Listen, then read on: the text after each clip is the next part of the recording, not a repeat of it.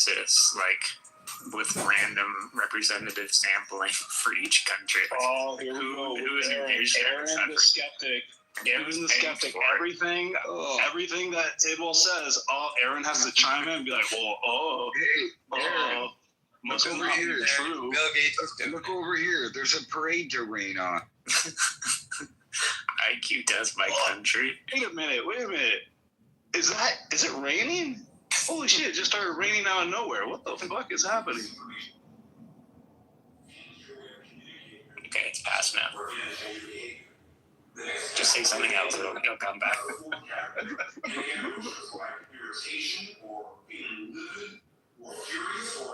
Aaron only cares about planches and shitting on all your dreams. Pretty simple, man.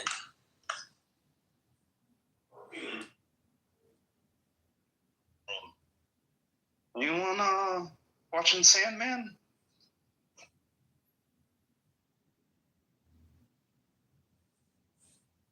Damn, he's coming for me now, Antonio. Tidwell, I want to ask you about Lola. Your thoughts, Lola? Hey, you think Shinobi smashed? Tidwell jumped right on that Lola train.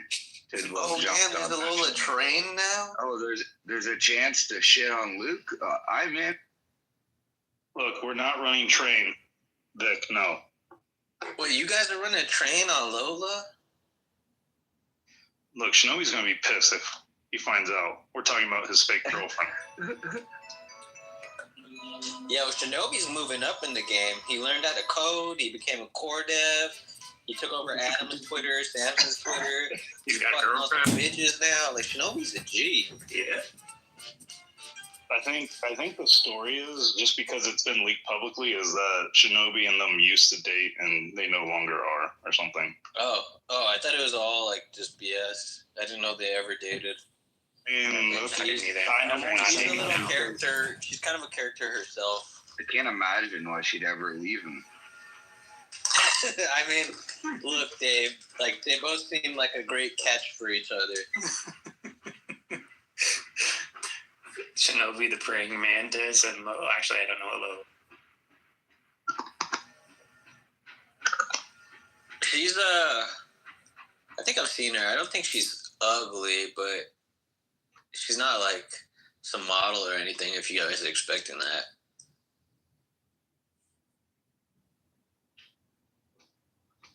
It's funny, she didn't always have good OPSEC and stuff, so I still remember her from those early days. And she wasn't always this crazy, and it makes me wonder what the fuck happened. She was like very polite and like respectful, and I think something like fucked her up. Look, stop talking about Shinobi that way. He doesn't ruin everyone's lives that he touches. That's fucked up. No, I'm not saying Shinobi fucked her up, but something or someone. We know what the implication was, and that's fucked up. I consider Shinobi a friend. And where was she anyway? Like The Rage? I've never heard of this publication. The Rage. She just made it. That's her own. That's her own. Yeah, that's her own thing. Okay. No. This news outlet has existed for more than just a week. It's existed for at least months. On the About page, it says journalism is an OnlyFans. Okay. Donate to Lola.Helen.tips. What an About?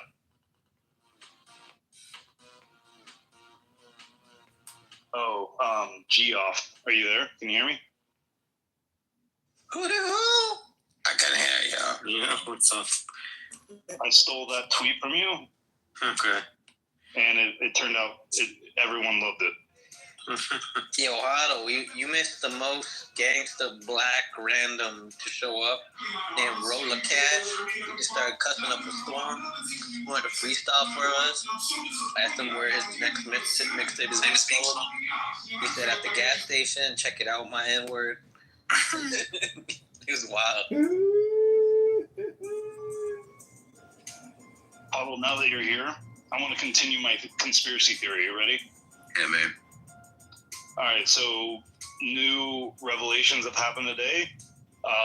Ian and Joe have both gone public with statements finally on what I'm still considering is the nugget that I discovered, I guess now 5 days ago. And this is, I think, the actual crux of everything. And it's Ian and Joe debating this on Twitter as of like 4 hours ago. And before that, Ian was not saying anything public. And a lot of those rage screenshots that reference like a lawyer giving advice, that was like almost 99% Ian likely is the one saying that this shouldn't be coming from Ocean, stuff like that. So, dude, well, you know that they're trying to like spook compliance departments, right? That's like their goal. Apparently, apparently they've been going around to the other compliance departments trying to spook them of different mining pools. Oh, I know, but before nothing was public, they didn't ever make a public statement. This is as of like 4 hours ago. This is the first time that Ian has come out and said Joe is wrong. Joe, the guy who I think came on Clubhouse a few times. Oh, right? sorry. Real down to earth guy. You know, he made a statement that's saying this is all crap, which is what a lot of lawyers have said, including like someone like Zach. I don't know what Zach's he's pedigree is, but he agrees. Zach's a Yale trained attorney. Right. So I don't know exactly what they focus on, but both Zach and Joe, who are like, you know, like two Clubhouse bros that we, you know, like know that like are good. Zach and Joe also usually disagree. Right. But so no, I'm saying the fact that they're in agreement means like there's a lot of validity to it. Yeah. So Joe came out and said something public today, and then like Ian was saying he's not at the liberty of saying anything. He's like messaging me like DMs, except I'm not screenshotting these DMs and shit. Came out on Twitter and gave this huge response to Joe. And this is where we're at, dude. It's like fucking so crazy that people don't realize what they're supporting. I'm still going off that this is the nugget that the cargo culting has gotten so deep that people didn't even realize what they're supporting when they were talking about knots in the first place. And that's the funniest part about all of this. Dude, look, you know that they're not supporting knots because they like Luke or they think Bitcoin's at risk or anything. It's because their butt hurt some PRs did or did not get merged. It's like misplaced hate for core. It's not even about knots. Vic, this is my take from too much research. Maybe I've like convoluted myself into thinking this, but to me, it's like very clear. Like, I can tell you how I've made these opinions, and you can tell me like, hey, this is like a stupid take given like the supporting evidence, but this is like no, you're right. Like, you're right. Half of the Knox army is straight up retarded, like fucking 65 IQ. Oh no. Way more than that. It's like 99% of people that follow knots don't realize this is the core talking point is what I'm trying to get at. Like in terms of core talking point meaning Ian, you know, the lawyer at Ocean, Luke, and Jason, which are really the three people that then talk to people like Mechanic, who then spear this off and then have second, third, fourth level of cargo culting when it gets to people like Matthew Crater and other people. Yeah. So isn't what that I'm trying to say is like guy on their board too? Which guy? Bob Burnett or whatever. Yeah, that guy is actually. That guy's like, you know, I like that guy. I'll be honest, the whole company just seems like fucking amateur hour. Like they don't want to get rich. Yeah, they're spending all their time focused on bullshit that doesn't make them money. It's really faggy. It's like they don't know how to this shit. I know they don't know how to run a company, Vic. That's why. Yeah, I have no idea. The company was built around the idea that Luke was their prodigy child that would lead them to the promised land. And when you do something like that, you have to respect like kind of like the vision and concerns of said person. And I really do think that people are taking Luke very serious at Ocean. I mean, essentially all the funding from Jack was because of Luke. The company wouldn't exist without Luke. Luke is like the reason why that company exists, why any of those people have jobs. By the way, I always invest on my gut, and I have to say, my gut was like, "Don't do this one," and that turned out to be correct. I feel like Luke is like a wild card, Huddle. It's like you're at the fucking roulette table, and it's just like, here's like $1 million. What do you want to put it on? Yeah. And you're like, here you go, Luke. What do you want to put it on? I know. I just don't get that Huddle can come in here charismatically and say what he just said. We're all like, oh yeah, that sounds about right. I fucking say this and get chewed the fuck out. For what? Wait. Huddle just came in and said like, oh, it looks like I fucking dodged that one. With the ocean mining thing. Why does that make you feel like you got chewed out if you say that? Because I did get chewed out. You got chewed out for that? Who chewed you out? Joseph. Oh, I mean. Oh, but he's an investor in it. That's why. That's why. You gotta spit in their face, so like that's like a bitch slap back, you know. You gotta know who you're talking to. You're talking to an investor in the company. Yeah. Here's the thing: I know how much he invested, which is such a small amount for Junseth, in my opinion. Like it's like a rounding error. You know what I mean? Like it's not like enough to be like, oh, I'm willing to fucking get emotional about it. Well, no, see, that's the thing. It's not about the money. It's about all the gay emotions. Like, it's the fact that it's easily avoidable. It's like, it looks like mismanagement. And then it's like, fuck, am I a bad investor? Oh, no, I'll be a good investor. Roll up my sleeves. It's like, oh, well, fuck no. Then that's my full-time job. I don't want to do that. And, like, they're just, like, kind of handcuffed for the ride. You know? Like, what are they supposed to do? Like, yeah. You want Jack to, like, you know, get rid of a founder and then have, like, that tainted look like fucking Bill Gurley or something, you know. It's just like a really messy situation. Well, and also like, I mean, the original sin is giving Luke money. That's the original sin. We had a freestyle happen earlier, Huddle, and one of the things that came up was, what do you call someone who negs you over and over? What do you call that person? Yo, he dropped the hard R too. He didn't even flinch. A negative Nilly. Nailed it. Hey, I got enemies. Got a lot of enemies. Hey. Oh, dude. Have you seen the 1960s remix of Many Men? Have you fucking heard of that? It's so good. The blues it's so good. Oh, it's so good, right? So good. Amazing. Dude, I heard them talking about on Joe Rogan. I'm like, all right, fuck it. Pausing the episode to like listen to it. Here we go, baby.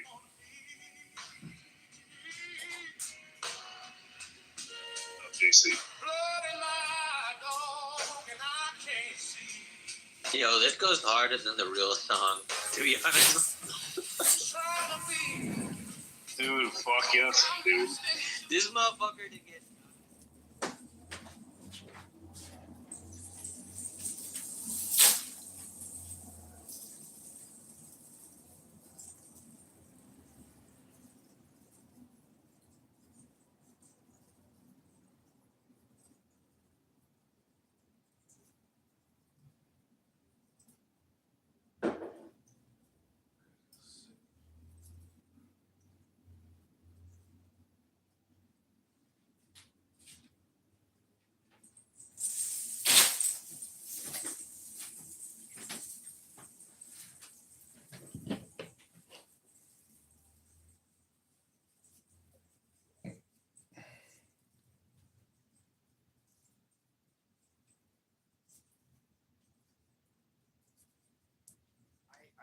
To, you know, I troll them back because I think it's funny. Was that really black?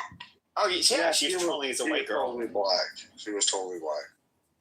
You can hear it in her lips. I mean, like, I'm not trying to be racist, but you can totally tell that was a black girl. She was doing a good job of like,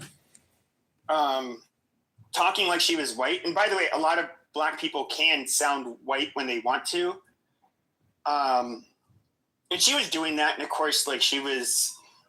The reason why you can often tell the difference between a black and a white person, just like listening to them, is not even if they both have like the exact same accent, they both have the same grammar, they're both equally as educated. Is mainly what really shapes your voice is going to be your sinus cavities in your nose. And so it's like how the sounds reverberate through places, through those areas of your face. It kind of gives a distinct signature. And so you could probably tell, like, I have a big nose, which I do. My voice is probably not the sexiest voice. That's fine. I'm not trying to be Luther Vandross or whoever the fuck you guys think is a sexy singer. It's just not me. It wasn't my DNA.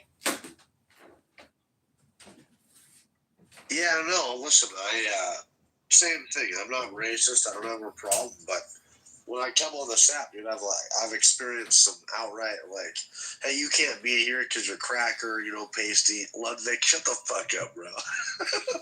Anyway, yeah. Well, blacks can have their own safety. Like, I actually am okay with that. Like, I'll look at room titles, and I really hate how, like, you scroll, and, like, now, just listening in the hallway, it shows that you're in the audience. It's like, God damn it, dude, I want to look at the fucking title and not be seen in it. But if I see it's like an internal black community type of thing, like, I would not go in those rooms.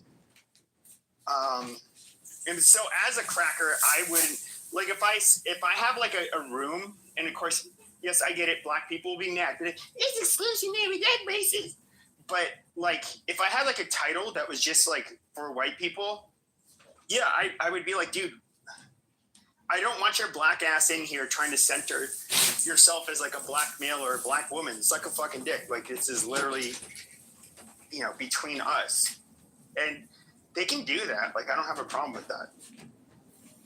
Yeah, that's pretty shitty. We were talking, during the Charlie Kirk thing, you'd have, black people coming in and being like, you want this shooter to be black so bad. Like, what the fuck are you talking about?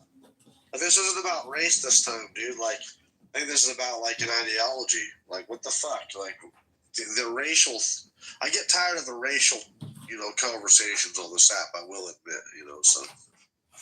But, whatever.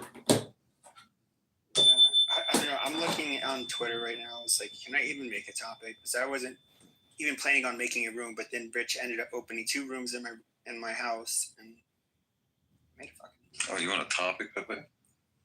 What should the topic be, Ludwig? The autopsy report of Charlie Kirk is, it's the math ain't matting. Why would you need an autopsy report for somebody you saw get shot in the neck?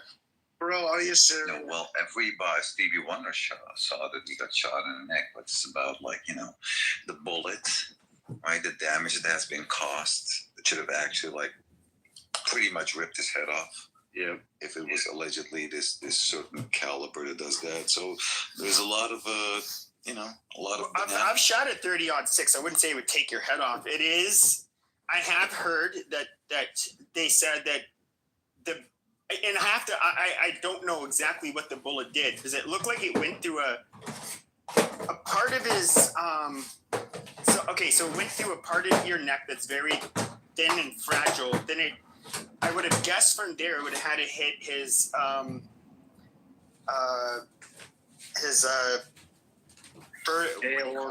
shit, No, his cervical spine, and that is like where your neck is, and that is the of all of the areas of your body, or your spine, I should say. That is where your vertebrae is the softest, because you have to have a lot of flexibility on your neck. I mean, is it possible? And they said, like, oh, well, his bones or whatever stopped the bullet from going through.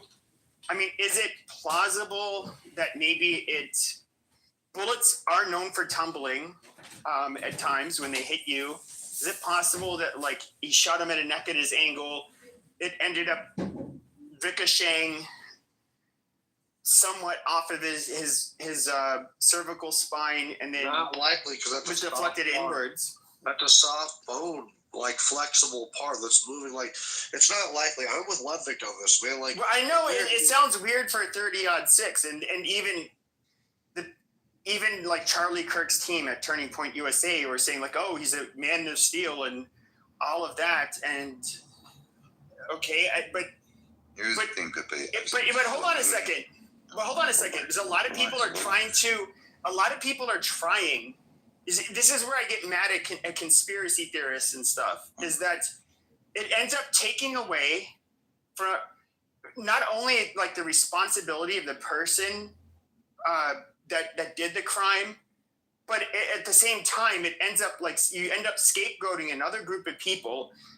And then in addition, which is the worst, is it ends up trivializing, the actual event that happened.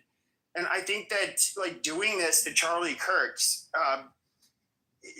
and his memory, I don't want. I think it's tarnishing his legacy to just like.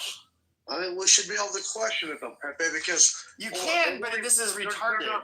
Hold on, they're not even doing an autopsy on him. Does that not sound fucking strange? No, bro. Okay, well, what about this? If you look at it yourself, go on Google Earth, dude. It's not more than 140 yards away. The shot. If that shot was a 30-6, it would have been a fucking cannon shot. When I listened to the shot, you could hear the Magnum. You could hear the primer shoot, and then you could hear it come out of the bullet. You could hear it break the sound barrier. That bullet had to have been suppressed. Either way, dude. Like you can't tell that on a cell phone. I'm telling you, that would have sounded like a fucking cannon, though, dude. It wasn't a cell phone camera. There was many different cameras, bro, and a bunch of people. It doesn't matter. None of those cameras. First of all, the cameras for detecting things like a sound signature, where you literally are going to. You're going to be able to hear it in stereo and get a true reading. It's like whenever you see gun videos and people shooting, like right up next to you, right? That sound never sounds like what it's like when somebody's shooting right next to you. 30 well, hold on, but even I get it. Sure. Yeah, I've shot a 30-6 before. I get it. I know, but listen, man. There's three things that don't add up to me: the sound, the fact that the bullet stayed in his fucking neck. But we don't know the sound, and they didn't say the bullet stayed in his neck. They said the bullet didn't penetrate bone. No, you could listen. There was a tweet from a surgeon that said, and this was from Turning Point USA. They said that this was an amazing thing, like that his bullet was strong enough to have stopped the round, and it saved a bunch of people's lives. We all know about this. Sure, but sure, but hold on a second. But once again, stopping. Did the bullet shatter or flatten against his spine? Obviously not. Hold on. Now, could it be that it ended up hitting him in the neck? It hit his cervical spine.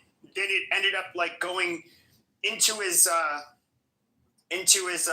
don't know, his unlikely. What the fuck? Hold on a sec, dude. I can't even. His what the fuck do you call it? Collarbone, and then it just like went down and finally rested in his hip.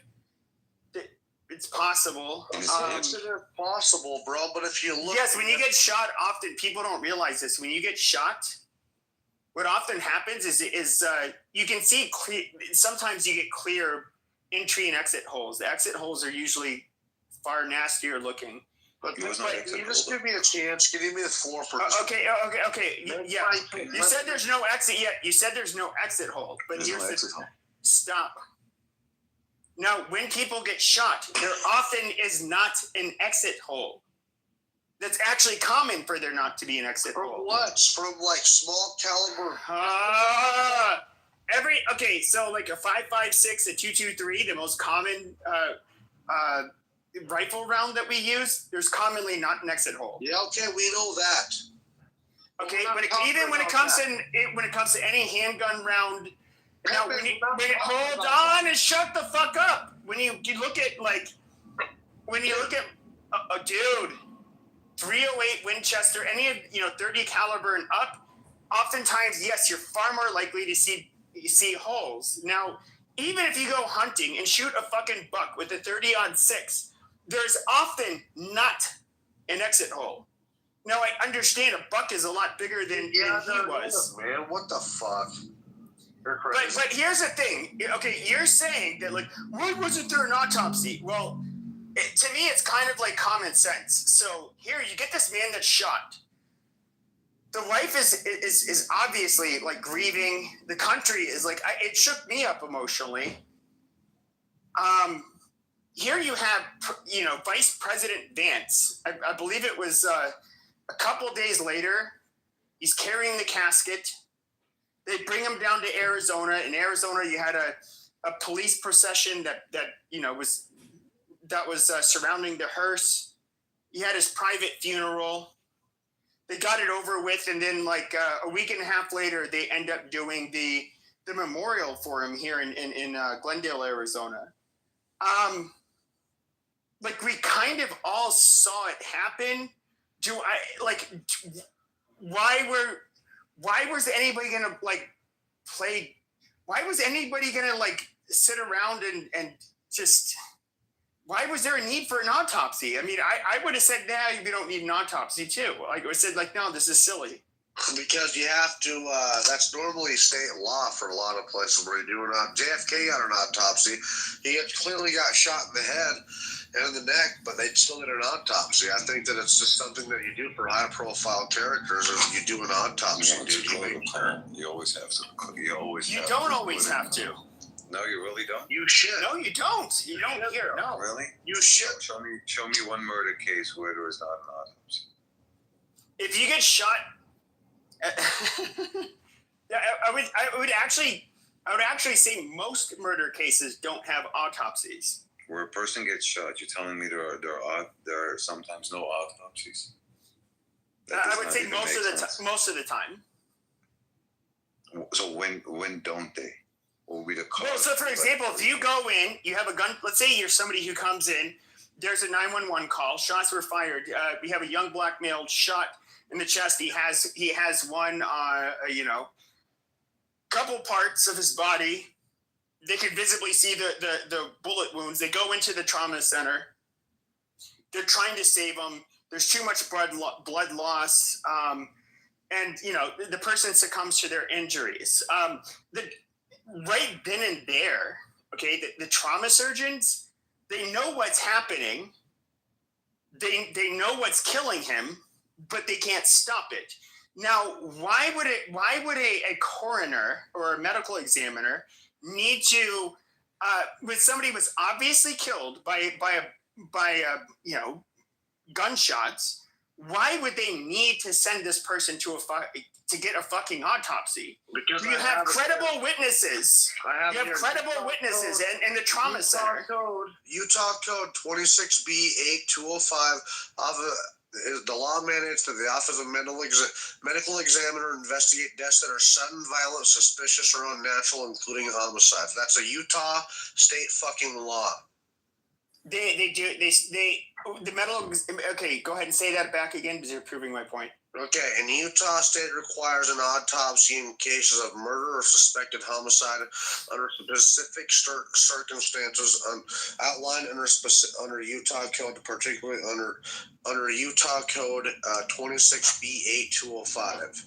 The law mandates that the Office of Medical Examiner investigate deaths that are sudden, violent, suspicious, or unnatural, including homicides. Okay, so when they investigate, can you tell me what does it involve? Hold on. Hold on. You can read it yourself. Yeah, sure. So now what you would have to show me is when somebody's shot on camera, they go to the ER, they understand this person's suffering from a gunshot wound.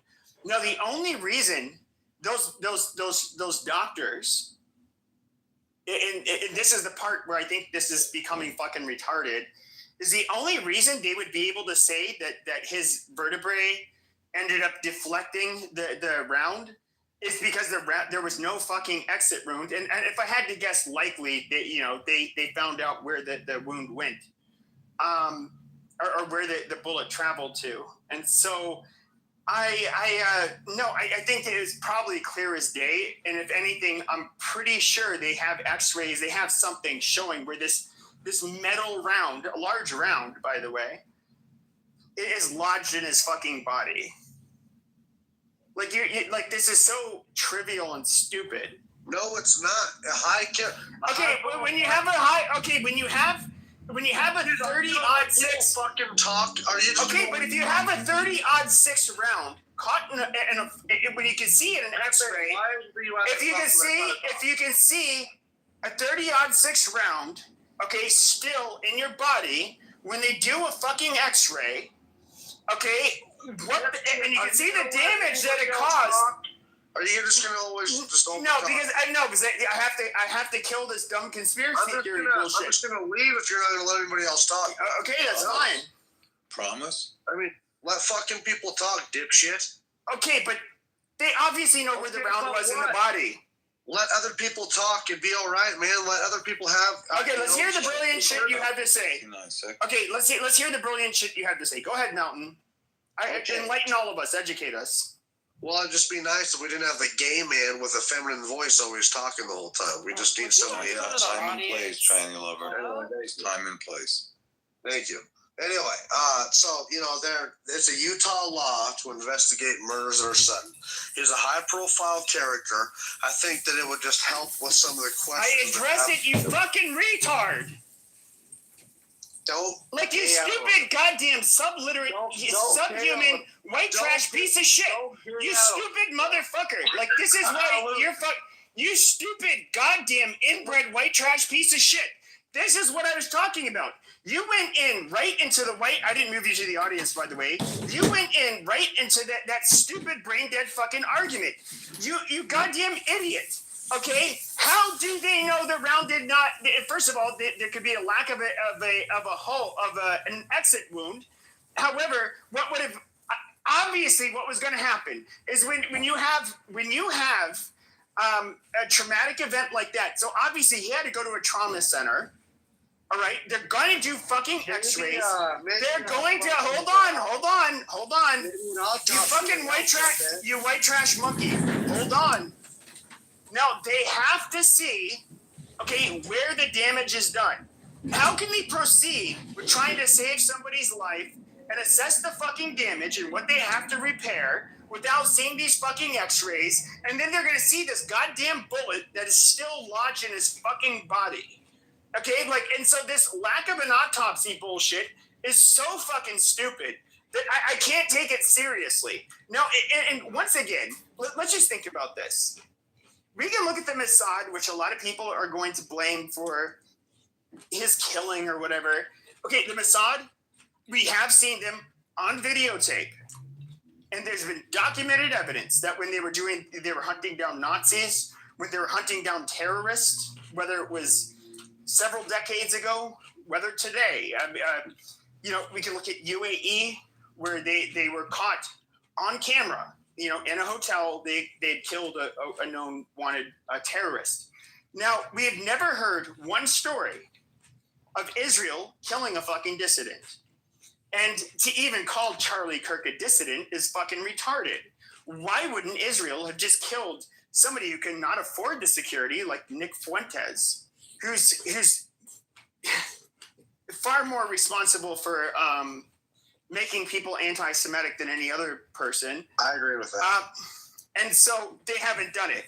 And then third, why, if I was, no, you have to understand, I'm guessing the Mossad probably similar to a lot of the people in the CIA Special Activities Division, which, where the commandos, these tend to come from Tier 1 special forces in America. Very, very few people make it into those kinds of spaces. So, any Mossad agent that would likely do this kind of stuff, probably extremely well trained. Why wouldn't they just, hey, we know where he lives. We'll just go ahead and, he'll be leaving. We can follow him throughout the day. Where is he likely to be alone? There's very few witnesses. Where can we just discreetly make sure that he's disposed of We'll just go ahead and do it that way. Just keep it a mystery. But instead, they're going to do it out in the open. Now, you have this young guy who has this Mauser. He admits that he shot him. No, there's no. Hold on. Oh, yeah, there is. No, there is not. Okay, amazing. But sure. Sure. Okay. And so the murder weapon was discovered. Now the family said, like, yeah, it was a gift from his grandfather, or was passed down from his grandfather, and his dad gave it to him. I forget which. So we kind of know where the weapon came from. There's nothing. To me, this is like an open and shut case. Like, you guys are grasping at straws, and the people that were grabbing the equipment, TP USA's team admitted that they were like, well, look, dude, I knew that if we didn't grab it, somebody else would. So we had to do it, and all of it was handed over to the FBI. It makes sense. I did use a quick black and guide. white, or is it just a possibility? Is what black? And I would say it's. That's what I'm saying, because you're acting like it's black and white, like it's just not a possibility. Everything they're telling us is just the truth. Don't question it. If you do, you're a retard. That's what you're saying. But I think you your need to be right is more powerful than the sensibility of it than even questioning it. Pepe. That's what's fucked up about it. No, it's not that. Like, look. It's true, though. His need to be right is so powerful that he can't even question the official narrative. While we know that JFK happened, we know that all this bull fucking shit happened. You understand, like, JFK, 9/11, all sorts of fucking shit that's happened in our country. We can't even question it. What the fuck, man? I think, Pepe, that we should be able to question the official narrative, man. I'm not saying everything's a conspiracy. Yeah, it is easy for that kid to have gone up there and shot him in the neck. You're right. I've watched it, man, and I know you can take a Mauser apart with 2 screws with a screwdriver in about 30 fucking seconds, and if you leave the scope on there, you don't have to sight it in. So you leave the scope on top of the barrel. You take 2 screws underneath the barrel, underneath the stock, underneath the barrel, and you can take the bolt off first. Then you take the screws off. You take the buttstock off, and then it just separates the barrel, and you leave the scope on top of the barrel. It's all sighted in, and then you can put it back together in 30 seconds. That is true. So everything you're saying is totally possible, man. Like, what, and the official narrative might be true. I'm just saying it just seems fucking weird, okay? Yeah, I would say this. Like, nothing about the official narrative sounds weird to me. I would say the biggest problem is that you get people who for whatever reason, they think somebody deep down is behind something, and I do not see that with this killing. Like, there's a part of me, kind of, I wouldn't say wish, but it's like if there was a group of people that have been, I guess you could say, trying to suppress our speech or hurt us for wrong think and speaking out against the grain, would it be really cool in a way that they were behind it because we could stop them from doing it any further? Yes. But I don't think this was any like state actor, or even, there might have been some Antifa faggots that were like aligned with him that were also kind of privy to what he was going to do. But I don't see that being the case. What I think it is, Pepe, 22-year-old, shut the fuck up, man. He probably could have done it. Here's the thing, Pepe. You got a 22-year-old kid with a rifle, kills him, takes the gun apart, runs over the roof, climbs down the roof, runs off to God knows where, gets dressed and undressed, I believe 3 times, puts the gun together, leaves it in the woods.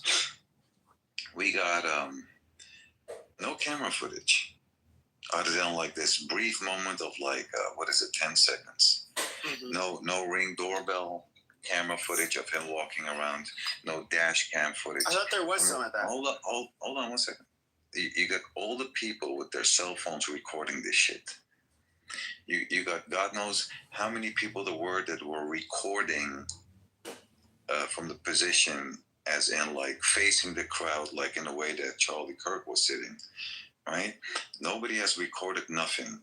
And somehow, magically, this 22-year-old kid has to have been the one. Then you got the old man. It was at 9/11. He was at the Boston bombing. Then there was like another bombing case. I don't know what that was, right? There's like, and then he was here at this event, right? Then they found, Then they found like child pornography, whatever, on his phone, right? Or on his computer, whatever. It's like, and we got nothing, right? And there's only two words that cross my mind. Call me fucking crazy. Is deep state.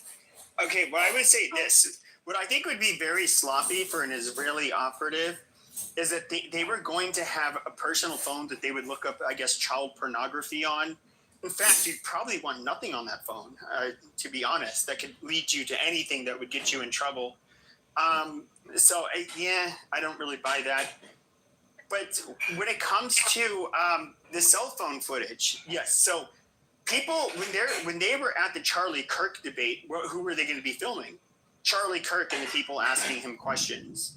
And then they hear a shot, and then people are just like, what the fuck's going on? They see all of a sudden Charlie Kirk's hit. People are scanning around with their cell phones. Now, what's really funny is the security cameras. Why are they all pointed at the ground? Why are they not showing the roof? Well, I mean, generally, you're not looking at people walking on the fucking roof when you have a security camera. You're going to have a security camera pointed at the fucking ground where people are. So with that being said, there's absolutely nothing suspicious about that to me. Go ahead, KK. So sorry, I was middle of eating dinner. She didn't have her show today, but you know, Candace Owens was really close friends with Charlie Kirk. Like, she was on the ground floor of all this. So she's been doing a whole series on trying to get answers. You know, she talked to the guy from TPUSA that pulled out the SD cards from the camera behind Charlie Kirk. So she's been really like going down all these different rabbit holes, just exploring everything. So she posted up this morning, Tyler Robinson is not suicidal. The entire narrative that placed on the media about him having been suicidal is completely fictional, as are many other aspects of what we've been told. Hold on a second. Sorry. Oh, shit. His father having turned him in after a confession is also, oh, fuck. How did I lose it? White people turn each other in, dude. We do that shit, though. That's not suspicious to say. I actually side with niggers against white people who do that, by the way. Hold on a second. Let me get it. That's Sorry. bad, Pepe, dude. That's why your neighborhood will be trashed. God, Pepe.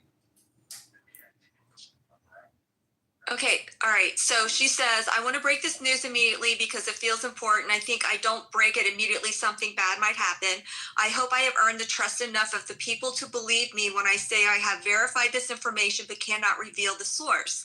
Tyler Robinson is not suicidal. The entire narrative that was placed in the media about him having been suicidal is completely fictional, as are many other aspects of what we have been told.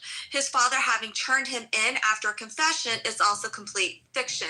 To the contrary, Tyler Robinson maintains his innocence and has never been to the UVU campus. There are absolutely zero photos or video that the campus can produce to the contrary, which is why they have produced nothing other than a blurry image which Tyler's family knows is not him. Tyler has never once expressed a suicidal thought. I want to make it clear the federal government is lying about absolutely everything other than the fact that it was his gun. Not that we needed any further substantiation, but Tyler Robinson did not author those Discord messages. I would like to again stress the fact he has never been to UVU campus, but and I need to confirm this later. I believe he was around the campus on that day. I'll have more on this later, but I wanted to immediately publish that Taylor Robertson's suicide narrative, plus the dad did the right thing, turning him in, realizing his son was guilty, is a federal concoction. Well, I would say this about Candace Owens. So I do know Oh, fuck somebody that bitch. from behind the scenes at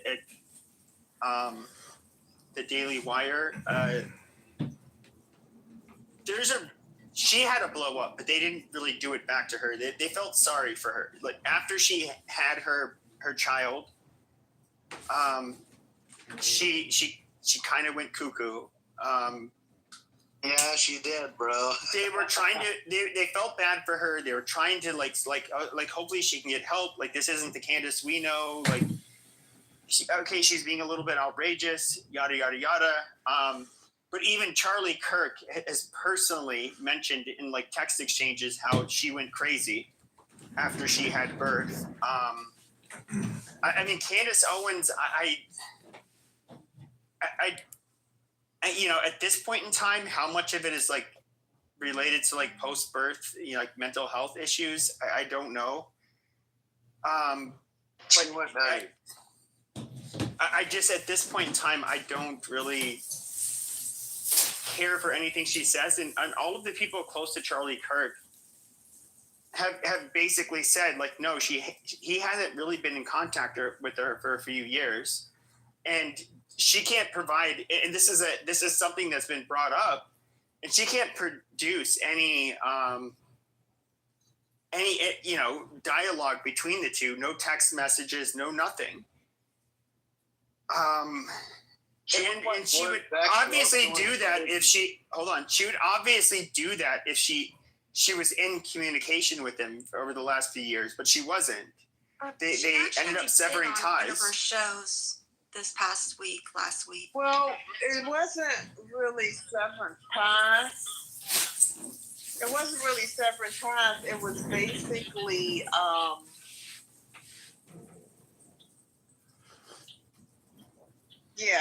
basically what's happening is that they weren't agreeing on the business matter of how to produce shows, and so they quietly got her off the job, and they lost touch. She did say she was not going to go to the funeral. But I mean, even if she showed the interactions that she had with Charlie Kirk in the last few years, I mean, what is it? She can produce like one tiny little exchange or something. Like they obviously were over the. Hold on a second. I'm talking to. She spoke at his event. Yeah, and this was where? When 2024? She spoke at his event in 2024? Yes, hold on, I'll get it. One thing about Candace is she is the producer of clickbait, so don't underestimate her.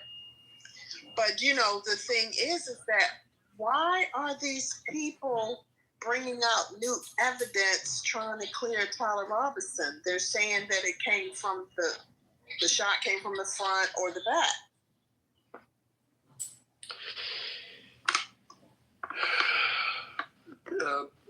Pascal, let me know when you don't want to talk about this particular conspiracy anymore, so I may put an end to it and we can move on. Thanks. But until then, I'll stay quiet.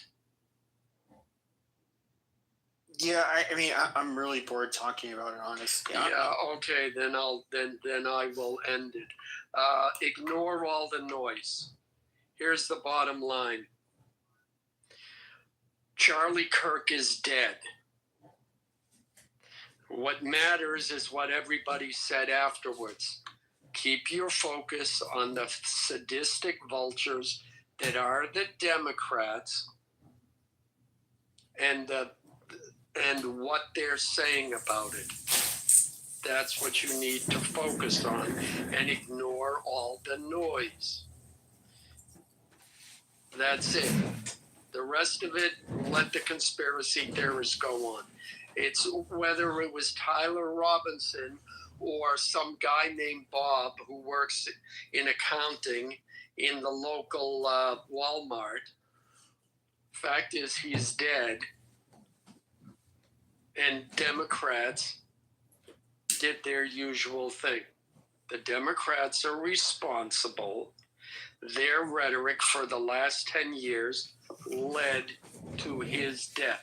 And even if it wasn't Tyler, their rhetoric afterwards condoned his death. That's my position on it. And the letter that they found with his intentions. So, yeah, I just wanted to bring that up. And I'm kind of thinking that might be fabricated, you know. But anyway, just thought I'd throw that in there. But like I said, with Candace, she's the queen of clickbait and clapback. Don't underestimate her. I mean, she did run a whole expose about Macron's wife, and then I guess she provided, proof that you she's can never a biological woman, and prove somebody's personal. You can't someone else. Yes, you can. You absolutely can prove whether or not you're biologically a woman. In fact, if you submit, nobody can prove anything about me unless I give it to prove. Hold on. Okay, first of all, they filed the lawsuit, right? And so they can produce evidence from maybe when she was a little girl, but that doesn't matter. You know, the medical documentation. Pulled out. Sure. Hold on. College. Sure, hold on. She can pull up, medical files from when she was younger and her anatomy. But when you do an actual DNA test and it shows like your chromosomes are a certain way and that you are in fact biologically female, you're basically fucked at that point if she can do that, and which she can. And I'm guessing that's the scientific proof. She was not born a male, and so she would not be able to say anything, after she was able to submit that kind of evidence. Well, she said she's going to prove it, so that means that she's going to go into her personal and pull out the proof. I sure wouldn't. I wouldn't care what Candace thought.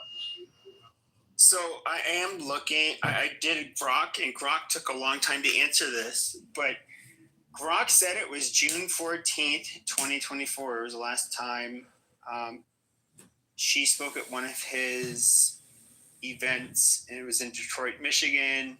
I put it in the chat. This is when the whole Crisis King issue came up. Wait, how is the tranny going to prove she was born as a woman?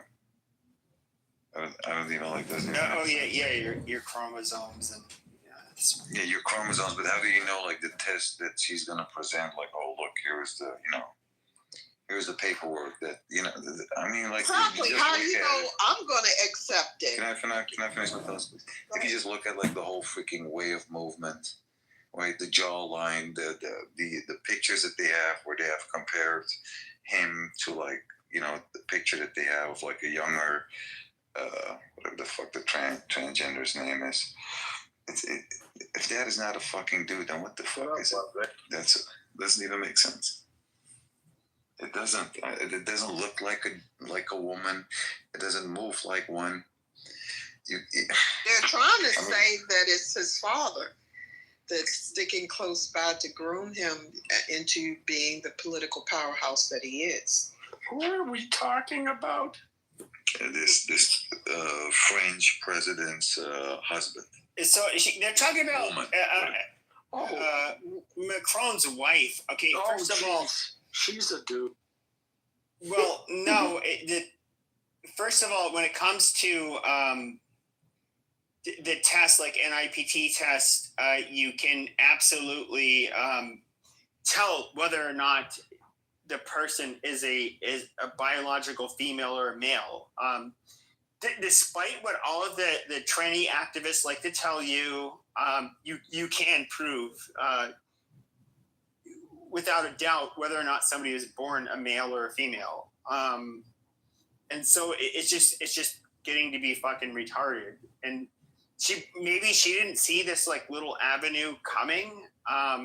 She thought she could just create this narrative where it would not affect her, but yeah, you could say what she wants or say what you want. Like, she looks like a dude, whatever. But they're never gonna be like, oh, Candace, you got us, girl. Like, yeah, I was born with like a freaking knife. Okay, but in the United States, they have to prove. In order for her to win a lawsuit regarding libel, the president and his wife have to be able to prove that she was, first of all, they were saying something that was factually untrue. Wait, who said what? Who did you say said something that was factually not true?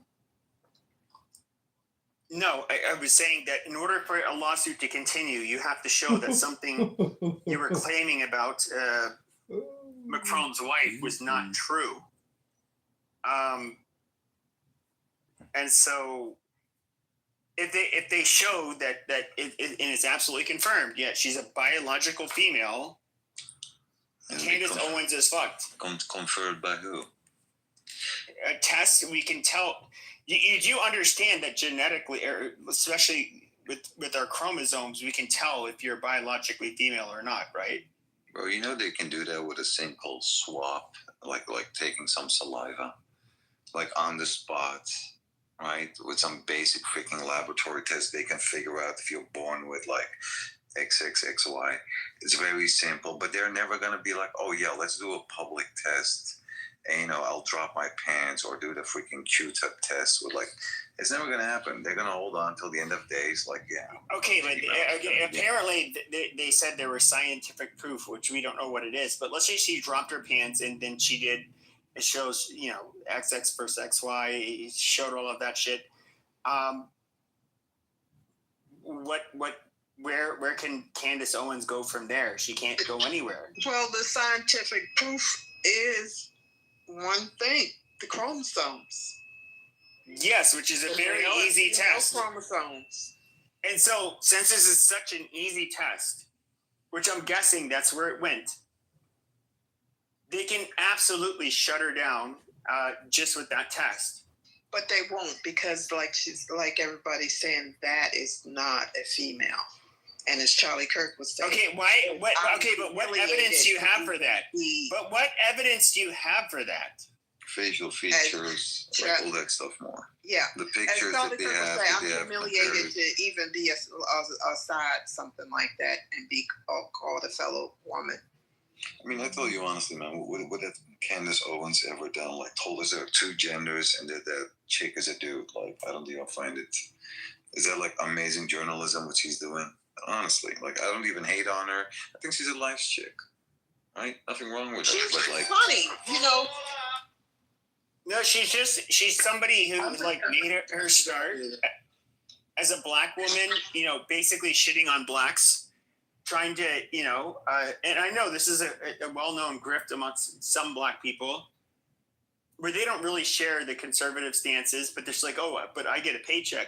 Amazing. I'm just going to go ahead and call out all of the hypocrisy that's what I mean. And the double standards that exist between whites and blacks and how we're expected to behave. At least, you do. She could recognize it like anybody could. And so she's spewing this bullshit. And do I think that to me, honestly, like at this point, I think her credit is so shot. Like I think what she's you a despicable person. Understand, and I'm gonna say this, and I'm gonna take a shower. This is what foreigners do. Now they need to come in under Black Americans' tax dollars, but she is acting like a typical, foreigner. She's, a tether. That's what she's acting like tethers do that. Tethers, for a minute, will you'll put them, lump them in. No, they want to be called a nation, a destination, not a crayon. That's what Caribbeans do. My great grandfather was British West Indies, and my mom did not go out of her way to introduce us to any of them because of that type of behavior. She was not tolerating it around her children, family or not. Some people called it self-hate, black on black hate. There's a point we're just not dealing with nobody's shit, whether you're black or white. And it's that she's acting very normal. Unfortunately, she has a big ass mic to do it. Yeah, this is not complicated. She was a voice for the right. She told the line. She had her own show. Then she had a falling, whatever the reason, she had a falling out with Ben Shapiro and the Daily Wire, and he is Jewish. She said some stuff he didn't like. She got dumped. And now she's out on her own. Same thing with That's it. And she's doing That's great. it. And she's doing great. That's it. And They separated too. TPUSA is were separated too. Actually, if you look, Yeah, look it up. exactly. It's just, yeah, well, that's all well and good. As far as the Macron's trans wife, look, she's just echoing something that a lot of people were thinking but wouldn't say. I mean, it's like Mike Obama, people look at Michelle and think, gee, I wonder about her. And it's like suddenly a troll becomes a serious thing. That's all it is. Macrons lost It's their freaking hilarious. the Macrons lost their court case in Europe. So it was Yeah, I against know. journalists, and then soon after that, the Macrons filed a court case against Candace. But yeah, the Macrons lost. So there was no defamation.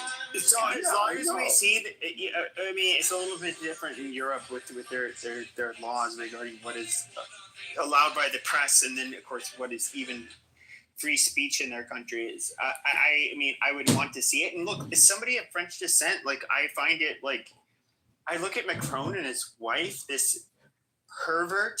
That she was a teacher who I believe met him when he was in his pre-adolescence, and had a relationship with him, and then the parents ended up taking him out of the school.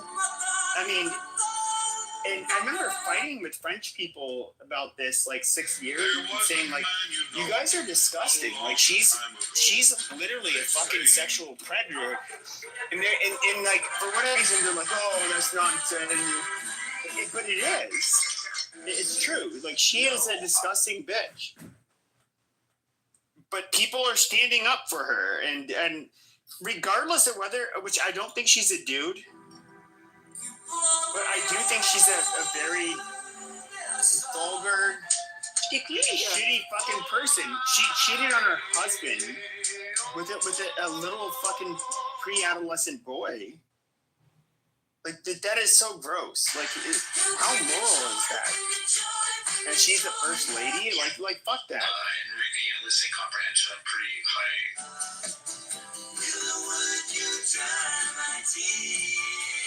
I'm not gonna lie. Like I fucked when I was a teenager. I fucked, at least one woman in her 40s. When I was underage, like I'm not saying it's like the end. How do I put it? I could tell she like wanted some kind of like loyalty and like a commitment of some kind. For me, it was like she was trying to be manipulative, but I was kind of like, I didn't care. I was like, oh, okay, oh, you want that? Amazing. I'm just not going to do it. And then she would get like mad and leave me like nasty emails and that kind of shit. But I didn't, I don't know. I don't, how do I put it? I don't think he's like, it's necessarily traumatizing for a male to have to go through this kind of shit, but I do think that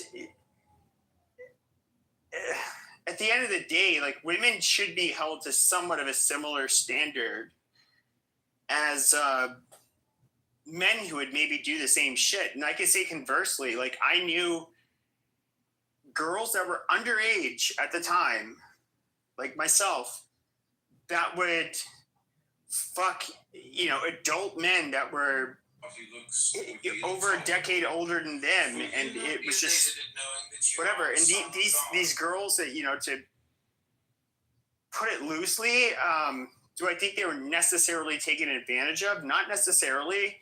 These are women, or excuse me, girls, because they're underage. They were absolute sluts, like totally sluts. And like, I think a lot of people have to realize, like, there are like boys and girls that are not 18 that are very hypersexual. They're players. They are people that are just they have sex like it's having lunch. Like, that's just how they're wired. And they're not really affected by, having sex with an older woman. But in this case, I think it's like really weird. How did he have a relationship with her? Like, it almost seems like there has to be a level of grooming involved, because I did not take the bait. How much better profit I am. There were several older women I had sex with that were, a decade or two older than me when I was a teenager, and they thought they could tell me what I could do, and like, Pepe talks about everything. I don't even give that same respect to my parents. Like, you can suck my, like, no, eat Pepe, shit. the PR crisis manager. But for whatever reason, he's one of these people who just kind Pepe, of like, the reputation management expert for himself. Which which I find really weird, because he's not obviously, Macron is not a fuck up. He's somebody who's been relatively successful. How did he get her, or how did she get him under her grasp? Was she involved in politics before? I mean, does she come from that kind of background? Just out of curiosity. But to answer your question, I think that maybe your background was such that the older women prefer younger men because they feel they have a sense of control. You were aware enough that you were, like you said, yeah, bite me. You want to fuck me, that's fine, but don't pull any of that emotional manipulation. No, exactly. Yeah, but he wasn't that smart. And that's the thing. I mean, the fact that they have the clip of her slapping him across the face, that speaks volumes. She's in control. He didn't, when you see his reaction too, she slaps him and he doesn't look stunned, like, where did that come from? He doesn't get angry. He just sits there passively, like, okay, she slapped me. Yeah, so she's been manipulating and controlling him for a long time, I think. And that's why you can't understand it, but yeah, it's clear as far as my view goes. And he may have, along the way, he may have realized, well, she can give me, well, let me put it this way. In the same way a young woman will date an older guy because that gives her access to a level of affluence and social circles that her peers can't give her. Then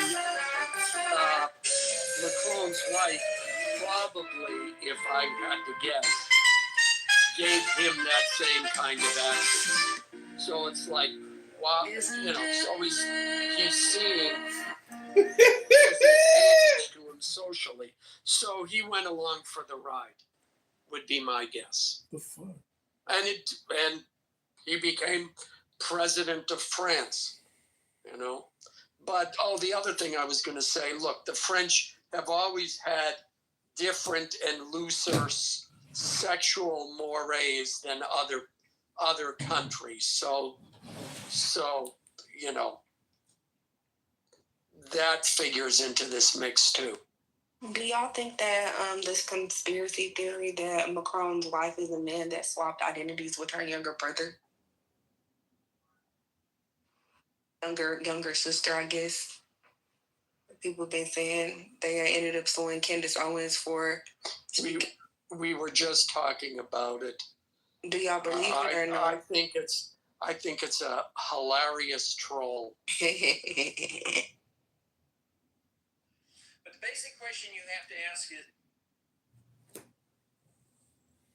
I mean, I do think she's a masculine, old, like, Jesus Christ. He's the president of France, and he has this old fucking bitch, literally old enough to be his mom. I don't know. It just hits me. I just, it's hard to have respect for Macron. You know, just based on, you know, this whole situation.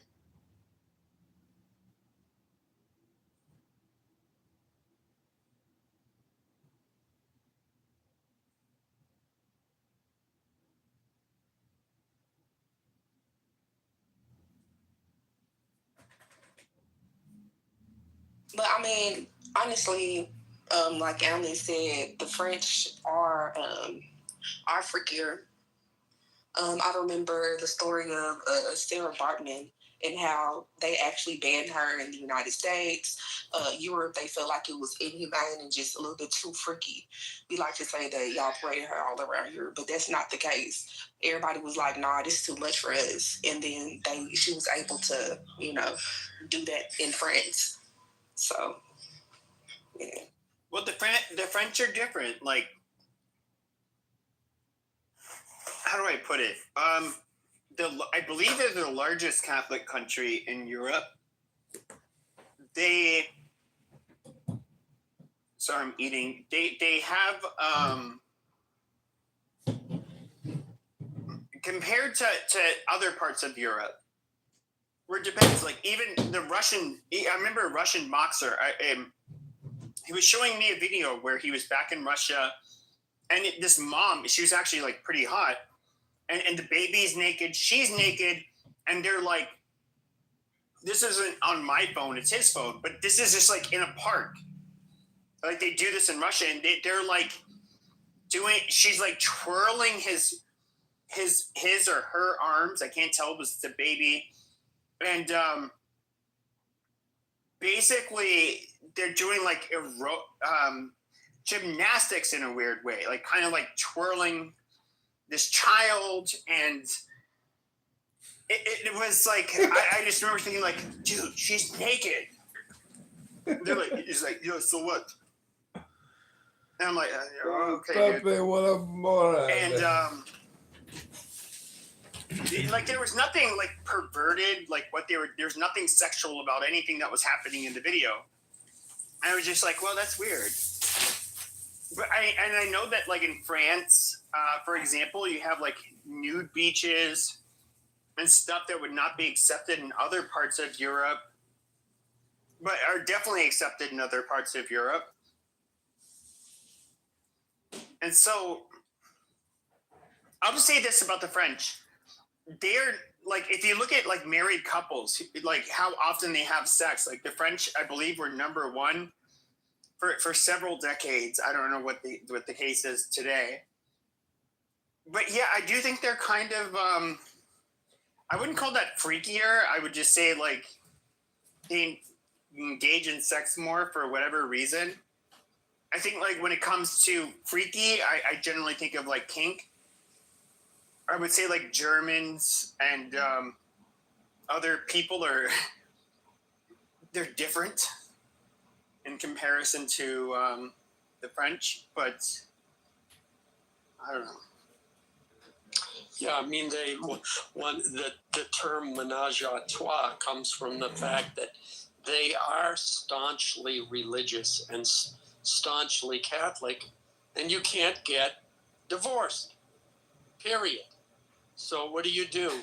Okay, honey, we hate each other. So yeah, this is Brigitte. She's going to be living with us now. Okay, sounds good. You know, it's that simple. But yeah, I mean, the French are famous for the nude beaches, and when I was there, they had topless ads. It wasn't that common, but I remember seeing it in the, I forget the word for it now, in French, in the subway, because the train went by. It was on the back of the train, and all the guys were turning, looking at it. You know, it's different there.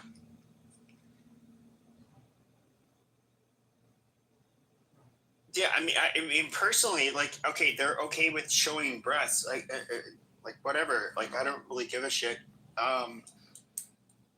They in that documentary I watched it was like a movie about like Sarah Bartman. They made the French look disgusting compared to the rest of like the Western world. Like everybody else had obscenity laws that banned the type of behavior, and then they went to France and it was just like willy nilly. They were, you know, aristocrats and elites were all like, ooh. You know, what's funny is that in this country, when you look at the beauty industry, it's obsessed with the French. It's, the latest beauty secrets from France, you know, from Yves Saint Laurent. When you go to France, it's the latest beauty secrets from America. It's the exact opposite. So, yeah, you know, a lot of people don't like the French. Well, I'll just say this, like, I forget the name of the French prime minister, but both his mistress and his wife showed up to his funeral. Now, there is this really weird thing when it comes to, like, Catholic countries, especially more, like, southernish Europe, and of course, you know, absolute southern Europe. They're all known for having their mistresses, and these are Catholic countries. And they do this, and, you know, it was kind of, even in Latin America, you know, which this is where their influence came from. It's like, you spend Saturday with your girlfriend, your mistress, and then Sunday it's with your wife and your family. There is something, like, I agree. It's lopsided, it's bullshit, it's corrupt, but they do kind of have that culture.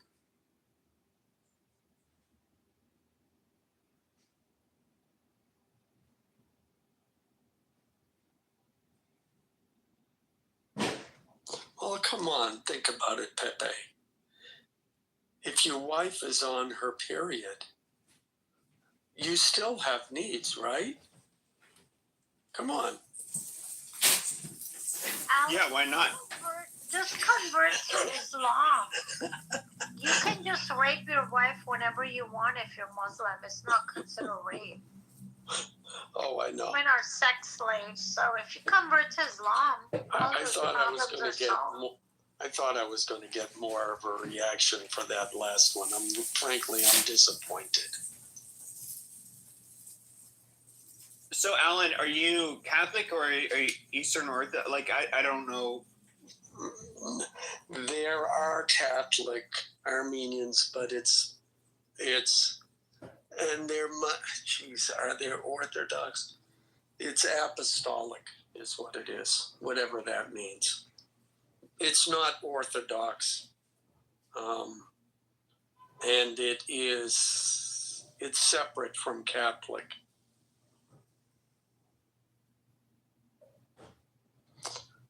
And there's even evangelical churches as well, though those are far fewer.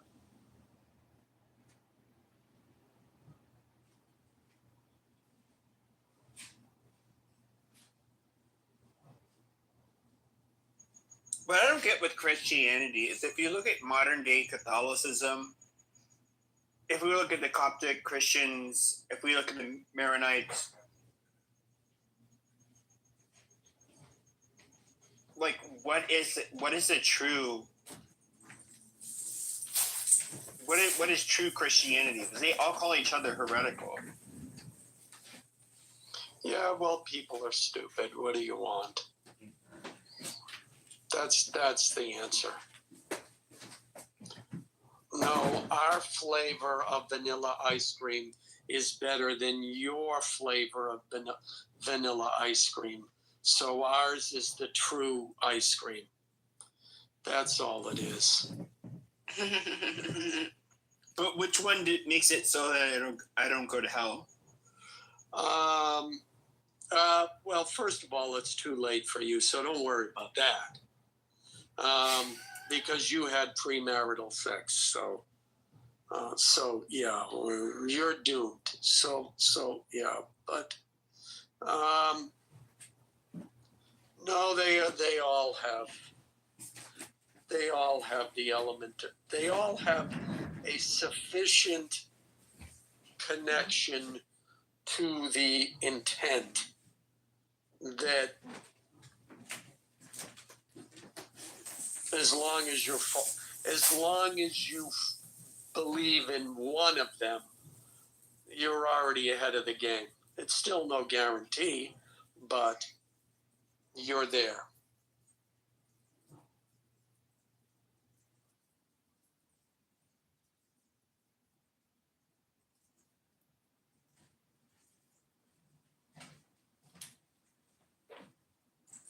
I mean, I just remember being in Catholic school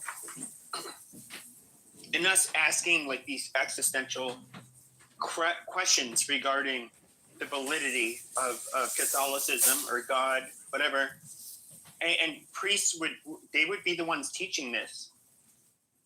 And the hardest part for me was never seeing a satisfactory like response. And so like somebody like me, it's not that I'm somewhat stubborn, but I do believe that there's a creator. But I can look at all of these different religions. They all seem to have some kind of answer, but nobody can prove anything, period. And so, you know, I get it. In order to have,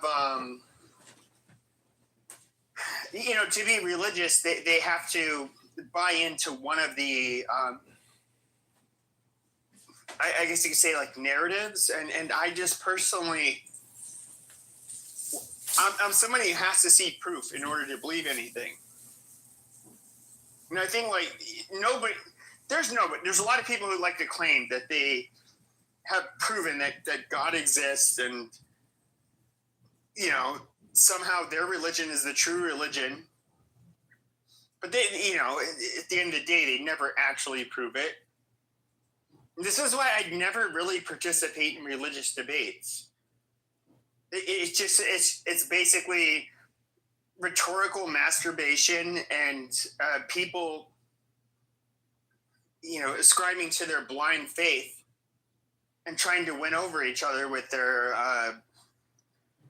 you know, rhetorical tactics when it comes to debating, but they can't prove anything. And so you know, obviously nobody here can prove that God or their particular religion is true. What is the point in even debating it?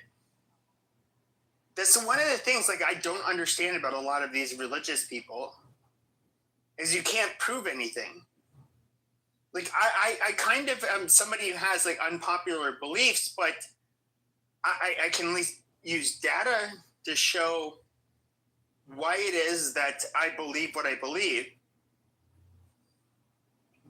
When it comes to these religious conversations, it doesn't happen. And even if we were to look at like mankind, and this is where like Christianity is, they're so like anti-evolution. When it comes to when did religion apply to mankind? Was it when we were not Homo sapiens sapiens? Was it when we were like half monkey, half sapien, Homo sapien? At which point? When the Anunnaki came down and introduced themselves to the Sumerians, and historically they bred with them and created Nephilim, and it's the basis of all modern religion.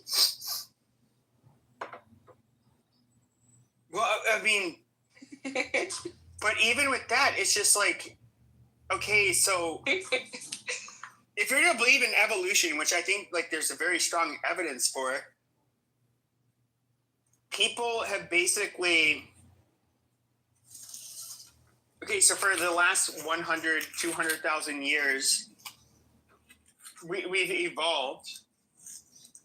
Now, Adam and Eve, okay, they started, I guess, the Earth. They were here at the same time, or at the start of the planet. They were here at the same time as dinosaurs. Carbon dating kind of like proves all of that as, being 100% bullshit. So we have these anatomically modern humans in which these laws apply. When it came to the Neanderthals, did the same shit apply to them?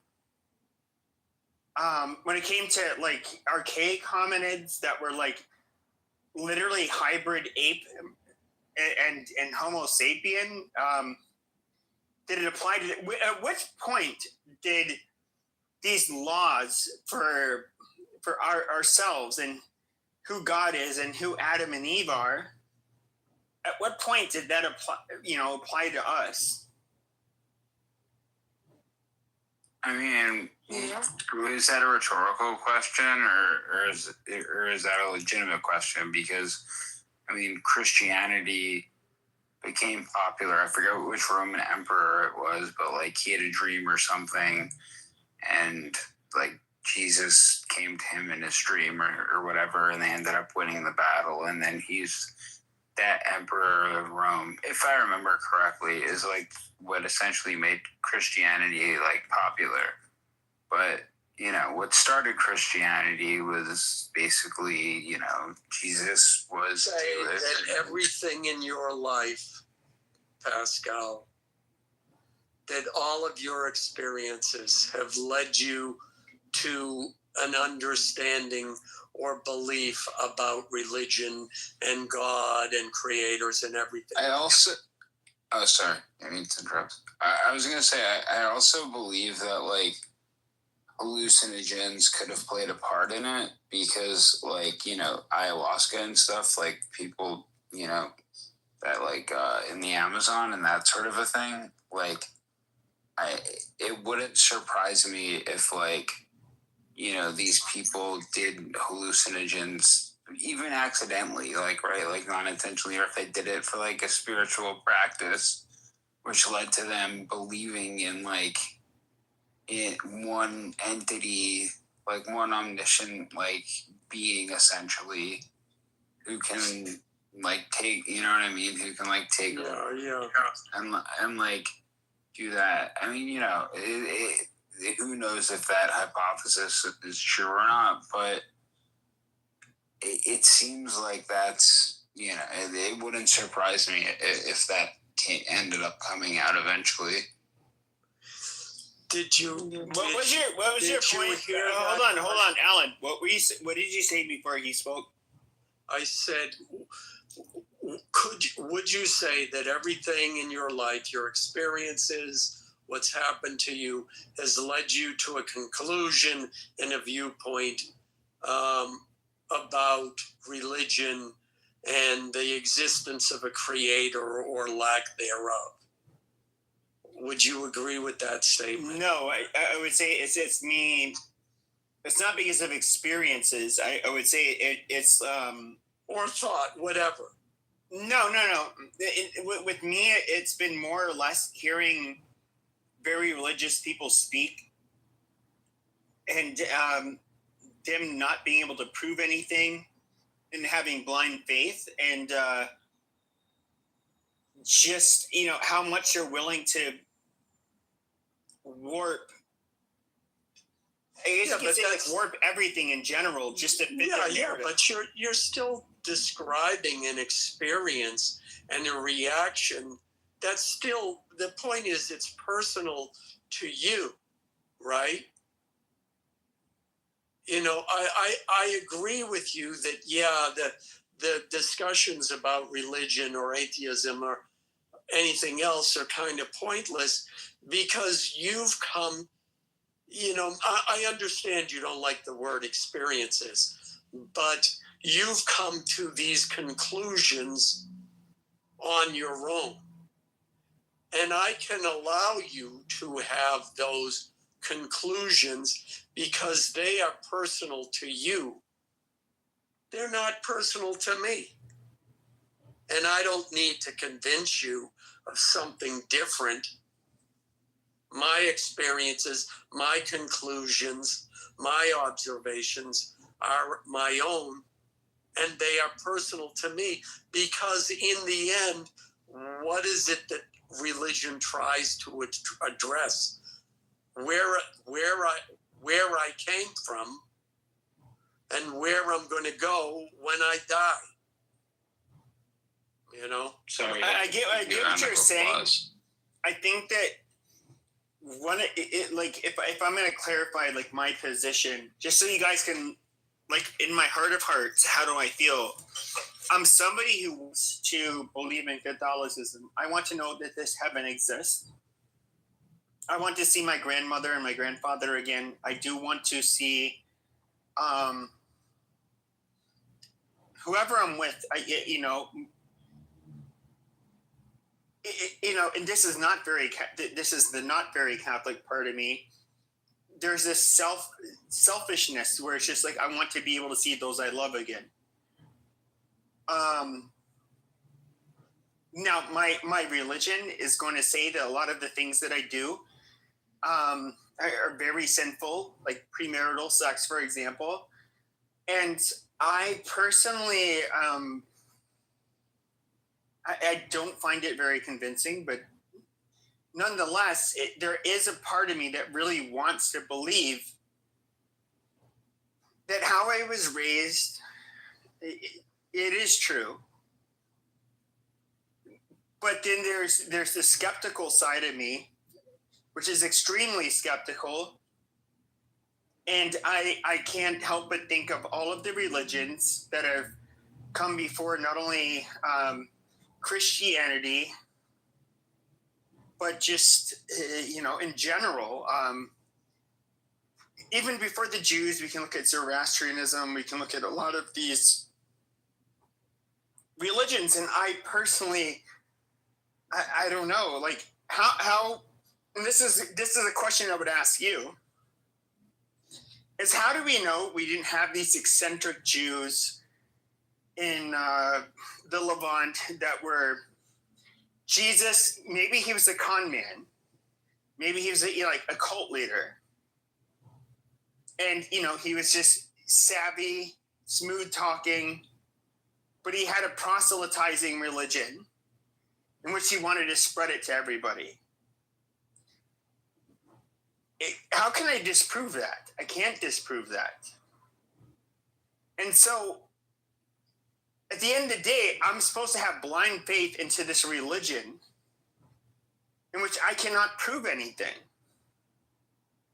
And there is a place in my heart for conservative Christians, but I don't.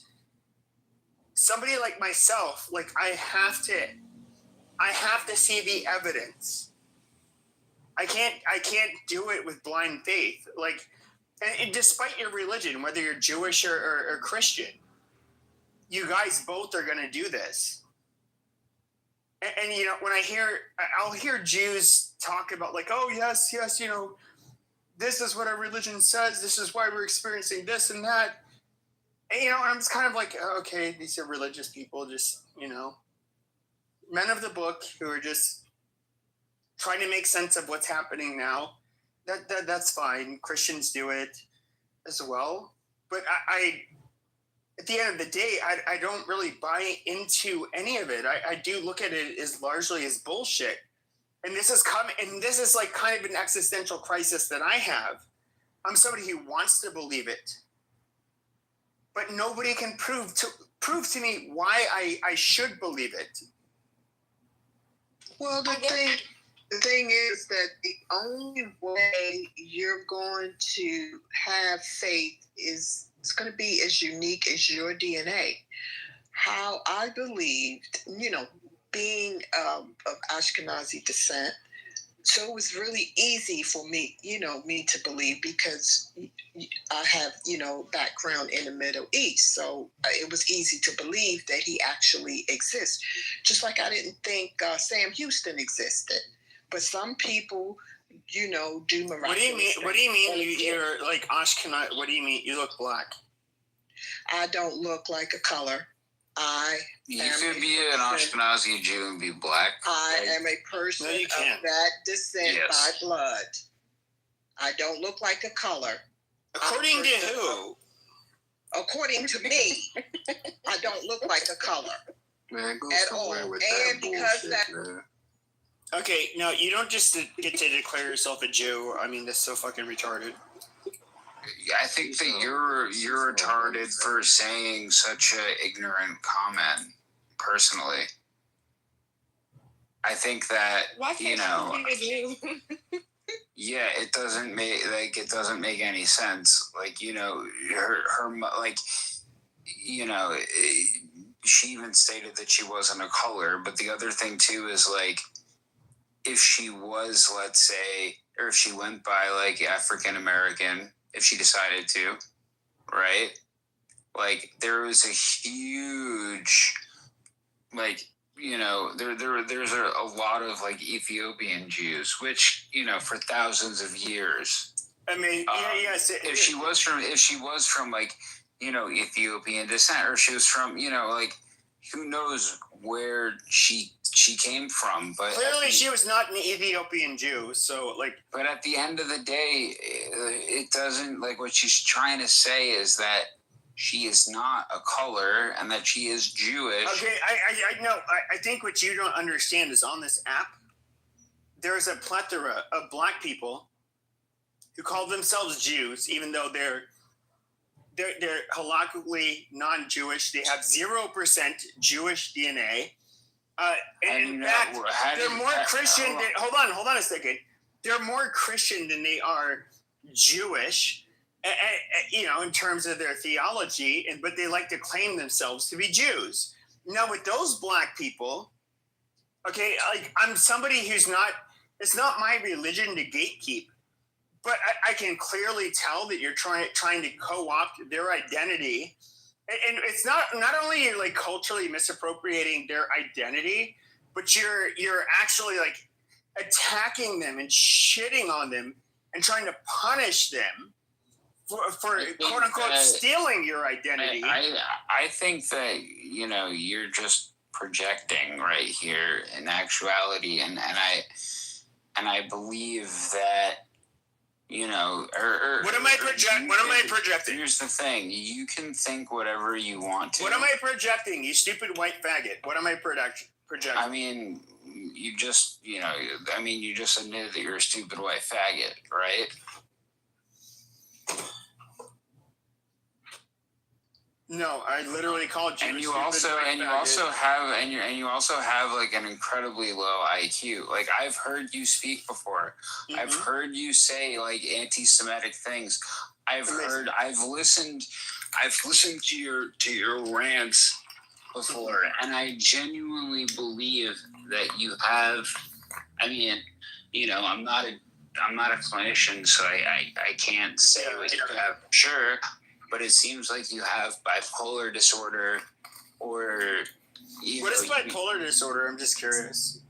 Well, I mean, there are two different types of bipolar disorder. Okay, there's bipolar 1 and bipolar 2. What is the difference between the bipolar 1 and bipolar 2? One is a longer mania and shorter depression, and the other one has longer depression and shorter mania. Okay, which ones go into full manic episodes? I think that again, I'm not a clinician. Okay, yeah, you're a dumbass. So That bipolar. doesn't hold Yeah, on a you're second. talking That about doesn't- personality trait. That No, doesn't, that dipshit. doesn't, hold on a second. First Yes, off, it does. It doesn't negate what you said. Yes, it does. Yes, it does, you fucking retard. It negates everything you said. You're talking about personality traits versus a fucking neurotic disorder. Go ahead. Let your dumbass speak. Go ahead.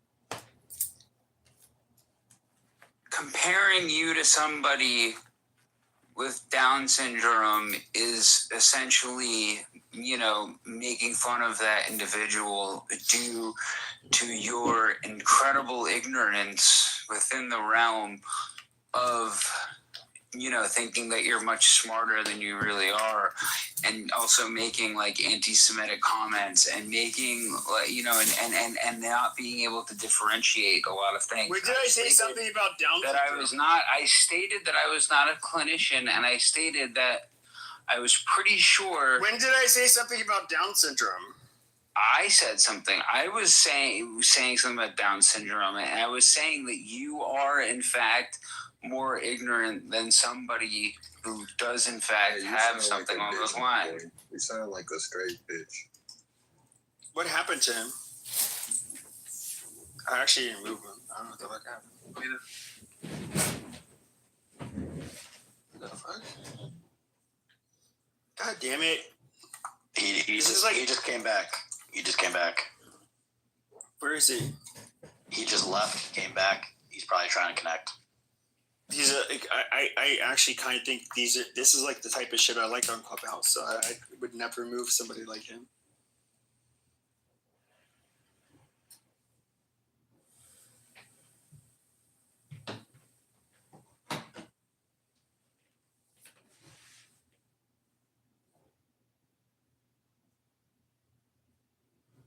While he's coming back, I got a question for Pascal.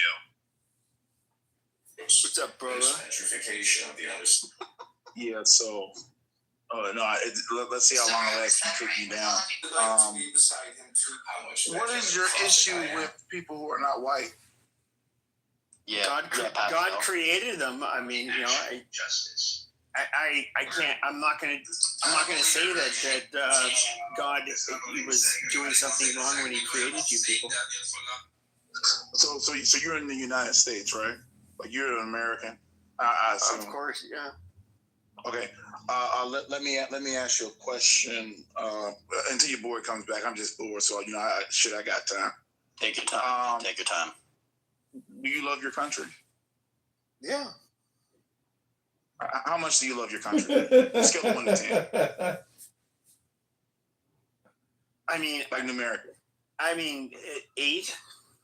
8. Would you die for your country?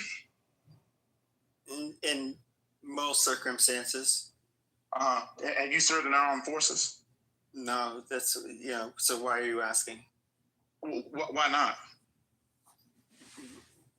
Because I didn't. I don't know. Because you. Whoa, I'm confused because you're saying that you have a problem with you people. I served in the armed forces. Amazing.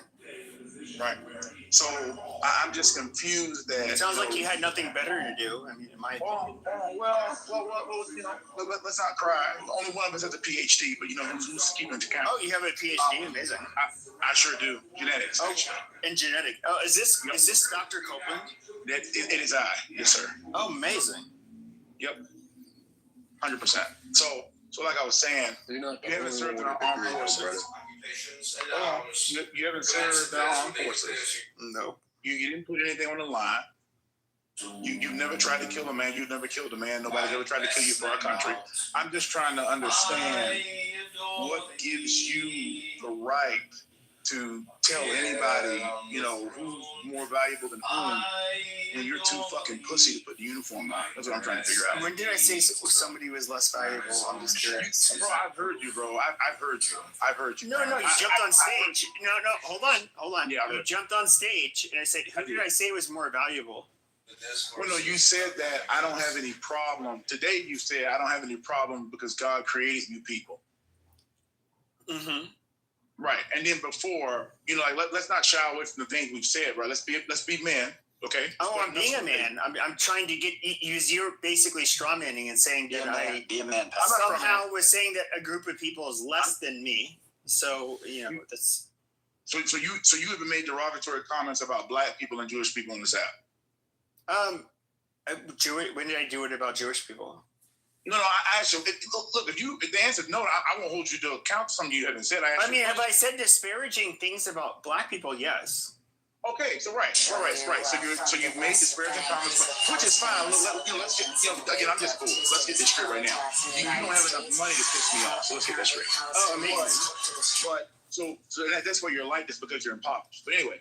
So, but why do you have to? I'm just curious, because like a lot of the successful, well-educated people I know, they don't brag about how much money they make. Sure. What's really weird is, in fact, they generally try to hide how much money they have and make.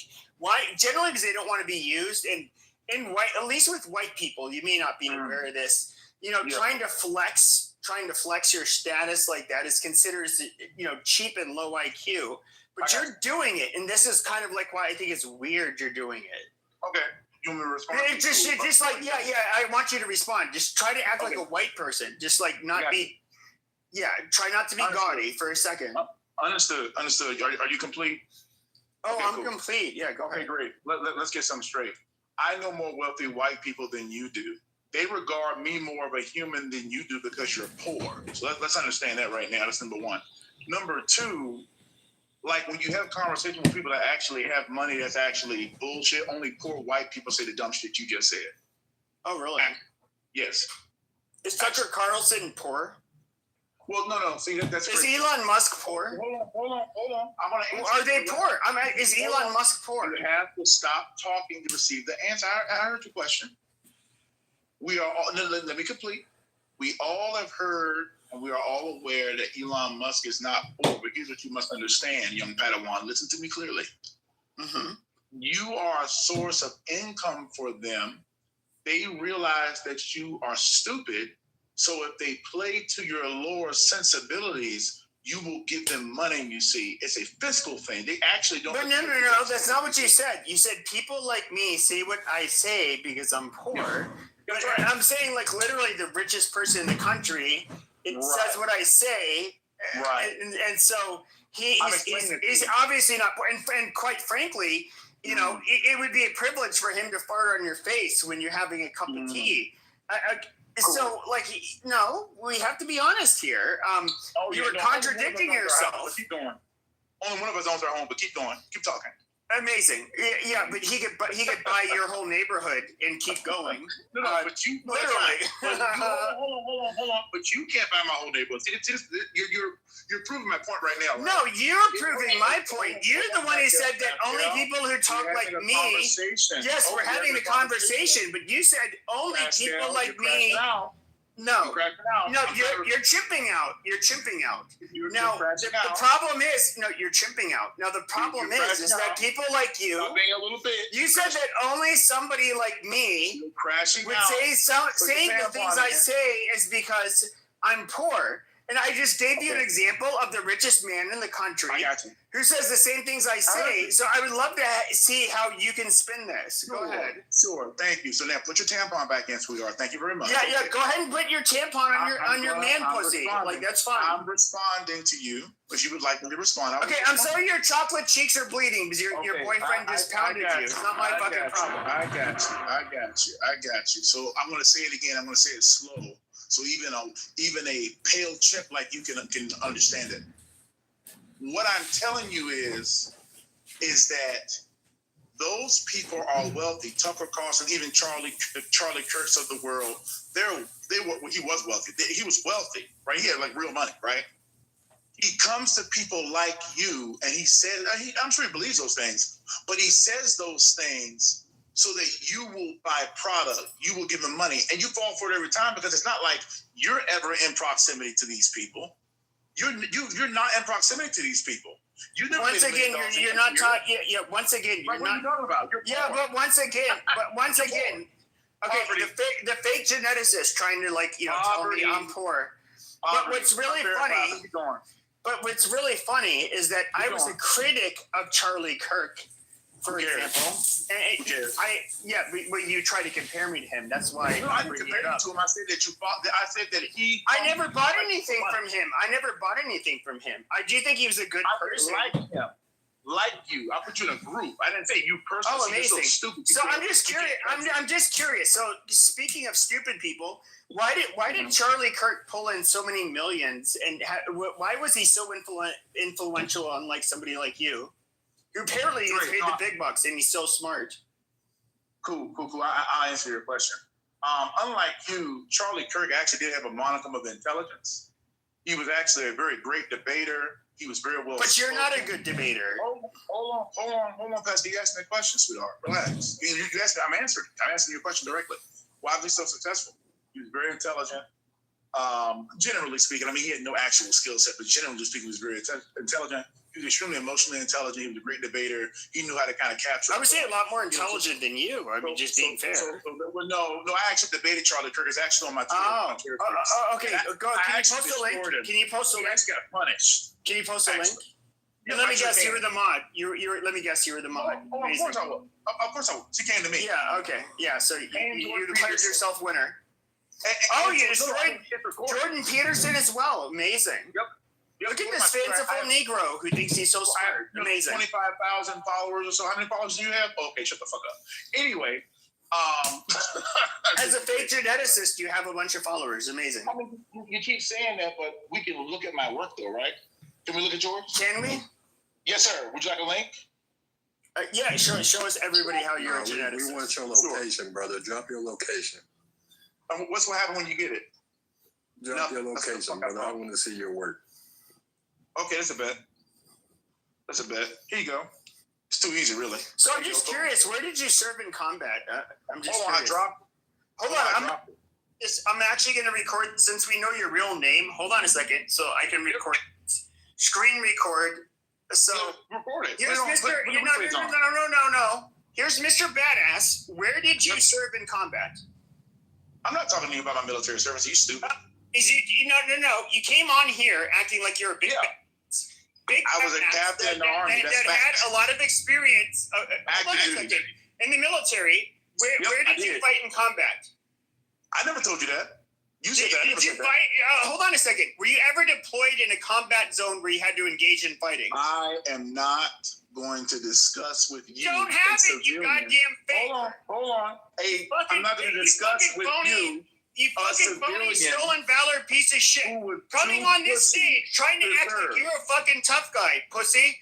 This is literally I have it on. Okay, tell me, what is your experience in the military? You see, hold on a second. I'm trying to answer it. You shut the fuck up. Okay, do you want to answer, or do you want to hear yourself talk? Yeah, I want to hear the answer. Cool. Yeah, so I was a captain in the United States Army active duty at the 71 Bravo. I was a biochemist. I managed the Army's CBRN program at Fort Sam Houston from 2020 to 2020.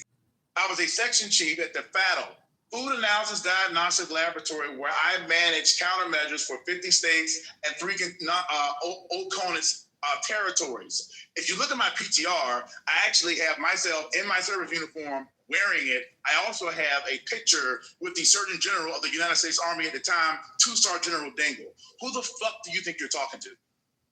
Nobody. Because you're a fucking civilian. Nobody with valor. You say that, obviously. So pussy. I mean, no, you're the pussy. Like, shut your pussy ass up. Put the uniform on. Shut your dumb ass up. Why don't you go ahead and go in combat, bitch? So why didn't you serve? Why did I have to serve? Why didn't you serve? Because I didn't have to. No. Nobody had to serve. We don't have a conscript-based military. You volunteer. That's the thing. Why didn't you serve? I was already in college when 9/11 happened, and that's great. So the invasion of Iraq.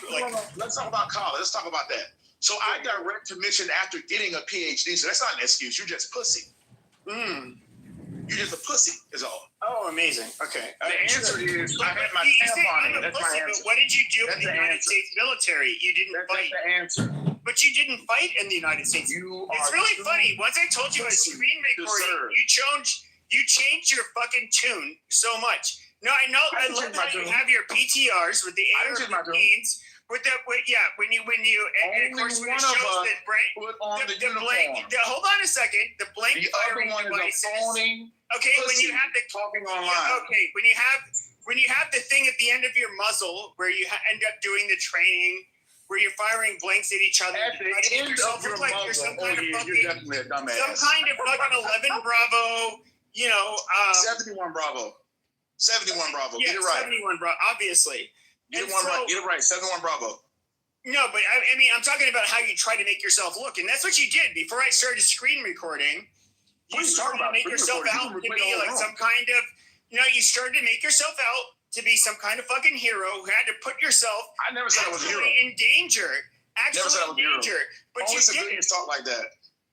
But you didn't. Like that. Man, that's only civilians talk like that. But at the end of the day, you're somebody who never had to sound like a civilian right now because you are. Okay, but just like a civilian, you never had to fight war. Amazing. Okay, I'll explain it to you because I see you're a little stupid.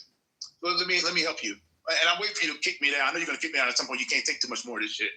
So let me explain to you how this works, sweetheart. Okay? And you wouldn't know because you're a just go ahead and spit it out. Spit it out. Just go ahead. Units deploy. Individuals don't deploy. Units deploy. You understand that? Yeah. Meaning, if you're part of a unit or BCT, you don't know what a BCT is. You never served, like I said. The unit deploys. Okay, so that's number one. Number two, I know you don't understand this because you're a fucking civilian. I was an officer. I was in charge of men. I was not a grunt. I gave the orders. I didn't take them. You understand? Yeah, you wouldn't understand that because you're a civilian. So what does that matter? You're a civilian. Do you understand what a biochemist does? Like you're so stupid. It's shocking. Well, okay, but you obviously had nothing to do with infantry or anything that involves bravery. I never said that. Wait, time out. Now you're talking.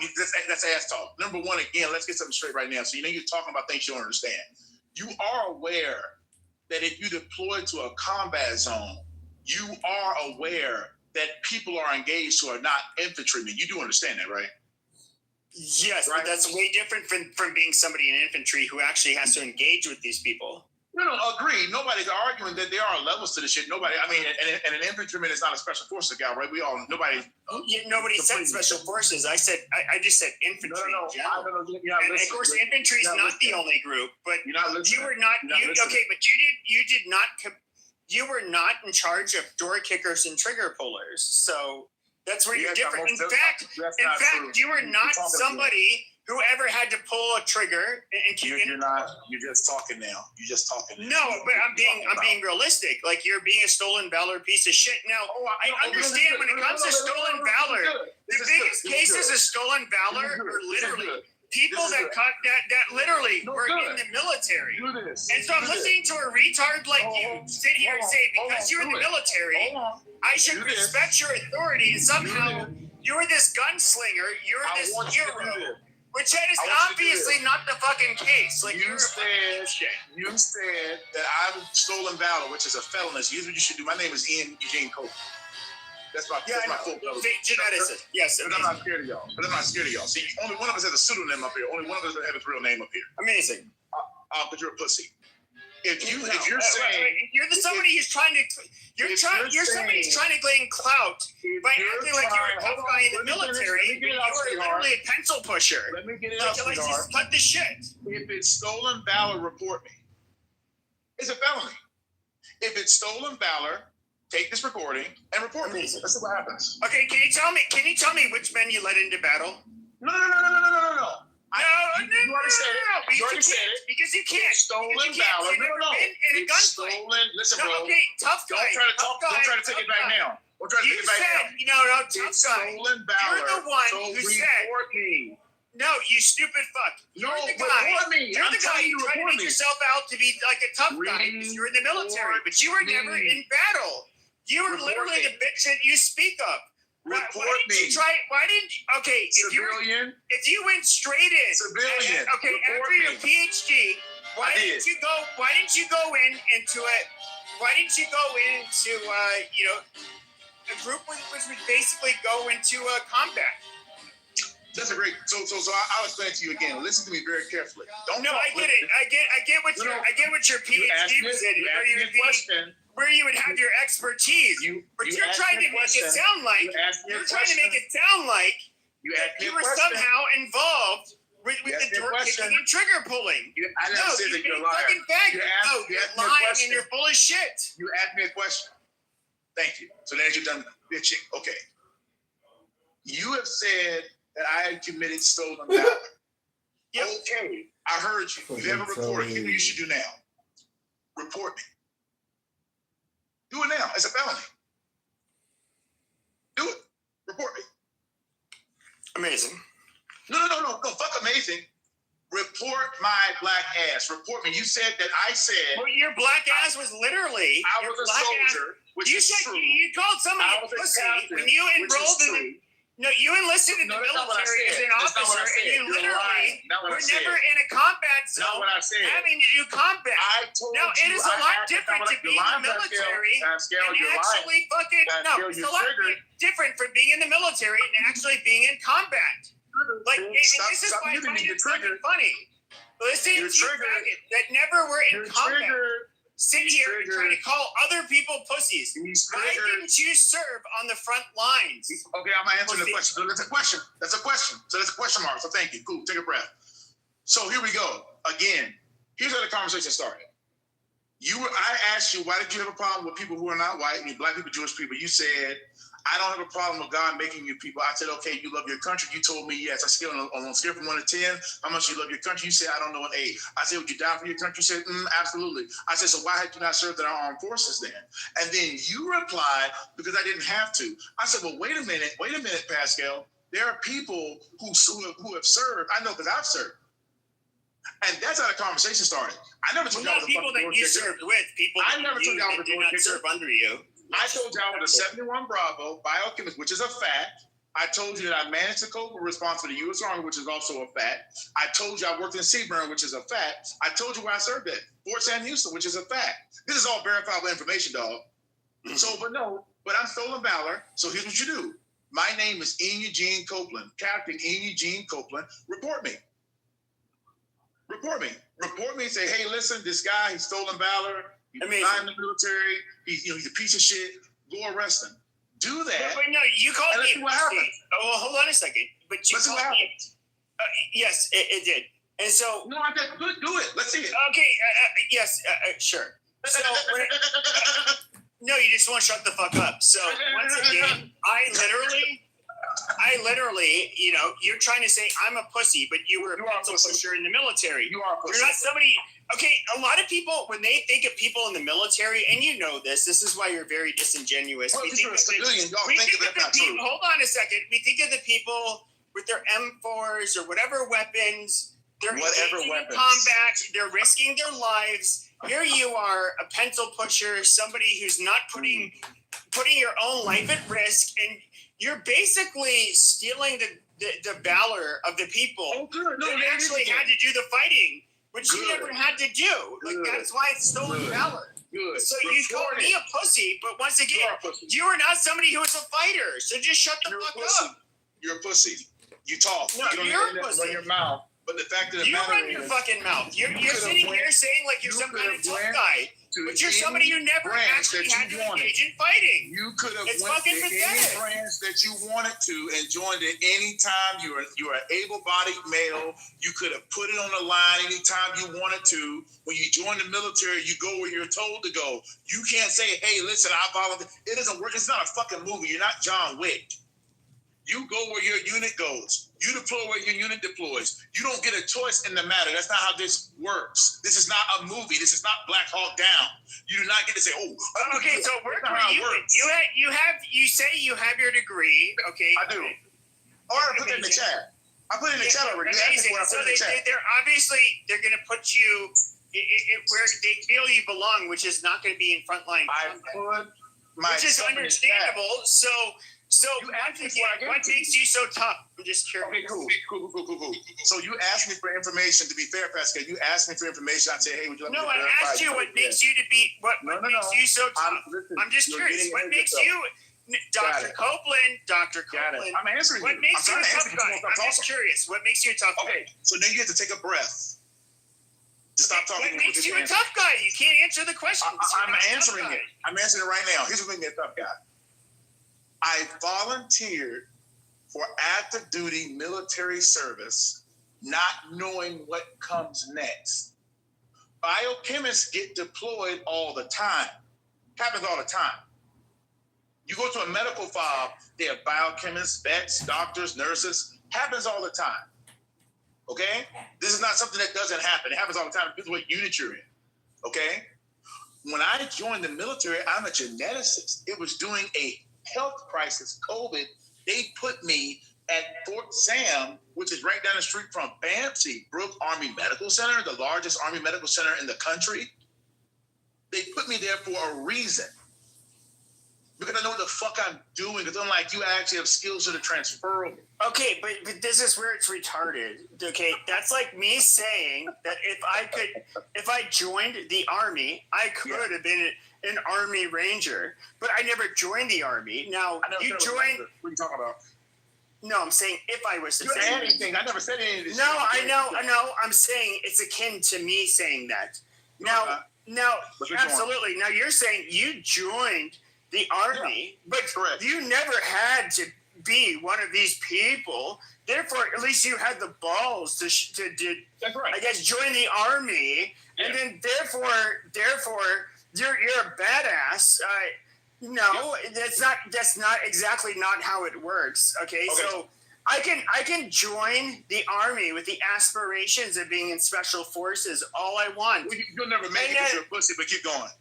Amazing. And so, that's the thing is that if I don't make it, but keep going. If I don't make it, I know, like low IQ chimpery. Now, if I was to try out for Special Forces and not make it, that does not make me. Absolutely. I'm in my 40s. I'm not going to try out for Special Forces. So I know because you're a pussy and you're out of shape. Keep going. Amazing. No, I'm not out of shape. You are out of shape. Keep going. This is like how low IQ you are. You're saying I'm out of shape, but you don't even know me. Like, you're so stupid. Keep going. But when it comes to, I can say, oh, I would have joined, and if I would have joined, I would have somehow, I have the balls and the ability to be Special Forces or some shit like that. Okay, you're somebody who joined. Hold on. You're somebody who joined, and you're saying like, well, they just so happened to assign me to, be, working whatever the fuck it was, but I had the ability and the drive to be one of these people. Well, okay, that's nice that you say it after the fact. You can't prove that. Cool. So nobody gives a fuck. Cool. Got it. Okay, so I'm gonna respond now. Thank you for that tirade. I appreciate that. So here's what here's where the two neurons you call a brain are not linking up at. Again, you were able to join the armed forces. You're an able-bodied male. All of this, I love the country, white nationalist bullshit that you're on is cute, but you won't actually implement that version of what you think it is. Meaning, it's not like you're saying, oh, I'm really about this shit. I'll go out there and really do this shit. Any branch, I don't care what branch it is, whatever, it doesn't matter. I mean, shout out to all the branches, man. Everybody's serving. Who gives a fuck? Like, you didn't do that. So all I'm saying to you is that the big chest, the talking talk, the blah, blah, blah, black people this, Jewish people that, black people this, Jewish people that, to me, you just sound like a broke, privileged nobody in his 40s with pent-up energy because he's probably 5'5" and he never joined it. It's okay. It's okay, bro. Don't get mad. I love how you try to like go on with the trying to attack me. I'm not 5'5". I'm 6 inches taller. I'm not tall. I'm obviously within the range of average height. But with that being said, you're shorter than me, bro. You shorter than me. You were shorter than me. Yeah, amazing. I never said I was tall. So keep it going. You going. Okay, this is like low IQ chimp behavior. Like it's bro, so I got stupid. you can't low IQ shit. You have a high school diploma. You said you have a PhD, like high school diploma. No, I have a college degree. Oh, you got a college degree from community college. Oh. No, like a 4-year degree. But anyways, look at you go. What's really funny is that like once again, this is such like low IQ rhetoric. People don't usually attack people in such a way, and I just have to be clear. Like I personally, in my family, I have people that were combat veterans. Good for them. You're still a pussy. Amazing. You're still a pussy. Amazing. Amazing. Yes, but they, as combat vet, like my dad was in the 173rd in Vietnam. Look for your dad. He's not a pussy. You're a pussy though. His son's a pussy. You're not. Sure. He's a pussy, but you're a pussy for sure. Sure, but shout out to your pops, by the way. Your pops a real one. Shout out to your pops, by the way. He really did that shit. Shout out to he is. And so what I would say is this: is that my dad. Sure. And so my dad, he's also a retired federal judge. Good for him. That's amazing. Yeah, absolutely good for him. Does he know you're a racist piece of shit? He knows about me. So with that being said, okay, keep going. Amazing. So what somebody as humble as him, he's like he grew up dirt poor. Good for your dad. Shout out to your pops, bro. Yeah. So my pops, as you say, accomplished some shit, and he was in the military and went through some. Yes, obviously. So, is there a reason you have to, like a dumb fucking chimp, you have to interrupt? Well, it's just because I just love. But we know. Hold on. I love when y'all do this. No. Okay. Yes, my father. Shut the fuck up for a second. Shut the fuck up. You are a pussy. Oh, Jesus Christ! Now I have to mute. Yes, my father. Okay. No, you're the pussy. No, what I find to be very ironic is that somebody like my dad, he's gone to the reunions back in Australia. He's in New Zealand, basically in 1965, 1966, when he served, the Australians and the New Zealanders were attached with them. Amazing. Now, when it was brought to my attention like 20 some years ago when Googling my name because I'm a junior. Shit about my dad would get pulled up, and then stories would get pulled up. There were parks all over the country that were named after people my dad served with that died. He went through some shit. But my dad never really, how do I put this? Flaunted his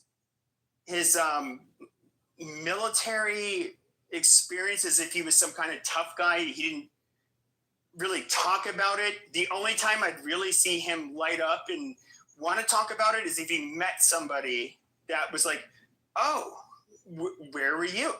Oh, you were there. Basically it's more, he would encounter somebody that maybe had, a similar experience. He was not my dad was not a braggart. He was not somebody who, I guess, would shove his service in people's face whatsoever. And quite frankly, he doesn't talk about it much, even with me or anybody else. But what I find very weird with you is you have this braggadocious person such as yourself, you're like this super tough guy because you were in the military in a non-combat role, and you're somehow flexing as if it makes you a pussy if you were not doing it. Where is the flex with that? So you want this kid muted, man? Are you complete? Okay, he's complete. Oh God, thank you.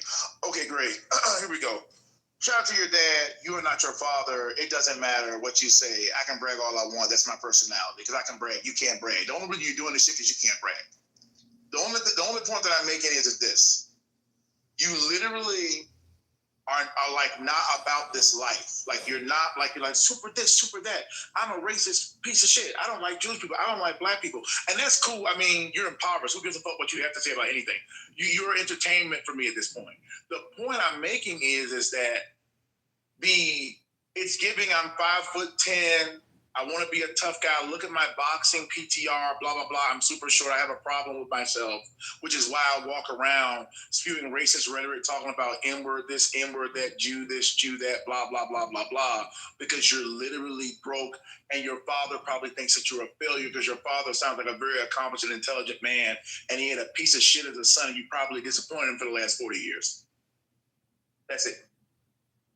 Sure. So, but what I'm curious about is that, like, I've seen the PTRs of you in your thing is I actually boxed, but unlike you have pictures of yourself with the M4s that are, I believe it was in the back of a pickup truck. So obviously you guys were doing a military exercise where you were firing blanks at each other.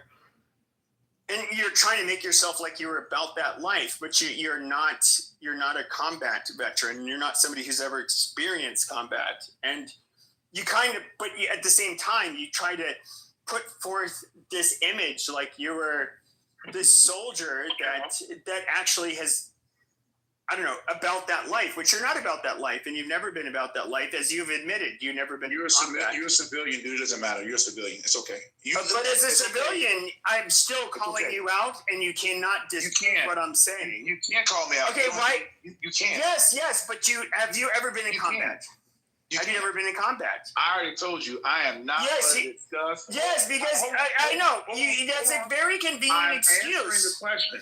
It's a very convenient excuse. You cannot answer that because you've never been in combat. You're not about that life. If you knew anything about anything, when somebody answers like that, it would tell you something. But you're so fucking dumb that you can't.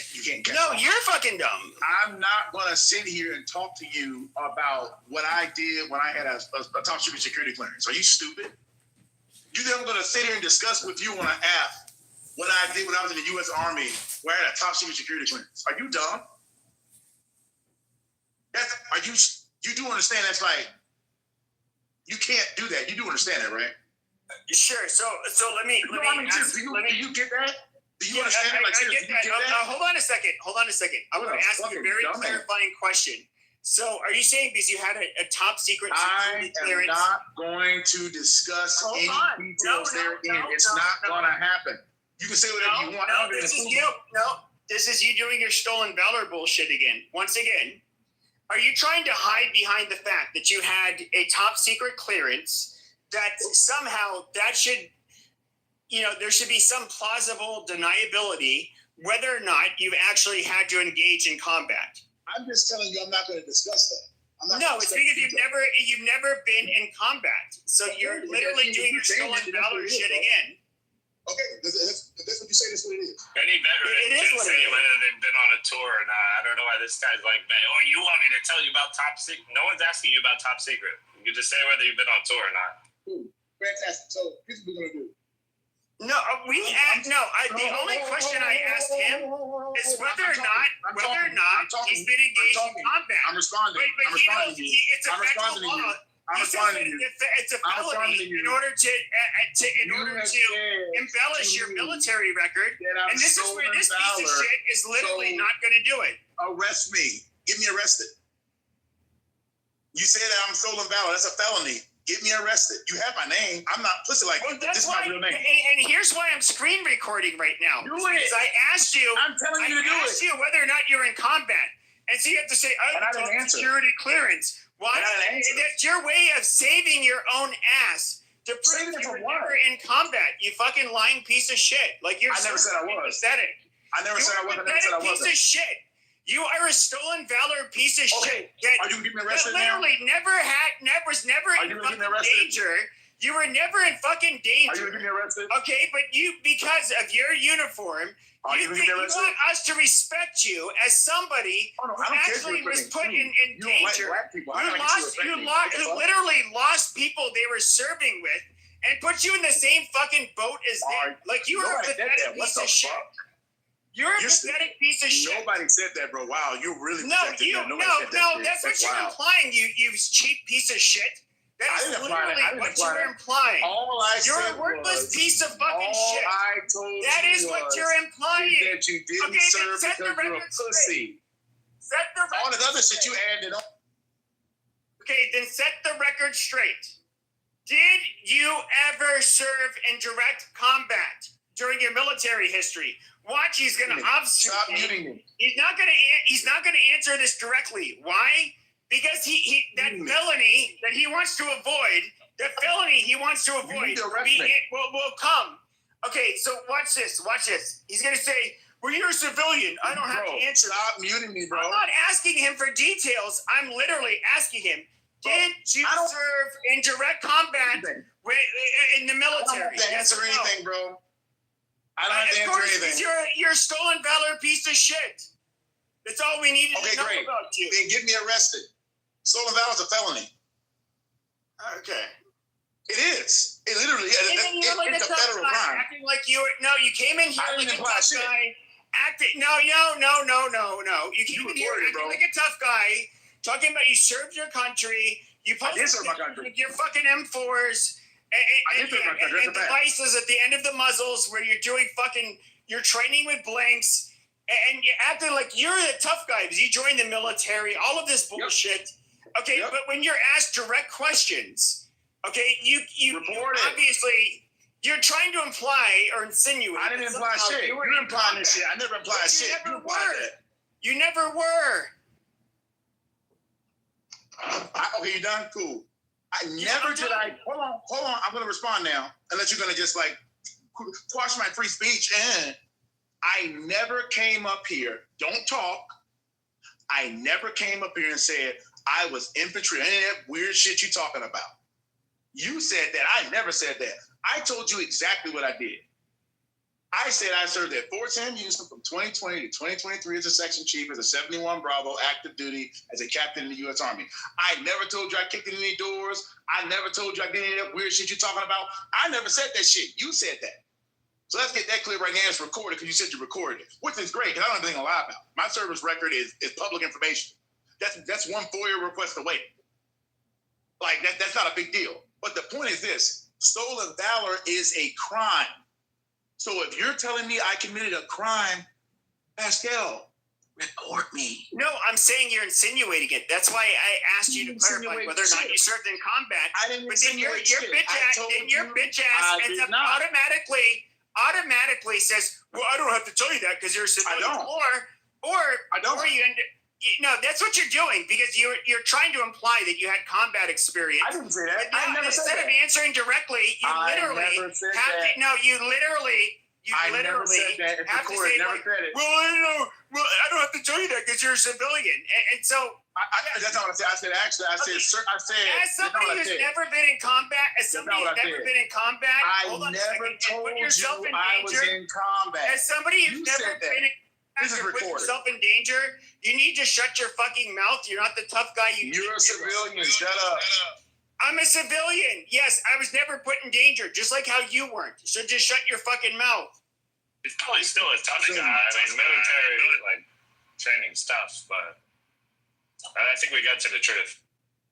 The truth? I never said, bro. This shit is weird now. No, I'm just saying, bro, I came in and I heard you're kind of like. You said that. I never said that. He said that. Let me explain. Like you were refusing. You were refusing, saying it's like basically I don't have to answer your question whether I've been in combat or not, right? So it's like you're leaving it kind of open whether you have or haven't. And I think we got down to the truth, right? So now we understand you haven't. No, because you came late. No, because you came late. I'm gonna say it again because I see y'all a little slow. When he asked me, I gave you the whole thing. He put all that shit in there. I'm not going to sit here and just keep saying the same shit over and over again. No, you I don't said, if you're a tough bro, guy. I said to you in this recorded room, I said I was a 71 Bravo, which is a fact. I served and you were never in combat. Amazing. So just sit down and shut the fuck up. You're not a tough guy. Hold on. I said Fort Sam Houston, which is a fact. That's verifiable. Section chief, Fattles, gave you the whole organization and everything. All that's factual. I was a captain, direct commission. After I got my PhD, you know the thing you said I didn't have. You the one that started talking about all these requirements for this and this shit. I said, bro, what are you talking about? And I even said to you 3 times, I was like, well, bro, you do understand that, like, there are more people that do combat shit than infantrymen. Like, you do understand that. You start talking about infantry and shit. You said all that shit. Okay, well, once again, let me clarify. Never said any of that. When were you in combat? Never told you I was in combat.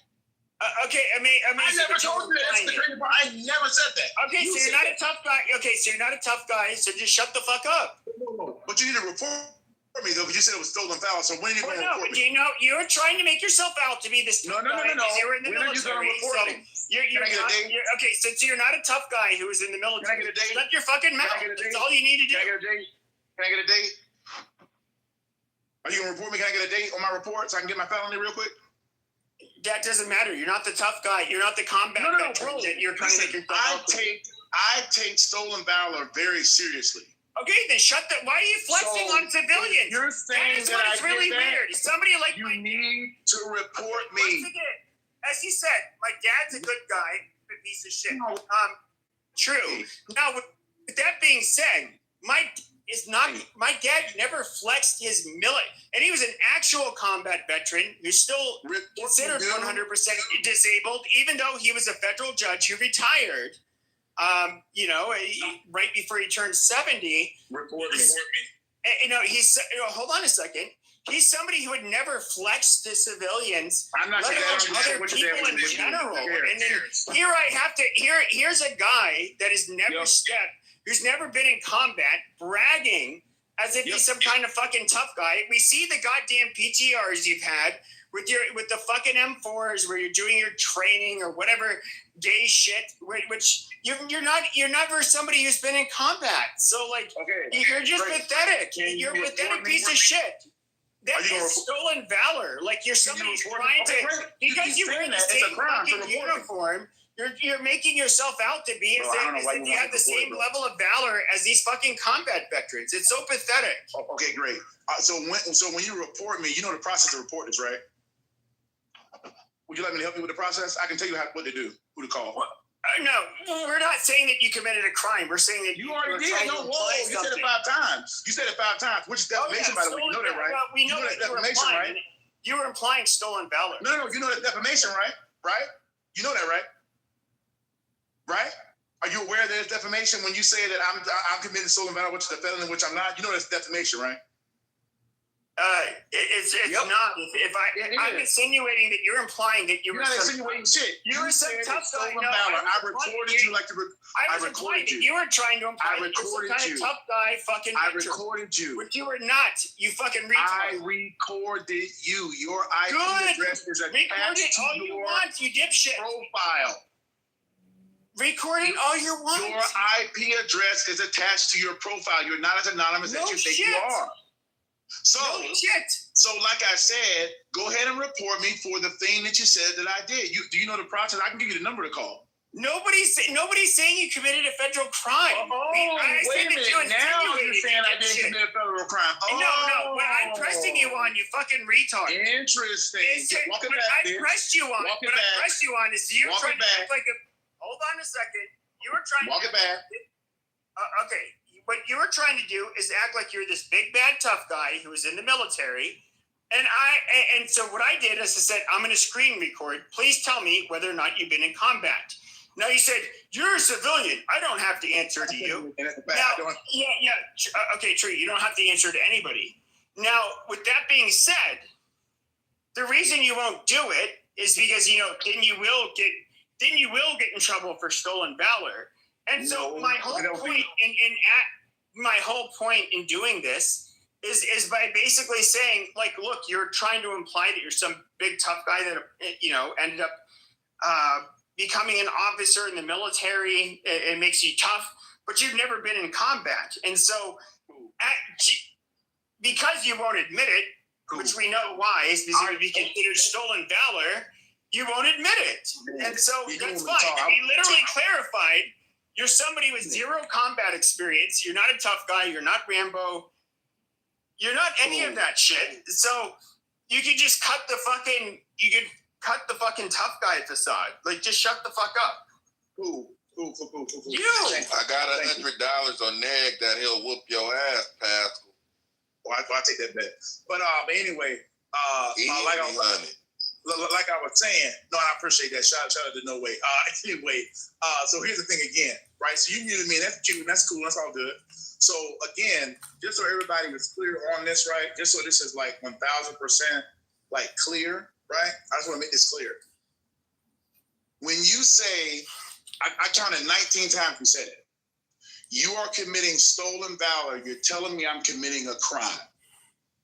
And if I'm committing a crime, you have a federal offense at that. You have an obligation to report that. Now, if I've committed a crime, you need to report it. If I didn't commit a crime, my friend, you just defamed me in front of 50 people online. So either it's stolen valor and it's a felony, or you just defamed me, and if you write it, it's libel. So, what are we going to do now? What happens now? What do you want to do? No. You need to pick up the phone. No. I'm not talking to you, Mike. Shut the fuck up. You need to pick up the phone, and you need to call. I can give you a number to call, and you need to report me for stolen valor. You ready to do that? This is like a weird thing. Like this is no, it's not weird. No, it's not weird. See, it's real. It's weird. No, I've already explained it to you. It's weird because it's real now. I've already explained it. No, hold on. No. You hold on. I explained it to you. Report me. I wanted you. Hold on. The reason why I said I was recording and I asked you, were you ever in combat? And I asked you to do that is because you won't do it because it would be considered stolen valor. Amazing. You're obviously not listening. Now, I said if you were to say you were in combat, it would be stolen valor. And that's why you won't say you were in combat.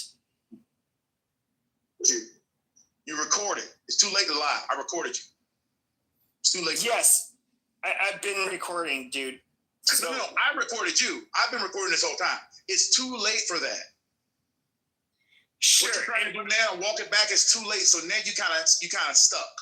You need to now, you have an obligation as a citizen to report anybody for stolen valor because it's a felony. It is a felony crime to do that. That is bullshit. That is bullshit. My stance was that it is a felony. Hold on a second. My stance was that I said I'm gonna go record now, and then I was gonna ask you, did you serve in combat? Because I knew that you did not serve in combat, and so if you served in combat, okay, you could say it. It would not be considered stolen valor. You would not say it, okay, once I told you I was recording. And so, like, you being this big bad soldier boy that you tried to make yourself out to be was all bullshit. And so that was my fucking point, is that you would not say it. You would not say it because it would be stolen valor if you said it. Let's say if you mute me again. See, everybody's about this free street bullshit until they start getting their ass handed to them. And G.A. Pimpleton is absolutely right. G.A. Pimpleton says in the chat, I seriously hope you have this thing recorded, bro. An average civil lawyer will win this case, make him pay. I mean, I could go that route, but I know you ain't got no bread, so it don't really matter. Just for your education, right? So you understand, Pascal. So you think you're anonymous, but you're not, because like I said, your shit is linked to your IP address. Nobody's anonymous up here. Just you and your real name up here. You said, I counted 17 times. I got a 23-minute recording of you saying it. You said I've committed stolen valor. You can argue it all you want. You said it. Now, here's what I'll give you the opportunity to do. You got a little high to the collar. You got a little in your feelings. Okay? I'll give you an opportunity right now to say, hey, listen, I misspoke on that.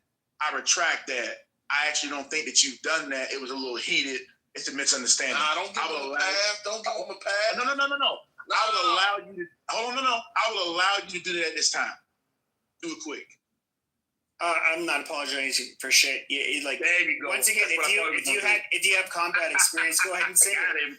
Do you have combat experience? Do you have combat experience? Got him. I got him. Do you have combat? Got it. You don't got me because you don't have combat experience. Got it. We won. Got it. And this is where you got to play these games with these racist cats, man. This is where you got to play these games. Hey, Dr. Copeland, give me 1 second, please. So, Pepe, I actually know people that know Dr. Copeland, so I'm kind of fucking confused. Who the fuck are you to disrespect another veteran on the stage when you know goddamn nothing? And even if he's been in combat or hasn't been in combat, who the fuck are you? Well, no, he was coming up here saying, like, I'm a pussy because I didn't enlist in the military, and he was trying to act like a big tough guy, and he's somebody who never served in combat. And so, once again, I'm definitely going to. It's like, okay, so you joined the military, you weren't in combat, amazing.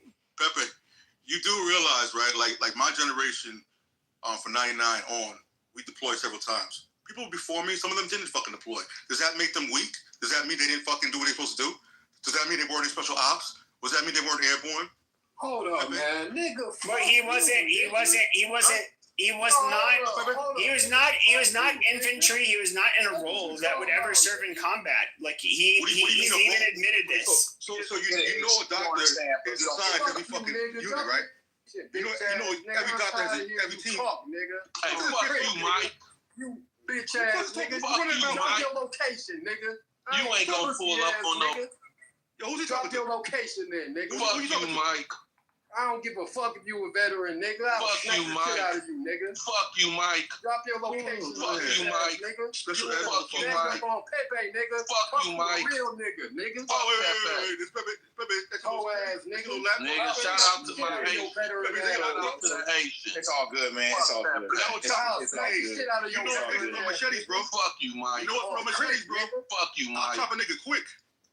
No problem for me, You brother. got my IP address, don't you, nigga? Pull up, nigga. Bitch, we want the home address. Home ass, nigga. We want your I mom. have it. So like I was saying, so it's all good. We want your mama address. Bro, damn. Hey, I was joining your mom's house in 5 minutes, motherfucker.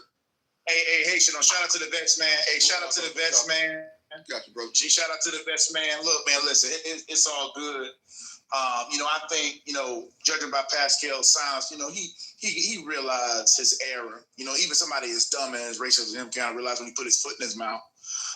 So, like I said, never said I served in a combat role. Told him exactly what my job was. That's all verified, and it ended as a FOIA request. Okay, so you're not a tough guy, so just like drop the fucking tough guy out. No.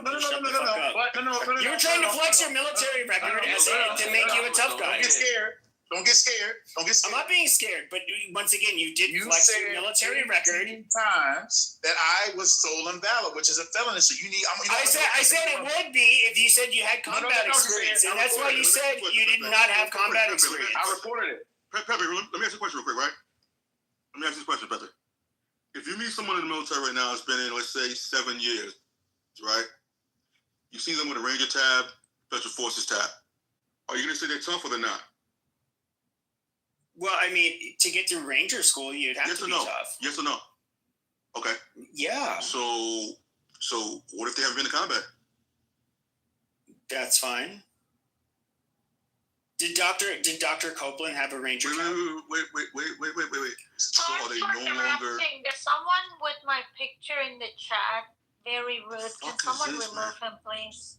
Well, hold on. So now I'm recording again. So I want to ask. So did Dr. Copeland have a Ranger tab? Yeah. You're not going to get the tab. He never claimed to.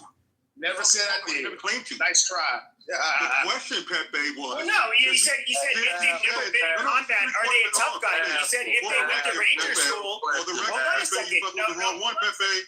Pascal, do you think you could whoop Neg's ass? Well, hold on. So you said if I saw somebody who was never in combat and they had a Ranger tab, but I think they're tough. I said, well, they went to Ranger school. So yeah. Now with that being said, that wasn't the question. Let's make this analogous. Let's make this analogous to Dr. Copeland. Did he have a Ranger tab or did he have a Special Forces tab? Has he ever had one of those two things? Cracker, white devil. Keep me, you motherfucker. motherfucker. Cracker. Keep recording me, motherfucker. Cracker. Blue-eyed devil. Let me keep going, motherfucker. You motherfuckers don't scare me. Honky. You got me fucked up. Okay, did you have a ranger or special forces tab at all? So, cool. So again, never said that. You're now trying to say things I never said. It's okay. I've already recorded you.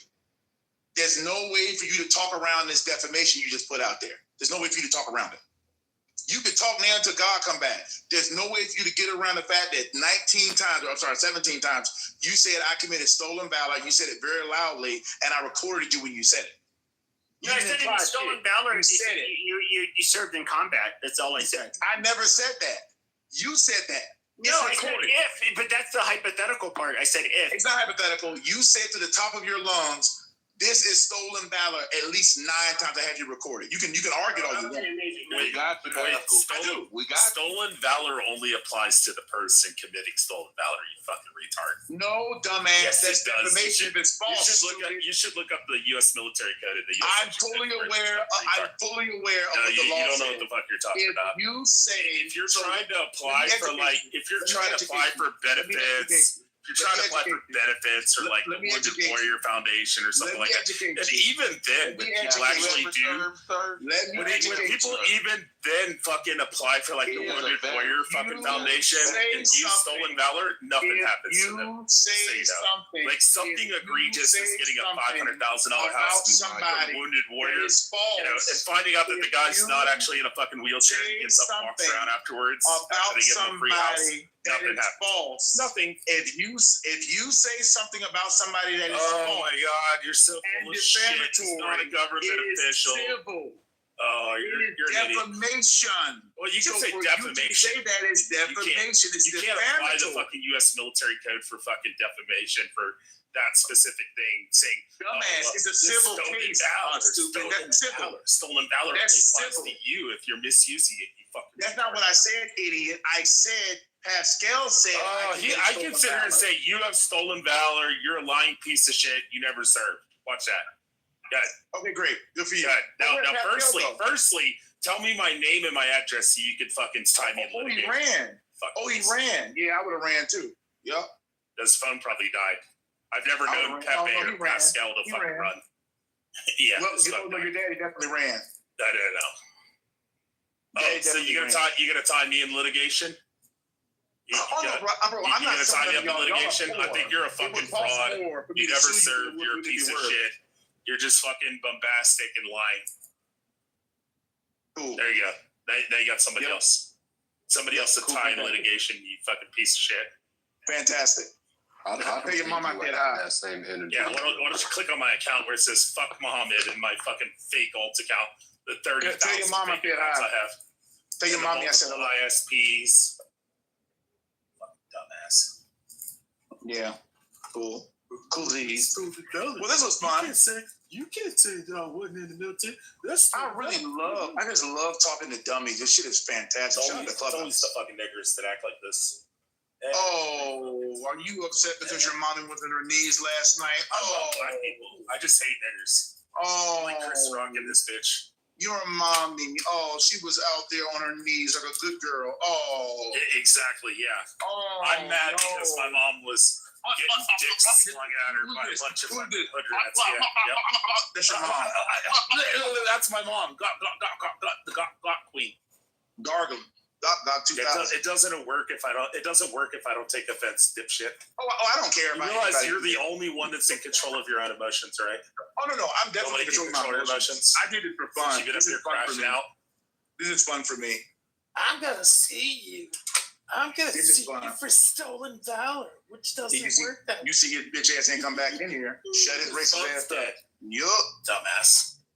Oh. Pepe's known. Pascal's known for saying, "All right, I'm done with you fucking retards," and then instantly closing out the room without saying anything else. Cool. Good for your daddy. Well, this has been fun. I'm going to go make some money now. Right, bye, homosexual. See you later. Go suck some dick, you faggot. You can hear it in your voice, you fucking queer. That guy was gayer than a $3 bill. That guy was gayer than Adams. Where's Adams? Nice.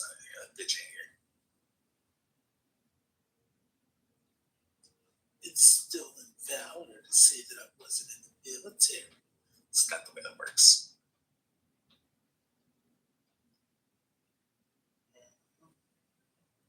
Go ahead, wake it up. Yeah, he never said it was stolen. Like, he wasn't ever claiming Pepe was committing stolen valor. Pepe was claiming he was committing stolen valor. And then he said that you defamed me when you claimed I was committing stolen valor. Okay, cool. All I came in hearing was, Pepe, you're saying I committed stolen valor or some shit. He came in saying, Pepe, did you ever serve in the military? He said no. He goes, oh, because you're a pussy. And so Pepe turned the tables like, well, did you ever fight in combat? And he wouldn't answer. So, I mean, neither would make you a pussy. If you didn't serve, if you didn't never join the military, doesn't mean you're a pussy. And if you never fought in combat, it didn't mean you're a pussy. It's such a stupid fucking argument that he started. No, Yeah, it's just Pepe being was too very busy. disrespectful. Pepe was too busy going in and out of prison to serve.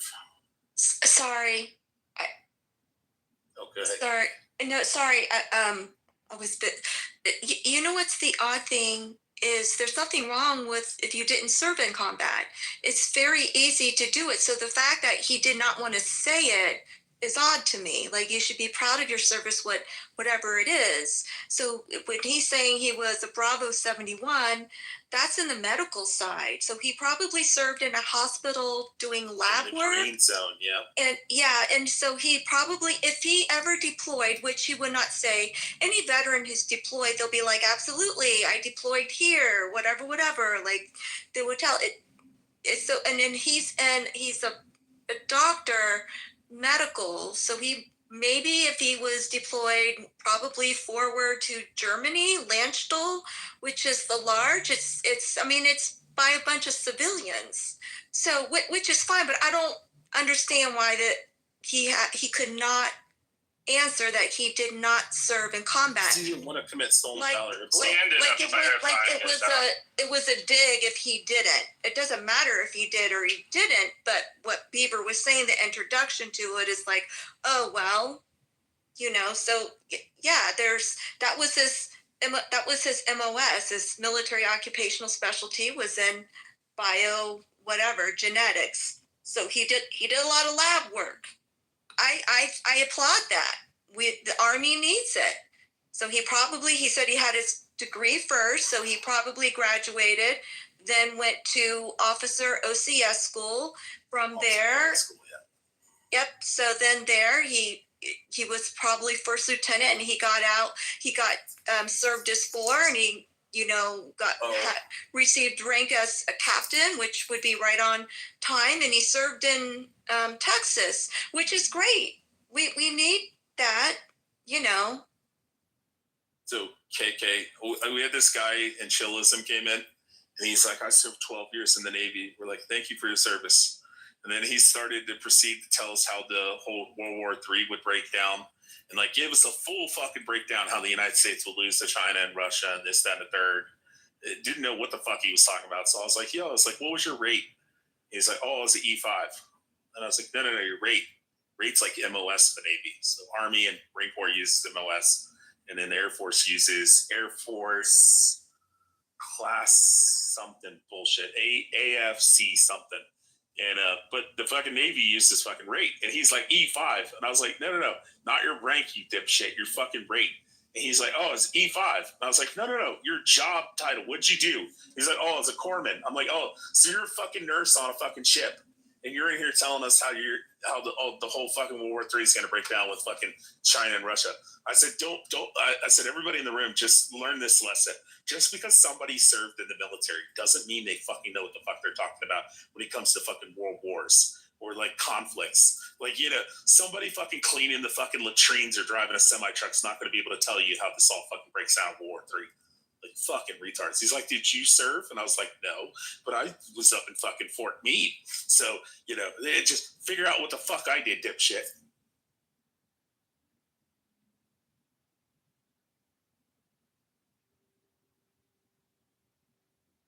And also, if it was stolen valor, then there would have to be a claim of loss or gain. Yep.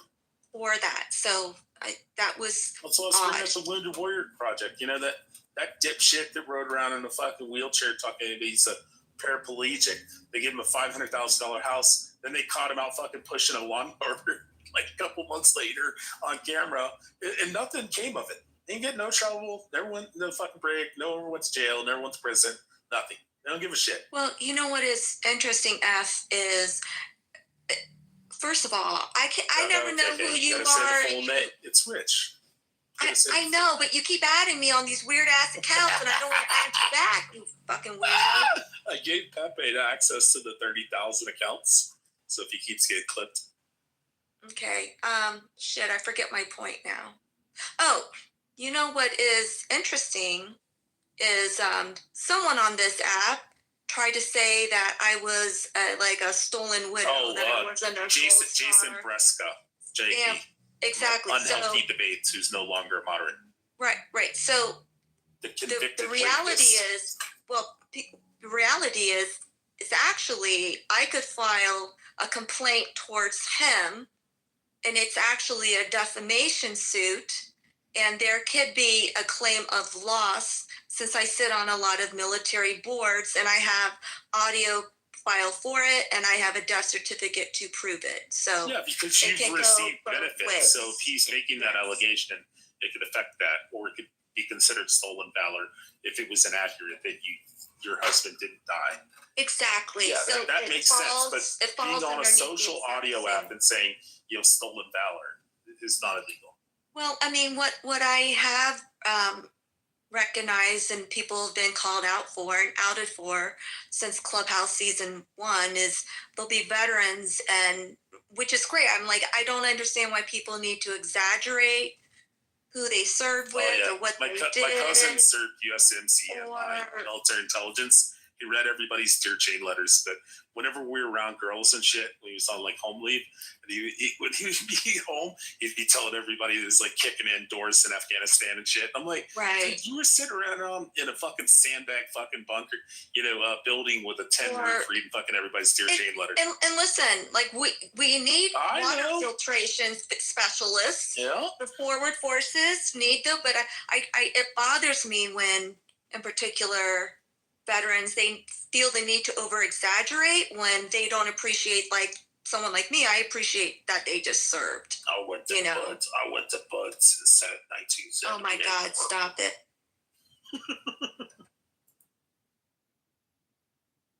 Yeah, and then I think it was Chloe corrected me in the chat. He has a PhD, he is not a doctor, which I didn't know. Yeah, I was talking about the Navy guy earlier, and I told everybody, I said, the reality is he doesn't know what his fucking rate is, but he keeps thinking that means rank. I said, clearly it's like his cousin served in the Navy, and he's just heard enough shit that he can go on Clubhouse and be like, I served 12 years in the Navy as a corpsman.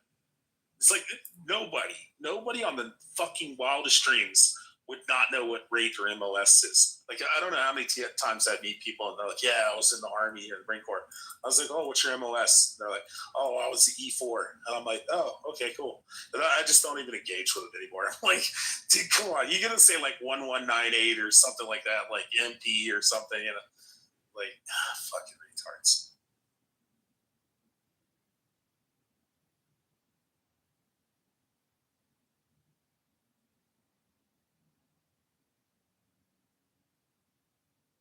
Wait, is this the same Dr. Copeland that was saying he was a doctor and giving out talking about medical advice during COVID? I only know Kenneth Copeland in the airplane. He was the biggest vaccine shill in this app, and he would like curse people out. But then somebody said he got myocarditis. Now I don't know if that's true or not, but that's some people. You shut your fucking mouth. You're supposed to stay on mute all the time. You're never allowed to talk. Has anyone else heard this? No, I didn't hear that. The irony of that is just incredible.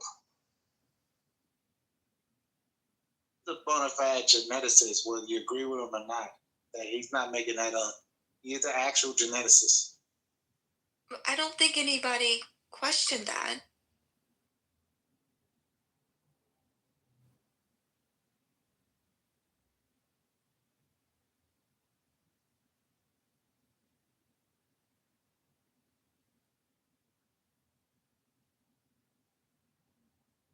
No, Dr. Copeland and Rohan are completely different people. So they were saying that they think Dr. Copeland got myocarditis, which is weird because he's the one that was like such a vaxxer. He pushed it on everyone and they had big debates about it, and he lauded his medical degree and everything. So now I'm thinking everything different now. Can't trust people.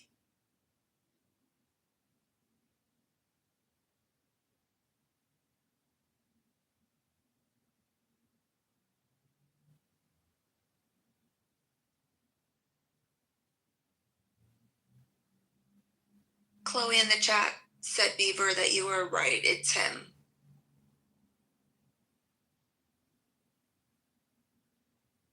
Oh, Bunny, one of your cousins is working at the gas station here. It's Punjabi. Sikhihala. Who? Bunny's Punjabi. I said one of his cousins was working here at the gas station.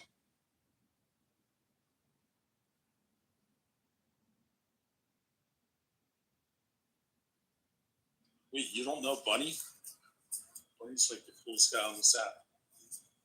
Except for being Punjabi. Oh, I thought you said Buddy. No, Bunny.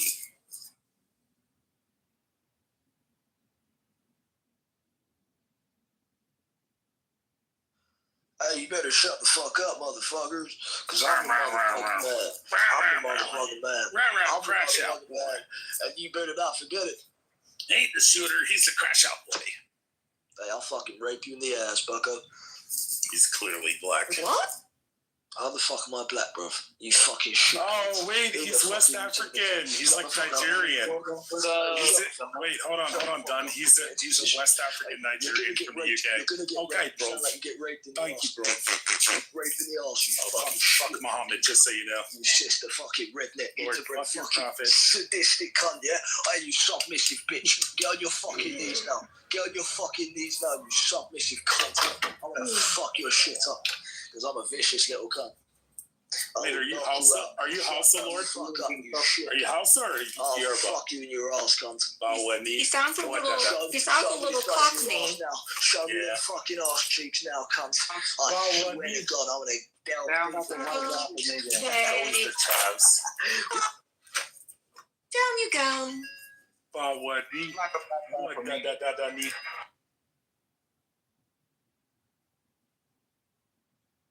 Who's the West African Muslims? Okay, bro. No, bring that wanker up, you fucking ham. Bring that fucking cunt up. Mother chode, Elmo. Banchod. Banchod. Where's the fucking pot? Just bring him up. Mother chode. Fucking cunt. Where is he? He's a mother chode. He's a mother chode. He's a uli, big eye, baby out.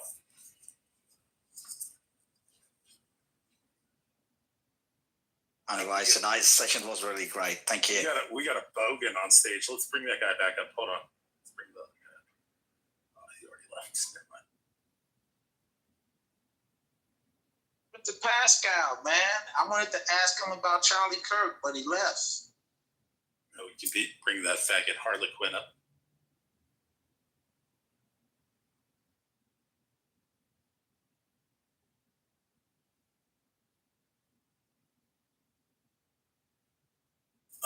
CA, I just want to let you know, free Israel from Palestine. Oh no. Remember when they were like arguing and I opened my mic and said someone is using my picture? Can you guys remove the person? Yeah, who was that? I was busy. I would mod that person, Sarah. It was the same black female with the account J something that came on the stage at the beginning of the room. But this is the interesting part. I have someone message me on Instagram. I mean, somebody from Clubhouse that, we chat outside here. And it's funny because they're like, you were making like these racist comments and they send me a screenshot of it. And I'm like, that's not my name. Look at the name. And it's funny because it is a black woman calling me the N-word, right? And then saying all these like nasty comments and then posting my picture. It's just crazy. All right, Rayaba, bring your Edomite fucking ass up, you BHI Edomite. Come on, Rayaba. Fucking Easter Island looking motherfucker. Rayaba, just so you know, I videotaped Jacobus fucking your grandmother's dead throat. It's amazing. That's Muhammad. Do you hate black people? What's that? Yeah, of course. No, I'm just joking. No, I hate niggers. But I also hate white trash and hillbillies and crackers. I hate all of them equally. The prerequisite is you was like, I hate white trash. Yeah, I hate white trash, hillbillies, rednecks, crackers. But but when you said niggers, you didn't put a prerequisite with it. I don't have to do that. Yeah, that's a blanket term for all black people, right? Nah, you just asked for clarification. Okay, clarify. Do you mean all black people? I just explained myself.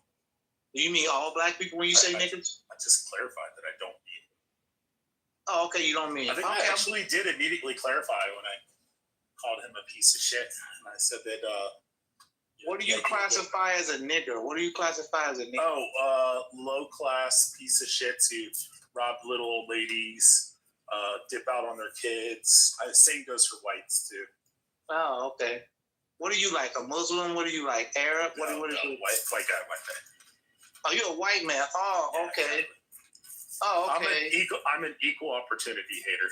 Right. Oh, okay. Like Melissa, I'll give you an example. Melissa down in the audience down there. I don't mind Sicilians, but she's like this big time Gaza supporting jihadi fucking dating. Oh, okay. What's wrong with wanting to support not killing thousands and thousands of children, most of them under the age of, 12 or something? What's wrong with that? Okay, boy. Are you there, F. Muhammad? I don't know where he went. What's up, kite boy?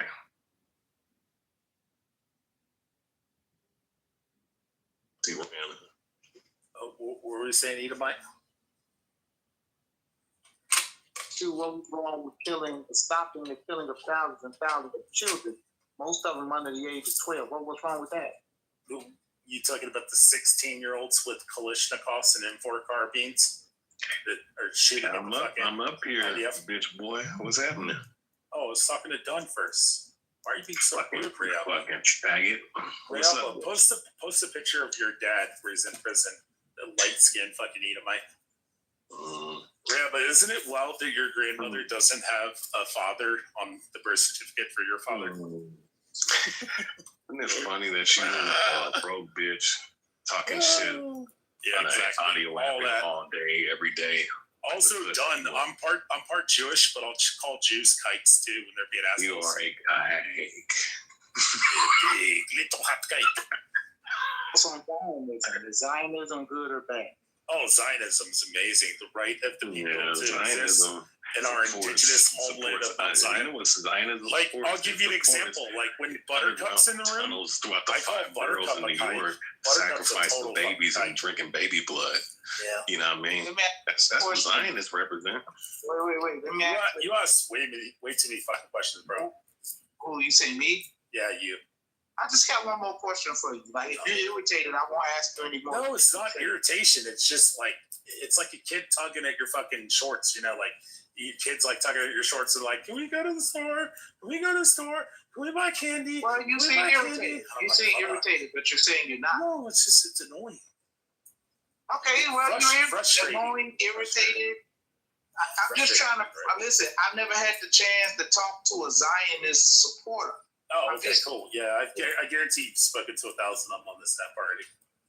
Well, I'm just curious to know, do you think it's cool that if a guy who comes from, whose family was born in New Hampshire, you want to go through this? It's not this. It's not this. You want to go through this argument? See, but why are you trying to undermine my statement before I even get it out? Yeah, that tells me right there that it's not receptive to even. It's not a weak argument. What do you think about a person Charlie Kirk, conspiracy theorist? There we go. That's exactly what I am. It's two dumb niggers now. All right, so back to what I was saying before I was rudely interrupted. Back to the rich show. Seeing that Jews had their temple destroyed in 70 AD, then 120, 130 AD, were kicked out of Judea and Samaria, and then were put into the diaspora where they spread across the entire world. And you have Jews that went into a land called Ashkenaz, which comes from Japhet. So Japhet's like great-grandson was Ashkenaz. He settled that land, what is modern-day Germany. And the Jews, when they're in the diaspora, went to a land called Ashkenaz because they had nowhere to fucking go. So they ended up going to Ashkenaz. And then, just like black people who would live in the United States are called African American because their ancestors come from Africa, yet they reside in America. That's why they're called Italian Americans, German Americans. That's why they're called Ashkenazi Jews, because they're Jews who settled in the land of Ashkenaz and adopted the culture and also married the women. So, or married men, technically. It's Jewish women. But, that makes a lot of sense. And then you have the same thing that happened actually with indigenous people. So you have East Band Cherokee people who were taken on the Trail of Tears to fucking Oklahoma. If the United States decided tomorrow that they were going to say, hey, everybody who's in Oklahoma, who's on the reservation there in that area, if you want to go back and have your land in fucking North Carolina, you can have that land. We'll give it back to you. It's going to be yours. And then they show up and there's a bunch of white Ulster County, Scotch-Irish fucking hillbilly piece of shits who are there. And then they pick up the Ulster County Scotch-Irish who've been there since the Trail of Tears and took that land, which was fucking taken away from the fucking Native Americans. And then the Irish pick up rifles and they say, fuck that. I ain't having no goddamn fucking red-skinned fucking niggers living in my goddamn land. This is my land. And they pick up rifles and start shooting at the Native Americans. Do the Native Americans have the right to come into that land and take it forcefully and then kick out the fucking Irish because it's their indigenous land? Yeah, I would say they do. That's the same thing that happened. 1948, they came in, they paid 300% over market value to the Palestinian for the land. They get about 30% of it they purchase. The other 70% was granted to them by the English, by the British. And the reason that the British had that land is because the Ottoman Turkish Empire fought in World War I and they fucking lost. And when they lost, they fucking fell apart. All that land became the fucking war booty. And the fucking British and the French came in and they fucking established that area. And they said, hey, what are we going to do with all these fucking Jews, these fucking kikes that we don't like? What are we going to do? Maybe we should get them the fuck out of our country and let them have their own land so they can go over there and live.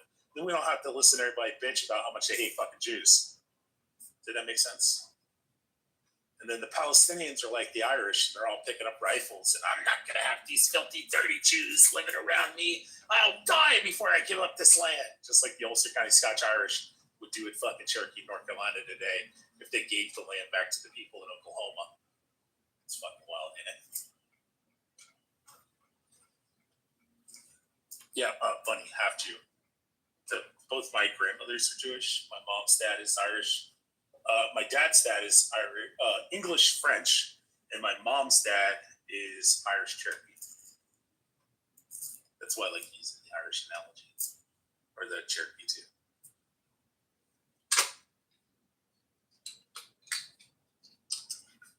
So we've been having to deal with all the heathens today, Alan.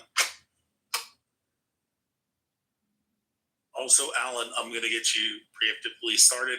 Sarah said that she's at the hospital getting prepped for surgery. She's having a breast reduction in the morning.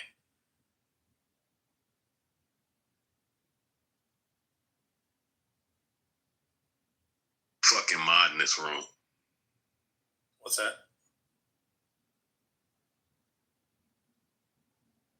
Down ass motherfucker. Seriously, keep my name out your mouth. How about you go back to your real? But why don't you shut the fuck up? Go back to Easter Island where your ancestors came from. You big head ass motherfucker. Yeah, but your Easter Island fucking head. No, I'm from. We've seen your head. America. You look like you remember that night at the museum movie where that big statue's like, no, you don't. I mean, I do have a big head. What does that mean? I mean, I'm a big dude. You look like one of the Easter Island. No, you look like one of the Easter Island. I'm athletic. I mean, what the fuck? Oh, I'm not a Mississippi Islander. I don't know what the fuck you're talking about. Well, you got the head like the fucking night at the museum, fucking big stone statue. Yeah, I also have the muscles the size of your fucking head. How about that? No, don't. You don't know. Anyways, Beaver. So Charlie Kirk conspiracy theorists are cancer. So I'm trying to understand what like you think that it was what's an wrong? explosive What put on is his wrong neck? with it? What's You wrong know with how having? dumb you sound, Rihanna? I thought we had freedom of speech in America. You don't What's wrong even with say other that people? somebody shot him from a different angle or So something. who gives a shit about He the had an angle? explosive I think he's still alive. I think it's some And it bullshit. shot out. And what about that? What about that? I think this shit's bullshit. God damn, you're dumb. I mean, you fucking believe in this fucking Yeah, guy, man. Michael Jackson's still alive, and so is fucking Elvis. I mean, that guy was Michael Jackson probably has multiple fucking clones. Who knows? That guy was a skilled marksman, man. I mean, if you look at that shot he took, it was sweet. I'm telling you, bro, it was a skilled marksman. Yeah, 200 fucking yards away. You have to be an elite sniper. Oh, here comes Marshall. You don't know any fucking elite fucking. Marshall, I hope you're drunk tonight, Marshall. Are you drunk, Marshall? No, I'm watching TV. Fuck! Getting Marshall, high. start drinking. Oh, he's getting high. Bag it, man. Yeah, such a skilled marksman that he hit him 200 right yards at the away. fucking. Shut your mouth there, move you down. Hit him right in the fucking the heart.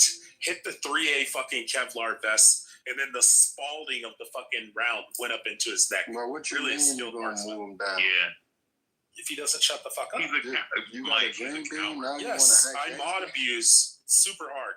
Yeah, Mike. He's just like he does like Anthony Edwards. Totally fucking gangster, bro. He is like the Anthony Edwards coon nigga. You know what I'm saying? Oh, Beaver, did you see that the mod is? I mean, the replay still on the White America room, Beaver, for the house, where it says "Are Ashkenazi Jews the superior group?" But they can't remove it. Who Ashkenazi Jews come from? Where do they come from? People who are Jewish who settled in the land of Ashkenaz. The same reason you're called African American. Yeah, Dunn. You're not You're called African American because your ancestors are even from Ottoman. Africa. They come from out of And the they Ottoman settled Turk Empire. in America. Yeah, they were in Europe. They were in Europe. They wasn't They in were Israel. Ottoman Turkey. They come from the that Ottoman land? Turk Empire. All right, Rayaba. Yeah, the Khazar theory. Yeah, it's not a theory. It's Rayaba, I have a genuine question. What was the land of Germany and the Rhineland River called during that time? At around 130 AD. Do you know what it was we called? said around 130 AD. Why don't we deal with what was going on No. during just tell me. Romania? Rayaba, tell when me what the Turks name. were going and Tell conquering. me what the name of the Rhineland River is. You already know the answer. Just say it. It's the Listen, name man. of Ashkenaz. What is it? What does that got to do? Listen. These are stupid questions. They come from there. They don't come from ancient Jews who Israel. moved to the land of Ashkenaz and adopted the culture and the When did they traditions turn of white? Ashkenazis. When did they turn white? Technically, you want to get They never technical? really were white. Germans, like European white Germans who are in Germany during the Rhineland would be called Ashkenazis. And the Jews who settled there would be called Ashkenazi Jews. So like those white Europeans that are living in fucking the Rhineland would be called Ashkenazis. But they're not Jews because their ancestors aren't Jews. Make sense? I looked at Netanyahu. He looked like a white man. That's a white man. I know a white man. No, these Bro, are what do you think? fucking What do straight you think? Caucasian. What do you think? Okay, let me ask you a question. We've all seen what Rayapa looks like. Clearly, his dad is half white. Rayapa's My light as dad fuck. is not half white. Bro, what the fuck you're are you Native talking American, about? bro. He is a native of Bro, fucking you're America. like a couple shades darker than me, and I'm white as fuck. Hey, F. I'm Muhammad. a couple shades darker Netanyahu than you. changed his name. He has a Polish name, and he changed it to Netanyahu. Wait, Dunn, I got a question. Have you ever seen what was it, President Jefferson, Marshall, who was it Jefferson or Jackson, who had married the slave? Was it? Yeah, it was Jefferson. So Jefferson married the slave after he freed him and stuff like that after his wife died. And then they did. They were inherited from his mother's family. So he was actually opposed. He did. He told them if they wanted to leave, they could leave, but if they left, they might be captured and sold back to slavery. But he told them they could stay there on the property. So then he ends up. All right, okay. Even if there's let's just say they're slaves. They were never slaves. He never released them. But he ended up intermarrying with her. Have you ever watched the fucking like Oprah Winfrey shit where the fucking white Because fucking he old raped them. lady Yeah, because he raped was them. up They there were on stopping him. television? He raped It doesn't, okay, let's say he raped her. Yeah, cool, he raped her. But have you ever seen that white fucking lady with blonde hair, blue, who was on there, who's a descendant of that fucking slave woman that he fucking hooked up with? know that. So okay. So now let's do this. Now let's go 1800 years of intermixing Jews with fucking white Europeans in Germany in the Rhineland. What do you think they're gonna look like? You think they're still gonna look like Palestinians? You're not listening to my point. I'm not arguing with you on that. Hold on. I'm not arguing with you. You're not listening to my point. I'm not arguing with you on that. I'm saying I'm not arguing with you on that. I agree with you on that. I'm saying that your people, you white people that are Jews today, you don't directly come from Israel, and you claim that that's your land. No, they don't. They do. It's called haplogroups. It's called the J1 and J2 haplogroup. Yeah, because Jews migrated up to those regions and mixed with your people. Yes, Jews went up there and mixed with white people, but they still share the same converted. haplogroup. Man, when I look at Netanyahu, that dude look like a Polish dude. He from Poland. Okay. Let me ask you a question. Even if we Khazars, which I actually do accept the Khazar theory. Why are you playing games? Because you're fucking stupid, dummy. These are people retarded. Hey, Ray, I'm gonna move you to the audience. I swear to God, I will move you to the audience, Ray. I will kick you the fuck out the room. So listen. Even if I accept the Khazar fucking theory, it doesn't matter. I can move in the room anytime I want, but I'm not going to. But so getting back to what I was saying, even if I accept the Khazar theory and they converted, those people married who, Rayaba? They married other fucking Jews. So are they still blood descendants, you fucking retard? Just the same way that your Native American fucking ancestors supposedly married a black person and had babies, and that now makes you fucking black and Native American. So it still doesn't fucking mean that you're not Native American if you are, which I believe you're. Guys come from the Russian steppe. Oh my God! If you're going to make this argument, Rayaba, if you're going to make this argument, that you can't claim to be Native American, then I can't claim to be Native American, even though my father is. Because even if the Khazars fucking converted, they still intermixed and married with the Jews. I mean, if you want to say that some of the Jews didn't intermix with the Jews, I'm totally fine with accepting that. If we can show who aren't actual fucking halakhic Jews or aren't blood descendants, and you want to say those aren't Jews, I'm totally fine with that. Okay, but the mass majority, because when you convert and join a group, guess what you do? You intermix. You intermix, you marry, the mother's fucking Jewish, the dad's fucking Khazar, now it's a fucking half Khazar, half Jew baby. They intermix with a fucking Ashkenazi, which would be a fucking white European German from the fucking Rhineland, and a Jew marries that, that's a fucking half Ashkenazi fucking white European German and a half fucking Jew. Still Jew, just as much. Just as much as you are Native American and black. Rich. No, but that's not the other dipshit. Watch this. So the name Israeli, when you look up the etymology, it literally tells you that this to distinguish the current people from the 1948ers, right? The people that are currently in the land right now from the ancient Israelites. So based off the etymology and the definition, it tells you that Jews are not the same exact people from hundreds. There's Mizrahi Jews, which means Jews. But they come from North Africa. Mizrahi Jews come from North Africa. They come from Iraq, Syria, Lebanon. Yeah, go ahead. Yeah, what difference does it make if they're? Oh, because Rayaba claims he's the real Jew. He's a real Israelite. Well, I can't be a Jew. I'm a guy. No matter where they come from. I mean, the black people are really everything is still their fault. Rayaba, if you could show me, if you show me you got a J1, J2 haplogroup, or you could show me that your 11th great grandmother was fucking Jewish or grandfather, I'd be like, yeah, he's a fucking Hebrew Israelite. Oh my God, this shit, bro, this black Hebrew Israelite. Dumb motherfucker keeps using shit that's fucking arbitrary.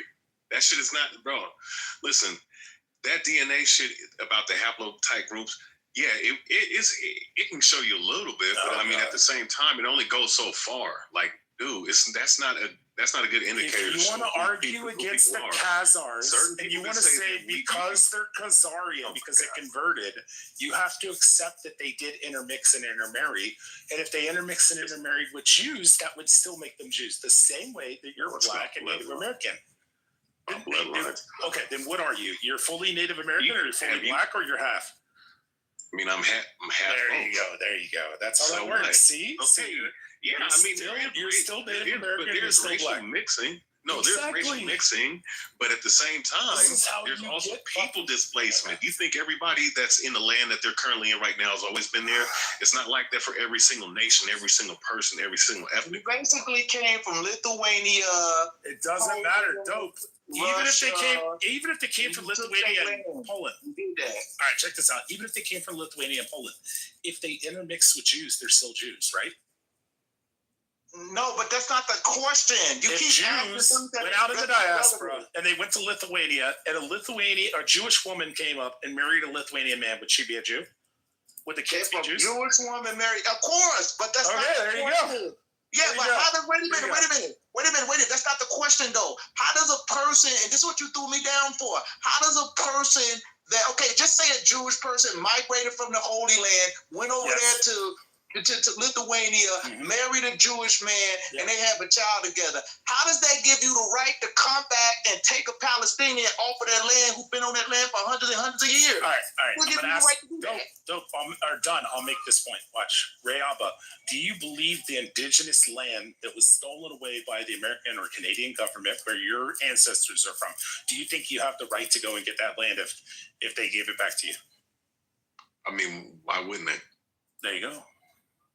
But to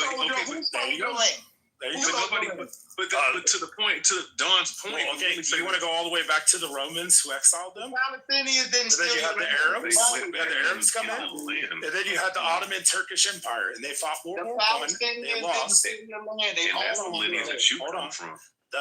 Here's the thing: the Ottoman Turkish Empire fell in World War I, and the land was up for grab by the British and the French because they won the war. So they took the fucking land, and then they gave it to the fucking Jews. That's from Palestinians. Oh my God, it's so stupid. And the League of Nations conspired with them. Wait, one quick thing. Anything the Balfour Declaration happened. The Balfour Declaration happened because the Ottoman Turkish Empire lost fucking World War I, who had control of modern day Judaism. Wait a minute. And the Rothschilds displaced them. Where does Hitler play his role? Wait. Here's a question.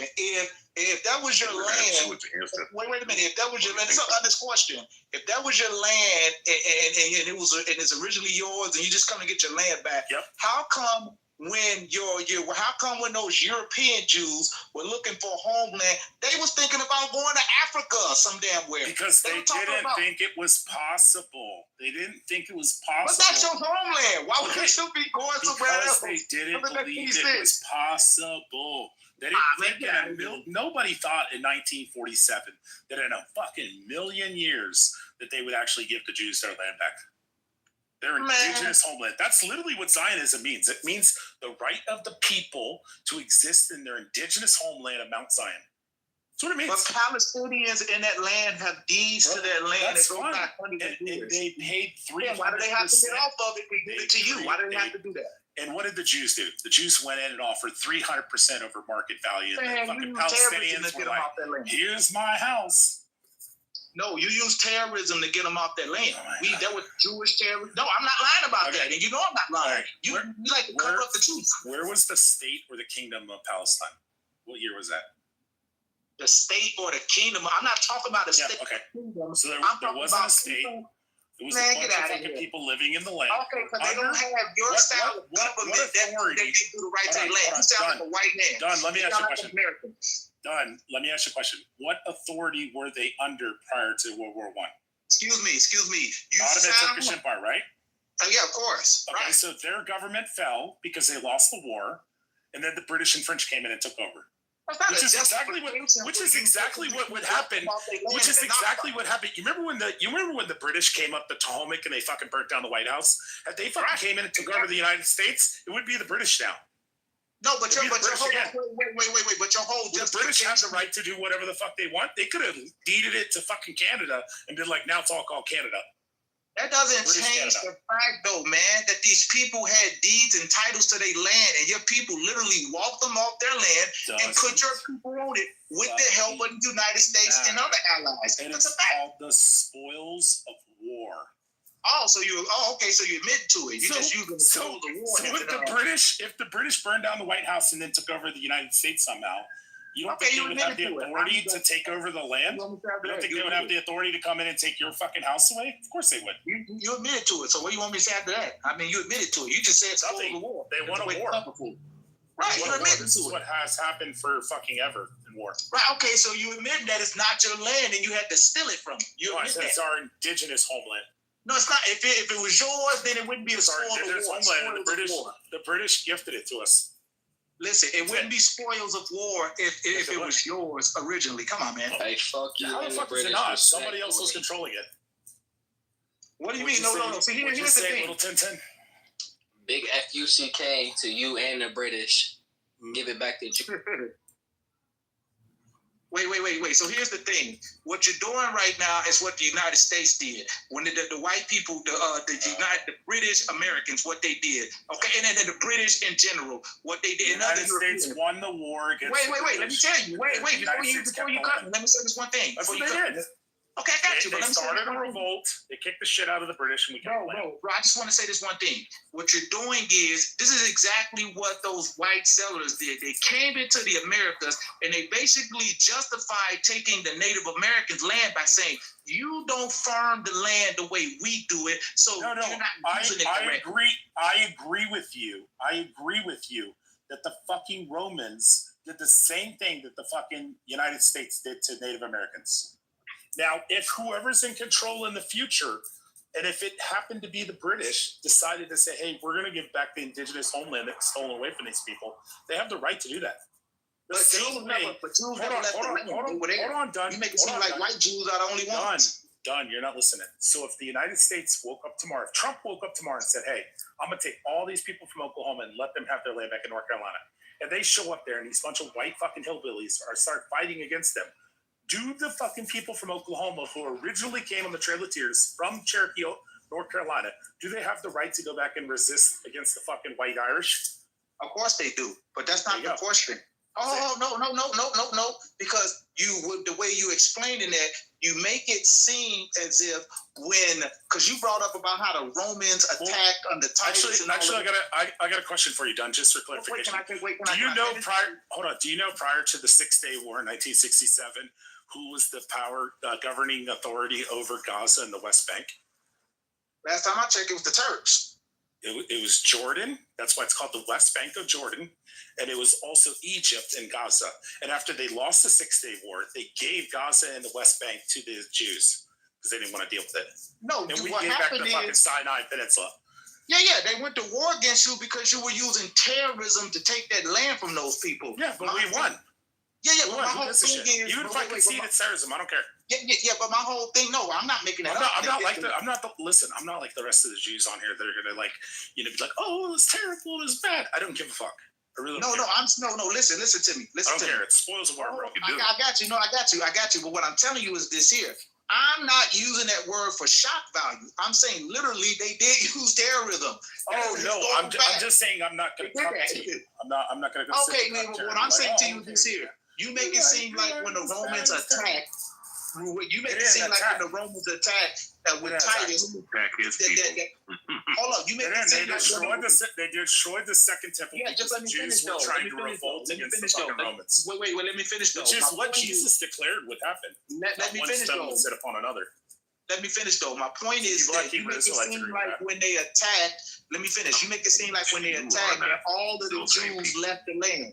That's what you made it seem like. That all of the Jews left and ran off to Europe or somewhere, and that there wasn't Jewish people still in that land that had land, and that there wasn't other people like Palestinian people who are not Jewish, who may have been Christian, who may have been Muslim, that had land there and deep ties to the land. Deep ties to the land. And your people... who gives a shit? They lost the war. Yeah, your people coming from Lithuania, from Poland, from Russia, you basically came in as outsiders. You brought fermented foods and what do you call them? Matzo balls. That's what you brought there. Yeah, those foods don't grow in that region. You don't come from over there. I tell you, you don't come from there. They were living in Ashkenaz in Europe for fucking almost 2,000 years. What's your point? They turn white. Wait, how many years has it been since the Trail of Tears? Like 250, 200 years? You think because it's been so long, you think it's been because it's been almost 2,000 years they don't have the right to go back to their indigenous homeland? white people. Is that your claim? Those were white people that went there. Those were not like Iberian Jews. Is white. They weren't like Iberian. Put up your PTR, Rayaba. What do you call? Rayaba, change your picture. Like Rich is a retard. Change your PTR, Rayaba, so we can see that you're lighter than fucking Drake. No, I'm definitely not lighter than Drake. Oh, you're definitely lighter than Drake. You look like fucking Sarah's complexion. I know I do not. What do you call those Jews from Iberia? From the Iberian Peninsula. What do you call those Jews? Sephardic Jews. Yeah, Sephardic Jews. Yeah. Those Jews, hold up. Those Jews that got on those boats, that when they flee to America, then America put them on boats and sent them over there. Maybe some of them came directly from Europe to over there to Palestine. Those were white people. Those wasn't like Ashkenazi, Sephardic Jews. Come on. Oh my God. You realize that they mix the people of the Iberian Peninsula, Northwest Africa. Yeah, just like you guys did, right? No, my point is that those people don't look like Sephardic Jews with me at all. Mizrahi Jews. Yeah, I mean, those are white people. Mizrahi Jews just means Eastern Jews. Let me say this. Yeah, the Iberian Peninsula, all throughout the Mediterranean, people were mixing and they had admixtures. No doubt about it. I got an ancestor. I guarantee they were dark as fuck. They look like Turkish people. Well, because they were fucking everybody. Yeah, Everybody's fucking everybody, bro. Culture based off of their base. Most Rayaba, let me ask you a simple. Most people keep their customs and culture regardless. All right, you want to hear how stupid this argument is? When you go back to this argument is stupid. Yeah, I'm gonna mute you right now. All right, cool. And if you come off mute, I'm just gonna kick you from the room. Okay, so when you go back to your 13th great grandparents, which is 15th generations, it's 262,000 grandparents. When you go to your 15th great grandparents, which is 17 generations, you have over 1 million. When you go to their grandparents, 17 great grandparents, 19 generations, it goes to 4 million, then 16 million. That's how many ancestors you have. Within the last 500 years, you have fucking 4 to 8 million or 4 to 16 million fucking ancestors. So we're all mixed with everybody. So who gives a fuck? I'm sorry. That's that's actually how it works if you don't factor in ancestors. Instead of trying to use the simulation bullshit to try to undermine. You have 4 grandparents, right?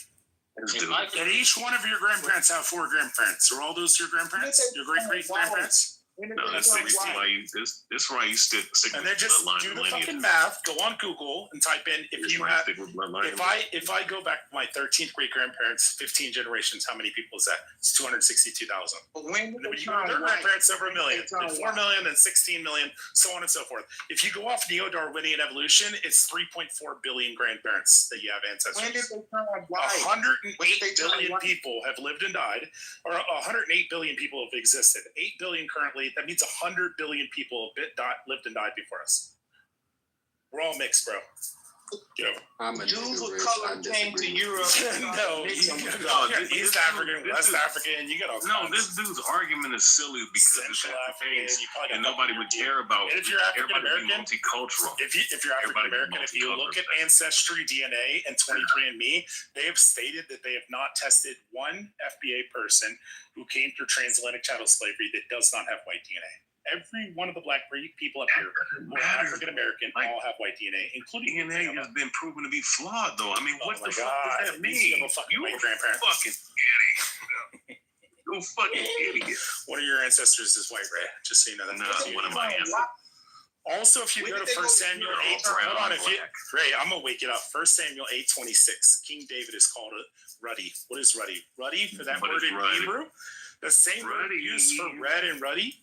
It's talking about my skin complexion. No, light brown. You're gonna show those Sudanese and orange skin boys. Wait. 1 Samuel done. 1 Samuel 8:26. Okay. And the Philistine looked upon David, and he. I'm about to pull out something. That's about the Philistine looked upon him. I've already packed you up on this shit. Hey, wait. Let me ask you a quick question, F. Muhammad. Do you think that David looked like? Hold on. Let me ask you a question, F. Muhammad. Do you think David looked like Netanyahu? You think that's how David looked? Here's my answer to it. My answer is that if Esau is called red and David is called red, then in the Black Hebrew Israelite doctrine, King David is an Edomite. I'm not part of the Black Hebrew Israelites. I'm not saying you are. I'm not saying you are. Rayaba is King David. Do you think David looked like Netanyahu? Look up 1 Samuel 8:26. And the Philistine looked upon David, get out of here, man. and he said that ruddy means a healthy red color. So dude is a Esau's white called man. red. David's called red, and that means David's an Edomite. There's other translations that said he's dark skinned though. Like, what do you mean? Why don't you look up what the word ruddy I means? know. Here's what I'm gonna do. Look up in the Strongs. Look up in the Strongs and look up the words red and ruddy. Yeah. What does it say? The word ruddy and red. Dictionary and show you something real quick. I'm gonna show you. It's the something. same Hebrew word. I'm gonna show you. I'm gonna show you something. No, it doesn't. It has genetic haplogroups, Nelsa. Haplogroups are regions, specific Hey, groups what's of that people. Jewish comedian on the YouTube? What's his name? Andrew Schultz. Ari Shafir? Andrew Schultz isn't even Jewish. He's not Jewish. He's German. No, he's not. He's actually came out multiple times. He said maybe there's some Jewish in my ancestry because he knows that when you go back far enough, there's fucking hundreds of thousands, if not millions of people within the last 100 or 200 years. Like, what the fuck are you talking about? But He even said himself, he said, I'm not a Jew. He said, but if you want to say I'm Jewish, he said, there's probably a chance that maybe there's somebody in my family that might have been Jewish. I've never heard him say that. I heard him say he was Jewish. You should look up on YouTube, type in, is Andrew Schultz Jewish? And it'll actually have the clip. I've heard him say he's Jewish. I thought he was Jewish. I thought he was Jewish too because he's named Schultz. Yeah, he came out against Nick Cannon when Nick Cannon was saying all the stuff he was saying. So yeah, he even admitted it. I ain't saying my ancestors come from that region. He said it's not saying my ancestors come from that region. So you like when I see these people, they look like everyday white people. Can somebody answer that? Like if your people, like check this out. If your people were walking through, where was David from? David was an Israelite, which was Judah, right? Mm-hmm. Judah. I'm using. Okay, hold on, Tien. I'm using their logic against them because they say that Esau was ruddy. He was red. They say that Esau was red and hairy like a garment. He came out all red all over, which could have been placenta and blood. Also, they're biological twins, so they would have been in the same fucking placenta sac because he was grabbing his ankle. So that means that they would have been the same. Also, secondly, if David in 1 Samuel 8:26 is called ruddy, then by the Black Hebrew Israelite logic, then David is a fucking Edomite. That is pathetic. That is such. But why have you never been able to refute it like the last 30 times I've used it against you and you crash out and scream? It's stupid. I mean, I got something for you though. It's all good. Remember when Lion screamed last time and ran out of the room crying? Well, Lion, listen. Lion's a different story. I'm a different breed of fucking teacher, bro. All right, I'll get back to writing code. Mike, you got it. Be safe. Don't have too much fun. Hey, Yo, what up, Alan? Yeah, listen. Just I remember, didn't hear all of that. I just need to know who I'm supposed to blame for all of my problems. Or Rayaba. The blacks and the Palestinians. Okay. Hey, if Netanyahu was walking through the antebellum South with just regular clothes on, he wouldn't have no problems whatsoever. The secret party is black. He is correct. Remember that the white Neanderthal race was created.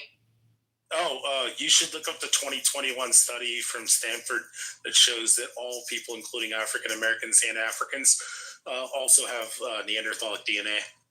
It's smaller than the Caucasians and the whites. But black people do have Neanderthal DNA. Yes, they do. That was the whole study that was released in 2021. I know about that study. It shows that everybody on Earth has fucking Neanderthal DNA. Yes. It's smaller in percentage. I'm giving you that. I'm saying that white people have higher percentage of Neanderthal DNA than Africans. But Africans do have Neanderthal DNA. 2021 Stanford, anybody wants to look it up? When AMH left out of Africa, then they went into places like France to the northern regions. They interbreeded with Neanderthals and limited amount, of interbreeding going on. And what you're talking about is more recent people coming back in. It's called DNA that shows. Man, you got fucking white folks who set up shop in South Africa. Of course, those black folks down there going to have some Neanderthal in them. What are you talking about? It's called a scramble for Africa. It's called a scramble for Africa. Done. If you came over through transatlantic chattel slavery and you're an African American, you have white DNA in you. So if you have white DNA, you have Neanderthal DNA. people are savage. We know that. I don't give a shit who raped you. That's fine. You have to concede that you're white. They did you're that. an Edomite. They do that. That's fine. I'm willing to concede that. I'm willing to concede that some slave master snuck in and went in there and raped your great grandbaby. That's terrible. It should have never happened. But at the same time, that still makes you an Edomite. That's why. Because even off of Ray Abba's basis, it's the paternal. It comes from the father, the Israelite. So if that's the case, Ray Abba, and a white slave master hooked up with your great grandmammy and got pregnant, and that then makes you an Edomite, Ray.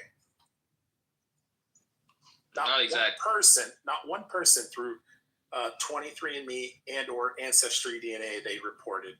I'm not just one saying. black person who came through transatlantic child doesn't have white DNA. They all do. Every person ever tested. Maybe one of you guys can be like the Conan O'Brien who came through transatlantic chattel slavery and be like, I am 99.999% fucking black, or West African. But the reality is you're not. Like Conan O'Brien is like 99.9% Irish. He's the most Irish person they've ever tested. So maybe one of you guys can come forth and prove 23andMe and Ancestry DNA. What language you coding? If a man walks in a room and he has black ass butt, it's pretty close to C++ from what I can tell. Yeah, I've done a lot of C++ and C++. He's going to be considered as Mexican. We're going to call him Mexican. Now, if his dad's black genes took over.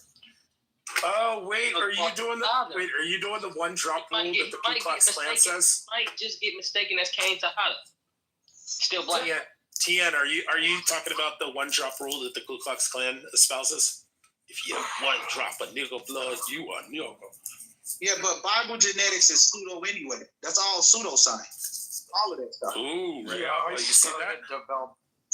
I started developing a game engine, but then I needed to go to assembly, and I lost interest. Hey, what do you think about the savage? What do you think about those savage Jews who suck the foreskin when they do the circumcision on the young man? They shouldn't be doing that. It's gross. Yeah, those are savages. What do you think those are rabbinic Jews. Here's the thing. You can't use rabbinic Judaism or the Talmud against me because I'm a Christian. I was born halakhically Jewish, but I became a Christian. I became a follower of Christ, which makes me a Messianic Jew. Are you a dirty Jew? I'm a Messianic Jew. Yeah, you're a dirty Jew because you believe in Christ. A Jew who follows Christ, yes. Yeah, don't spit on you like those cross in procession. They'll spit on you. Hey, not too much on the Jews though, man. I fuck with the Jews. Yep. But they'll spit on you. Not too much on the Jews, man. Yeah, don't talk about your overlords. Not too much on the Jews, man. I fuck with the Jews. But they'll spit on you. All right, Joe, come on up. I gotta make you a mod job too. You talking about the traffickers? The funny thing about this argument, if I may interject, the funny thing about the argument is when you talk about these kinds of things, if you're talking about evolution, the world has moved from less complex to more complex. Matt, come up. I gotta make you mod. So, 120,000 years ago, white people separated from black people, and then 60,000 years ago, Asians separated from whites. So actually, this whole argument is arguing over who's second. All right, hold on, guys. Alan, give me 2 seconds just to set the precedent. Okay, if you guys don't shut the fuck up while Alan's talking, I will do the worst fucking thing ever, and I will make Alan a mod, and he will kick every one of you out of this fucking room, or just constantly mute you. You sound thank crazy. you, guys. Yeah, and I was almost done. So really, this whole argument is over who's second and who's third, because in terms of evolution, Asians are the most evolved humans on the planet, because you go from less complex to more complex. Sorry, that's why I married Now an I'm Asian. happy taking second. Thank you. Wait a minute. White skin just came on the planet 8,000 years ago. How the hell could you be older than the Asians? The oldest Asians go back to 60,000. It don't make any sense. And guess what? Just because you talk smart, hold on. Just because Where do you talk get smart, this 8,000 from? White skin just came on the planet about 8,000 years ago. No, I thought you did an evolution, man. I thought you did an evolution. 20,000 years. No damn 120,000 years ago for no white skin. No, you saw it. Evidence. It's Okay, not here, how about this? How about I pull up the evidence for you right now? How about you pull up that, pull some, Sure. I'll accuse this lying white man who just lied on the evolution. The other Why do thing people that lie I so don't much, get in this is when we talk about Jewish people and Ashkenazi Jews, I've never, and I've looked this up, I haven't seen an answer on how long it takes humans to change their bone structure and skin coloring.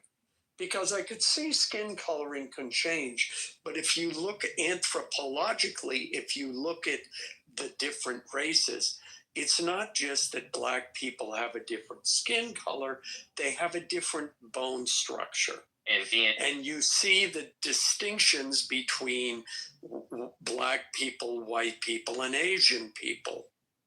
And so if the quote Hebrew Israelites, who are either Native American or black, claim they're the real Jews from that region, how long would it take their bone structure to change from that to what we see in Ashkenazi Jews today or Jews in general? That's something that I've never seen answered. I'll end there. Thank you for clearing this, letting me speak, F. All right, Rich, let me deal with you. Absolutely. Let me deal with you. Okay, so you're sitting up here talking about Ruddy, right? Well, the guy is still stuck on it. It's goofy though. You've been stuck on this for like 3 months and you haven't been able to disprove it. You got switched. No, I was waiting for my turn. Wow. You know what I mean? I was really waiting. So but I'm a tyrannical moderator, so go ahead. Oh, okay. Well, it is what it is. So, okay, Ruddy, a word used to refer to a red or fair complexion in contrast to the dark skin of the Hebrews. Now, I want to just make a point, right? Do you understand, like, when you deal with red and ruddy, that the concept of red and ruddy being someone of like a light complexion is only been around for maybe like 200 years, and that the original concept of ruddy is someone having red brown skin similar to a light skinned person or a Native American. So that's basically what it is, man. And as far as like Esau and whatnot, and him coming out hairy and red all over, all you have to do is just read what it says about Jacob. Jacob didn't give a physical description of Jacob. It gave one to Esau for a specific reason. Yeah, probably blood and placenta because he was hairy. Why wouldn't it have been the same thing for Jacob? Why would? Because they described him coming out with blood and placenta because he was fucking hairy. My God, that's. When does it say that his skin was red? It says he was hairy. He was red all over. Hairy. Yes. No, it says hairy and red all over. Right? Red all over. Like so you say they didn't say nothing about. So he was a woolly Jacob. garment. One was fair skin. That's what it says about Jacob. It says Jacob was fair skin. No, it did or not. Smooth skin. Do you want to bring Genesis 20th chapter? Does it say that he was smooth skin? There you go. The smooth skin. Are you? Yeah, I fucked up when I said fair skin. I meant smooth. So it says that Jacob had smooth skin, and Esau came out covered in red. It says red all over, and it says like a hairy, like a woolly garment. No, right, Ray? I'll read you what it actually says. So Genesis 25, right? Genesis 25. So show me where it says red skin. Oh my God, bro! It doesn't have to say red skin. If you're red all over, what does it mean? Red all over could be that he's covered in blood and placenta. Okay, so he's hairy. I'm going to read this. Genesis 25 and 24. You ever seen a baby with hair? 25 and 25. No shit, but that doesn't mean it didn't say blood. It wouldn't have mentioned blood. Would it not? So Genesis 25 and 24, and the first came out red all over like a hairy garment, and they called his name Esau. So what do you mean it's not talking about the skin color? It's talking about him red all over. Where's this say? Like Where's this say skin color? It didn't have to mention. So it doesn't say skin color. It doesn't have to So it mention. says he came out color. all red. He came out red, like and hairy, like a woolly garment, right? So let's read 26. True says he's red. Once He's red. he's red. He's red. Yep. Read. Hey, Truth. Hey, Right. Truth. Hey, Truth. Let me ask you a question real quick. So, can you read 1 Samuel 8:26? I'm grabbing my book. Yep, you'll love this. Most PHI don't know of this. I don't know what a DHI is, but Black keep saying it. Nobody says black people is language. I know. You don't even think. Wait. Hold on, Alan. Hold on. Realma. You don't even think that black people came over through transatlantic child slavery. I did say I said that not. I said that majority of them didn't. Oh, now you change your position. Okay. No, my position. I said that black people in America are not. They didn't all just come on the transatlantic slave. That's all I said. I've never said that. You must have heard someone else say that. All right, Truth. Did you read 1 Samuel 8:26 about King David being ready? Yeah, but that's still a dark brown though. All right, can you look up the Strongs and see what the word "ruddy" is? See what the word "ready." See, can you look up the word "red" and the word "ruddy"? See where it is. I just told you. It's ruddy red, but it's not that color red. It's do you know what the definition? It's like brownish red, bro. Like, do you know what the definition? Do you guys know what the definition of ruddy is? A healthy red. Be smarter than we talking biblical, bro. A healthy red. We know Red stripe beer. It's red beer. That we already know. We know how to read between the lines. Oh, you can read it between the lines. Yeah. Yeah, we know how to read. Yeah, you can put in everything you want, like Abba Bivens used to do. See, I can talk to my brothers and get a very good acknowledgement. But do you know that Abba Bivens actually moved to Israel and became a full-blown rabbinic Jew? Abba Bivens is a Freemason. Abba Bivens, I don't your give founder. a fuck about Abba Bivens. You're founder of Black Hebrew Israelites. Moved to Israel and became a rabbinic Jew. Yeah, he's a piece of shit, just like the rest of these leaders. He was also a pedophile and a rapist. That's why he fled the United States. Yeah, Rich, you're talking to the wrong motherfucker. Alva Bivens fled the United States. I don't give a fuck about Aria. I don't give a fuck about none of them fucking ones. They're a bunch of Masons. You know, Israel has a long history of protecting pedophiles. They've been doing that for years. Yeah, I know. Alva Bivens, you're also founder of Black Hebrew All those white Jews, like Alva Bivens, all those white Jews that fled America and went to Israel. Yeah, all those white Jews. Alva Bivens was 17 times darker than you. Yeah, but all those I white can see Jews why you're in. pedophiles. All those pedophiles that fled America. Alva Bivens looked like he just came off the plantation. No, these are different people. Looks like fucking Wesley Snipes. Like the ones you're talking about, yeah, you're right about that, but he's talking about entirely different. Why think they go to Australia? Why think they go to Jamaica? Why do you think they go to China, Mexico? They blend in the system. They do all of that. That's what white folks do. They try to move around. So until they get caught, white think they kill people, then skip out of town before anybody find out. We've been people now, white folks do. See, this is the game of life, chess. You see what I'm saying? You got white with white, black with black. You don't have anybody. I ain't never seen a person play black and white and black on a chessboard game. So if a white person trying to teach me about my history, he kind of fooling himself. But if a black person teaching another black person about history, he might. So I'm just gonna say it real quick before I leave, guys. Joe, Mike, Matt, if these chimps got out of line, you guys got the mod badge. Whatever you want. But y'all, the monkeys, DNA came from monkey. It's a white man. Yeah, so one of them chimps down. Y'all keep it up. I'm a mod Allen up. I'm telling you. Hey, if you say one of them chimps down, I'm like, That's the only monkey in here is Allen feels like. Hey, if you say one of them chimps down, it look like Netanyahu. Yeah. If you say one of them chimps down, it look like Netanyahu. Straight up. Say one of them chimps down. Yeah, I've heard a lot of people arguing about what the Bible says. I haven't heard a lot of scientific evidence. I do know that recently, well, it was a couple of years ago, an article came out that said that dark-skinned people lived in Europe, and everybody was like, see, you came from us. You came from us. Marshall, you got a And green what bean they if you need to missed- control the room. Yeah, thank you. Let Alan talk if they get out. What they missed at the bottom of that article was the fact that those dark-skinned people moved out of Europe, and then the white people moved in.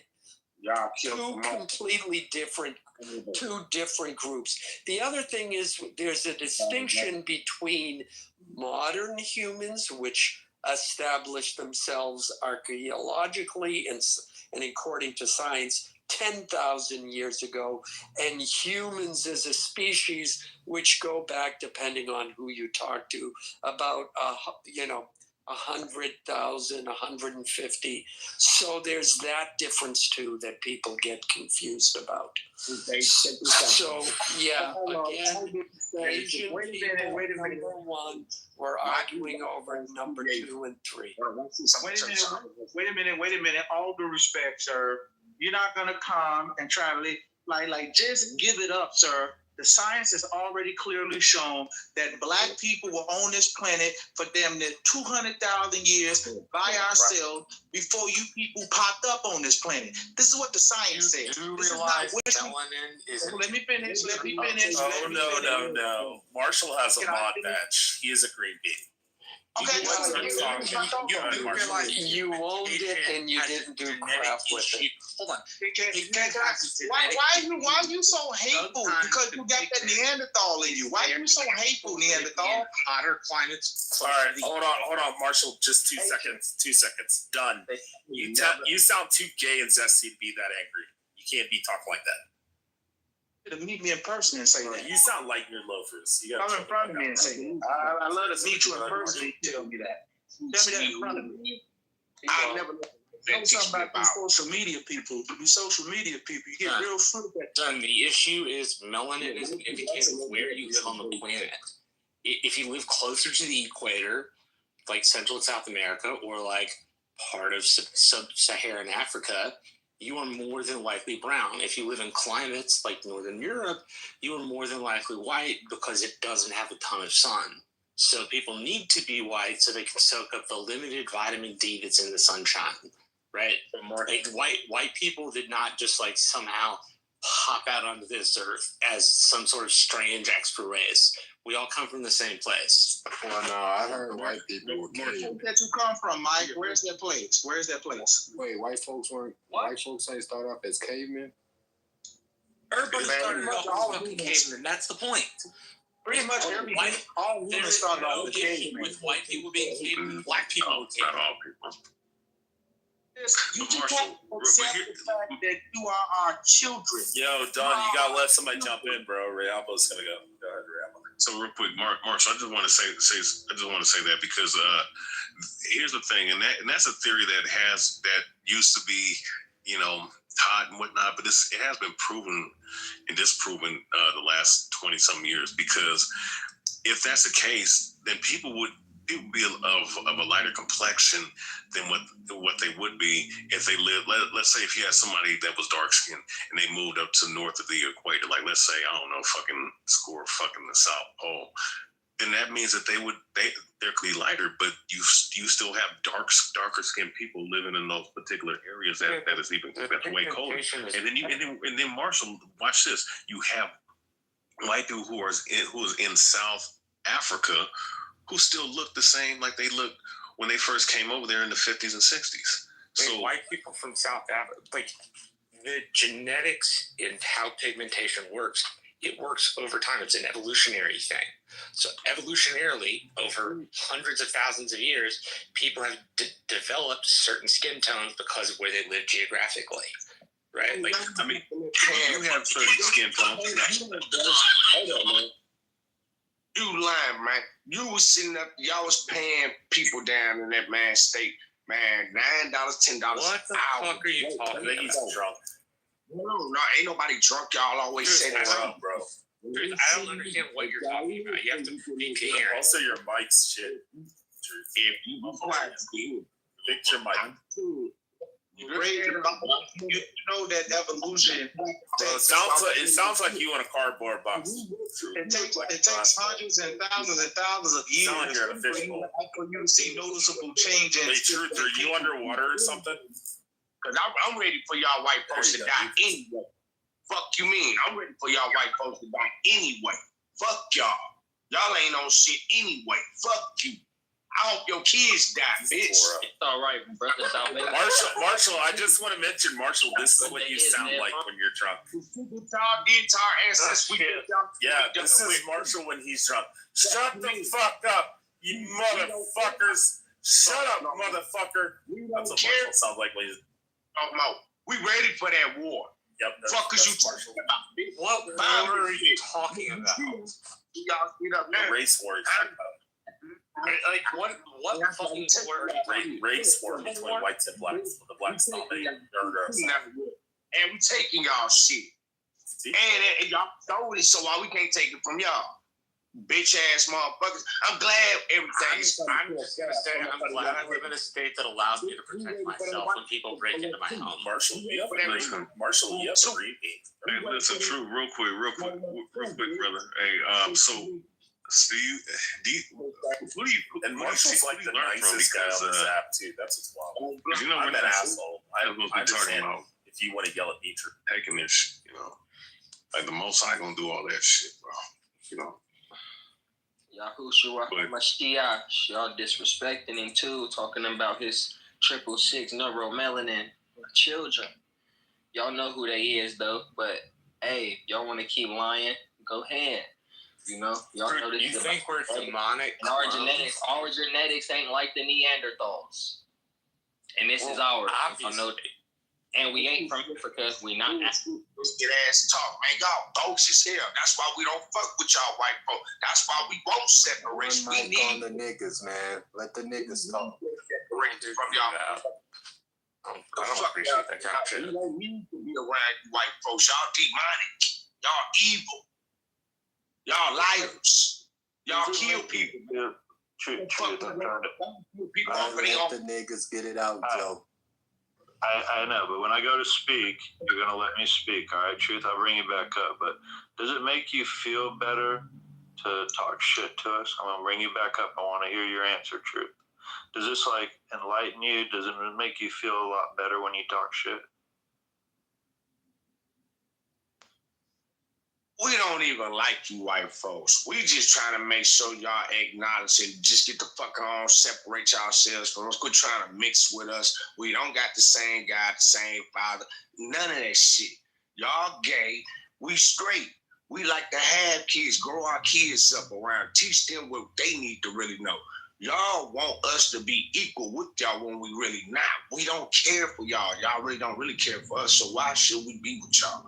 You know, y'all trying to mix up with us so y'all bloodline don't die out. Y'all play the fake love game. You see what I'm saying?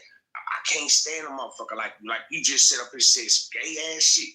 Now, I didn't come up with no gay ass shit. Then your boy just jumped on. Then y'all both talking at the same time when I'm talking. So that really shows me and us, the community, how y'all really is. Y'all childish. Y'all don't have real mindsets as to have common sense conversations. You know what I'm saying? Acknowledge the truth. Y'all do things. Let me ask you a question. Where is the black community? They're where they at. They where they at. No, but where's the white community? Where is the white community? Answer that. Answer that question. Well, there isn't a white community. We're all community. It's a black community. But where is it then? Can you? We don't want y'all to know where we are. We have things that we do that we don't want y'all in our circles. Y'all kids, your wives, none of that. We don't want y'all. Y'all bring demonic shit to our tables in our houses and yards. No, we don't need that no more. Move around. Hey, it's all right, Truth. You gotta defeat them with your heart. Straight up, that's all we doing. We showing now. We don't have to keep telling y'all, asking. Gotta get stupid, umbrella. You ain't gotta talk that shit to them. They know what it is. You know what I'm saying? Just let them think they spreading whatever the fuck they spreading in here. False ass gossip bullshit. Jackson, Mississippi blooded talking, full blooded from my man Pop side. So what's up, fam? Love, family. I don't fuck with them motherfuckers, man. I don't even want to see one at the table. That's where my family from. Jackson, Mississippi, Midnight, Mississippi, baby. Okay? They got to clean up Jackson, man. It's real terrible. indigenous royalty. We built that pyramid on the dollar bill. Why you think it's on our dollar bill? Yo, back to my ancestors. Y'all from Jackson. Why is Jackson such a shithole? Mississippi as a state as a whole, for the most part, is a shithole. It's like in the bottom. It's like in the top 3 of the poorest states in the union. So it's not just Jackson; it's the state as a whole, which is primarily ran. I'll give you that Jackson is ran by a Democratic mayor, but the state itself is ran by Republicans and has been ran by Republicans for the longest. And it's a fucking piss poor state educationally, piss poor state health wise. The roads, bridges, and the and buildings and shit is just fucking piss poor. Okay, that's at a state level. Okay, not just at a city. Jackson is fucking terrible. I don't deny that. But at a state level, the city is fucked up. Excuse me, the state is fucked up, and that goes both ways, buddy. Yeah, but then why, hold on. Then why is Biloxi and Gulfport so nice, bro? I love going to Biloxi. Because those racist white people, they do what they always have done. They they take the money and they build up their areas while neglecting all of the other areas. Why is the education in Mississippi at the fucking bottom? You're at the Mississippi as a state is at the bottom when it comes to education. Okay, and like you asking questions about government people who are fucking racist. Okay, hold on. Take the money and run. They take the money and run. Mississippi is at the bottom based on metrics, right? So it has one of the largest population of black folk. Why don't black folk care about better education? I think they do care about better education. I think they do. I think they care a lot about better education. But let me tell you something. Poverty isn't as simple as what some of you bootlicking white folks like to say. Pull yourself up by your bootstrap. Hold on. I live in the deep south, bro. Mississippi's got nicer roads than the state of Louisiana. I don't even want to fucking hear it. I don't even want to hear it. The state of Louisiana has the worst roads in the entire nation. So my people come from Mississippi. You ain't telling me nothing. I'm telling you that you have better roads in Mississippi than you do Louisiana. I ain't lying. You've been through Louisiana, right? Come on. Louisiana has the worst states. And that's another Republican state. It seems like states are ran by, and I'm not making this political thing, I'm just being honest. It seems like states that are ran at the governmental level, governor's level, the level of governor, seems like states that are ran by the Republicans, they have Republican governors, and the state houses are filled up with Republicans.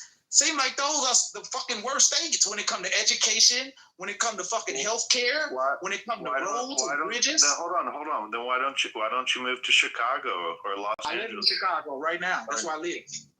Do you? Yeah, is it better?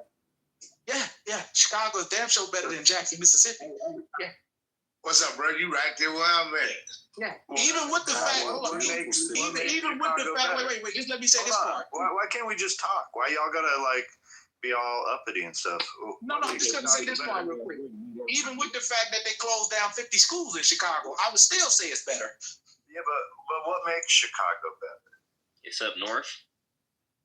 The roads and the bridges are definitely better. The plumbing is definitely better. Being around Yankees is better. Get out of here, bro. That Yankee shit is garbage. The plumbing is better. The roads are better. Better hospitals. Better grocery stores. Boy, that ain't Yankees. That's the farmers markets. What are you talking about? Better hospitals, farmers markets. What you talking about? Black folks, more education. The Yankees. You mean the Cubs? You're not really from the South then, if you don't know what I'm talking about. Southerners feel like they're a country all onto them. Someone educate me. What he mean by the Yankees? Please enlighten me. Enlighten me, because I'm from Chicago too. So enlighten me. All right. So anyone to the north are just considered Yankees. So it's a different type of lifestyle up there. Also, everyone's like moving 100 miles an hour, ain't going nowhere. We're down here chilling, just having a good time along the Gulf. We're just living our life, enjoying it. I don't know why people.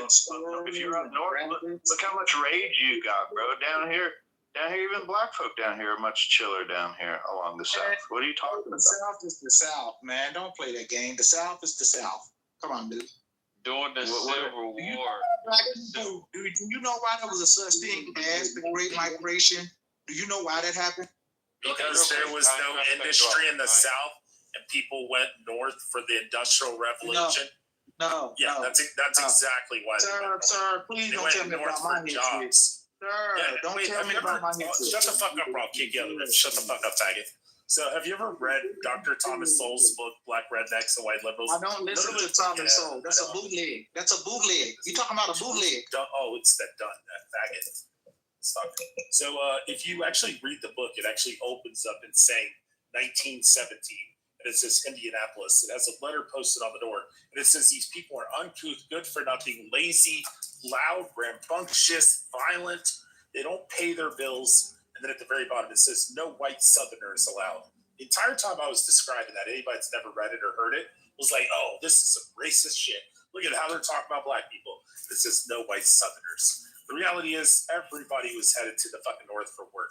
They were all going there for the industrial Let me help you out. Let me help you out with something. When I was talking, let me help you out with something. When I was talking about the Great Migration, I was talking about it from the African American experience. Yeah. Not all the blacks were heading north for work. Excuse me. Can I just finish, brother? Can I finish? Now you're gonna tell me my history. This guy gonna tell me my history. Yeah, my family built the Underground Railroad in Cincinnati. No, y'all didn't. For fucking slaves. Why are you being a dirty Jew right now trying to tell me my history? I'm damn sure ain't gonna try to tell you yours. Okay? I'm not gonna try to tell you yours. Not too much on the Jews. One of these individually, or not too much on the Jews. All right. Listen. Can I just finish? Aha! Mute all other speakers. There it is. Cool. So, my family actually in Northern Kentucky actually built the Underground Railroad. I don't want you to patronize. And they built it. Patronize, not patronize. We need a receipt. Give business to you, fucking idiot. Even though we know it's not. Whatever, man. Don't do it. Don't do it. You know what I'm talking about. Don't do it. You're stupid. You still say axe. I want who built the pyramids. Axe is actually a fucking Ulster County Scotch-Irish word. So when you think that it's black Ebonics, it's not. It's actually Scottish. So secondly, my family actually built the Underground fucking Railroad into Cincinnati for fucking slaves who were escaping the South into Cincinnati because Ohio was a fucking northern state. So, like, the ideal that all the fucking whites were against fucking black people is ludicrous. Because if you actually read in 1775, the Quakers actually asked the founding fathers for the abolition of slavery. And they said no, because they knew it would cause a fucking civil war. So, like, you had all these fucking Quakers that were opposed to it. All the Anabaptists, all the fucking millions of Anabaptists and Quakers, and all the fucking Amish and Mennonites and all the shit, the Anabaptists, that were all saying, hey, slavery is wrong. You guys shouldn't fucking do this. And what they did, they said, no, it's going to cause civil war. It's going to destroy the entire fucking country. So unfortunately, we'll have to fucking continue on. Rich, no, that's a good point you make. But hold on. You should read the letter for the Quakers. Oh my God, they're telling us about our history. This is white history. This is a good teachable moment. So when the Quakers argued that, they brought it to the Supreme Court in the 1790s, and a young Andrew Jackson argued in the Supreme Court about how slavery was biblical, and that's what ended up the Supreme Court ended up siding at that moment. It preserved slavery, and it observing it for nearly another 80 years. But to act like white people haven't been abolished slavery, you're actually arguing, against what our history really is, because My family from Kentucky was also abolitionists. So to listen to y'all try and sit here and talk to us like we don't know anything about our history is ludicrous, right? Wait. Can I just say something? Wait. Can I say something real quick? Can I say something? Wait. Can I say something real quick? I simply brought up, I said, do you know what the Great Migration was? Yeah. Then you start going into it. Hold on for a second. Hold on for a second. Then I said, hold on for a second. Then I said, I'm talking about it from the standpoint of my people. And then you two, with your guilt complex, okay, you feeling guilty, you got to come in and defend and then to do all this talking about, well, whites and we were fighting against anything. You dudes got a guilt complex. Look, that's not my prop. You need to figure that out. No, you said black people fled out of the South. Right. That's all I said. They fled out of the South because they were being persecuted. No, you're not going to rewrite my history. Trying to make the claim. You're not going to rewrite my history. You're not going to rewrite my history, sir. Sir. Let's hear from the black man. The audience. There we go. Cool. Other people can talk. So the ideal is that only 1% of the U.S. population actually owns slaves. Even if you just boil it down to the South, only 5%. Only 5% of Americans own fucking slaves. Most people were fucking poor. Or most people were fucking Protestant fucking Quakers and Anabaptists who didn't fucking agree with slavery and knew it was fucking wrong. So are you saying that black people were freed from slavery because whites thought slavery was wrong? No, because we fought a bloody civil war to free slaves. So you're telling me we're talking about 80 years prior. That's not Quakers. The Quakers wrote a letter to the founding fathers. Let's be real. And they asked if the founding fathers would abolish slavery. They said no. What did all the fucking Quakers, all the Anabaptists, all white people benefited from our slavery, from the north to the south. Wait. I benefited from slavery. Hold on. I gotta hear how. Tell them how you gotta hear how I benefited from slavery. First of all, when you look at Northeast, the insurance companies benefited, and you were allowed to keep your wealth. You was allowed to keep your wealth. Hold up. Are you talking about the 1% of the population who owned slaves? All right, able to keep their wealth? No. What about the 99% of the population? Just because some people own slaves, you still benefited. White America benefited. That 1% makes up all of benefited. you. That's like saying that black people are a monolith. Listen. Wait, are you saying that black people are? Wait, hey, lady, shut the fuck up. Are you? Yeah, shut the fuck up. I don't know how to respect for people like her. So listen, are you saying that black people are? No, you gotta let her talk though, gang. You've been talking, bro. Yeah. You got that, but let them talk, gang. Let them talk, gang. All right. So, are black people a monolith? No. Are white people a monolith? So 1% of the population owns fucking slaves. That doesn't mean that the other 99% are guilty because 1% got to keep their fucking money. And come for it, motherfucker. That's all I'm saying. Okay. First of all, what did Abraham Lincoln say about slavery while the Civil War was going? He said, I wouldn't let none of these slaves free if I knew I could win the war without them. That's one. That's not actually history. So I don't know. And brother too, like that's not actually. The war was fight over economics. Let them finish. Let them finish. Sis. You can get in after them. Let them finish. We're going one at a time because this guy need to. Wait, who the fuck's running this room? You Truth? He just trying to get us to argue, bro. That's all he doing. He know the truth. Shalom to all the brothers and sisters in the room. Salute to you. Salute to you too, my queen. All right. So, like I said, Abraham Lincoln said he wouldn't even free the slaves if he could have won the war without them. That's one. Two. No, he actually said he was indifferent. He didn't give a shit. Oh my God, bro! Come on. Let the man finish, man. He said like all that. This is turning into propaganda. Are you pregnant? Are you, man? Come on, bro. He is indifferent. Anyway, part two about the Civil War. He was right. All right, the reason. I'm done, bro. I don't want to argue. I'll pick it up from there. First of all, the war was not fought over slavery. It was fought over economics because the South had a advantage over the North. That's what it was fought over. And then That's incorrect. hold on, because I'm gonna educate your ignorant behind. I'll pull up the document right Hey, one mic, man. Y'all got Let like me one speak, person talk, man. Let the queen finish, Don. Let No cap, bro. Thank you. And so first of all, after slavery, on the books to this day, you all were supposed to pay us 40 acres and a mule, okay? For the 300 years we worked this country for free and built this country. You never paid your debt to us. Second, after we were free, you made black code laws so we couldn't own land, so we couldn't own equipment, so we couldn't go certain places.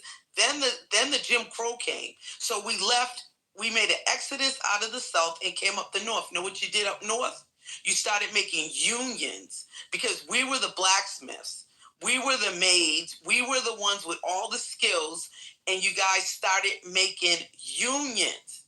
So coming into the 70s and 80s, we had to make laws just so companies would have to hire us. We were overqualified for the jobs, but we had to make companies, which you all call DEI now, just so we can get employment. You guys did everything you can imagine to our communities. How you benefited because you vote for the people who keep us enslaved. You put drugs in our communities. You made laws that we can't even congregate in order for our brothers to sit there and try to congregate as men to build up our communities that you guys keep destroying. You destroy everything in your path. We have 6,000 years to know what kind of people you are. 6,000 years, not one civilization have you all built, but 6,000 years of total destruction. And you know how else you benefit? Look at now.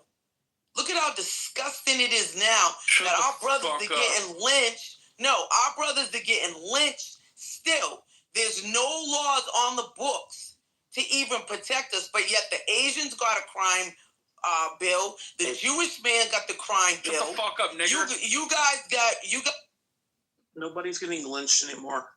Okay, you guys. Yes, we are. Yes, we are. We're getting killed in the streets, and no, and white people. You guys have immunity. No, yeah, you can do whatever you want to us, and know you have immunity. And I'll land with this. Well, we both contributed, but whites really built the meat of the country. You didn't build shit. Yo, Purdy, are you there? Can you hear me? Explain what you built. Explain what you built. Everything. The animals ain't safe. The plants ain't safe. The air's not safe. Okay, people ain't safe. No. What you want? You don't faze me. You don't scare me. Cause I know what. Hey, Pretty, are you there? Can you hear me? One at a time. Go ahead, Chase. No. I thought you was going to be here.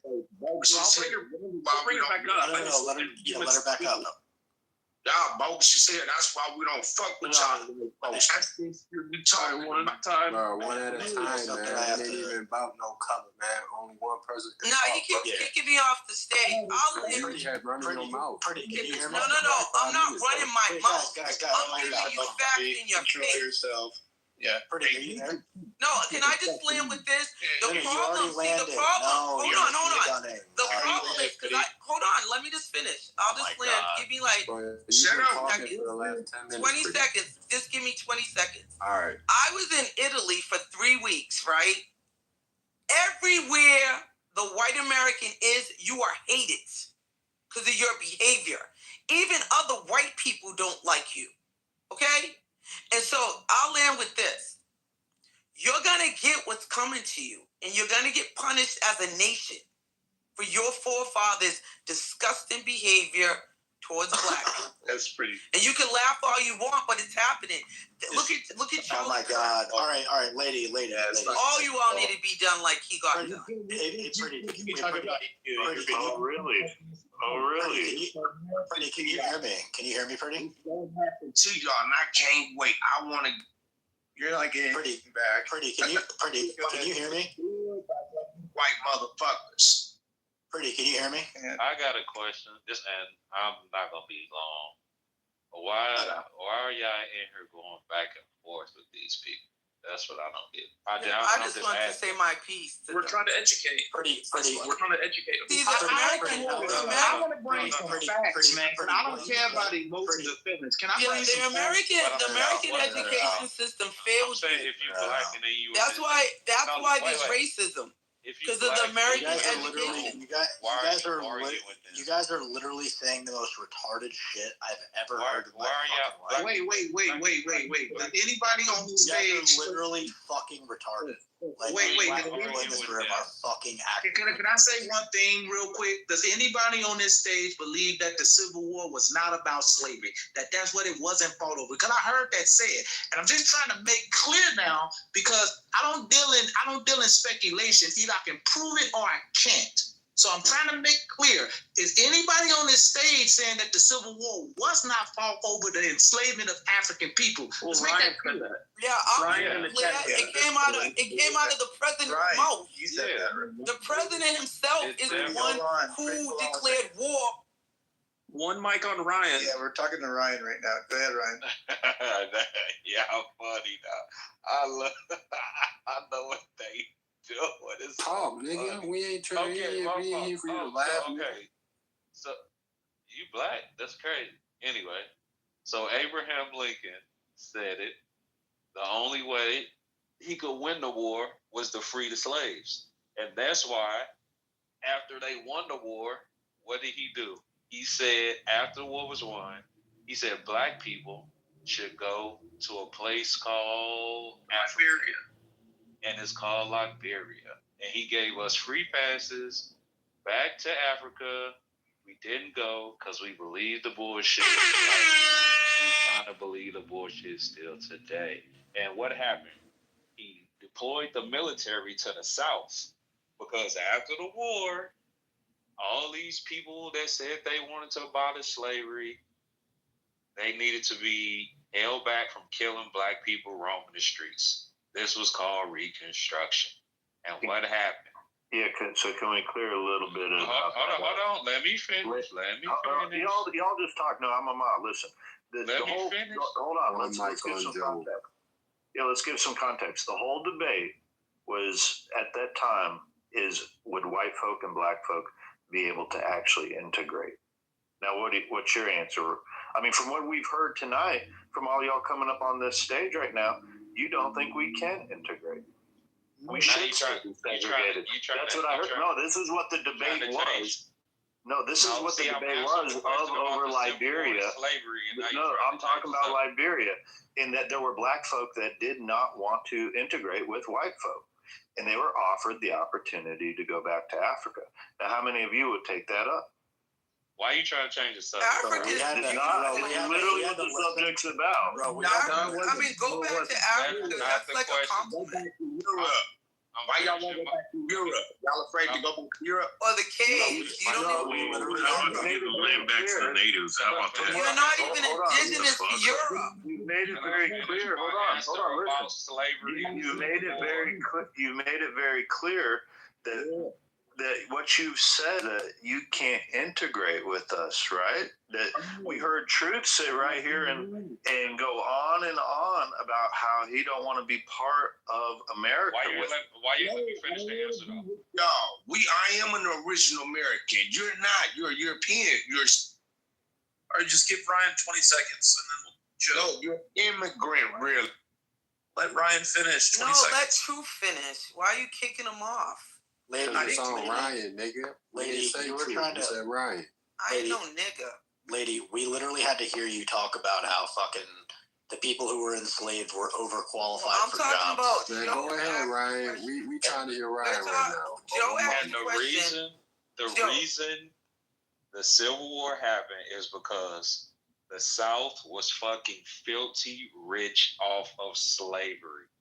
And they wanted to do whatever that they wanted to fucking do, and they said they was going to succeed from the Union because they didn't have no reason to fuck with the North. And the people up North was starving, bruh. And what did Abraham Lincoln say? No, I don't think that's true. It's not true. My family's been here for like 1,000 years from the north. That is not true. Yeah, that's correct, Brady. Wait. Do y'all know how much money the South was making compared to the North during slavery? A few families got rich from cotton. No, that's not. They were not poor. They were not starving though. What are you talking about? They were starving. Wait. I don't mean starving like everybody was homeless and it was the dark ages. But the North economy was damn near broke. They couldn't get none of the South money. True. That's not true, man. That's not true. That's not true. No, it's not. It sound like you spread The Mississippi River was going all the way up.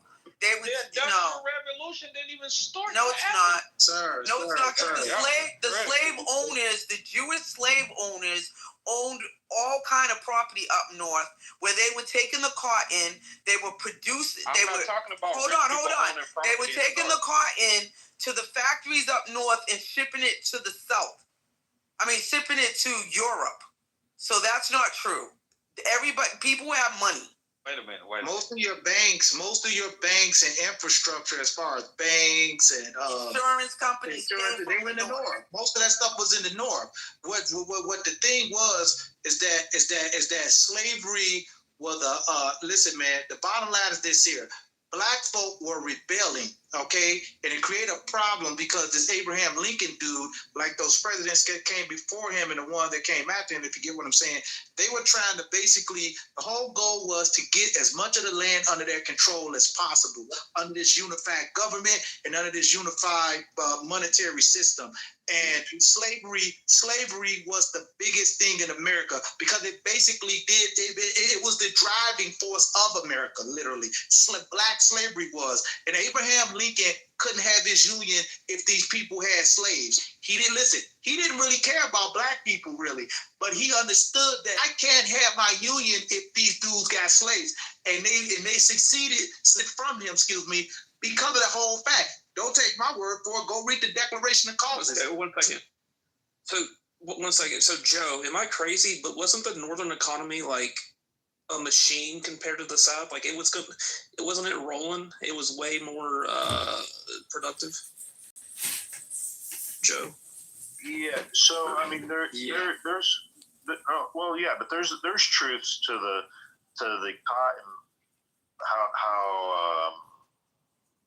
How much money was made off cotton in New Orleans? They were making a ton of money off of cotton. There was off of the blue indigo colors that blue indigo that was being done in Louisiana. They were making money off of that. They were making money. Go ahead. So if we want to talk about like the Civil War stems back to rivalries that were occurring between English people even before America was founded. And a lot of the people that came over and the Northeastern Protestants compared to the Scotch Irish that settled many of the Appalachian areas. There's been rivalries that go back 500 years. The civil wars that occurred back in England, those same rivalries still continued here in America. And for a long period of time, Southerners were, even though they were winning the presidency. So if you look at Virginia was part of the South. I was just about to say, I'm sorry, I ain't trying to cut you off. So hold on. Look, Ryan, I'm trying to give you some context here. If you want to understand, to argue, if you want to take the position it wasn't about slavery. However, if you look at the secession letters of South Carolina, it says very clearly that South Carolina seceded from the Union based all about their peculiar how does it say it? Their peculiar institution of slavery. I have it right here. We can read it. I have it right here. We can read it. Yes. Okay, read it for us, Don. Look, South Carolina lays it out why they succeeded. So the point to make here is, though, there were rivalries. It's a country, just like we have rivalries today, regional rivalries all across this nation. However, why did states succeed from the Union? clearly as outlined by their secession letters, like in South Carolina. And it was all about the preservation of their culture, and their culture being dominated by this hierarchy of a master and a slave. So, if I may add to that, Here, I'm clicking on moderators. I'm clicking on. Yeah, because when you look at the actual output of the North versus the South, and when you look at what slavery, that is the labor of enslaved Black people, which we all agree was wrong, you look at that output and it amounts to anywhere from 15 to 20. No, I forget if it's either between 12 and 20% of the output of this country. So no, I'm sorry, but Black people did not build this country, because even without those stats, it assumes that white people were just sitting around, especially in the North, drinking mint juleps and doing absolutely nothing but getting vapors, while Black people did all the work. And that's not true. White people were still working all during slavery, all those 400 years. White people were working too. Alan, can you Thank you for your contribution. It was unfair that you had to work without adequate compensation. Slavery was wrong. But no, you didn't build this country. You didn't invent everything. And the United States and England were the only two countries in the world to not only stop slavery here, but white Christians went and fought your Black brothers in Africa to make them stop doing slavery too and engaging in it. So please say thank you. Sit down and stop complaining, because no, white people aren't the devils, and we are tired of you, number one, demonizing us, and number two, we're tired of having to center Black people's opinion about history and everything else. Other people have opinions, and thank you, we've indulged you enough. We're moving on. Thank you, John. Wait a minute. Heard you. Wait a minute. Missed it. We're done. Thank you. Okay, wait a minute. Let me hold up. And then don't allow somebody to push back. Hold up, man. Let me jump in here right quick, because I ain't here trying. Let me jump in right quick. I want to make this clear. I've been waiting, but go ahead, bro. I have to. Nah, one mic on Ray, man. You've been talking, man. You go next. I haven't said anything. You will go next, brother. Look, Alan, here's the deal, right? You can't sit up here and just say, well, the whites have not done anything, and they did everything to help Black people and all this other stuff. Listen, the war with the North and the South historically is known. It wasn't just about racism, no. It wasn't just about freeing the slaves, no. All right, there was other social issues that were going on, specifically dealing with finances and whatnot, and financial gain and everything.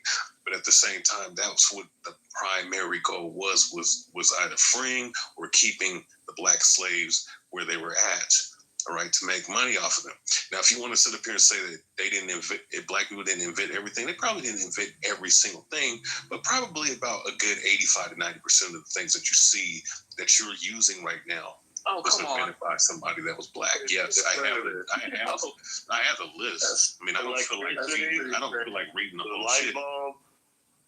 The traffic light, the internet, the phone. Every Black people invented the internet. Get out of here. See the monkey wrench? Yes. No. Okay, well, wait. Let's let Dunn speak. Sorry. I only have like two.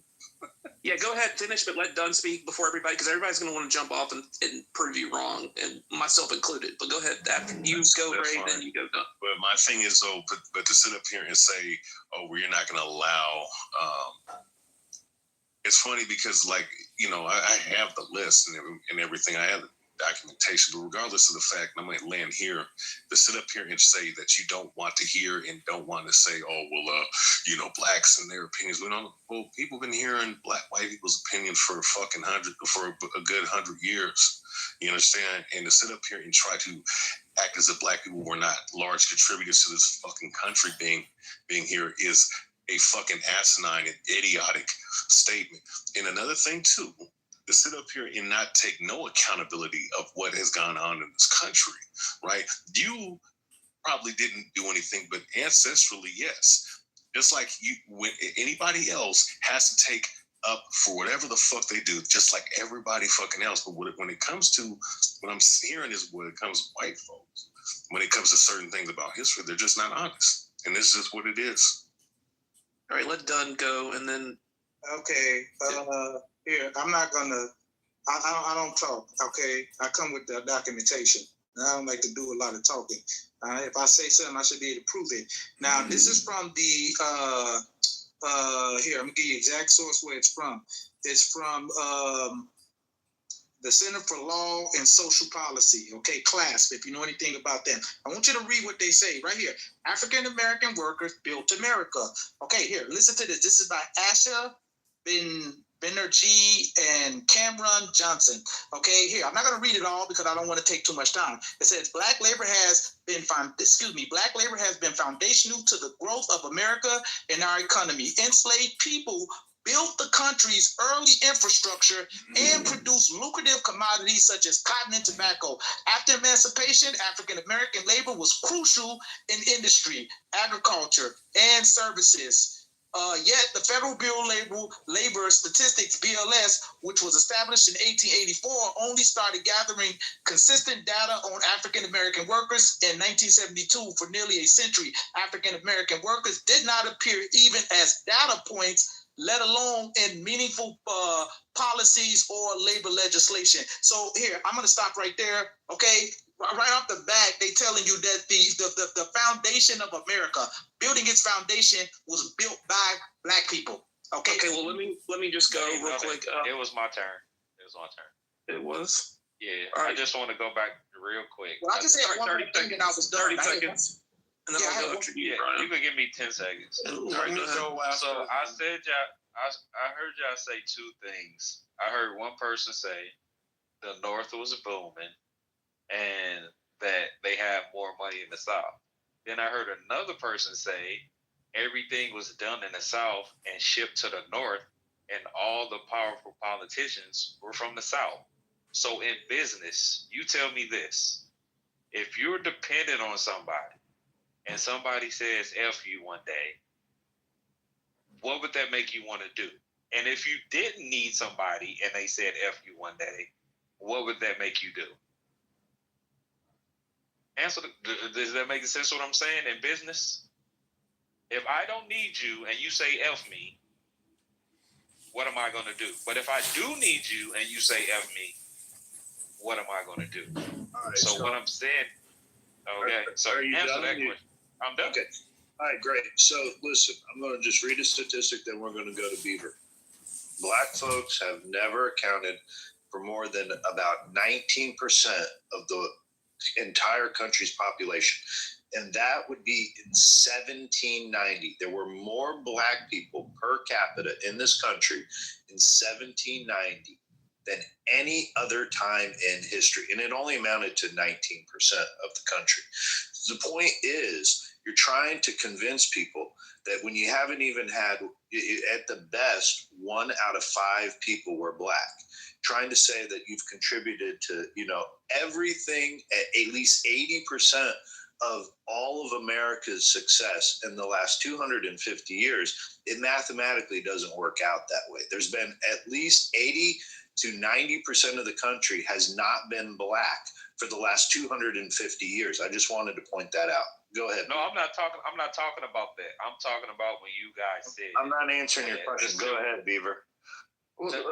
Exactly. Ryan, you get 20 seconds, and then I'm gonna go, and then I'm gonna throw it to Alan. Real quick. No, I'm going back to the original question where y'all said that when I said the North was starving, they was dependent on the on the South, and y'all said no, they were industrialized.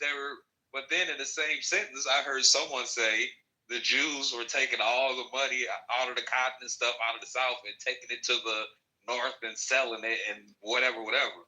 But if that was the case and the North didn't need the South and they had everything up there, why would they go to war with the South if the South said they leaving? If I'm rich and I don't need you, I'm not dependent on you. I'm not going to go to war with you after you say you leaving. I'll answer that wait, Alan. Let me go, and then I'm going to throw it to Alan. Yeah. I would just say that I don't know, Ryan. I don't know the particulars about that. But to say that, not you, someone said, black people invented 80% of something. To me, this is just basic common sense. That's not true because, number one, you guys weren't allowed to participate, and it wasn't fair to you. But I mean, how you guys, if you're not allowed to participate in the free market and get educated and go into a shed and think about how to build an invention, which is what they did back then, whatever. It's not practical. Who's to say you wouldn't have done that? I mean, I don't think you would have done a whole lot more, but to say that, the founding fathers built the infrastructure of the country so that the free enterprise could run. And then the northern economy was always the North was always going to beat the South at that point in time, because some economists actually believe slavery held the country back time-wise. It would have become a stronger power if slavery had been abolished sooner, because it stops GDP growth in the free market, to let people work for wages and produce. That is a strong theory that I've read about. But I mean, who's to say? I don't know. I'll go to Al. Hold on, Ryan. Hold on. I got another statistic. The easiest way to track the most largest contributors to America is by the patent office. Okay, the most blacks have ever held a patent is between 1870 and 1940. Black folks held 2.7% of the patents. As of today, right now, black folks only hold about 1% of the entire country's patents. They stole them all. So it was racist. Yeah, okay. Listen what I'm trying to say. Crazy. Y'all playing crazy. If black folks invented or were success to at least 80% of the country's history and built everything. Stop it, bro. Stop it. It would be at least more than 1%. We're not that dumb, bro. We're not that dumb. Arguing that. No, wait. Nobody's arguing that African people build Ray Abba. But Rayaba got up here and said that black folks are that's Rayaba. That's Rayaba. That's not my argument. My argument is Rayaba. That's what I'm pushing. Okay, but that's what Rayaba said. He said that black folks have contributed to 80% of the inventions here in America. Yeah, but and I'm going off. When you talk about the early roads, when you talk about building the early storehouses in America, the list goes on and on. Black folks were building those. Those were skilled. When you talk about the blacksmiths, the early blacksmiths, a lot of those people were enslaved Africans. They were skilled in that labor. Go to the Nok culture in Nigeria, West Africa. They found over 13 iron smelting furnaces in Nigeria, where a lot of the slaves came from. Those people already, they went from Stone Age to iron smelting. They jumped over the copper stage. That is a feat of engineering in human history. They jumped over that. They brought that same technology here to the Americas with them. That's why they were highly prized and valued. When we telling you that black folk built early America, sir, that's not a pipe dream. That's a fact. The scholars will tell you that. What are you talking about? Let me ask you a question. Hold on, real quick. Do y'all hold any animosity towards the Arabs that sold y'all across the entire world? Why are we talking about the Arabs when we're talking about America? This pivot. Yes. The Arabs who ran the slave trade. They ran the sub-Saharan slave trade, but they weren't the only ones that benefited off of it. There was a whole bunch of people. Hold on. But the facilitation of it was the Caucasian people. It was Arabs. It was Arabs that were running it out of Africa. But I mean, did the Arabs take part in it? Yes, they did. Do you go and lecture Arabs about this? Just out of curiosity. I mean, I've talked to particular person. Oh, I put on them air all day What do you mean? They racist as fuck, and I shit on That's them what I'm all day saying. long. Why would you switch the subject all the time? like? Why are we talking when if we was in the if you're in the room with the Arabs and we were talking about Arabs and the sub-Saharan slave trade that they we'll talk to them, but we're talking about this right here. We can't sit up here and deny certain things in history just because the president of the United States and the MAGA folk want to do Well, that then shit. let's You talk can't. You don't about. shit. Let's talk I about. shit on them all day. Okay, wait, one mic on Alan. Let him go. Yeah, I'm going to talk about history. I know we live in an age where everybody's a scumbag and both sides are evil and nobody stands up for anything and very few people have principles. But if you go back to the 1800s and the 1700s, people meant what they said. When they said they were going to do something, they did it. If you told someone and you shook his hand, that meant more than signing a contract. So why the question was asked, why would white people do that? Because they believed in the principle that no human should be a slave. Abraham Lincoln spoke extensively about abolition and the injustice of slavery. And he meant it. And the fact that he gave that speech that black people seem to obsess over was simply a political maneuver because he knew he would not get the backing from European countries if he made slavery the central issue of the war. He was a brilliant tactician and he saved all of your asses. Is exactly what he did. No, wait. Let me ask him a question. Point of moderation. Point of moderation. Beaver. Seriously? You're not a mod, motherfucker. No, I'm asking beavers. Yeah, well, I'm still talking, so that's okay. That's okay. And Rayaba, look, I'm not saying what I said earlier. I'm not saying people can't have their opinion. What I'm discussing specifically is how this entire country has listened to the perspective of black people, which is not a bad thing. They have something to say. And we have all listened to that perspective, but we are listening to that perspective run wild right now on this stage, and it's enough. There are other perspectives too. And we're going to listen to those. And we are not going to suddenly forget reality just because there are some people who want to boost their own egos and say, we invented everything. That's not true. What did happen is that there were white people and there were black people who had principles, who were willing to put their lives on the line to abolish an institution that was morally wrong, and over 300,000 people died for that principle.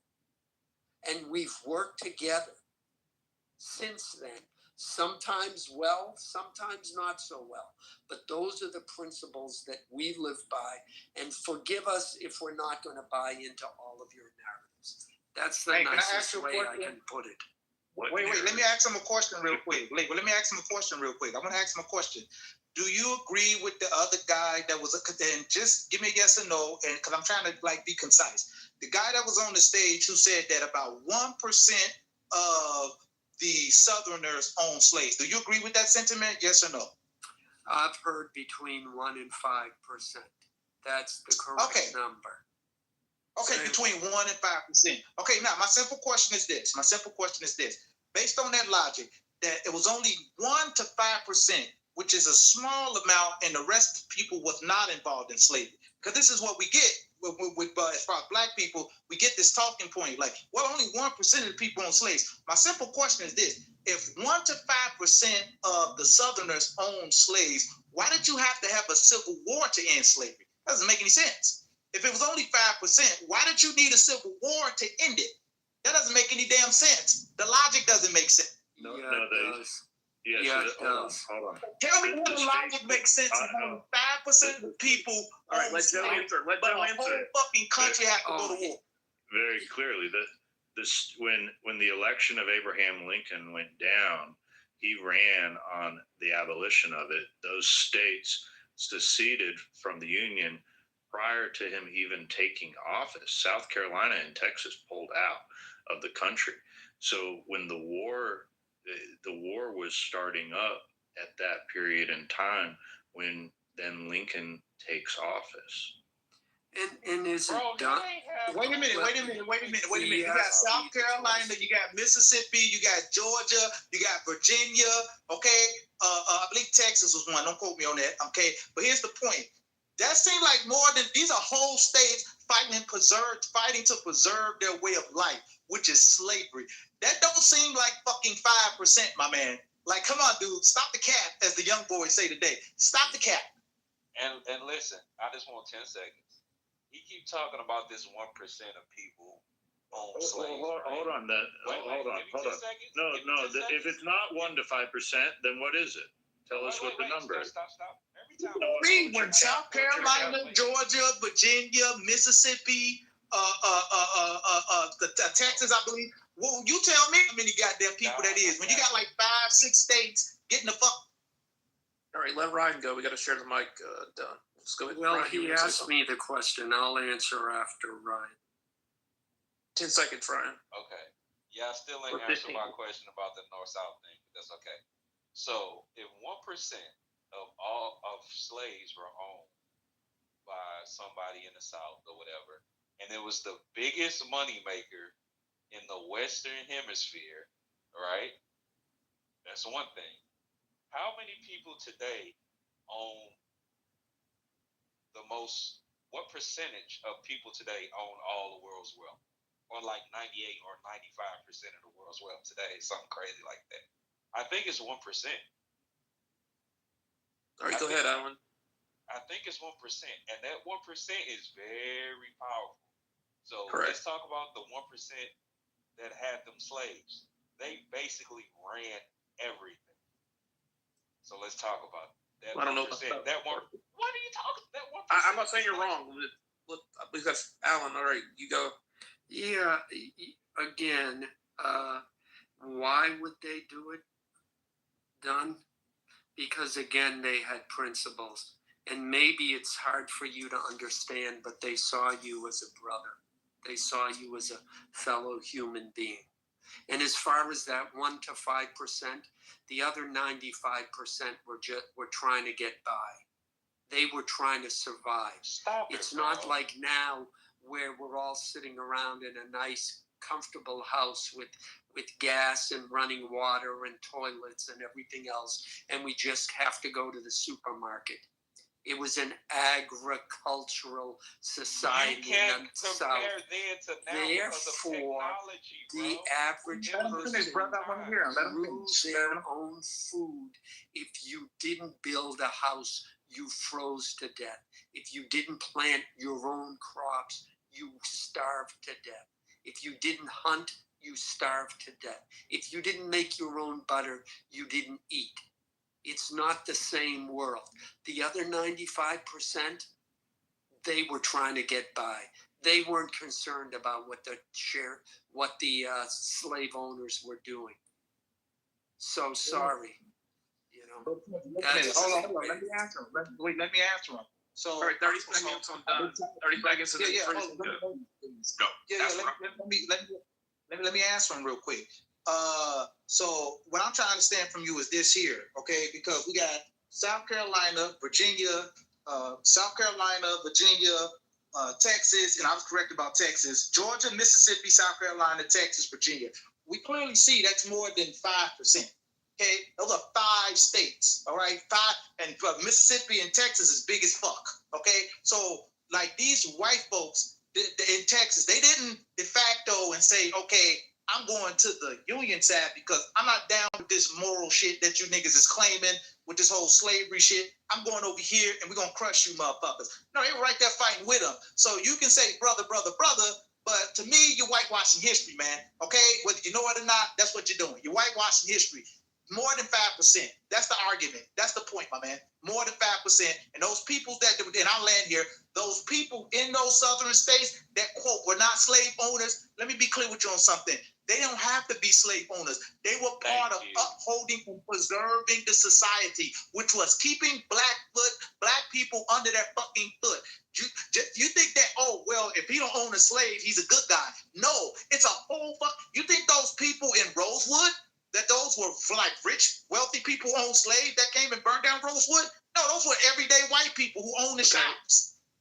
The argument was only who actually owned the slaves, but the sentiment was probably shared, like you're saying. No one's disputing that. Let's go to truth. But I'm saying, what you act like y'all taught us some shit that we already know through history. Y'all just now catching up through the Bible or through discovering any damn thing that's naturally ours. So you're trying to teach us our history that we already can see, even from through the times, through Christopher Columbus. So all that right there that y'all try to bring about and try to make it seem like y'all just now presented to us, we already knew. It's just what they say. If you don't want somebody to find what's going on, put it in the book. If you don't want a nigga to find out what's going on, put it in the book. Because they said that we won't read, but now that we can read between the lines, we can see exactly what's going on. Because it's already prophesized. If I tell my son don't mess with a white person because this and that and the third, and he actually can see now, that means he know what I'm talking about. Versus a white man, I'm telling this white man, hey, I can't mess with you because of such and such, this and that and the third, and I know that's how y'all is. You like, well, we both bleed the same. And I'm telling you, no, we don't. We don't have the same bloodline. But you want to argue that what God love us all. And I say, no, he don't. That's like me saying that my father loved you more than me or us as equal. And my father gonna say he really don't. He ain't gonna love you because you're not his son, his bloodline. So if I'm talking to my people about who we are and what we're supposed to be doing, separating ourselves from white folk, why is it a white boy or a white woman telling us, well, you're racist and all this and that? Well, you came over to people's lands and killed them off and enslaved their people and took what didn't belong to you. So, and like we keep saying, you're benefiting from your forefathers, their ways of living. Lie, steal, and kill. You see what I'm saying? So you can't sit up and say you're not benefiting. Look how you talking to people. Look how you think. Look how you believe. So we are not the same. We are not going to get along. I'm not going to teach my child that we are equal. When I know, fuck that money, I can go take my money and go invest in the gold, and I don't need no white person to tell me what to do, how to bank my shit. Who told you that you over me? Who said that you're supposed to be over me to rule my money, any damn thing that I got? My household. You're not my father. You're not my brother. You're not even one of my own kind. So we have really nothing in common because you go against the truth. Y'all I want to hear. Can I hear about those patent office statistics again? Well, wait.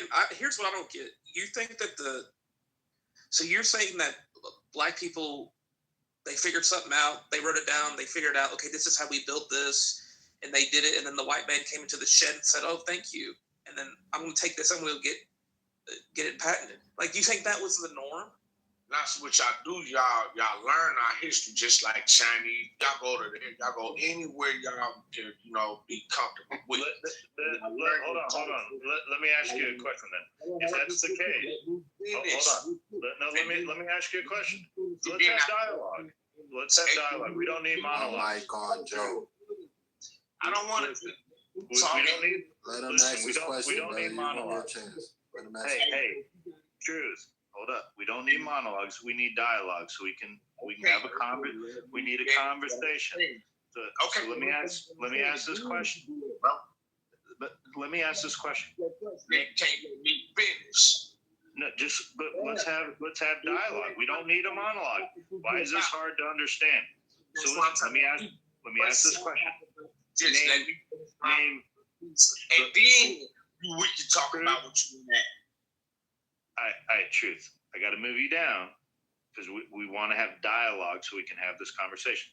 My question is, name one invention that was stolen by the white man and patented they stole it from a black man and they patented it. I just want to know of one.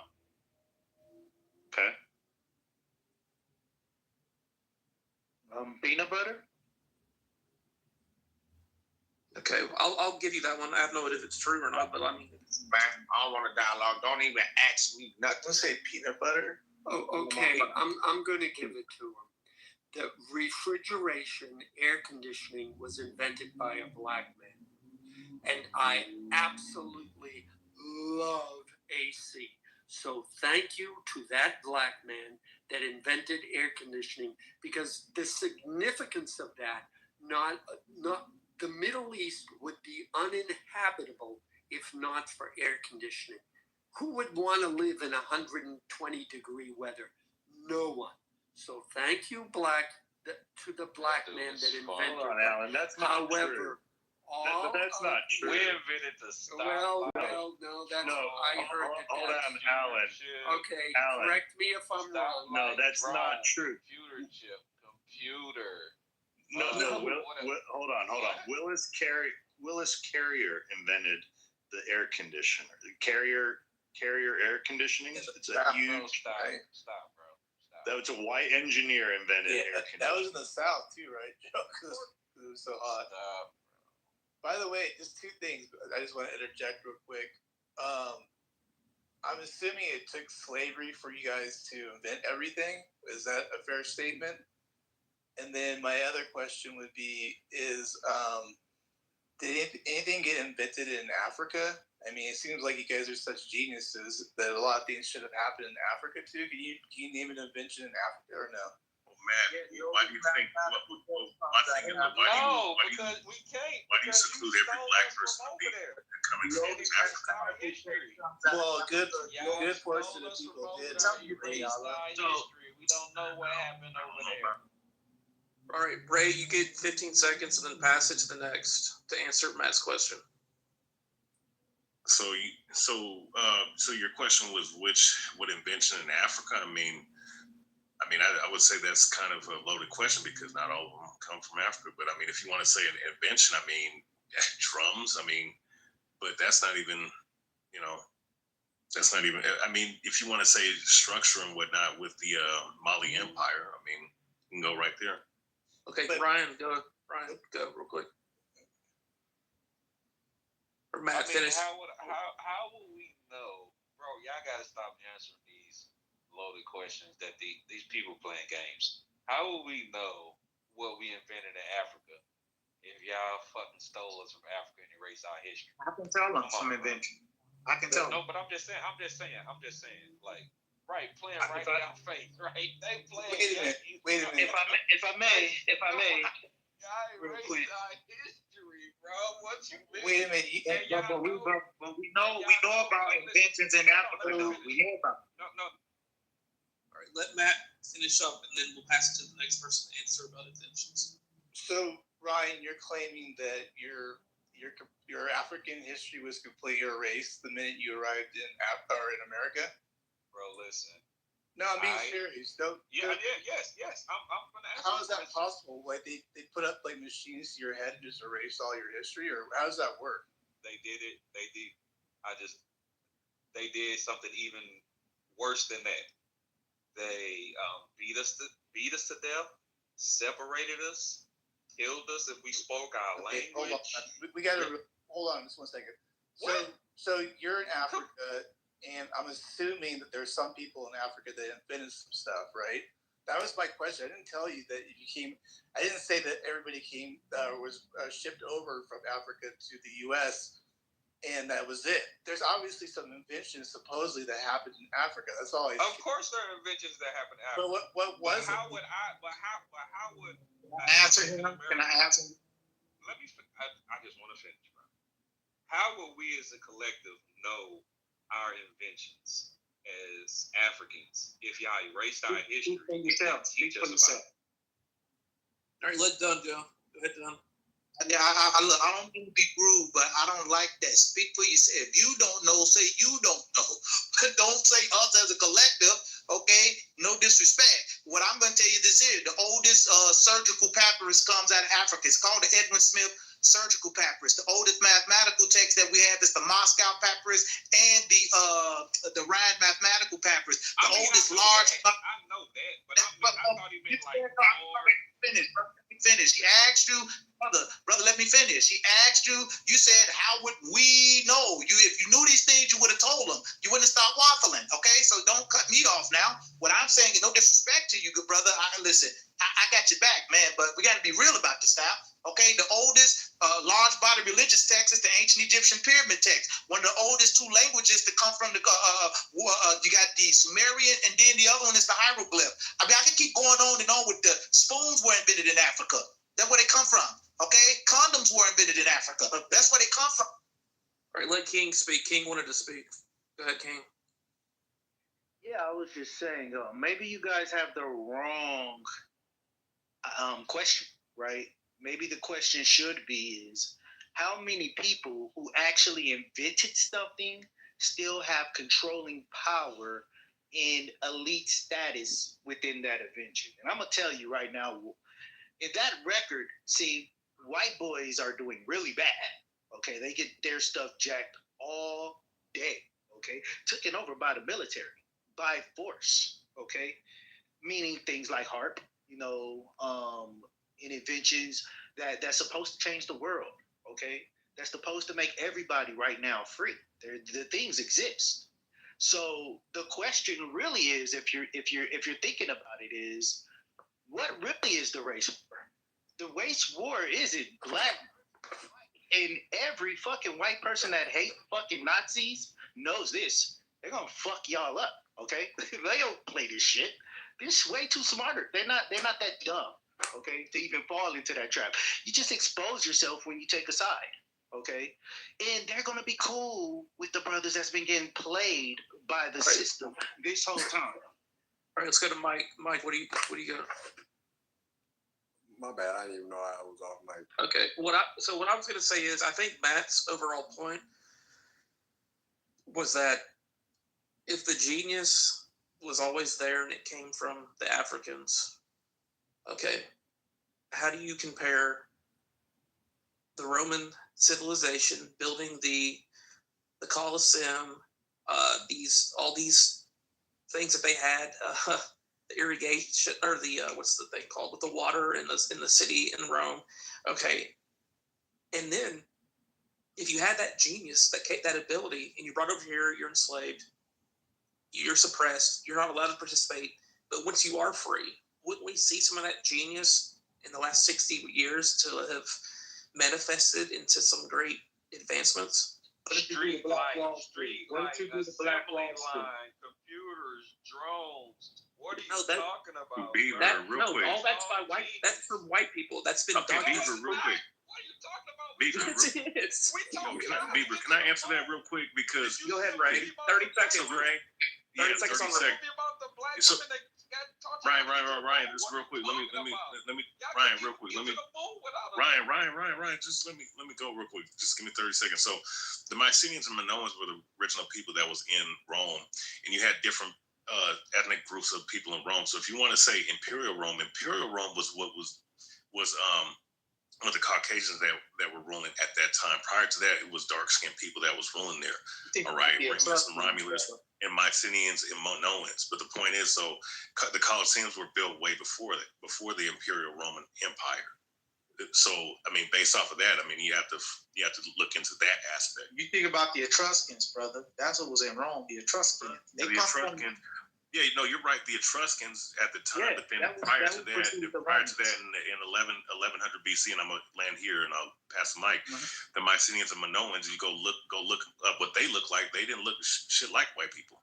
It was Imperial Rome, like Caesar Augustus and those people that was ruling in that time period. So you can't conflate different rulerships with the same people because they Alan's been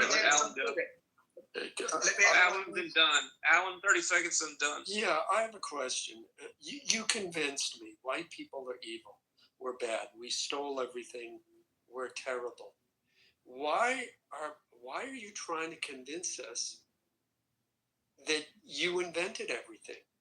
We've already stolen from you. You know we're evil. Why are you here? Why do you keep trying to tell us how bad we are? Why are you even fucking with us? Okay, go off, invent, make your own inventions, do what you're going to do, set up your own society, and show us how it's done. All right, done. Period. Done. You're up. Okay, and by the way, the whole Tulsa, well, we did that and then you bombed us. Tulsa was one of hundreds of only, or no, not hundreds, but there were, I don't know, I think 50, 60, all black communities, and they were all thriving. Tulsa was one, and there were a few that got attacked, yes, but Tulsa was not a black Wall Street. And all of those communities survived. So saying that we bombed you and stopped you from doing it is not an excuse. I'm sorry. Yeah, but here, go off, show us how it's done. And if you're doing a good job, we'll come to you and we'll say, Dan, you're doing great. Let's we'll give fill it you again. some money and show us how it's done. No, you won't. Y'all come to us and try. Wait, hold on, bro. All right, 30 seconds, I'm done. 30 seconds, I'm done. Here's the thing, bro. It's not just what y'all did to Tulsa in that regard. It's called eminent domain. When you take people land, the government has that whole policy. They build expressways through people's land and things like that. I'm not here telling you that black folks built everything. That's not my argument. I've never made that argument. I don't get no problem with giving other people credit when it's justifiable. But he was talking about the running water. The guy was talking about the running water under the ground, getting water to people. Yeah, Rome had that. I'm not saying they did, but they didn't invent that. That came from the Minoans. Minoans had that first. Like, what are you talking about? Okay, I'm thinking, so the most, let's just think in this last 100 years, the most consequential inventions. So actually, let's go further than that. We have the printing press, Gutenberg. The transistor, we have William Shockley. Which then led to the microchips and computers. And then let's see, what else do we got? We have air flight, we have automobiles, and we have, let's see, germ theory, we have modern medicine. But this is not to say that black people didn't contribute and that they could have, if they were allowed to, they would have had some of their own. But just to say that, I'm not saying all of you are saying 80% or whatever, but the people that are telling me that black people, 80% of the inventions, and it's just unbelievably ignorant. And the computers and the internet, that's just not true.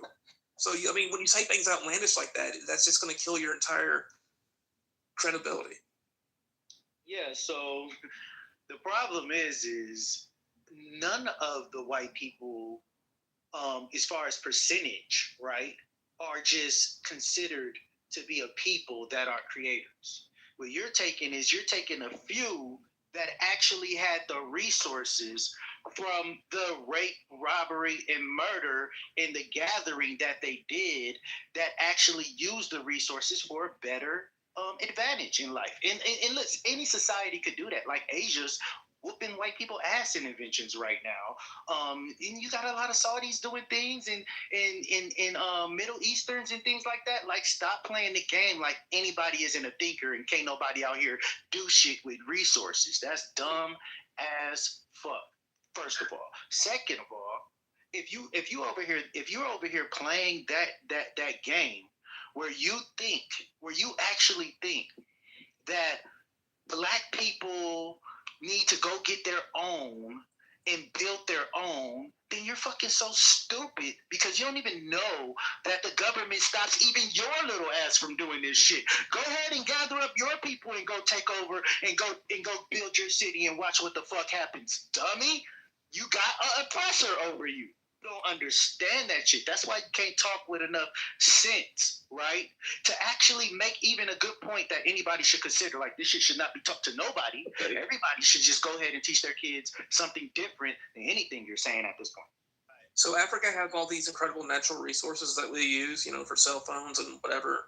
Why hasn't Africa Are you going to tell me that the only reason Africa has not become a superpower in its own right is because the white man has suppressed them? If they had that genius and capability, then why didn't they? What's there to show for it? Well, here. I'll answer you like this. I'm not going to tell you that that's the only reason, but it damn sure is one of the biggest reasons, because here's the thing. There's a book you need to read. It's called The Social History of the Machine Gun. Learn how Europeans created weapons of mass destruction, and they tested those weapons out on Africa. And the Africans, for whatever reason, they didn't advance their weaponry up. Okay, they didn't scale up with their weaponry. Why didn't they? Well, I don't know. You know what? That's always been a question of mine. Why they were still like? Why didn't they come and take us as slaves, and then why aren't we under their? But that's not how we get down. Because black people don't get down like that. We don't have a history. Well, maybe it's because they didn't come up with the technology and the weaponry. They didn't have that. No. I'm talking about even when everybody was dealing with swords, pretty much. They still didn't do it. Like they didn't do it. Like when Europeans got on their exploration, starting with Portugal and Spain, people were still primarily, for the most part, dealing with swords. Okay, they had like swords. And then gunpowder changed the game. And then right. But what I'm saying is, even at that time, Africans didn't get on boats and go to Europe and come out they go and enslave you. The Moors came up there and did that to you, but Africans from sub-Saharan Africa, they were enslaving us. The goddamn Arabs, they were enslaving us. Why didn't history have the other? Why didn't it end up as where white people were slaves? Did you ever ask yourself to think that? Like, why? Whether it's evil or not, we all agree it's evil. White people been getting slaved more than Africans, okay? White people been destroying each other, fighting, enslaving each other way more. Listen, in Rome, you was nothing but either a gladiator or a peasant if you wasn't part of the kingdom. You have misinformation here. White people have been slaved, okay, and oppressed more, okay, than anything in the world, because listen, you can't name all the wars that all the villages, all the fighting that's happening right now with Republicans and Democrats, okay? You guys about to kill each other. And we just get caught in the middle of y'all bullshit because y'all motherfuckers been killing each other since the dawn of time. You go over, you fuck each other's women, you rape each other's women. You don't give a fuck about a white man. White man didn't even exist until 1680. But we created the USA federal government with checks and balances to prosper for 250 years now. It's the greatest experiment ever. The white man. No, you didn't. The white man did this. No, you didn't. White man was shown. No, you didn't. You were shown by black people and Indians. Look, listen. The Constitution is the Kanishikawa from the Indians. Hold on a second. Why? America is the greatest country that has ever existed. Greatest civilization. If you feel that way, that's fine. You're saying Republicans and Democrats fighting each other, but we have a system in place, checks and balances, most powerful military. How did this come to be? It wasn't luck. I came to be. Don't say it's luck. Savagery might show everything. No, I'm saying it's not luck. Amazing people. Listen. All people have the ability to be amazing, especially with resources. Now, white people, they're no different. It's not that they're not. No, it's not relative. People that has done magnificent things. It's not that. Okay, it's that. Hey, listen. At any time, you could destroy yourself, and you've been destroying yourself. Don't tell me. Don't make that your comeback. Oh, why have white people? No, I just told you, white people have been killing each other since the dawn of time. Look. You said, though, all people have the ability if they have the resources, but that's not true because history has shown that to not be true. Hold on. Why is Africa a shithole? Still. First of all, listen. You listen. With Europeans, okay, they smelled like dog shit before they ran into the Moors. They didn't even learn what civilization is. Okay, the Constitution. That's teaching us how to walk. That's such a stupid, insane remark. It's just such a tired trope. It's so stupid. Wait, the murals don't lie though, Beaver. Listen, I'm teaching you how to wipe your ass. Now listen. The Indians gave you the Kanishikawa. which is the Constitution today. That's what you got from them. You guys keep on getting into people's houses because they accept you in, and then they teach you their land. They teach you their life, and then you gain from that, but your evil ways only use it to your own manipulation for yourselves, because all of you are after yourselves. That's why you guys have shit like patents, because you'll steal from your brothers all the way to like 1760 and shit, when you guys had to put in patents just amongst each other, because you guys are such savages. You guys will just kill, rob, and take. Okay, that's been the nature, and the nature has to be checked, because you have to now look at yourself and say, I'm not aligned with that nature in these days. And in order to not be aligned with that nature, you have to look at just bare truth. One of the bare truths is you guys have done a lot of these things, and listen, don't act like having all these countries with nuclear weapons is the best thing in the world, which is what the white man did. Okay, they've actually gone home to make sure every nation is a nation of. All right, I hear your okay. Let me add in just. Go ahead, Bill. You don't think that you're referring to a dark age? You don't believe that? We're dialoguing. We're not monologuing tonight. All right. So look, I just wanted to point out: isn't it remarkable that white people make up about 10 to 15% of the global population, and we've been as successful as we have over the last 100 your diseases, your weapons and your diseases. Weapons and your diseases. You call it success. I call it pitiful. Wait, hold on. World you can be in, because you're a white boy that got played. I call it pitiful. If you probably would have left the world alone, and not been conquerors of conquerors, you don't know what world. I love Bob. We are the champions. Somebody Guess what? All right, one at a time. Yeah, can I just say one thing real quick? Because I don't want to monologue. I'm being short statements. I'm doing short statements because I'm not monologuing. What I'm saying is this here. You just asked the question, Joe. You said, well, 15% of the world's population, but we dominate. Yeah, because of your weapon, your advance. You listen, Europeans, this I give them credit on for good or bad. They spent a lot of time advancing their weaponry. They put a lot of time, effort, and resources into advancing their weaponry. So that's one thing. And the second thing is what, especially Native Americans, what they did not what they did not or could not prepare for with you, okay, outside the fact of your outright brutality, that's just the fact, you're brutal as hell to them people, is the diseases you brought with you. The diseases were killing them more than your outright brutality was. Okay, but who was more brutal than the Native Americans? Serious question. No, I'm saying what you did to them. I don't want the what about it. He asked, no, wait a minute, let me finish. He asked, how was it fit? Wait, Native Americans like the most savage people ever? Didn't they they roasted on fires of other tribes, and they would like scout people and do all kinds of That's a scout regional point. Let me respond to something. Wait a minute. One mic on Ray. Real quick, when you're talking about some of the people that did some of that shit, and mind you, scalping came from white folks doing it to them before they did that to them. You know what I'm saying? Now, as far as like certain rituals and certain things being done, no, I mean, that's just, when you go look at the history of scouting, that's what you're going to find. But as far as like, doing rituals, doing like witchcraft and shit, yeah, they did all that. But you also had the pilgrims who were digging up their own fucking ancestors and eating them when they were over here. They didn't even know how to really bathe or do anything. Like, they were savages when they came over here.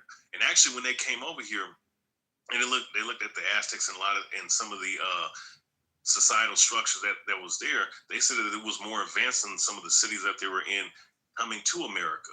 So to sit up here and call them savages when they had structures and buildings and civilizations greater than what they were coming from, because they were coming from an impoverished land, how can you say that? And as far as I'm just saying relative to other groups, like if you're going to say white people are these savage people, my point was, well, relative to the Native Americans, I think they have a pretty good case for being more savage than we ever were. No, because that was a regional thing happening in Hold on for a second. That was a regional thing happening in Mesoamerica at the time. Okay, At least when I studied, it was going on in Mesoamerica with the Aztecs. That's why they had those pyramids with the steps on top and the truncated on the top. Yeah, that's what they had that for. And look, I'm not making excuses for it. It's just pretty barbaric as far as I'm concerned. Right. But what Europeans did to them, read Bartolome de las Casas. I mean, that was pretty fucked up, bro. I'm sorry. Yeah. Humans have an incredible ability to be savage and evil and do despicable things. Let's go to Stephen Bader. He's new to the stage. Wants to speak. Good evening. Good evening. I was just breaking up the hate session with a little bit of a musical journey. The excellent band, one of legends. Just incredible music. Hopefully everybody can get behind that. But I actually pinged in a few people. I told them, I said, if you want a good laugh, come in here and listen. They are not disappointed, I'll tell you that much. Some of the claims that you hear, you can only hear them on Clubhouse. That's probably the one thing that keeps this app alive with its last little string hanging on that side of the cliff, is just that you never know one of the what you're claims going to hear then. Example. Like for example, there was a really goofy comment. It was made with confidence. I'll give him that. He believes it. But there was a really goofy comment earlier that said, yes, I've got a list here. Yes, just call me Santa. I'm looking at my list and it says 80% of the inventions. 80%. That's incredible. Wow. And if you hang on, there's more. Wow. It's crazy. Imagine actually thinking that, but he really does.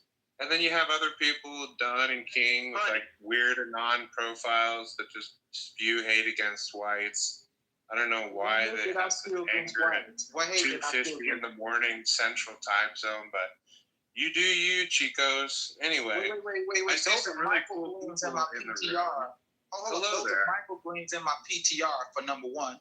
Michael Greens on my PTR. And number two, what hate did I spew against white people? Yeah, that's in a non-profile. You have an anon profile. Yeah, but what hate did I spew besides telling the truth? First off, so are you denying that you're in a non-profile? I don't understand what you mean when you say non-profile. What does that mean? Anonymous. Are you an anonymous hidden profile? No, I've had my picture up here before. I don't have a problem with my picture up there. What are you talking about? Your name and photo is on here? You can't speak on stage if you're anonymous. Yeah, what are you talking about? I don't know. Wow. Okay. Well, I suppose, done with it. Okay, well, Mr. It's a pleasure to meet you. I take my claim back. You're not anonymous. Thank you, sir. Well, one thing for sure that I learned, Stephen, is that Black people invented the internet. Do you know what's in my PTR? Guys that invented the internet. But why are you punching at the low-hanging fruit, though? You punching at the low-hanging fruit. Wow. Well, very leftable. I guess what I guess. Okay, I'll answer your question. The concept and the architect of it wasn't those. I'll answer your question, Don. Are you ready? Here's what's crazy. Hang on, Kitty. Mute up. I'll answer the question. Are you ready? So the reason why we get frustrated and then we just turn it into laughter, because that's really the only way to stay sane through these conversations, is that you guys unnecessarily turn this into a competition. I can assure you, for everyone who's still awake in this room, who's white, we don't go to bed thinking about other races. We don't wake up thinking about other races. We don't at all. But we come into these rooms, and my God, you think it's 24 hours, 7 days a week. And it's like, imagine trying to have a competition about hundreds of years ago. Who invented more by what percentage, and who built this canal a little bit more than the other person? It's the craziest thing. No. We don't hear any white people going. Wait a minute, let me ask you. Wait a minute, bro. Let me answer him.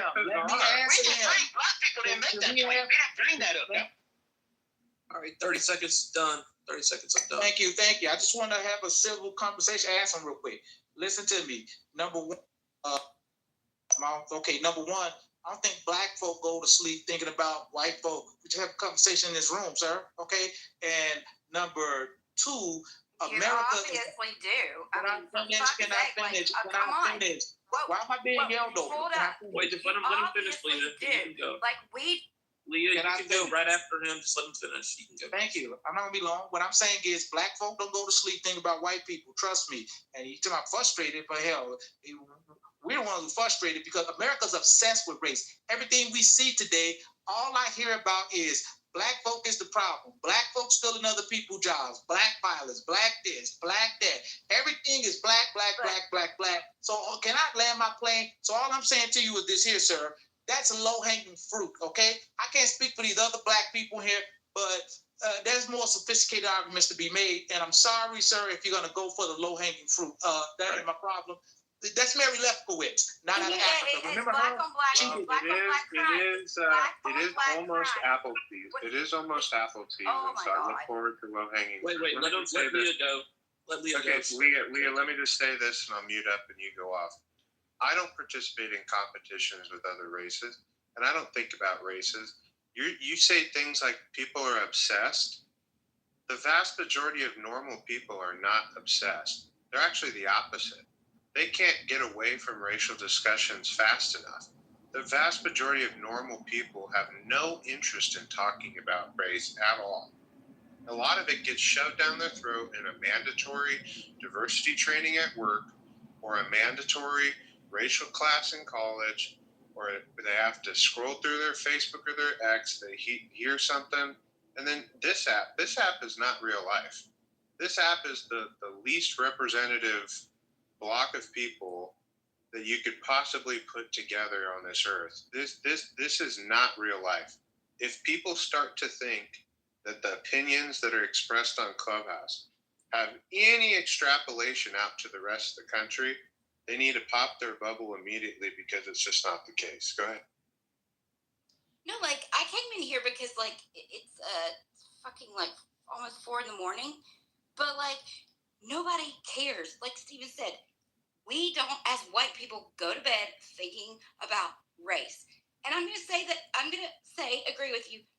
Black people don't go to sleep thinking about race, like in general, but that is what they, and I'm talking about the fucking left, that is what they want. They want to divide us. They keep doing that and keep doing that and keep pushing and whatever. And it's retarded. I'm sorry, but it is. So there's that. Okay, I'm done. Yeah, I think you're right. Most people really don't think about this shit. They have their actual problems with their own lives that they're actually worrying about. What they're doing the next day, their kids, whatever. How am I going to pay for this? But I do think this is what sells. And it does interest me. I'm just totally fascinated by the fact that some people actually believe like the earth is flat or that black people invented 80%. I mean, that is low-hanging fruit. I know all you guys don't believe that, but just hearing these things is mind-boggling to me. Go ahead, Ray. So real quick, the reason why, this topic and the reason why I'm saying the things I'm saying is because, I mean, on this app and other fucking platforms, it just seems like there's a mass obsession with black folks, and it's to the point where it's like motherfuckers are always talking about bringing up these stupid ass topics about black people. And the thing is, when you see people get pushback, it's really in response to this. You know what I'm saying? Yeah, I mean, it's funny to you, but it's just like it's every time you see this, the same shit over and over again. All right. I'm just saying, there's no black people. Can I ask you? There's no. Let him finish. Let him finish. Okay, but I'm going to ask him a question. There are no black people thinking about people like this. Now you have certain people that do certain rooms, but goddamn, man, like not just like I said, not just on this app, because everywhere else on social media, it's just like a fucking obsession with black people and what the fuck they're doing. Whenever you hear people bring pushback, that's the whole point. You know what I'm saying? And there's all these arbitrary, fake ass fucking stats and numbers. It's stupid because when you go look at the shit, you find that a lot of this shit that is some fucking conservative talking points. The left does the same shit too, but God, it is fucking annoying. It's like it's the same shit over and over again. And mind you, honestly, you have black folks that might talk about this, but it's like in mass, it's like other races of people, specifically Caucasians, are always talking about black people about what they're doing and shit. It's just fucking annoying. What? No, we don't. No, We don't. no, we are. No, we are. I can promise you. don't. No, we We are. don't. Yeah, hold on. Let's go 30 seconds to Matt, and then 30 seconds to Alan, and then Leah, you can go.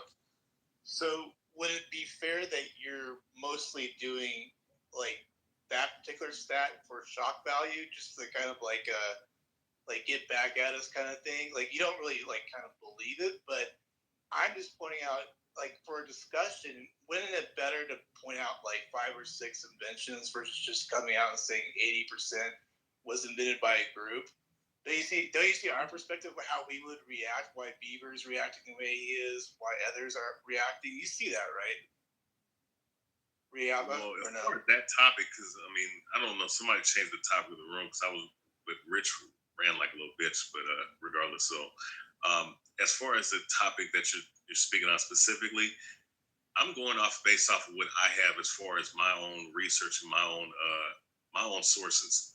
All right, I'm not speaking on like specifically any kind of thing, and that's why I said these numbers as far as what percentage is arbitrary. I just put the number out there just based off of the amount of shit that we see that's been invented, of who invented it and who was the architecture of it. I'm just basing off of my information. Now, cats don't have to believe my information, but that's just what I'm basing. All right, let's go to Alan. Yeah, and Ray, I share your frustration, which is why I am always coming down hard on Democrats. Look up the term everyday CRT. The point, if you look that up, the point of everyday CRT is that we should be thinking about race all the time. Anytime there's a problem, you should look to race as the explanation. If there's a disparity, it's race. If there's an inequality, it's race. And that whole doctrine has been fully adopted by the Democrats. I agree with you. It is tiring as hell.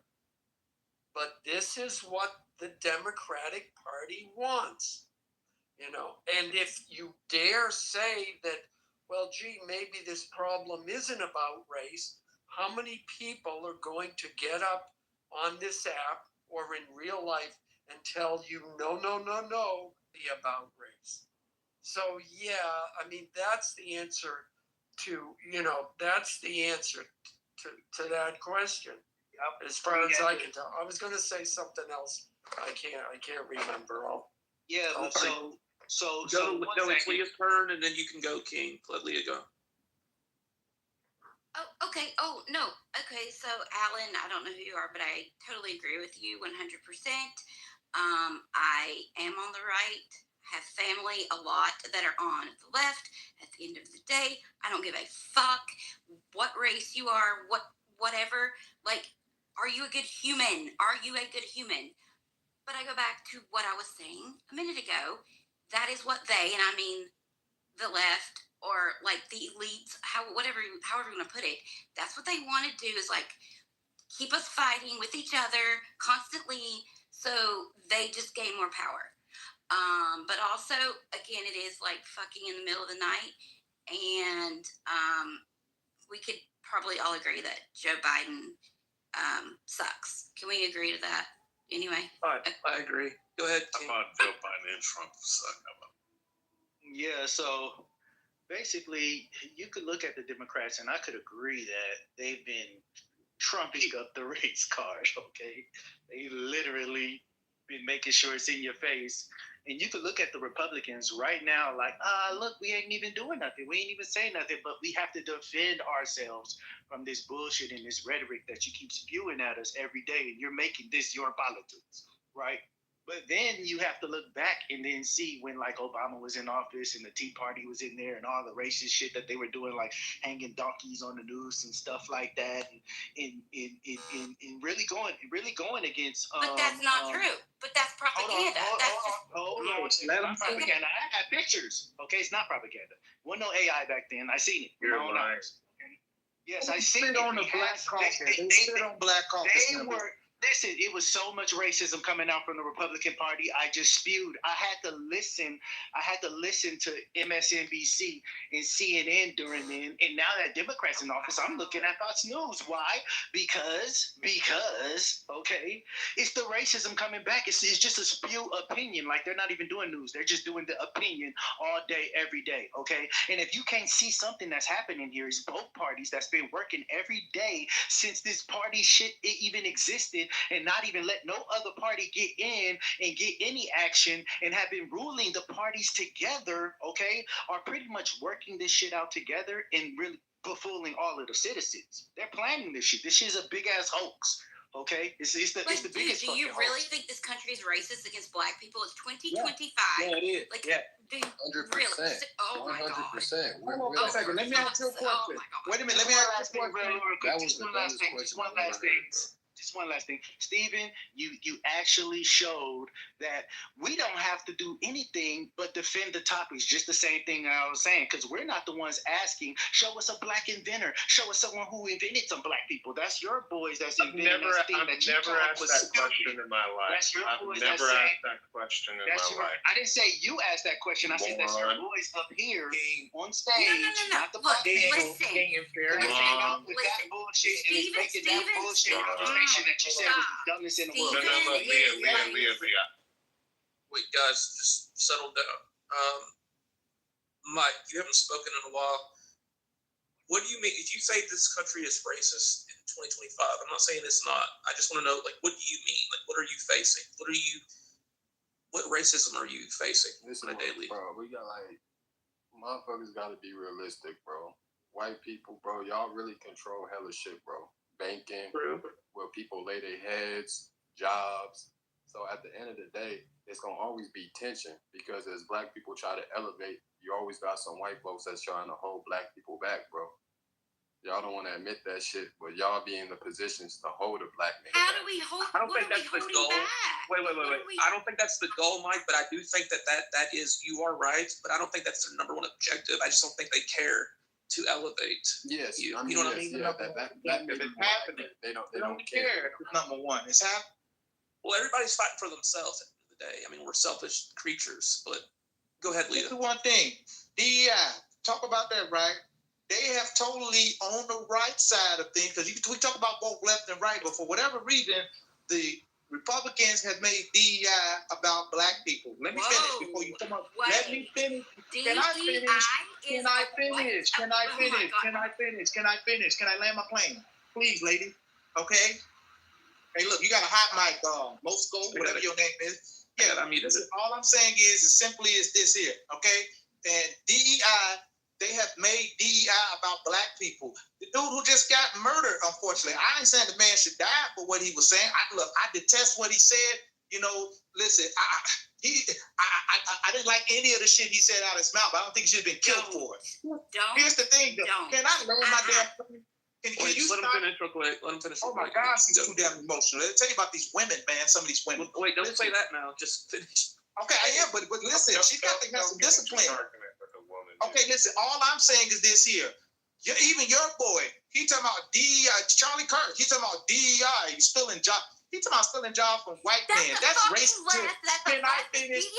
Can I finish? I seen the video. Can I finish? Can I finish? Can I finish? Wait, can I finish?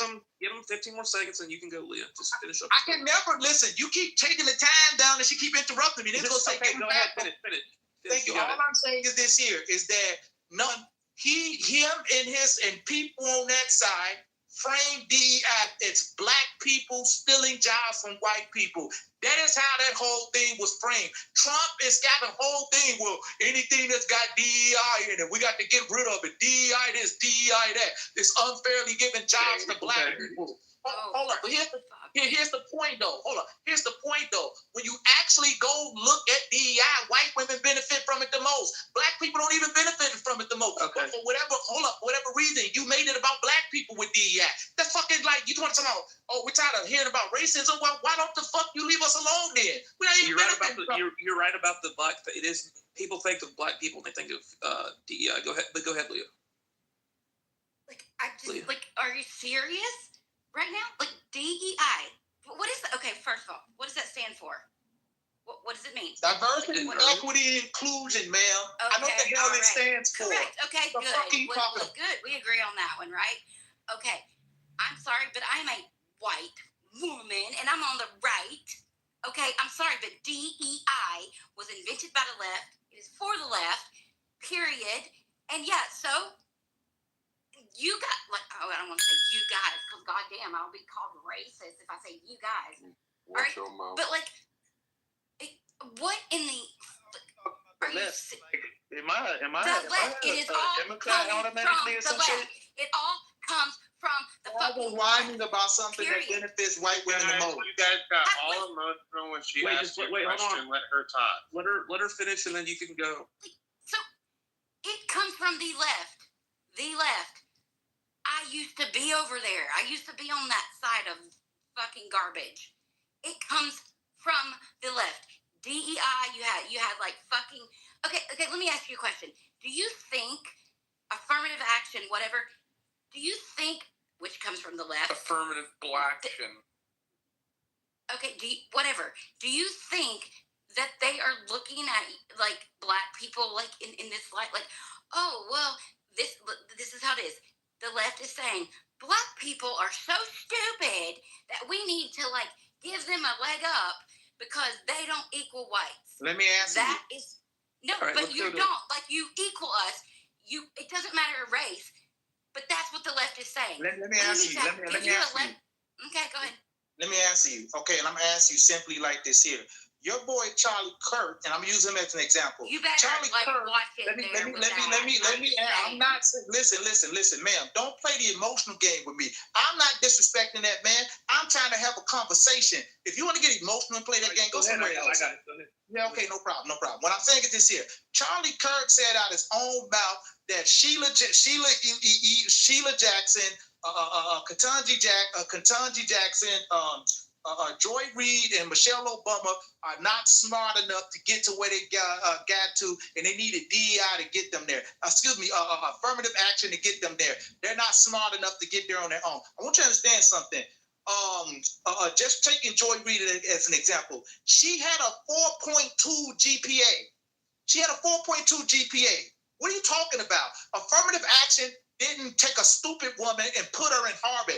Affirmative action is a program that said, hey, listen, you have black people that are actually qualified to get to college, but guess what? They're not legacy like these white kids. Guess what? Racism. So these people are looking at these black folk and say, yeah, they're qualified, but we don't want them here. Affirmative action, basically, the government had to step in and tell these white folks at these colleges, hey, listen, man, you can't keep doing this shit, okay? These people are qualified. You got to put some of them up there. You got to give some of them a shot. She got there. Okay. Affirmative action. Hold on. Let me. Wait. Okay. Yeah. I mean, you're right about it. But it did force some things to happen that wouldn't have happened naturally. I mean, people did get positions, but the argument is that it had to happen so we could at least get to it somewhat of an even playing field. But let Leo respond, and then you can respond back. Every time black people like go on diatribes on this app, it sounds like they're rapping. Let me go after them. All right, go ahead. I just can't I just came in. Leah just tagged me in. There's a few things that you said that was a straight up misinformation.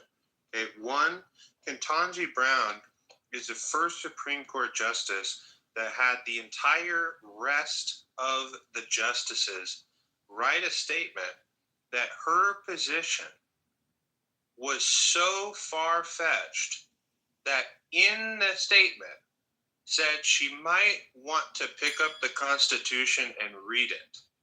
She is a fool. This is true. And an embarrassment in the Supreme Court. Second,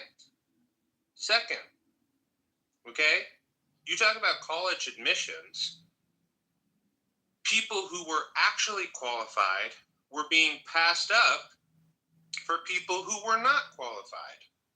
And I don't care if that's rich liberal Hollywood people faking somebody being the third string rowing team star that never existed, or people who didn't even get a passing mark on ACT or SAT, or failing out of school but because they check diversity boxes, they get through.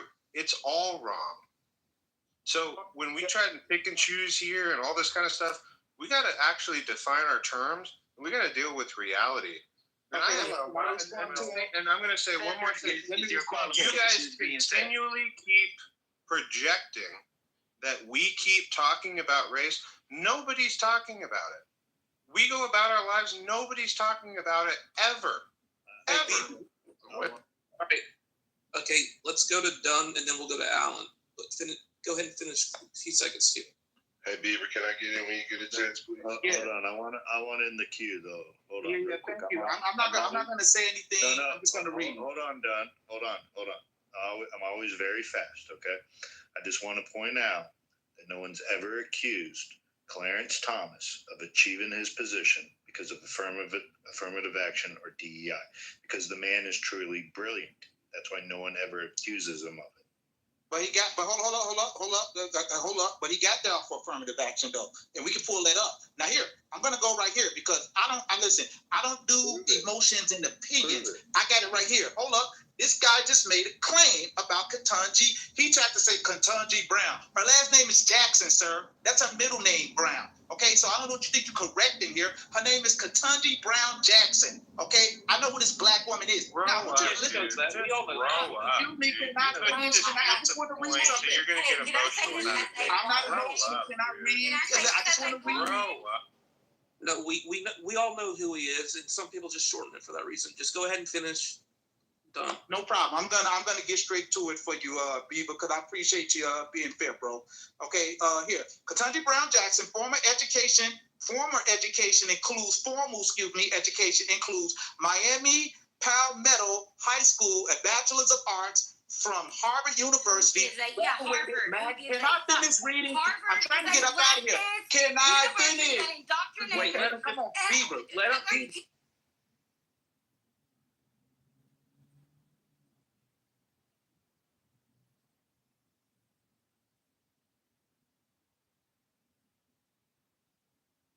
I don't know if I was on mute and anybody heard me, but just let him finish. Go ahead, Don.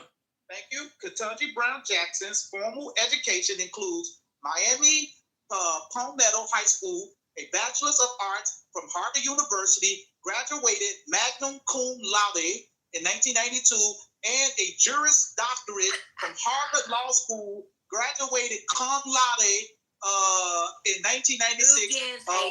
Can I finish? Can I finish reading that? Let him finish and then. Okay, listen. And a Juris Doctorate from Harvard Law School. She has a doctorate from Harvard Law, graduated cum laude 1996. While at Harvard Law, she was supervising editor for the Harvard Law Review. So to say that this woman ain't qualified, excuse me, I'm landing right here because this woman ain't got no decorum. I'm landing right here. So to say that this woman has no qualifications, sir, that is fucking laughable, dude. You are a... Okay, go ahead. Listen carefully. He did not deny my claim that she was reprimanded 8-1 by every other Supreme Court justice for being a stone-cold fool. And if that's breaking news to you, then you need to break out of your echo chamber, because that was actually widely reported. Even Sotomayor said, quote, she needs to stop basing her decisions on her personal approval of Trump and base it on what's legal. That's Sotomayor. Wake up, dude, and quit caping for an embarrassment. All right, go ahead, Alan. And then we're going to Moscow. I need a source. I don't just Don, I waited patiently for you. Thank you. Yeah, so the quick take on Sotomayor is simple. We go back to CRT. Read the thing, I forget, Derek Bell or David Delgado, Critical Race Theory, an introduction, and he talks about how CRT judges will use critical race theory in their rulings. And the theory there is, you call it restorative justice. That's what she's using. It is not based on law. It is based on a theory entangled with CRT.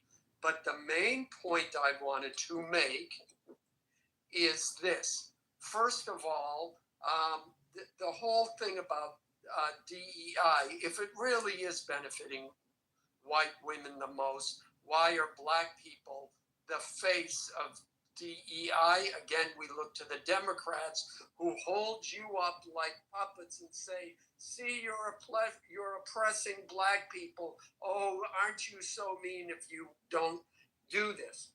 When I looked into it, I said that came up. White women are the big majority beneficiaries of DEI. So then I said, okay, Google, AI, what are the percentages? How much do white women benefit? How much do black women, et cetera, et cetera? It came back, it said, well, actually, we can't give those percentages because the way they're collecting the data is unreliable. It's based on people's perceptions. So that whole narrative is false. No, it isn't. So Not forget full that. source. But again, I didn't interrupt you. But here's the thing. DEI, as Leah said, stands for diversity, meaning white people have to put more minorities and traditionally marginalized groups into their corporations and institutions. Inclusions, meaning they have to include them. And equity. I did it in the wrong order. Meaning that it's not just about equal opportunity, it's about equal outcomes. Again, this is all based against the metric that white people are unfairly, their belief, benefiting in these institutions, and they must provide diversity, equity, and inclusion. People see through it. It is against white people, and you can look up. Disney got sued because they overtly stated in a number of their job applications, if you are a white male, do not apply, or we're not going to even consider you. And they have people on camera saying, yeah, they told me I was up for a promotion, and they said, no, you're not going to get it because you're a white male. So DEI is against white people unfairly, and it is another form of affirmative action which was only meant to run so long. So please don't give us your, why are only black people talking about it? Why is the reason why black people are the face of DEI is because they put you up as the face of it. You're the ones talking about it the most, and you're the ones complaining the most that it got removed under Trump. All right, we got you. Moscow, then King. You go after. Congratulations. Hey, I appreciate it. You know, this is a great topic, and it's good for building edification. When you look at when DEI came in, I think that was the 1960s. I think that was when that was the equal rights movement, if I'm not mistaken. I might be wrong. But there was a movement that tried to give European women equal rights in their household because they wasn't equal to white men in society. That's when black people joined in on that fight and in that movement. Like the gentleman said before, it was to equal out the ratios or the field. But my reason for joining in was, why would there be a reason to provide equality or an act or a right, like civil rights and human rights for a nation of people, if it was an even playing field, there was no need for it as well. So when we look at the institution of the United States, remember, there's a nation of people that was denationalized and their nationality was taken away and replaced with titles of slavery in 1766, which that's when the title of black started coming to describe the so-called enslaved people. So if you look at law, you'll understand that black means civilator mortus, dead in the eyes of the law. So if there's a nation of people with the title of black or going by a title of slavery, then there's definitely a reason or a problem that's going on within that system that gives understanding to systematic racism and other disenfranchising of that nation of people. So if you're looking at race wars and separation, the concept of what nationality versus race, as well as status and jurisdiction, you'll understand that the ball falls short for the so-called black man in the United States and the system. Remember when the Constitution was written, we the people was not for the so-called black man that wasn't even considered human. And again, still fighting for rights with not getting human rights. So there's a lot of things that need to be brought to attention and why these things are being done. And if you're really talking about Harvard, if you look at the charters of the original people that are on the charters, they were slave owners as well as those who benefited from slavery. So we got to look at the whole situation versus the minor part. And I appreciate you, Pete. All right, good. Just to piggyback of what you said, okay, affirmative action came about in the 60s or whatever. So my mother, this is just a personal anecdote. My mother worked for the federal government, so of course they have to follow these whatever guidelines. Her best friend when she started there, black woman, they're still best friends to this day. Okay, they both were up for the same position, and my mother, she would never tell me this. I had to read between the lines, but her best friend Emma, black woman, she got the job over her, and it didn't really bother my mom, and she still says this. I think she really probably on merit deserved it over her based on performance, but she says at that time things like that had to happen to make headway with because I mean, like you said, right? People weren't given fair opportunities. It wasn't equal. So the argument for affirmative action, I can buy this argument for a little while. That the scale has to be artificially tipped. People have to be, put in, get jobs where maybe they shouldn't. And they got sued for this actual job. A white guy that was also put in for it. He sued them, and they had to go to court. And my mom had to testify and say that, yeah, I helped Emma write her application. We helped each other because they were actually good friends, and that settled the whole case. But Emma got the job, and I think those things had to happen. But I just have a hard time swapping now with Asians working their ass off and trying to get into Harvard, and they're handicapped with this all came out in the Supreme Court. Like to me, that's just wrong. And you can't expect equity across the board because people won't like to hear this, but races are different on average. That's just a fact that we have to grapple with.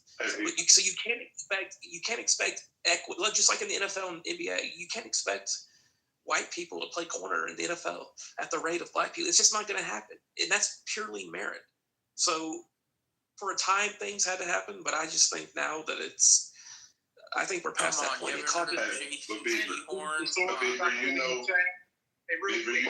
Read the sources I put in the chat showing that DEI is benefiting white women the most. Read those sources in. Okay, I haven't had time to read anything because I'm trying to make this a fair space, but go ahead, Mafia. It's so funny. Real quick. And then I got a cookie. It was great to see several of y'all. If you look at it, was this system created for black people or for black people to benefit in? Because remember, a lot of nations scream nation building, doing for their nation of people. And if you look at it, the Chinese, they come from China. The Germans come from Germany. They have a national name. In the United States, black people, remember in 1766, they went from their national name to black, from black to Negro, from Negro to African American, from African American to Afro American. So black people in the United States never had a nationality to stand on. Everybody else in the world has a nationality, and the goalposts kept being moved in the United States. And to give honest highlighting, remember The Republicans were the ones that were for anti-slavery. They were the ones for the so-called slave people.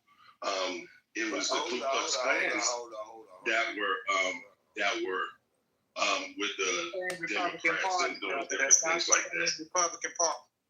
But I'm just giving reference of how it switched, bro. So if you look, I'll go ahead, brother. You can go ahead, people. Yeah, so basically, that affirmative action, and all those things that come with it, all you guys are doing is showing how jacked up the system is against a certain people group. Because if you're saying the Democrats, and I'm sorry, I know you got some, they're the racists. They're the KKK, okay? They're the ultimate racists. And I'm sorry, you guys have to deal with them as Republicans, okay? But if you got Democrats that hate black people so much that they do all this thing, well, guess what? We know there's racists on the Republican Party, okay? We know that. That's simple. You guys are like the face of racism. So when it comes down to it, what happens is we're getting hit from both sides, okay? We're getting all jacked up, caught in between two monsters. So if you can't just understand that, it doesn't matter if it's just happening to us right now. Because, like, let's say they wipe out all the black people right now, right? And it's just white people. You guys are going to get fucked up by your same government if you don't stop this tyrannical beat. Hold up, bro. That sounds dumb as shit. Black people like roaches, bro. It don't matter. It doesn't matter. It's the same beast. Hold on, it's the same beast that's been penetrating the whole world since the beginning, which is the ultra rich. King, I just want to assure you, we'll fight them Democrats for you again, bro. Don't worry. Hey, which is the truth. The Democrats gonna whoop your ass, because guess what? The only reason black people roll with the Democrats, because we just gotta roll with the people who roll with anybody. You get what I'm saying? Hey, don't serve you well though. You'll accept anybody? Okay, cool. Then we should be good. Like you're picking up whatever kind of soldier, even if you are the wicked beast at the end of the day. And if you have that white people on that KKK side that want to just, they got all the power. Y'all messing with the ones with all the stuff. Man, stop so when it comes down to it, yeah. What about that can wipe out the whole what about white race as well. White people, whatever that's bro. And what about black on black violence, man? Fuck everything, man. I'm good on real shit, man. What are you here to point out? Are you here to point out the loss of your own people? All the violence that happens on their own people. It happens all day. Are y'all here to point out also your own people? Yo, what about a nigga right now rolling up a clip right now to go smoke a black nigga, bro? I'm like, oh God. Like, fuck y'all talking about motherfucking white people. Mike, will you want to handle this? That's more gutted. Hey, let me ask a question to the white folks right quick, because they were like, let me ask a question to the white folks right quick, because you guys were like, hold on. What is this nigga talking about? I don't know. I finally moved him because he was just, I couldn't understand it. But go ahead. Oh, okay, so white people. You guys were talking about. Hold up. You guys were talking about. You're sick of the race question, and the slavery was a long time ago, and Democrats are forcing race, and everything's about race, and then all this stuff. And that was a long time ago. My simple question is this here: if you're so sick of it, explain this to me, then, because I'm confused. I mean, literally, I'm confused. What I see right now is Republicans, I'm just being honest, going out of their way trying to erect symbols of a foregone era, an era that's gone behind us, that you want to give you like, we don't want to talk about slavery anymore, guys. That's over with. But yet they're trying to put statues back up of Confederate generals. They want to erect the Confederate flag. They're going out of their way to try to rewrite the history of slavery and retell it. What I'm trying to understand is this here. This is a question I'm asking, and you can answer. If you guys are so sick of talking about race, then why do you keep keeping reminders of it around? When people took them things down, put them back up. Hold on, I can answer this question. Name one Republican city that has a Civil War statue erected. Just one. Your president is doing. Your president. Listen real carefully. Every city that has a Civil War statue erected is owned and controlled by Democrats. Those Civil War statues were erected by Democrats, and Democrats have torn down statues of Democrats. Let's just be very clear what the history has been over the last 100 years, 200, 150 years about this. So what you're arguing about, hold on, what you're arguing about is a psyop that's been pulled by Democrats on behalf of Democrats to enrage Democrats at Democrat statues. Let's just be very clear. Well, if you look at if you say Democrats are tearing down statues of Democrats, remember they switched parties also. So there could be a party leader. With you. My family were abolitionists. No, my family were abolitionists. So I can't finish my thought. They never did switch parties. That's a fucking lie. Making that up. It's a 100%. So what is an abolition? Lie. So what is an abolition? Rewrite history. Stop trying to rewrite history, man. We're white Republicans, bro. White Republicans that wanted to get rid of slavery.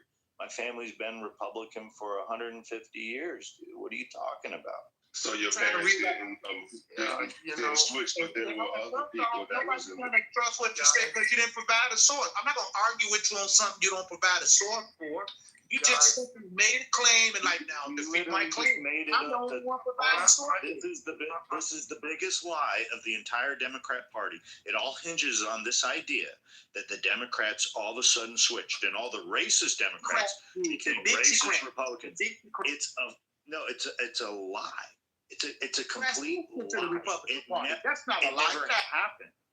If that was the case, why did the Democrat South still have Democrats all the way up into the 90s, which goes 20 to 30 years after the Dixiecrats? That's an entire generation. Simple. Because those ones who didn't switch. Think about yourself. 30 years is an entire voting generation that has gone on. It's the children of the Dixiecrats grew up and felt that it was wrong, and that's what changed the South to where it is today. Did Lyndon B. Johnson, when he signed the Civil Rights Act and the Voting Rights Act, I believe, what was it, 64, I believe it is, when he's 64, 65, when he signed those two acts, did he not say out his own mouth that we were going to lose the South? He's talking about Dixiecrats. He did say that. He did not. He said we're going to have them niggers voting for the next 200 years. Yeah, we're going to lose the South. He said we're going to lose the South. Let's be very clear what Lyndon Baines Johnson, a Democrat, said. That's what he said. He said he was going to get all the Democrats to start voting. He was going to get all the black folk to start voting Democrat. That's what he said. Do you want me to pull up the quote? Oh, now you want to pull up some quotes now. We're going to pull it up right now. I took it outside with white people, but he did say that. Constantly. That's what LBJ said. I mean, he did. I mean, that was said. I mean, I'm not even on the white people's side. Yeah, I know that. Look, hey Joe Beaver, I gotta go. But let me depart with leaving you my wisdom that I've learned over the years. As Mike says, I'm an old man. You know who doesn't care about any of this? Pussy. Now go with me a moment here. Pussy don't care if you suffered 100 years or 400 years of slavery, or if the Dixiecrats did it, or if the Republicans did it, or the Democrats. Pussy cares about that you put her in a nice car, that you put food on her table, that you're in a nice house, and that you help her take care of the kids.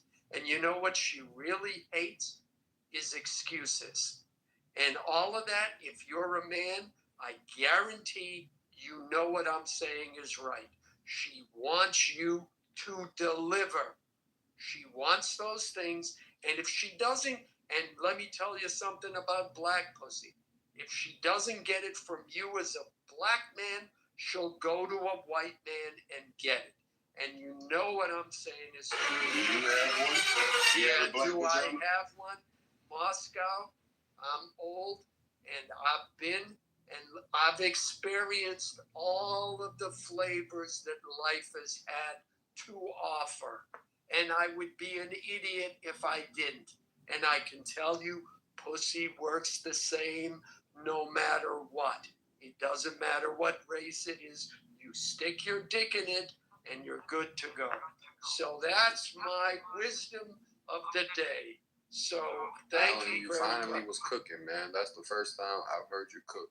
Well, thank you, Mike. Thank anything you. relevant. And coming from you, I really appreciate it because you're my harshest critic. And thank you and good night. This is from The Guardian.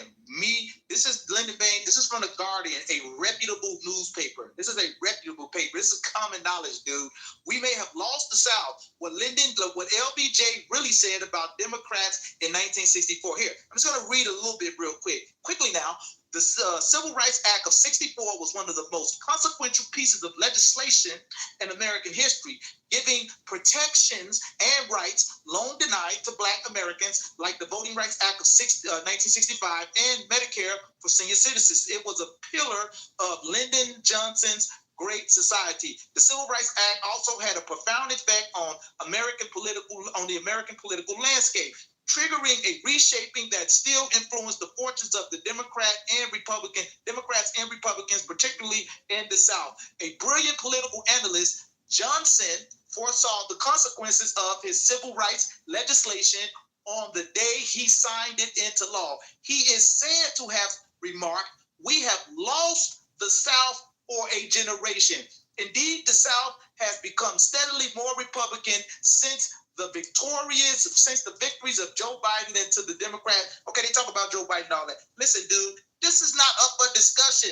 Them dudes switched over because the Democratic Party was becoming more inclusive and they wanted to hold on to their way of life. Remember, you guys are the ones that broke free. You're traitors. You're traitors. Okay, and my whole question again is, if you are saying, look, man, we don't want to keep dealing with the slavery stuff, y'all keep throwing it up in our face, okay, then the question is, why are you fighting hard to keep these Confederate flags out? You people were rioting the Capitol, and you got Confederate flags all with you. That is a symbol of American oppression. And just one last thing. You know, this is a bigger than just Republican, Democrat, because we hear this a lot as Black people. Well, take slave owners off the money then. Every time we use your money, we got to be reminded of people that had our people in bondage, like George Washington, like Thomas Jefferson. We got to be reminded of devils like Andrew Jackson on the $20 bill. That dude was a scumbag. Look, there's too many white people that tell you he was a I'll answer your question. Can I provide the sources that Dunwood had asked for? Well, I just want to point out Andrew Jackson was a Democrat as well.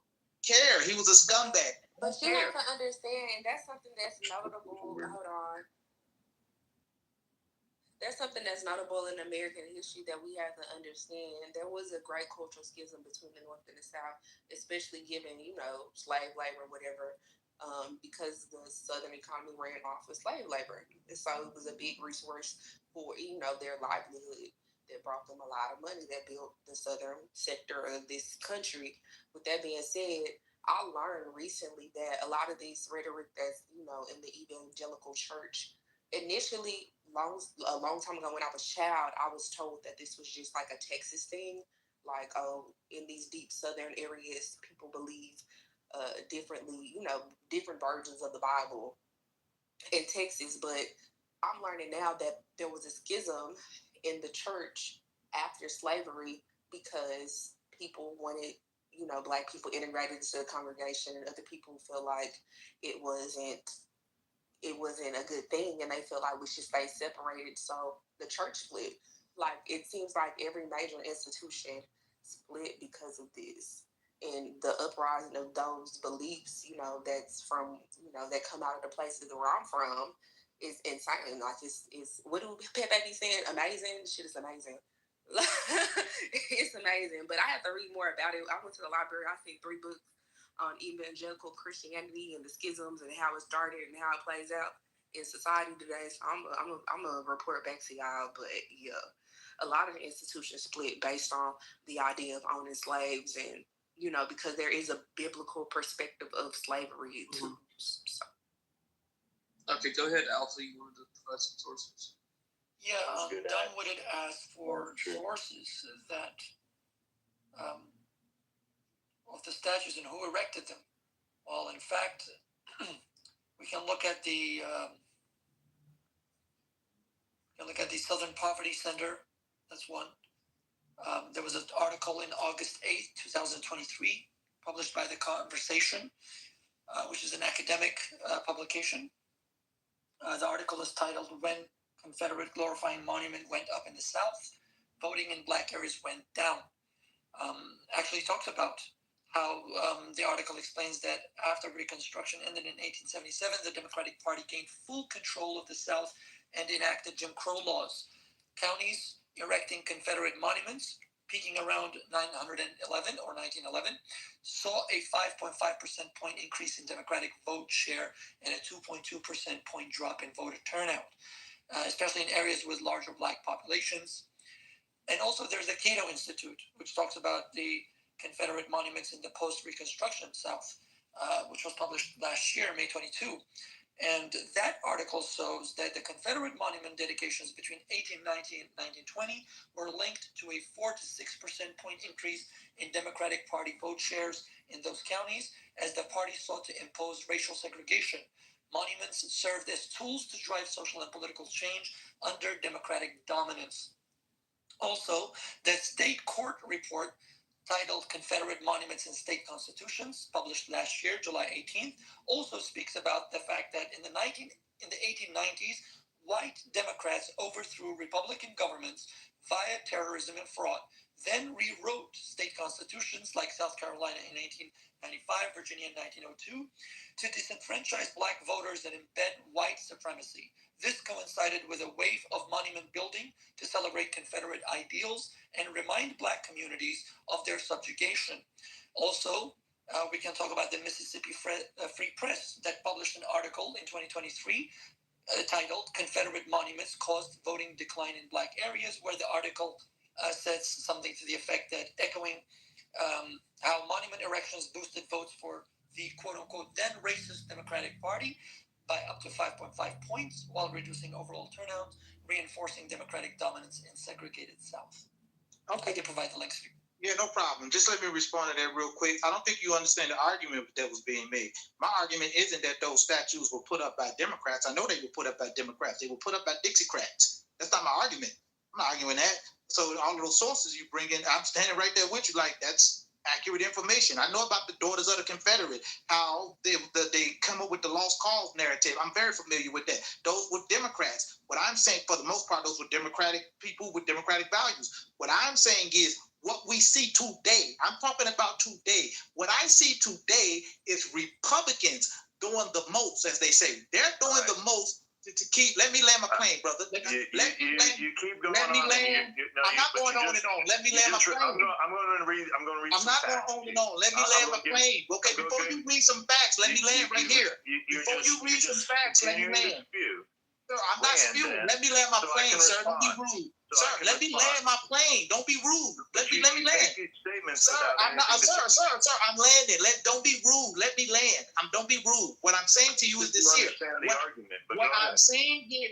Okay, thank you. You can listen. I'm about to land. You can bring me the facts like he did, and I'll sit there and listen to what you're saying. I want to hear you. I'm not asking you to hear. I'm just asking you to hear me. What I'm saying to you is what I'm saying today. I'm seeing Republicans, sir. They're doing the most, trying to either get these statues put back up or preserve the ones that are already up. They're the ones doing the most with that. Tell me why I'm incorrect with you. Okay, so I'll answer you after Joe. Yeah. So okay, let's be very clear. There was no party switch, and I'm going to explain how I can link it together. Nancy Pelosi's father was. Wait, hold on. Let me have my opportunity. We all know who Nancy Pelosi is. Nancy Pelosi's father was the mayor of Baltimore. He erected Civil War statues of Democrat heroes of that time. He was a Democrat. Nancy Pelosi went on to be one of the most powerful Democrats in our modern time. It's all in the family. Al Gore's father was a Democrat. He was a Dixiecrat, as it's framed. Al Gore's father held one of the longest filibusters on the Civil Rights Act. He was a Democrat. We all know Al Gore was a Democrat vice president of the United States within our lifetime. What I'm saying is it's all in the family. This connection of where you think this racism is and this switch is, you can link up family members of Democrats today that have been in power, and their parents, their fathers, were the Democrats of the racist Democrat Party only 60, 70, 80 years ago. Yes, but Joe, one thing y'all have to realize that racism is a bipartisan issue. Like, you know, it wasn't like racism wasn't like what we feel like it is today. We're trying to put it in conservatives and liberals and Republicans and Democrats. But in reality, like the entire country felt like Black people were better off in servitude. I'm not arguing that racism has never existed. What I'm I'm not saying that. I'm just saying like this. What I'm arguing specifically is that there was no party switch. Okay. If there was a party switch, why did Nancy Pelosi? Why is she a Democrat? And her father was a Democrat, and he erected Civil War statues. Why did Al Gore, who is a Democrat, his father was a Democrat, and he's the famous Democrat that filibustered the Civil Rights Act in the 1960s and stood there for a day saying that Black folk didn't deserve to have the same rights as every other white person in America. These are the same Democrats. So I think in this situation we're agreeing. I think we're agreeing that it isn't a partisan thing. Like what happens to Black people in this country had nothing to do with political ideology whatsoever. That we, especially not the ones that we use today. It's not like Republicans versus Democrats. But I understand what you're saying. I think we're agreeing that both Democrats and Republicans enslave Black people and contribute. It definitely. Let me tell you, and I like the dialogue. It definitely has something to do with an ideology, and I'll give you the framework of how the left, the Democrat ideology works today in the same way they thought of it just 150 years ago. Today, Democrats argue, and right now they say, well, who's going to pick our vegetables if we don't have illegals and we have illegal workers? Do you know how much strawberries are going to cost if we don't have illegals picking our strawberries? They have the same mindset. Modern day Democrats today think just like Democrats 150 years ago, arguing, well, who's going to pick our cotton? Do you know how much we'd have to pay for clothing if we didn't have slaves that picked our cotton? They say the same shit today as they did then. Yeah, I'm sure. Like I spent a year and a half working for a union amongst Caucasian liberals. I realized quickly that we were never aligned, right? And today it's not the Republican or Democrat thing. Like certain race issues just be straight up race issues. Like they don't understand still. They still don't understand. They still don't represent our best interests. So that's when I was going to answer Dunn's question. So if people conservative or Confederacy statues that are up, people arguing about those. Like I personally don't care. They can put them in the museum or whatever. But I mean, I think when you start doing stuff like if you start taking down to what end when you take down statues? Okay, then what's next? Okay, you want to take off George Washington? Okay, well he did a lot for this country. It probably wouldn't exist without him. And then, okay, the Lincoln Memorial. Once 10 years from now, when people start arguing about what he said about Black people and how Black people are inferior and all this and that, what are we going to do? Tear down the Lincoln Memorial? And then it'll just, like, his morality is relative to the time, and it's always going to shift. So, like, if you keep, eventually, everything will come down. I mean, I could give you Andrew Jackson. I could take him off and put on Donald Trump. I mean, I would go for that, for whatever. But you see what I'm saying? Like, it's relative to the time. Yeah. I hear you, but can I just, because I want to clear this up with this Joe individual who's claiming that they didn't switch. Here, I'm going to read this real quick. It says the primary evidence showing the conservative Southern Democrats and Dixiecrats shifted to the Republican Party includes the passage of the landmark civil rights legislation in the 1960s, the development of the Southern strategy by Republican presidential candidates, and clear shifting in voting patterns and party affiliation in the South over several decades. Civil rights legislation, we've been through that already. The crucial turning point was the passage of the Civil Rights Act of 1964 and the Voting Rights Act of 1965. These laws, championed by Democrat President Lyndon Baines Johnson, with strong support from Northern Democrats and Republicans, were strongly opposed by Southern Democrats, including Dixiecrats. The Dixiecrat Rebellion of 1948. The earlier Dixiecrat movement of 1948, led by Strom Thurmond, had already showcased the deep regional divide within the Democrat Party over civil rights. The movement nominated Thurmond for president in opposition to Harry Truman's progressive stance on racial equality. After the election, the Dixiecrats weakened loyalty to the Democratic Party among white Southerners. Though many rejoined the party for a time, Thurman's party switched. The symbolic culmination of this shift occurred in 1964 when South Carolina Senator Strom Thurmond officially switched his party affiliation from Democrat to Republican in response to the Civil Rights Act. The Southern strategy. Quick question. When you say there was a shift, or do you think? Or I think people get confused and they think like, okay, there was suddenly like. There was a trade, like in sports. Okay, we're going to become the Republicans and you're going to be the Democrats. But instead, there was a gradual shift. I agree. Yeah, like that. That's what we're talking about here. Here, this is another one. The Southern strategy. Republican strategists, particularly. Hold on. I just want to read this last one and you can go. No, that's not how it works. You stacked a point. You brought up Strom Thurmond. Okay, yeah, you're right. So I don't want to stack them. There you go. Let's talk about Strom Thurmond. Okay. Go ahead. You name one national politician switched parties in the 1960s in response to this. Can you name a second one? They nominated him though. Like, no, I can't name a second one right now. Not right off the top. Hold on. This is my question. If you can, look, you're accusing a party switch that an entire swath of I didn't say an entire squad. I didn't say that. That's not what I said. No, that is what you're implying. That's what you're saying. I'm implying. You don't get to tell me what I'm saying. You don't get to tell me what I'm saying. You didn't tell me I need Red was the party switch. Hold up for a second. Hold up, bro. You're making it more messy than what it is. No, you just going on. Pedro, hold up, man. You're making it more messy than what it is. You don't want to make that you name one. Okay. Hold on. It's a party switch. Name a second. Wait. Hold on. Wait. Hold up for a second. Read off that article. Hold up for a second. First off, you should know. Wait. First of all, no. Nobody got to wait. We let you read a whole damn article. Bro, I wasn't done. Don't cut me off, man. And the only person you named. Okay, tell you what. Since he's cutting me off right now, I'm gonna let him answer you with another one.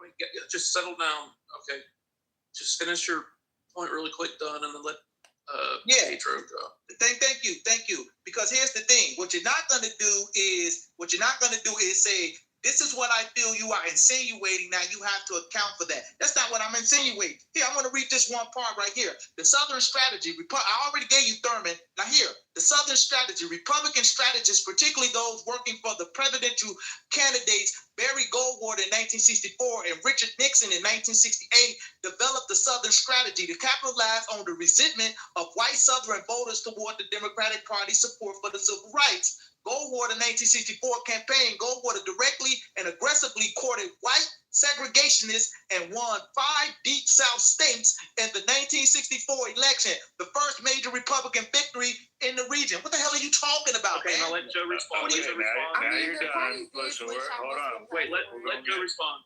Yeah, so done. What you're reading are talking points because you're not able to actually have a dialogue on this. So we're going to pass it over to Pedro because I asked you a very specific question. You did make the assertion that a party switch occurred. You named one politician. I asked for a second one. Hey, Joe, do you have any thoughts on this subject? So on this subject, first of all, everybody think they switched and they didn't. The switch was basically about government, right? Democrats wanted to expand government reach. Republicans weren't, and that's what they think it was, a switch or a party switch, or that the Democrats became better than the Republican. That's a lie, right? Because then you want to talk about not Strong Truman, but what's his name? The one that brought in welfare and all that. He basically said we're going to have black people vote Democrat, right? The Democrats were the original KKKs, right? Everybody black be talking about 40 acres and a mule, but it was a Republican that gave y'all the 40 acres and a mule, and a year later, it was a Democrat that took it away. The Republicans passed the Civil Rights Act. It was the Republicans that abolished slavery. Everything that black people benefited from came from the Republican Party. Now, will politicians switch based on basis and stuff? Yeah. But it doesn't mean the parties totally just went. So what you're saying is the Republicans got us into this fucking mess. Say that again. So what you're saying is the Republicans. I don't know. Hold on. I can't. I didn't finish, but everybody's saying a bunch of stuff. So I'm trying to honor somebody's fight. No, go ahead. You were cutting me off when I was talking. All right. Cool. Man, quit yapping, bro. So all I'm saying is that you pull up these bullshit talking points and you read these opinionated articles, but when you really deep dive, you'll realize that everything that black people benefited from came from the Republican Party. You wanted civil rights movement. It was Republicans that voted for it, right? You wanted to abolish slavery. Republicans voted for it. And that's why you got slavery abolished, right? 40 acres and a mule. You wanted reparations. You got it from the Republican Party. Every opposition black people had actually came from the Democratic Party, the ones that they voted for, right? And I'm going to say this, I'm going to close it out. We could go all the way to today, right? The migrants was to replace your black ass. And you voted for the party that wanted to usher them in and move you out. But I digress. Okay, so I'm gonna look for the quote, but I'm going to paraphrase. I believe that George Washington said political parties are fucking stupid. Like literally fucking stupid. I don't know. I think that's just a paraphrase, but if he was, alive today and he was, sitting beside Trump, he'll be like, this shit's fucking dumb. Right? Because we can all agree on these American values and these American issues, right? And we can all agree that our parties, the Democratic Party and the Republican Party, and back in the day we had the Whigs and the Radical Republican and the Dixiecrats, they all exchanged values at different points in history, and the shit just evolved. It evolved. Sometimes the Democrats were the ones who were racist than a motherfucker. Sometimes the Republicans were the ones who are racist than a motherfucker. Because, we have a race issue in this country. I don't know how else to articulate it, but I don't know. I don't think we should just be pointing fingers at each political party, because that's what George Washington said. I'm going to look for the speech that he said that shit was fucking stupid. Get the direct quotes. Argue with Oxford. Let's offer. And this is why he said political parties are dumb, because we all have the same issues. Like literally, we all have the same issues. And now you're pointing fingers. There's Democrats, Republicans. When y'all Democrats and Republicans have exchanged values for the last fucking 300 years, then almost 300 years. God damn. Well, let's switch. I just want to say this last thing about party split. Everybody wants to talk about, that, but Trump was originally a Democrat, and he supported the Democrat Party. He funded Jesse Jackson's campaign, right? You know why he left the Democrats? It's because the Democrats wanted to bring in David Duke, who was a known racist and KKK member. And he said specifically that's why he left the party. He realized it was going way too left. And he had to go Republican because his values. And he was like, no, they're selling out the country. But y'all don't praise him for that. Y'all want to say he racist. Y'all want to say he's this, he's that. But he wasn't racist when he was funding Jesse Jackson, when he was taking pictures with, Al Sharpton. They loved him. They loved his money. Matter of fact, he won the Rosa Parks Award. But nobody he became racist in 2015 is when he became racist. Yeah, right. It's crazy. They always want to say he became racist. Bro, man, listen. Folks is confused. Right after helped all the black people, you had Judge Joe Brown was talking about, and there was so many people that talk well about Trump, like, yo, he funded so many black businesses and didn't even ask for the money back. What? Yeah, look up Judge Joe Brown. I'm bringing sources, and people come on here talking about some talking points. He's in 20K in PPP. Hold on. Look, so Dunn brought one that switched parties. I'm going to bring one that didn't. Robert Byrd, a famed segregationist, he was a grand wizard of the Ku Klux Klan. He was a Democrat for 50 years. Joe Biden did his eulogy when he passed in 2014. I just wanted to point that out. He never changed parties. I don't care. Okay. Yeah, Joe Biden, even when Joe Biden started going into politics, and he was a segregationist as well. He argued for keeping buses segregated. This doesn't go that far back. We have politicians that were Democrats still that never switched parties. So if there was this great party switch, why did so many segregationists still stay in the Democrat Party? And as a black person now, a lot of black people are segregationists right up under your nose, and you don't even know it. A lot of African American people believe that we should stay segregated, and they vote Democrat every election. You believe they really think that, though? Clearly. Yes, they do. I know people who are part of Nation of Islam. Yes, they do. They really think that, like, generationally. So with that, they think they'd be better off. What I'm telling you, these are American issues. These are not partisan issues. Because there's a lot of black people right now voting democratically who don't believe in abortion, gay rights, and believe in segregation. That's normal. And I'm a Texan. I'll tell you that that's normal. Hold on. Like, I can get in a room full of 10 black people. I need to say something to Joe. At least 4 or 5 of them are not going to believe in segregation. And at least 6 of them are not going to believe in gay marriage. And at least 5 of them are not going to believe in abortion. And they vote Democratic. So these are American issues. Yeah, let me say one thing to Joe real quick. Joe, I don't think you're listening to me, man. I didn't say an entire party. I said the Dixiecrats. The Dixiecrats. That's not an entire party. That is part of a party, sir. Let me land my plane, my man. I don't want to hear talking points about Biden. I don't care about Biden. I'm talking about history. I don't know why you dudes feel like every black person who says something negatively in your mind about the Democrats, about the Republicans, that automatically makes us in favor of Biden and that shit. Like, dude, I don't give a fuck about the two parties. Listen, I don't give a fuck. Neither one of them. I didn't vote for either one. Bro. Can I just land my plane, bro?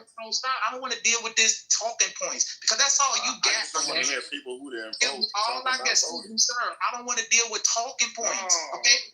Right here. Because I'm coming from South Carolina Encyclopedia. I'm coming from Liberty University. I'm coming from the Encyclopedia of Alabama. These are the Southern folks telling you this stuff. That the Dixiecrats, like I read you from the sources where they said that these people were upset over the Civil Rights Act being passed. They were dissatisfied, and then it came along that they even nominated a dude for president over their guy. Okay, but the guy was more Truman, who was more receptive to giving black people some rights and things like that. He was more receptive to that. So they're like, you know what, fuck him. We're gonna go with a dude that's more like traditional, what we like, which is basically fuck them niggas, and they went and got their guy. Okay, and nominated him. This is what they did. This is like history, bro. And you trying to act like it didn't happen. Come on, Joe, don't be like that, bro. Don't. Look, everything ain't damn racist, right? People don't always think. I don't know why you think people really care about what niggas do, right? Let's just be honest. No, I'm not going to Random call a shit spade. that he's talking No. about. He's just talking random stuff. Historically, I nigga shut up. issues I have been the shut up. biggest issues in I this shut country. up. Right. Started Right. entire war. Because you were Man, considered. Pedro, stick to bashing black women, man. Politics ain't your space. Like, just say something disparaging You a about clown. it. Can I provide some statistics? Because you're not representing this One really. mic on Rob, man. What you say, brother? All I'm saying. Man, this Pedro dude is a clown. Yeah, For him even being, I wouldn't even take his political conversation seriously. But in general, race war, blacks separate from whites. Like, how are we not separate already? Like, what the fuck do that even mean? Like, one day we're gonna wake up, and I'm gonna say this for real, black and white folks. One day we're gonna wake up and realize the vast majority of Americans all face the same basic issues, and we got more in common. But Pedro, I don't want you to agree with me because you can't. Agree with you. Let me say this. Let me say this. We do it just because we have common plights. Just because we have common plights don't mean that we can't have these type of conversations, because generally what happens, a lot of like white Americans tend to play like, I don't know if it's a obtuse thing on purpose, but a lot of white Americans, because you guys don't have to really like walk around and worry about whiteness per se, you don't have to answer for everything that white Americans do. Like, you don't have to like answer for whiteness. Like, we sit in spaces all the time where we got to answer for blackness and things that other black people do that we may not do. But now that the shoe is on the other foot in the last few years, a lot of them have well, I'm not this, I'm not that. When you speak of white people, we might not be speaking about you specifically. We're talking about the general population. And in general, white Americans have shown that they're not willing to stand up for actual American rights. It's not about standing up for us as black folks. We don't need y'all to do shit for us. But if you claim to be the American patriot that you are, and you know that this disparity is real, we shouldn't have all of the well, what's racist? Well, can you tell me what's racist about your life? I'll tell you, the disparity is what's racism.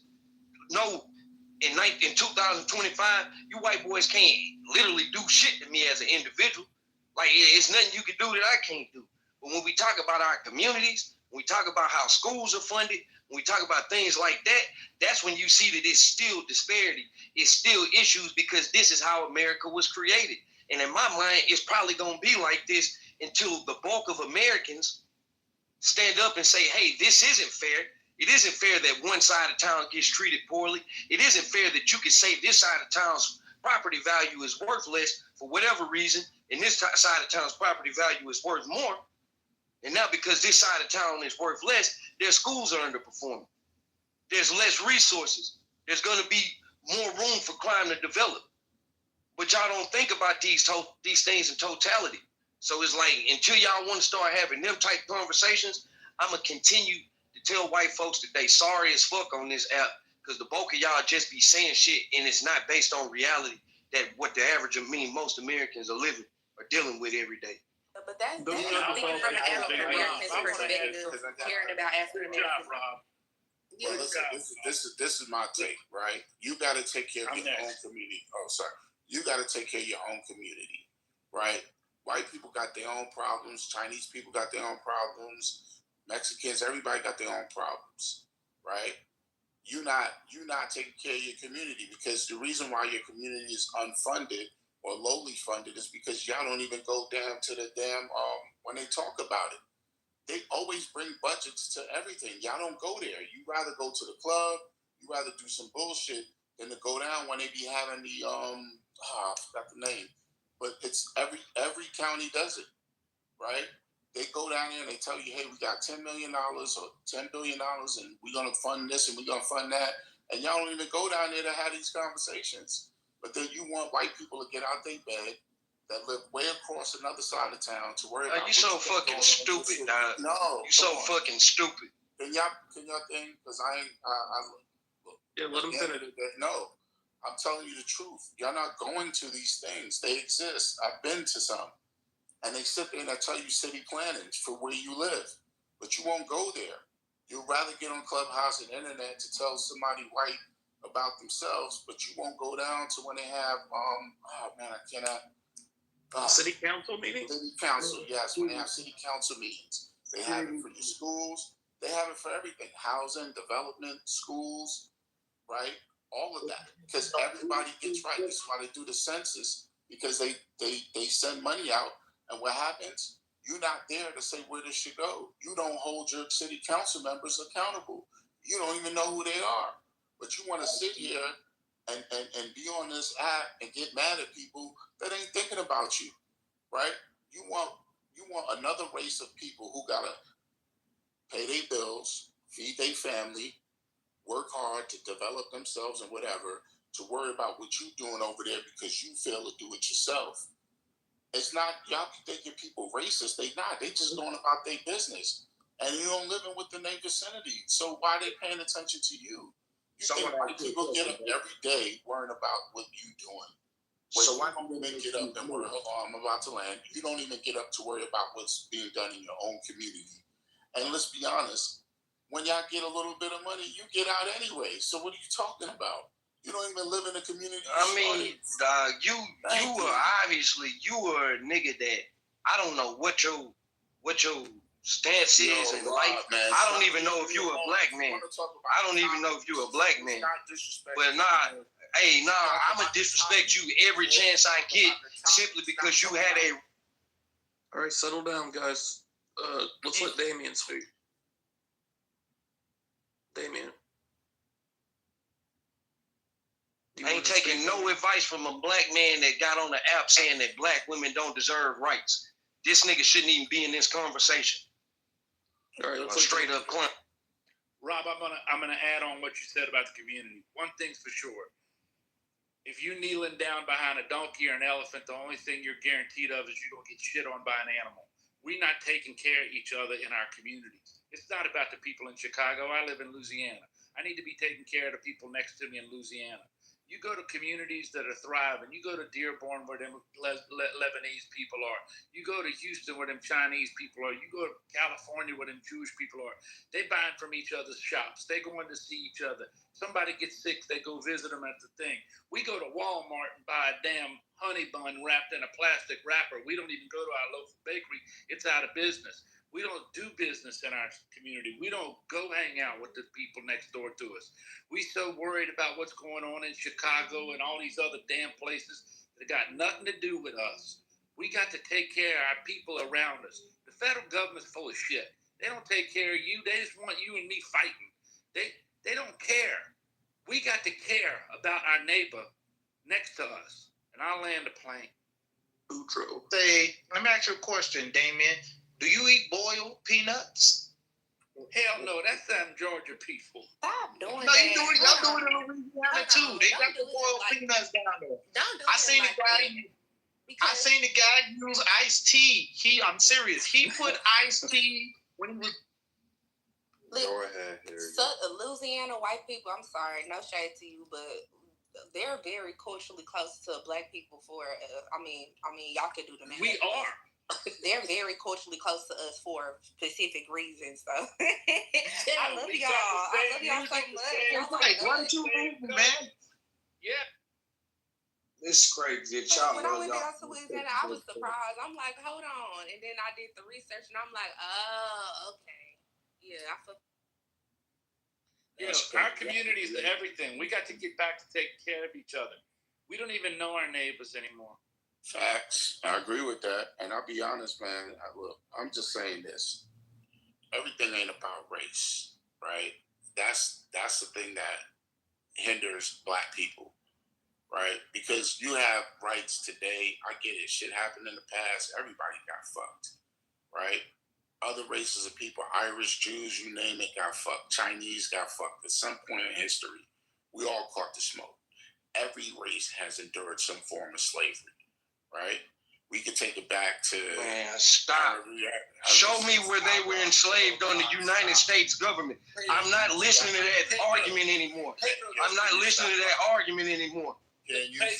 Were they enslaved in the United States of America? Pedro, hold on 1 second. I'm telling you, I travel the world with my best friend. He's dark-skinned. We go to Tokyo, and he's treated different than me. We close. We close. And we look different only because of our skin color. Our children they grew up together. I'm telling you, it's different. You're dark-skinned, you're treated different than light-skinned. You don't I don't believe that because their ways to downplay black people treated better. You go to other places, black people treated better. Anyway, at the end of the day, if you're in America, ain't shit stopping you. I don't care what race you are. Nobody.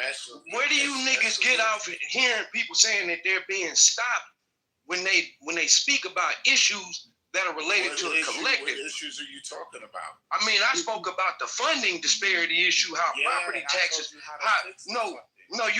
That's not how you fix it. That's not how you fix it. That's not how you fix it. That's not how you fix it. So you getting on Clubhouse in front of a bunch of white folks? Fuck this nigga. Hold on, guys. We have to have dialogue here. So, look, I'm going to interject. I'm going to respond to what Damien said about Damien, you can't fool me. I lived in Louisiana a long time. If we're going to talk about it, you have to realize that there's been a segregation between light-skinned black folk and dark-skinned black folk for many, many years in the city of New Orleans. They even had clubs that dark-skinned black folk weren't allowed to be part of light-skinned black folks' social clubs, and they had the brown paper bag tests and things like that. So this segregation isn't just white folk and black folk. Black folk have had their own segregation within other black folk. So this has been going on for a very, very long time. It's ingrained in cultures long before just this modern white person. But they learned that from you. They learned that from white people. So it's white people's fault. Black people are racist.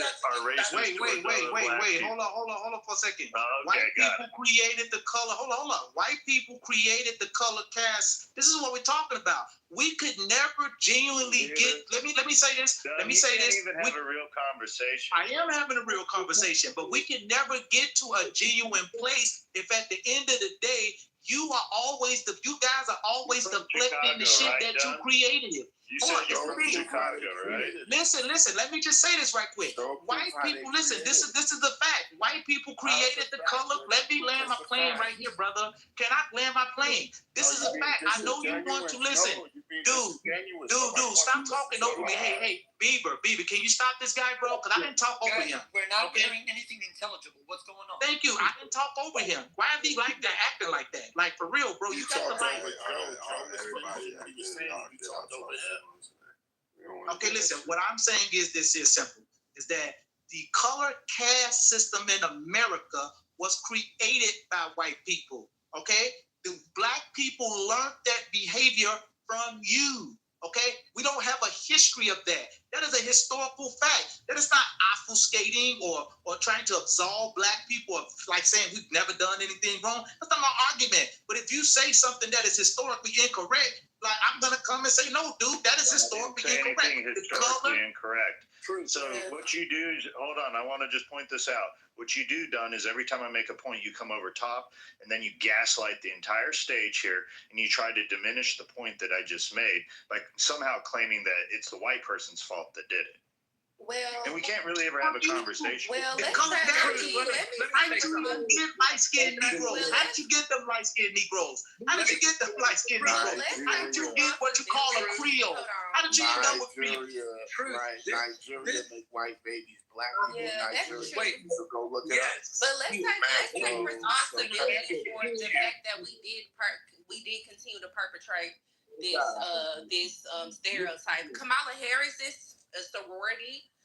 If you look it up, they are the first, Hellenistic sorority, and they had the largest culture of this all the way up until now, to the point where if you went to a HBCU, you understand that this particular sorority is inclined to be colorist because of their history. And, Facts. You know, we can take responsibility for perpetrating it, continuously perpetrating it, but it did come from us being in a racist system and Black people trying to find esteem through education and different social constructs to, you know, better themselves. And some of these organizations adopted the fact that lighter skin was better. And that was because we were in a racist America. I wasn't saying that to say that Black folks don't have no responsibility in that. I was just simply saying that it came from white people. That's what it came from. Yeah, but it didn't come from Joe. Here's the thing. Come from Joe, my man. Look at the Captain Saber white man right here. This is Captain Saber white man. You're muted. Yo, what's up with that? At the end of the day, you're blaming something that happened a long time ago, right? So people today, it has no difference. Here's what I'm trying to say. Meaning, if white people did it in the 19 whatever, we're in 2025. You're not doing it now because white people did it. You're doing it now because you want to do it now. Right. If you know better, why you still? If you know this was a construct of white people, why are you still doing the same shit? I'm not doing anything. I'm not doing anything. Stop, bro. So what I'm saying is the people, right? That you want to blame something that happened a long time ago for today. Because Black people have their own way to turn around. Once Black people have civil rights, right, and they have equal rights, they could stop it. Right? They can stop it, but they ain't stop it. They want to do it. Sir, my grandmother was still alive. She grew up in slavery. My grandmother was still alive. She grew up in slavery. What you talking? Your own Black men are attracted to light-skinned women. And they do it for that too. But you don't talk about that. And it wasn't white people that created that shit. It's for white people. He's like He's going to defend white dude date light-skinned girls. Does that got anything to do with the white man? No, that got everything to do with his sexual needs. It's what he's attracted to. No different than when light-skinned girls said they like dark-skinned. We know raccoons when we hear them. They're going to defend white people at every turn. At the end of the day, right? That's your diversion, right? Listen, you're being a raccoon right now. Just a fact. You're being a raccoon. All right. I got you. I'll be the biggest raccoon ever. That's fine. At the end of the day, that got nothing to do with white people, right? Not today. If you like a light-skinned girl or a dark-skinned girl, you prefer one or the other, that's you. If a light-skinned girl, dark-skinned girl prefer a dark-skinned guy or a light-skinned guy, that got nothing to do with what white people did. Right, and we can take responsibility for the fact that, and no shade to our organizations, because I have a lot of respect, and I ain't trying to shake and jive in front of white folks about it, because, we had to do that shit. You feel me? But the AKAs, they do. Yes. We all know. We all the Deltas. Yep. No, not the Deltas. Hold on. The Deltas were created because they weren't letting dark-skinned women into the AKAs. The AKAs. No, hold on. The AKAs were, they believe in esteeming themselves through etiquette and through appearances and through social connections, which was cool. But the Deltas came after the AKAs. They split from the AKAs because they didn't fit the mold of femininity that the AKAs were trying to shape, like the high esteem, high society, boule type of situation they were trying to shape because they were dark-skinned, just straight like that. So they created Delta Sigma Theta. Jasmine Crockett, that's her sorority, if y'all are wondering. And Delta Sigma Theta. Target woman, but but Delta Sigma Theta felt like they needed to progress, the Black community through service, education, and political advancement. So, in the first women's suffrage march, those ladies out of Seneca Falls, when they did their march to organize it, the Deltas were right behind them, marching. Y'all can look it up. So, with that being said, those are the differences. I don't know if it's based on colorism, but it was definitely based on colorism. The Delta Sigma Theta was created because the AKAs. So they were originally AKAs. They were originally AKAs. Yeah, right. but so that means they were led into the organization. That's why I'm saying it does. If they were already AKAs, but they would not let most dark-skinned women into the organization. Right, but they did let. Right, but they let some in. So that means You know, that's the only part. No, there was still a value. There was still a value there that wasn't shared. So there was the light skinned girls that wanted dark skinned girls, right? Either way, they were originally AKA members, and then they diverted for whatever reason. You say colorism, and then you say levels of activisms in their community. They diverted. They created the other one. Well, they feel like the AKA was more the social. Yeah, that's what I'm saying. It's like it's right. It's just, you know. But at the end of the day, you learned how you acted and how pretty you were. That's why they said the AKAs, they want to be the pretty girls. That's why the pretty. All of that came from that history. Like they still do that shit. They literally still do that shit today. And the Deltas are in opposition to them, and the Deltas are always on the yard considered the more vulgar, like gangster girls, like they, you know, and they're considered to be dark skinned because of the history. And they all know when they join these sororities, they know the history and they lean into it. And they cool with it. And they cool with it. Yeah, I agree with you on that. And then, but we want to say it's a white folk issue. It ain't. That shit was measured. Here's the thing. That shit was already. White people didn't create it. White people just had their standards, and they felt at that time maybe safer with lighter skin complexion black people than maybe than dark people. But they didn't create it. They didn't say you have to be colorist. They didn't create that. They just had what it was. Now, did light-skinned people have an advantage? Probably so, but it's not. White people don't come in and say, "Hey, you gotta separate dark and light." It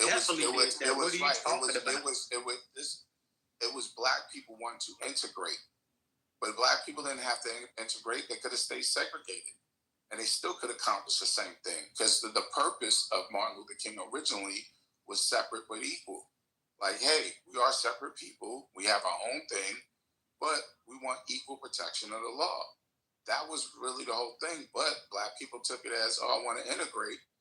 And it's like, yo, you have your own culture. Other people have their own culture. You like your food. They like their food.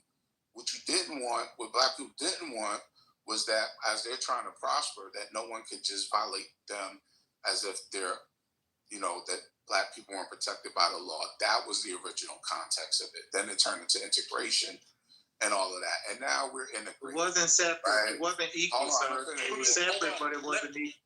But now, I'm going to just say this, and I'm going to land. We are equal now. By and large, we could do the same shit. I keep saying, Emmett Till was killed because he blew a kiss at a white woman. Right now, the biggest blackest dude with the biggest dick to fuck the whitest white woman, and nobody can give two shits about it, or vice versa.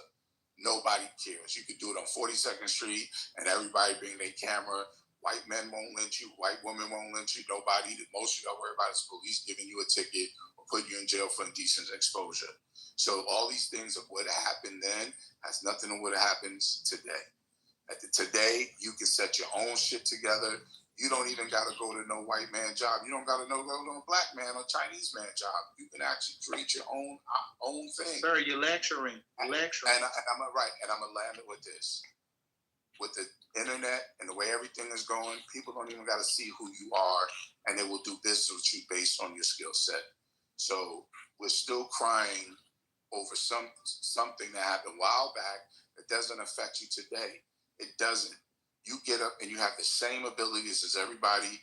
You can invest in stocks. You can start your own business. You can have your own online. Sir, you're Amazon, right, whatever. You could do all of that. So stop crying about all these things that you are not affected by today. Simple. Sir, hold on for a second. Just because black people are calling out systemic, this is where the disingenuous come in at. Because basically, what you're doing right now, sir, is you're trying to create a climate where even when there's legitimate systemic racial issues within the system, as that brother was talking about, just because I can walk down the street and the average white guy isn't yelling at me nigger or got a sign up in the window saying don't come in the shop, to come in his shop. That has nothing to do with if there are systemic issues in the educational system, in the healthcare system, in the financial sector, et cetera, sir. So, you can blindly walk through and like everything is just peachy keen, hunky dory. Nobody isn't saying that black people don't have opportunity, sir. But let me be clear with you on something. Our sojourn in this country has always been a struggle. That's what it's always been. And we guess what? Guess what? Black people have never been people sitting around crying, nor are we sitting around crying today. By systemic, this is the problem what I'm talking about, Beaver, why we can't never get anywhere with this, because now I see a lot of these black folks doing the same thing. Just calling out systemic issues that are real things within hiring, within education, we're being told that we're crying. So, and listen, how is it that you want, on the one hand, you want things like we all need to come together and all this stuff, but you tell black people who are simply calling out issues that they see, instead of trying to say, okay, what are you talking about? Can you break it down? Can you show me? Can you show me the data that supports what you're saying? Let's have a real conversation. Bro, can you stop talking? Bro, can you stop? Can you stop? Brother, can you stop? Can you stop? Can you stop? Brother, can you stop? What I'm saying is this here. What I'm saying is this here. Hold on. What I'm saying is this here is that this guy didn't ask for any data. He's talking over me because this is what they do. All right, what's can you name one issue, systemic issue? Thank you. Hiring practices. They just recently did a study where, they just recently did a study within the last, I think it was 3 to 4 years, where a black person with a degree versus a white man who just got out of jail, say this guy is getting called back 3 to 4 times more so than the black guy who has the degree. Okay, this is what I'm talking about. Okay, let's work through this. Hold on a second. Let's just, now this may sound horrible, but let's just put ourselves in the shoes of someone that's starting or they're hiring manager in a department, per se, corporation or whatever. They get resumes sent to them. They get Denarius, Jamal, Richard, Bill, Chad. Okay. So I think you're talking about where resumes are not even looked at.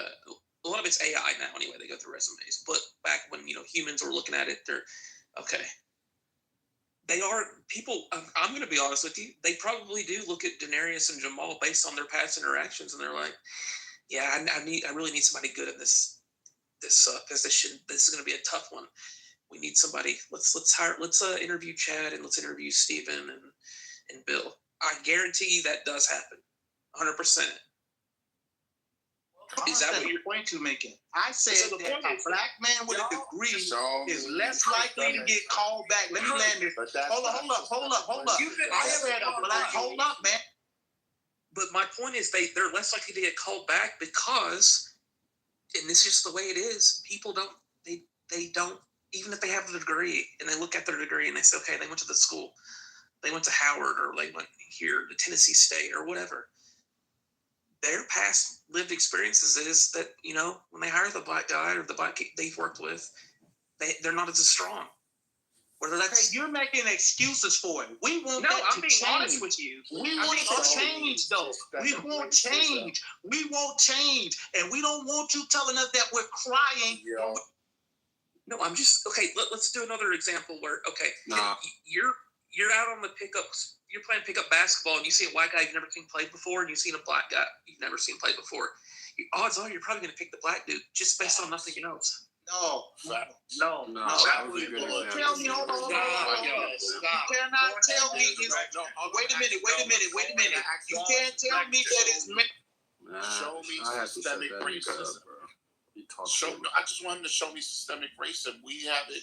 You take one incident where one white guy get hired, and you think that all black people don't get hired. Obviously, when you go to workplaces, black people are there, right? So that's a lie. Systemic racism, and I can tell you where it's at, and then I can tell you where it's not.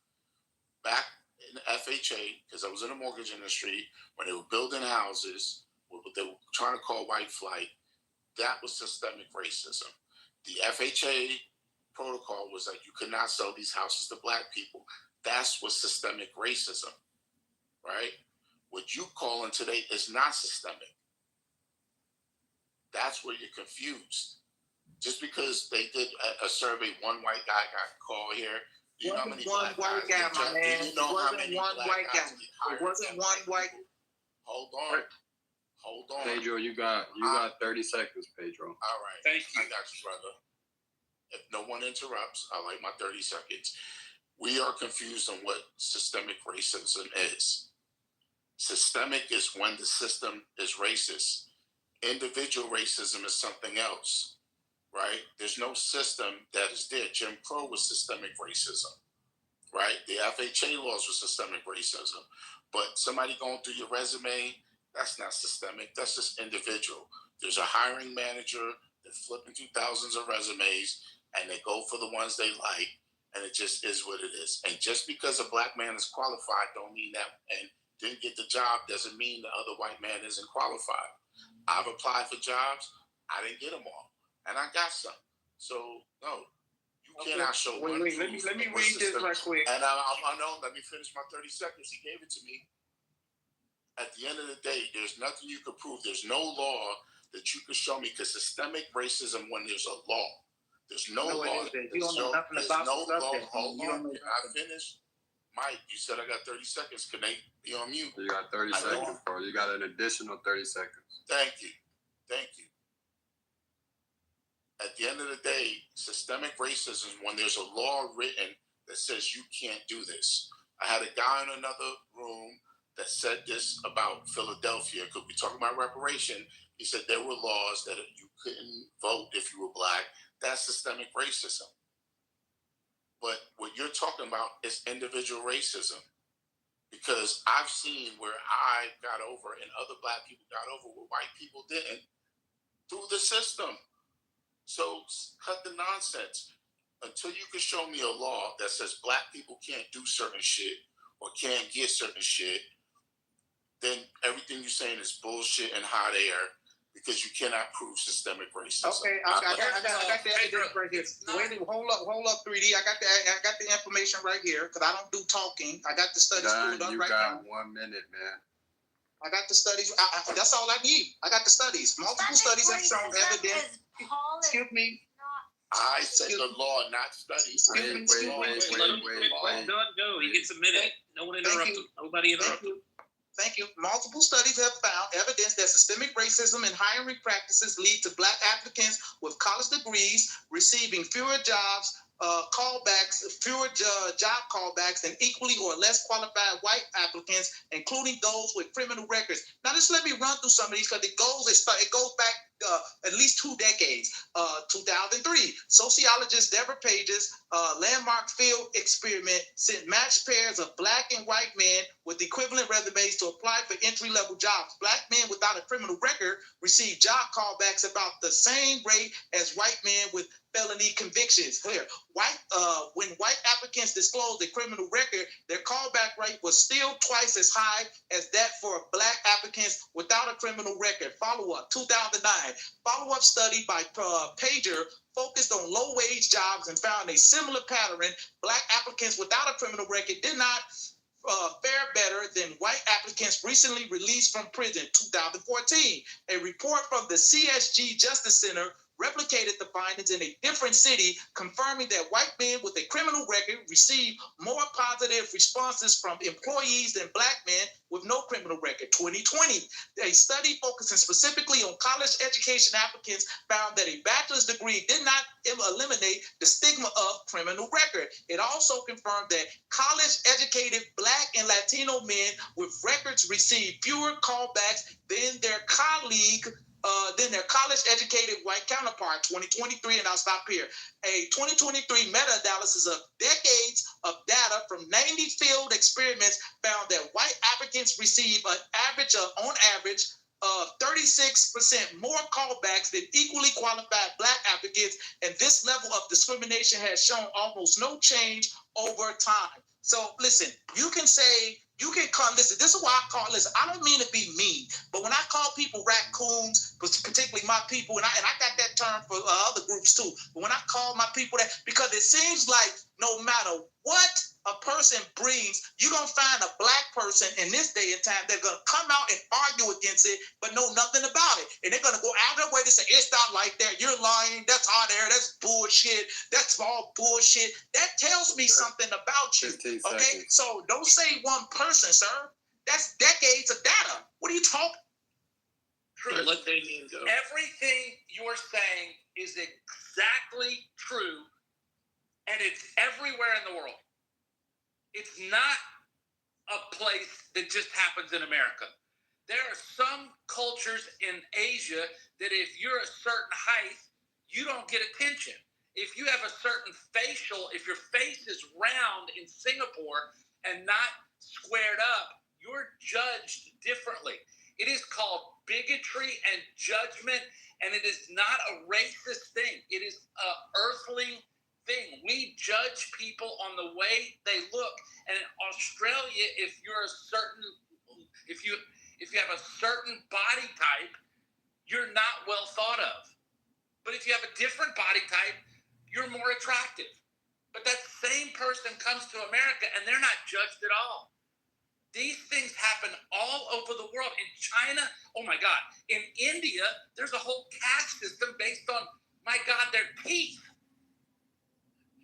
We are judged. We are treated by bigotry based on the way we sound. This is something that happens all over the world, and it just happens to have something we could blame it on in the United States. But the people in Singapore have the same argument that you do, and it's not systemic. It is That's their problem. I'm talking about here. My problem here. I don't care about Singapore. I'm talking about but it's the same thing he's saying. It's not systemic because it doesn't happen all the time. But y'all, let me finish. This world has judgments against you and for you. There are advantages based on the way you look, based on the way you talk, based on the way you're from, based on your family, based on, you have advantages as well. You're just not disadvantaged. You have advantages too. You can tend to just focus on the shit that the world has given you, and that's all you can live with. But you gotta know that within you there is greatness, there is goodness, there is advantages that you have. You need to lean into your advantages. I can find all the reasons why being a dumb backwoods idiot from Louisiana with no education and barely can read, why that should hold me back. But for some dumbass reason, my mama wouldn't let me do that. So you have to find a way. We have to help others find a way to succeed in spite of the bigotry and the judgment all over the world. And I know it's hard here, and I'm sorry for that. But what are we gonna do? Shit, I'm not sorry. Segregate. We need segregation. I want to segregate from fucking crying ass black people. Hold on, Pedro. Well, there's gonna be somebody. Pedro, you're not healing at all. We got to heal this thing. Man, I ain't trying Your to heal. experience is different from somebody else. You don't heal. You ain't helpful, damn it.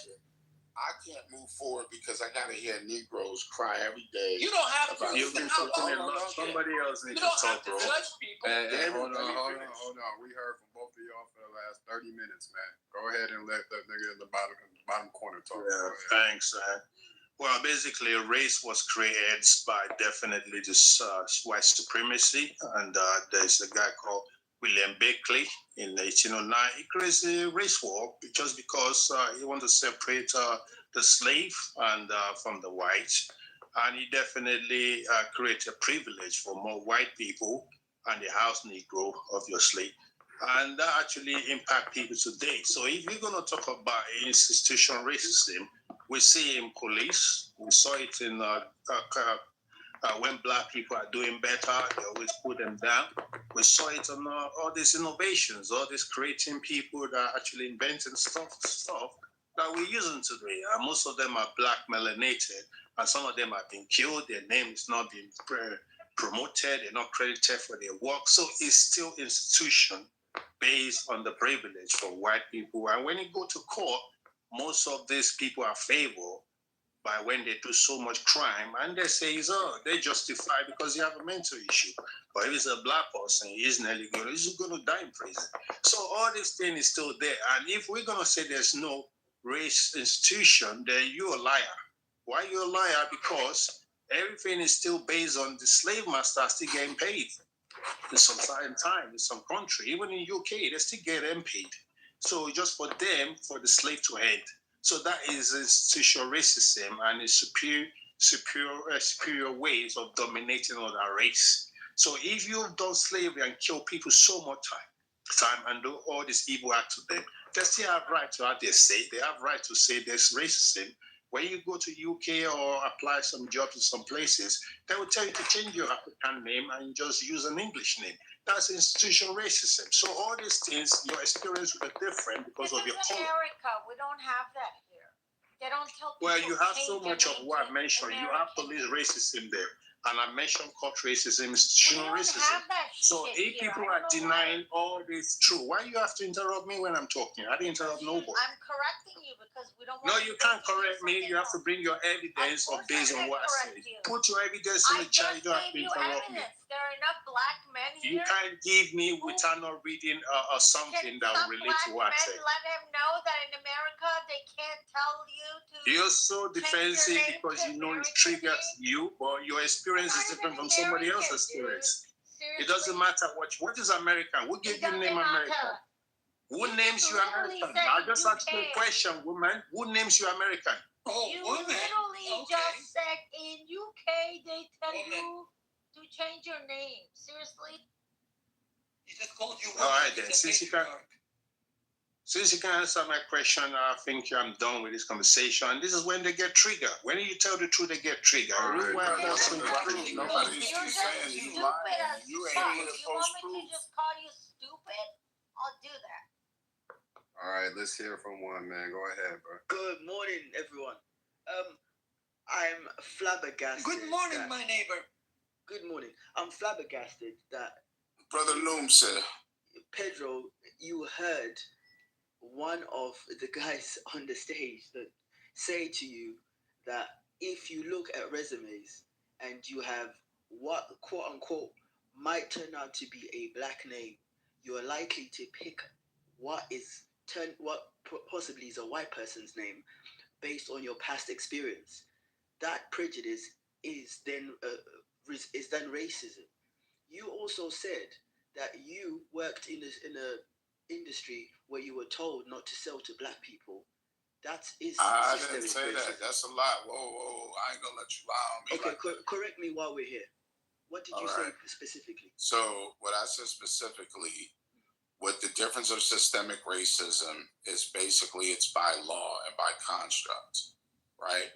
So there was a law with FHA loans that said black people couldn't buy those houses. That is systemic racism. I agree with that.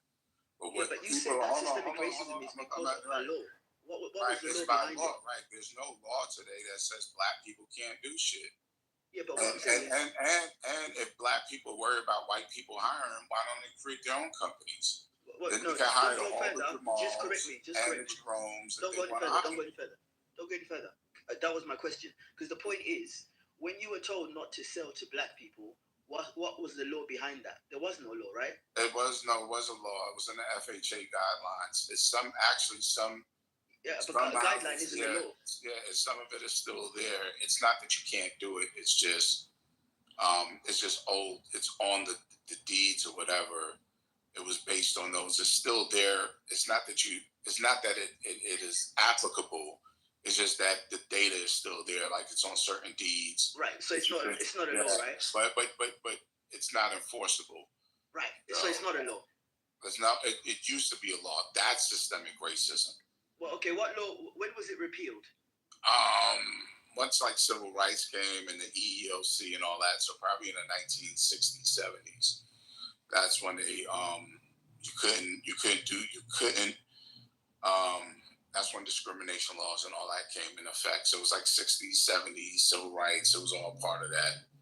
So what I'm trying to say is that systemic racism did exist. I agree, but it no longer exists. Once we had Magic Johnson and Bird play in the 80s, that's when racism pretty much died, or systemic racism, and everybody just moved forward.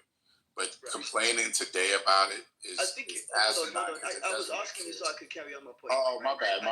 Yeah, I appreciate you've got a lot to say. But, I mean, are you at an understanding that systemic racism does not have to be underpinned by a law?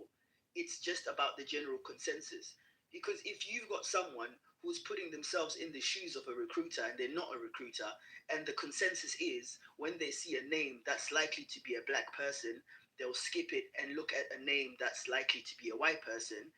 If you then spread that, according to the stats especially, if you extrapolate that, then you'll see that you have a systemic issue because everyone has the same general consensus towards hiring. The fact that also... I disagree with that. And okay, you can disagree. Let me finish. You can disagree, but let me finish. No, you can disagree, but let me finish. You are free to disagree, Pedro. But let me finish my point. You're free to disagree, but let me finish my point. Hold that thought. Thank you. On top of the fact that it's then being compared to someone walking onto a basketball court and picking a black guy over a white guy is absolutely asinine. No, it's not asinine. It's true. But it's absolutely asinine. I'm gonna tell you why. That's the same. No, Pedro, Pedro, you are interrupting me, and I don't know why. In fact, we do know why, but why are you interrupting me, Pedro? And I'm trying to tell you that it's not asinine. Pedro, you can make a note of your point. Pedro, make a note of your rebuttal, and then come back. And then you got 10 Make a seconds. note of your rebuttal. No, right. Man, all y'all need to shut the fuck up, man. That's not motherfuckers like about to be talking to each other. We'll do one at a time. Bro, you don't have to interrupt me, right? Make a note of your point, and then you can come after. It's fine, right?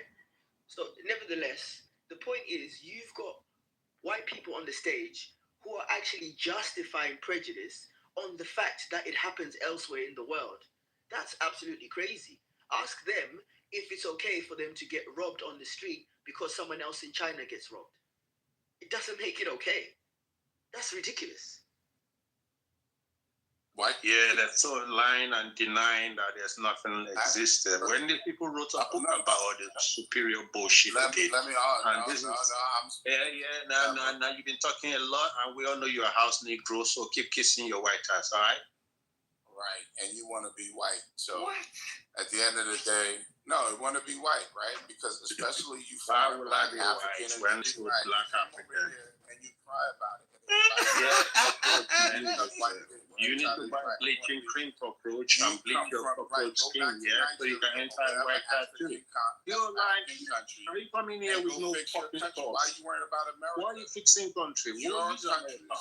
Check my PTR and tell me who came here for. Check my PTR and tell me who came here for. PTR, it doesn't matter. Yeah, it does matter, but you're married as a brown fake ass cockroach. You want to bleach yourself to white cockroach. Are you serious? You're a cockroach, man. You're a white one too. You're trying to paint yourself a brown cockroach, right? Faking that shit. And why you hijack somebody else's car? Racist that you criticize. You're racist. You can't put a fucking lemon on your voice, man. You're smoking too much, you dumbass. I don't smoke. Yeah, he trolling. Okay, you eating your cat later then. Stop eating cat later. That's out of here. Get that African booty scratcher. Now he's a poverty African booty scratcher. Yeah, he probably don't have lights. All you lost are basic mindset. He got an antenna with a wire. We pull up a receipt, we pull up a link, people wrote a book about what they did, evil racist superiors, and you're lying. Stop lying, boy.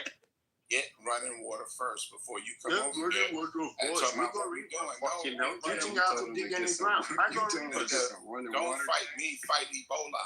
Oh, yeah. You need to kill the cockroach in your kitchen. Stop breeding cockroach in your kitchen, man. Stop breeding cockroach, man. And stop bleaching cockroach too. You fake ass fucking house Negro. Man.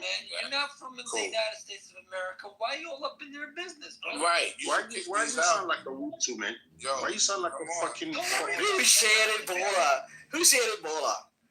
Why you sound like a fucking... All right. So you ain't got shit to say. You ain't got no proof. You ain't got receipt. You're denying the truth. You're lying against old people and you're a piece of house Negro. Hey, one mic. Yeah, you dying. I can't be talking over you. They ain't dying no luck, man. Shut your mouth. Javian Prince is not listening here, mate.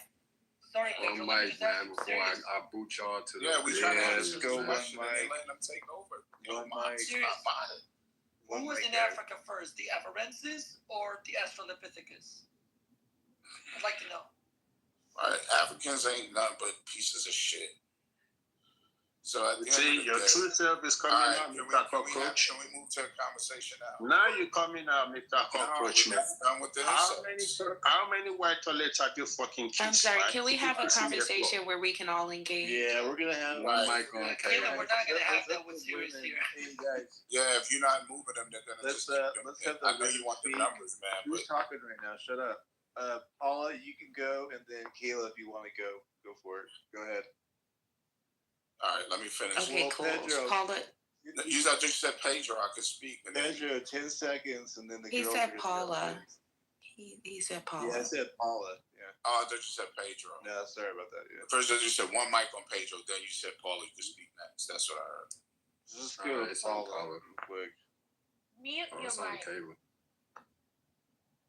Yeah, I'm not trying to derail the room anymore, but I kind of just got here not too long ago. So I just want to know what you guys were speaking about so I can speak on it, if that's okay. Paula was gonna say. Room topic. All right, can I speak now? Because at the end of the day, y'all confused about She was just racism. trying to speak, bro. What are you doing? No, she said she was. I asked a question and I was waiting for an answer. Thank And you. that's what I was trying to give her. Yeah, you too. All Go right. ahead, give her the answer then, bro. Race wars, blacks You wanna separate talk. from whites. What we've been kind of discussing. Right. Well, with the last conversation about systemic racism, and the argument was, is it, still prevalent, whatever, if it's not. And then we were saying some things which you think is racism, it's just bigotry, and everybody across the world deal with it, irregardless, So that's what it was about. And my argument was that it no longer exists. It used to exist. But do you have bigotry? Yes, that will always exist, but it exists on both sides. It's no different than what Damien said, who you going to pick, black person or white person when you're playing basketball. Not knowing how they play, you're going to do that. The only problem is that black people are not in the position to be as racist as they think white people are. And that's where the frustration comes in, because they do practice it. Because I know the dude that will sell a black man a nickel bag of weed will see the white boy come in and want to sell it to him for $20, right? Wherever black people can be racist or bigoted, they will do that. And the problem is they limit themselves. And then they cry about systemically, but they don't build their own shit and hire their own people. Okay, thank you. Right. Matt, did you want to say something, brother? Yeah, I land. Yeah, thanks, Pedro. Well, I think Kayla, you want to respond to that now that you know what the topic is? I'm not trying to be rude, but I didn't really understand anything that he was saying. It just sounded like a whole bunch of mumbo jumbo type shit. It just sounded like nothing. I mean, it didn't really sound like, I don't know, is that really what y'all were talking about, or was that his summary of it? Because that just sounded stupid. Exactly. I'm so sorry. Can I just say something? Right. Are you there, brother? Mike, can I say something? Hold on, Matt. You want to explain that? Well, now I'm all confused too. I guess we'll just go. I don't know who just said if they wanted to speak. That was me. All right. I'll speak after you anyway. Well, maybe so the moms Kayla, don't know the topic. Bro, maybe Kayla will know or will understand better after the guy goes. That maybe she could tag along. After Yeah, I he just goes. needed the argument to stop. I appreciate Yeah, you, Matt. I got Just you. go ahead, y'all. Yeah, I think people need to be very clear on the definition of terms. I think Pedro, you need to maybe understand what racism is, as opposed. Dear to God, I think he understands. I don't think so, because saying a black person can be racist to a white person is actually incorrect. If you're part of the minority, you can't actually be racist to the majority. You can be prejudiced, but you can't be racist. You need to actually look that up, because you can't inflict any unfairness on a whole on the other race. You can be prejudiced towards someone based on their race, but you can't be racist. So you need to understand that Number two is systemic racism can occur from one of two ways. The first being the fact that one race isn't given the same rights when it's codified, when it's put down in law, in practice. The second is the one that's more covert, which is where there is a belief and there's a culture, something that is unsaid, which is why when one of the mods said, when you see a black person's name, you're more likely to pick a white person's name. That's not written down anywhere. That's not part of the code of practice, but it's an understanding and it's a belief that's ingrained in everyone. Still makes it systemic. Does not have to be by law. So you need to get up to speed with these terms so you can actually understand what's going on before you speak on these topics. But I do, and I'm telling you. Hold on, Caleb, did you understand? Or would you like to respond now? Yeah, I'm gonna respond. That was for Pedro. He was talking to Pedro. Oh, okay. Yeah, so I'm responding, and what he's saying is a lie. Black people practice the same shit. They just don't have the leverage because they don't own shit. They keep trying to get a job at a white man's place and cry when the white man don't pick them. If you don't want your kid to go through it, don't name him Jamal. Don't Tom and whatever, so he can get a job. But no, you want to keep him to his roots, and his roots don't own shit. You can create your own company, right? There's no one company. Everybody has competition. Even Google competition is Bing and other search engines, right? You could create your own shit, but you won't do that, and then you beg the white person to give you shit. That's a pussy move. That's a punk move. And you deserve to be fucking put to the bottom because you won't fight for your position. Power has to be taken. It doesn't have to be given. And you sitting here begging white people to give you shit, and when they don't give it to you, you fucking cry. And my thing is, go back to England, go back to Africa, fix your fucking countries before you talk about what's happening here in America. You motherfuckers don't ever fix your shit, but want to come here and talk about our shit. Like Africa needs running water. Niggas don't do shit about it.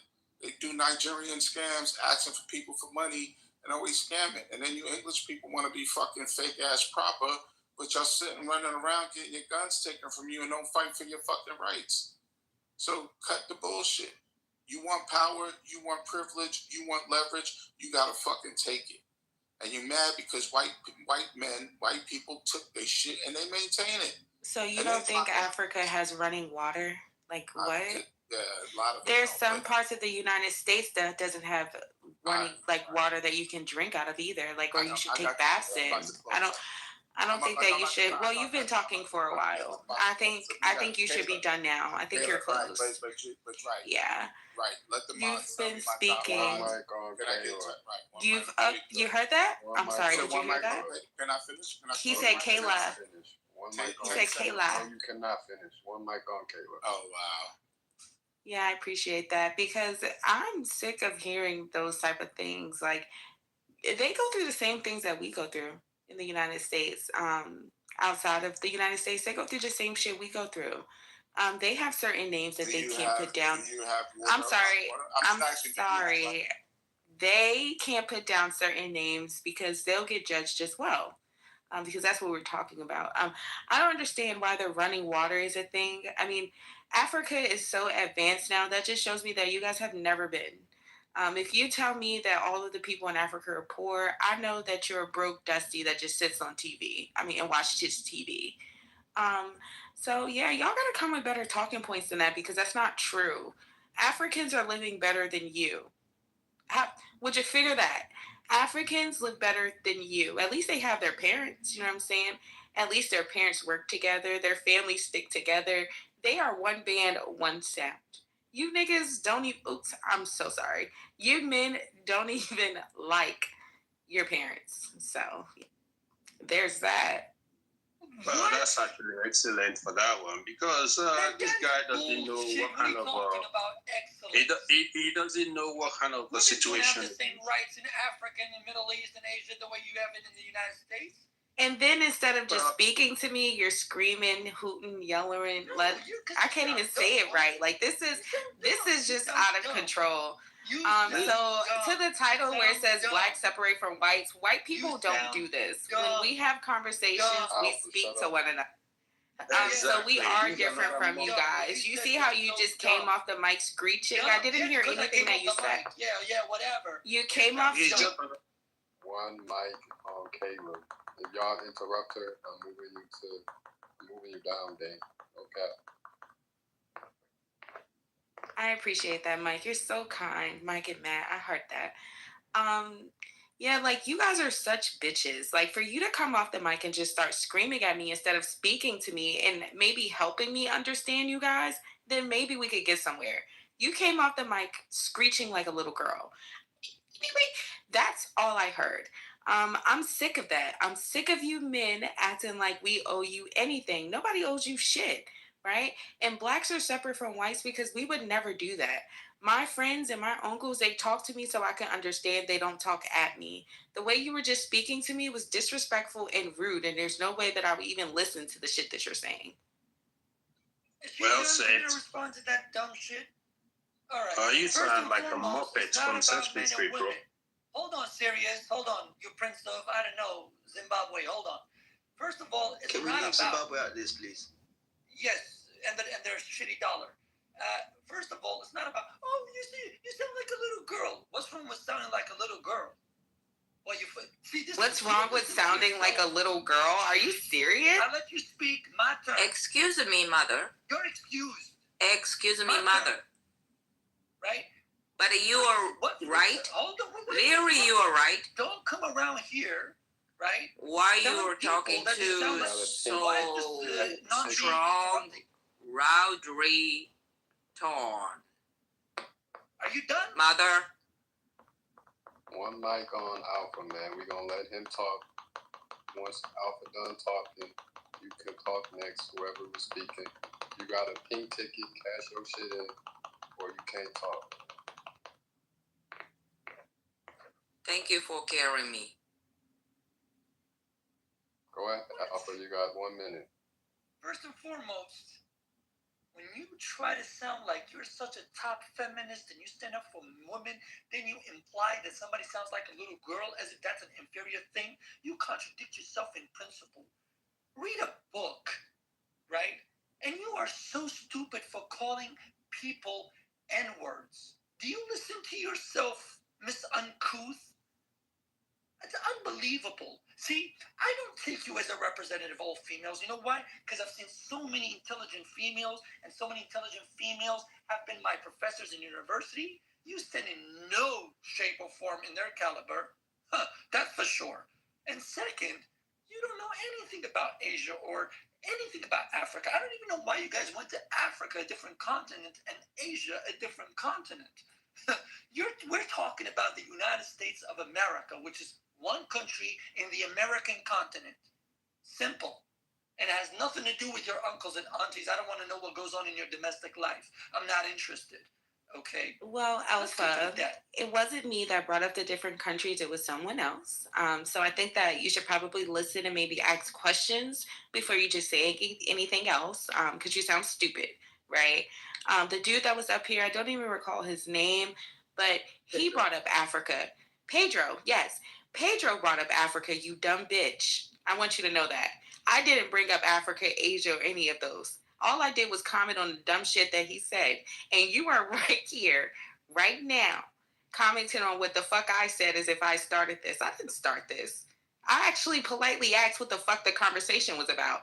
That's what the fuck you should have done. But you just came in here screeching like a little bitch, right? And then, no, bitch, I'm not talking to you, right? Because I don't even know who you are, right? I'm talking to Alpha. Because you came in here screeching like a little bitch, and any real man would at least say, hey, guys, what's the conversation about? You know? I've been here for hours, Kayla. Oh, so you've been here for hours, All and so they you're just can picking. do. You're just picking at me because, I'm sorry. Caribbean Brack. What do you mean by women of my caliber? Kayla. You would never be in the same vicinity as me, right? Your professors, they were stupid. Not only African. You're talking about your professors and the women that taught you. Do you hear the way that you speak and the way that you You've sound? been calling women bitches and little girls. Micronesian Brack. Read a book. Papa New Guinea Brack. Please imagine me talking about how beautiful, how great my instructors were, my professors, how smart they were. And I sound like I'm under a fucking pillow and I can't fucking speak with my right lip. And it just sounds all bunched up. Nobody can understand anything that you're saying. You're screeching like a little. And then you're telling me to read a book. You're telling me to read a book. If I put a passage up here, more than you. if I were to put a passage in my PTR, would you read it? All right, you guys. Expand your vocabulary too, because you sound very unintelligent. Hold on, you heard that nigga say, hold on, what's wrong with you? Yeah, what's going on, folks? All right, Marco, I think you've been trying to jump in. Go for it. To where? Wherever you were talking. I don't know, you came off mic. But you need to explain to this stupid bitch can't even talk for herself. She only wants to talk when other people are speaking. Why African and American already? This is a Temu AI on the stage talking bullshit. How far I think you're full of shit? You sound like a fucking Sesame Street. You can understand my English? Go ahead. My pronunciation is bro. Hey, let the Nigerian friends talk, okay? Let him talk. Nice to meet you. Who is this Elmo? Well, let you. That's Elmo, bro. Is that Elmo? Are you gonna pick the Sesame Street from Alpha? I'm fucking, what's her name again? This girl with petrol. Oh, is that the girl, Pedro or petrol? Is it run out of petrol yet? Or is it begging Africa to help him to supply petrol? Are you done? Are you done? No, you ain't done. You ain't done.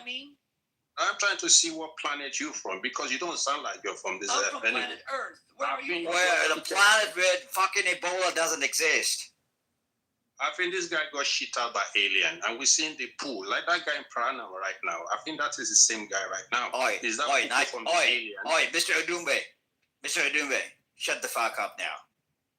Well, everyone has said that before. Can you say something more intelligent? So seriously, where from? I'm not from your planet. You're macro and microcosm.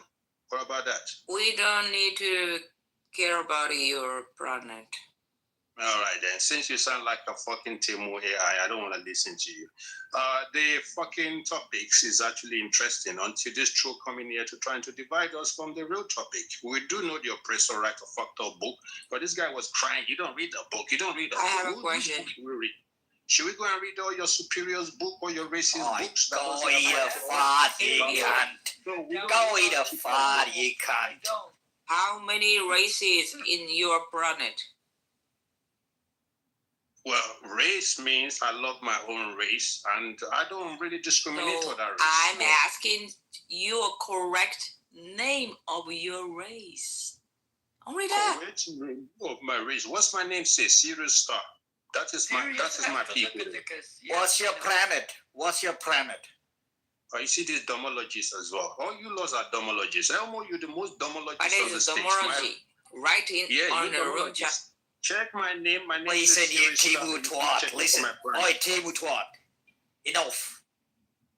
All right, then. Now you turn to Russia. Can you write the alphabet? To be same topic, mods. We need to rush the teeth out of your mouth. You not going to face the topic or not? All right. Does anybody want to speak on the topic? Please write.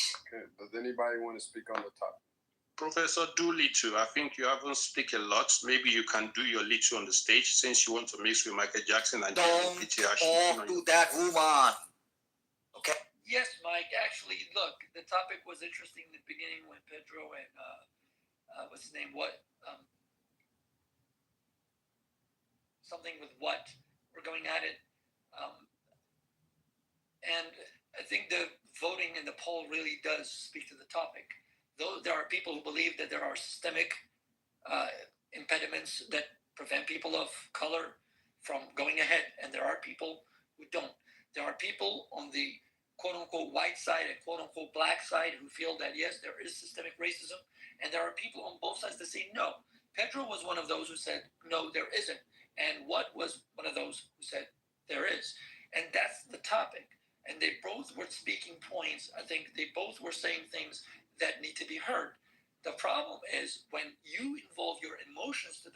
where you don't consider the other person's point, and you are invested so much in convincing the other, regardless of what they say, then you're not really going to get anywhere. You're not going to build any common ground. So if anybody that wants to engage in the topic, from what I know, the topic, is there a race war? Okay, and if there is, who's winning the race war? And that's why the poll says that. Well, who is winning based on who have a soul that don't have a genocidal mind or racist mind or actually killing people for their resources. And we do know that there are people like that in Africa and actually brother, in you America. Don't even vote for the poll, man. Are you going to vote? Well, who am I going to vote for? Is it you or somebody else that I have to vote for? Who's winning, black, whites, or neither? I need you to vote. Well, you mean your poll you put on your stage, on your that poll. If you want me to vote, you have to take me to court of meanings of black and white, and you have to define what white means and black means for me to actually participate in your vote. Did I have right for that? All right then. Since you ain't got no answer, no dictionary to explain your black and white concept, I don't have right to vote. So do you not know what black or white is? All right. If you're gonna talk about if I do know, I know black is a color. I know white is a color. I know Williams Bakley in 1809 have for the supremacy of his mind, he changes black and white color to slaves meaning. And we do know the dictionaries or maybe the court dictionary explain black as a dead if you go to the court. So if you're going to take me to all this explanation, I won't represent that is black.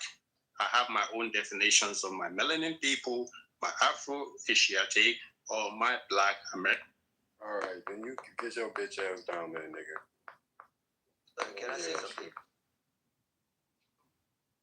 But for all intents and purposes of this apparent vote, how is this even a question when you've got black people at just over 12% of the entire country? How can you even question who is winning a race war? That doesn't make any sense. I mean, you could just answer the question. I mean, fair enough, I could, but I think it's a defeating I mean, because question. nobody's answer is like a true answer, right? These are all just our opinions, and we're just here to share them. And that's why I clicked on the app today, is because I wanted to share my opinions. So actually, I'll share my opinion. I think black people are winning the race war. I think black people are winning the race war because black people are way more united than there have ever been before. They're sticking together. They're helping one another out. And I'm only saying that from the outside looking in. And black people, they care about other people. They definitely care about everybody. I know a lot of the times white people will say like, hey, we don't see color. It's really black people that don't see color, because white people, they do see color. They are definitely looking out. If you are black, then they're not going to accept you as well. But when it comes to black people and the black people that I grew up around, they took me in, you know what I'm saying? And I've been nothing but grateful for that. And I can't do anything but just say that I think black people are definitely winning the race war. Whew, that's all. In their dreams. So when you say in their dreams, why do you not think that black people are winning a race war? I mean, because I think that we're on the same side. I'm just kidding. I'm not even lying. Oh, okay. See, that's problematic. That's a lot of things that like white people do. They'll do something and they'll be like, "Well, I was just kidding. It was just a joke." Say that one more time, and I'll tell you that you're not black either. I'm not black. I'm sorry. Who told you I was black? Nobody is black. Black is something that's some old ass racist Europeans in there.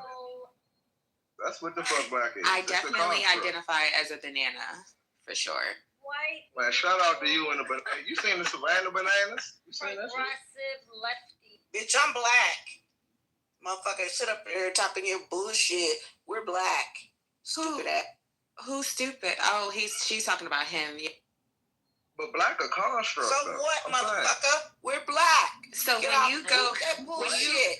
when you apply a job or when you go somewhere and they ask your race, do you put brown? Do you put light brown, dark brown? Is that what you put down? I mean, I'm confused here because I could have swore it says black, African, non-Hispanic or Hispanic, and a few others, Asian, non-Pacific. Sometimes I forget all. It definitely does not say light brown, dark brown, chocolate brown. There's none of that. So which one do you check? Watch this. Why do you have so much aggression in your voice? Because we can have that. Do you think that I have aggression, or do you think? Why do you not know how to debate? Right? Because I'm trying to figure out.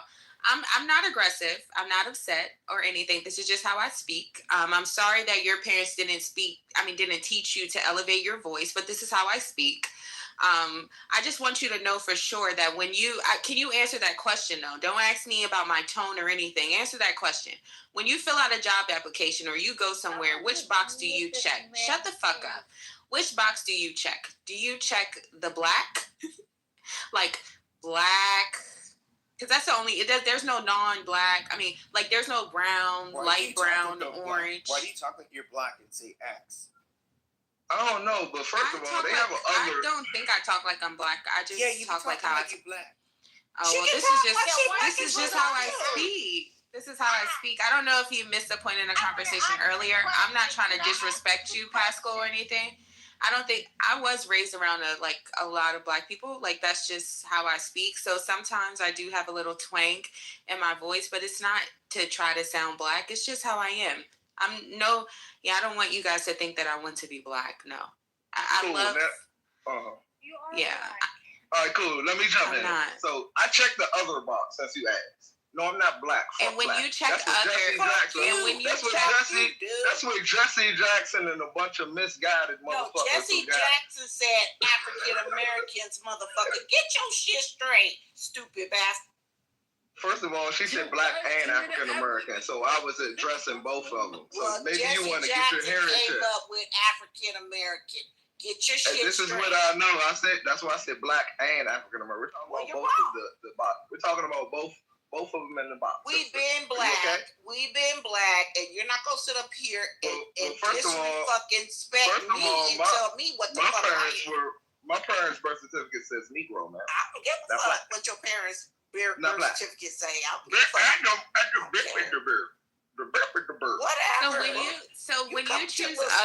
When you choose other, and then you walk into the place that you think that you're gonna get hired at, do they look at you like you're different? After I check other, I put Negro next to it. Picking other on that application. Stop lying. I actually do, brother. I press other. You need to put liar. How about this? Do you have a? Okay, so outside of the jobs, do you have a passport? Do you have a passport? Yes. And on your passport, does it say other? Yeah, I check other and I put Negro. Yes, ma'am. Come on, bro. You know that's not. He's a fucking liar.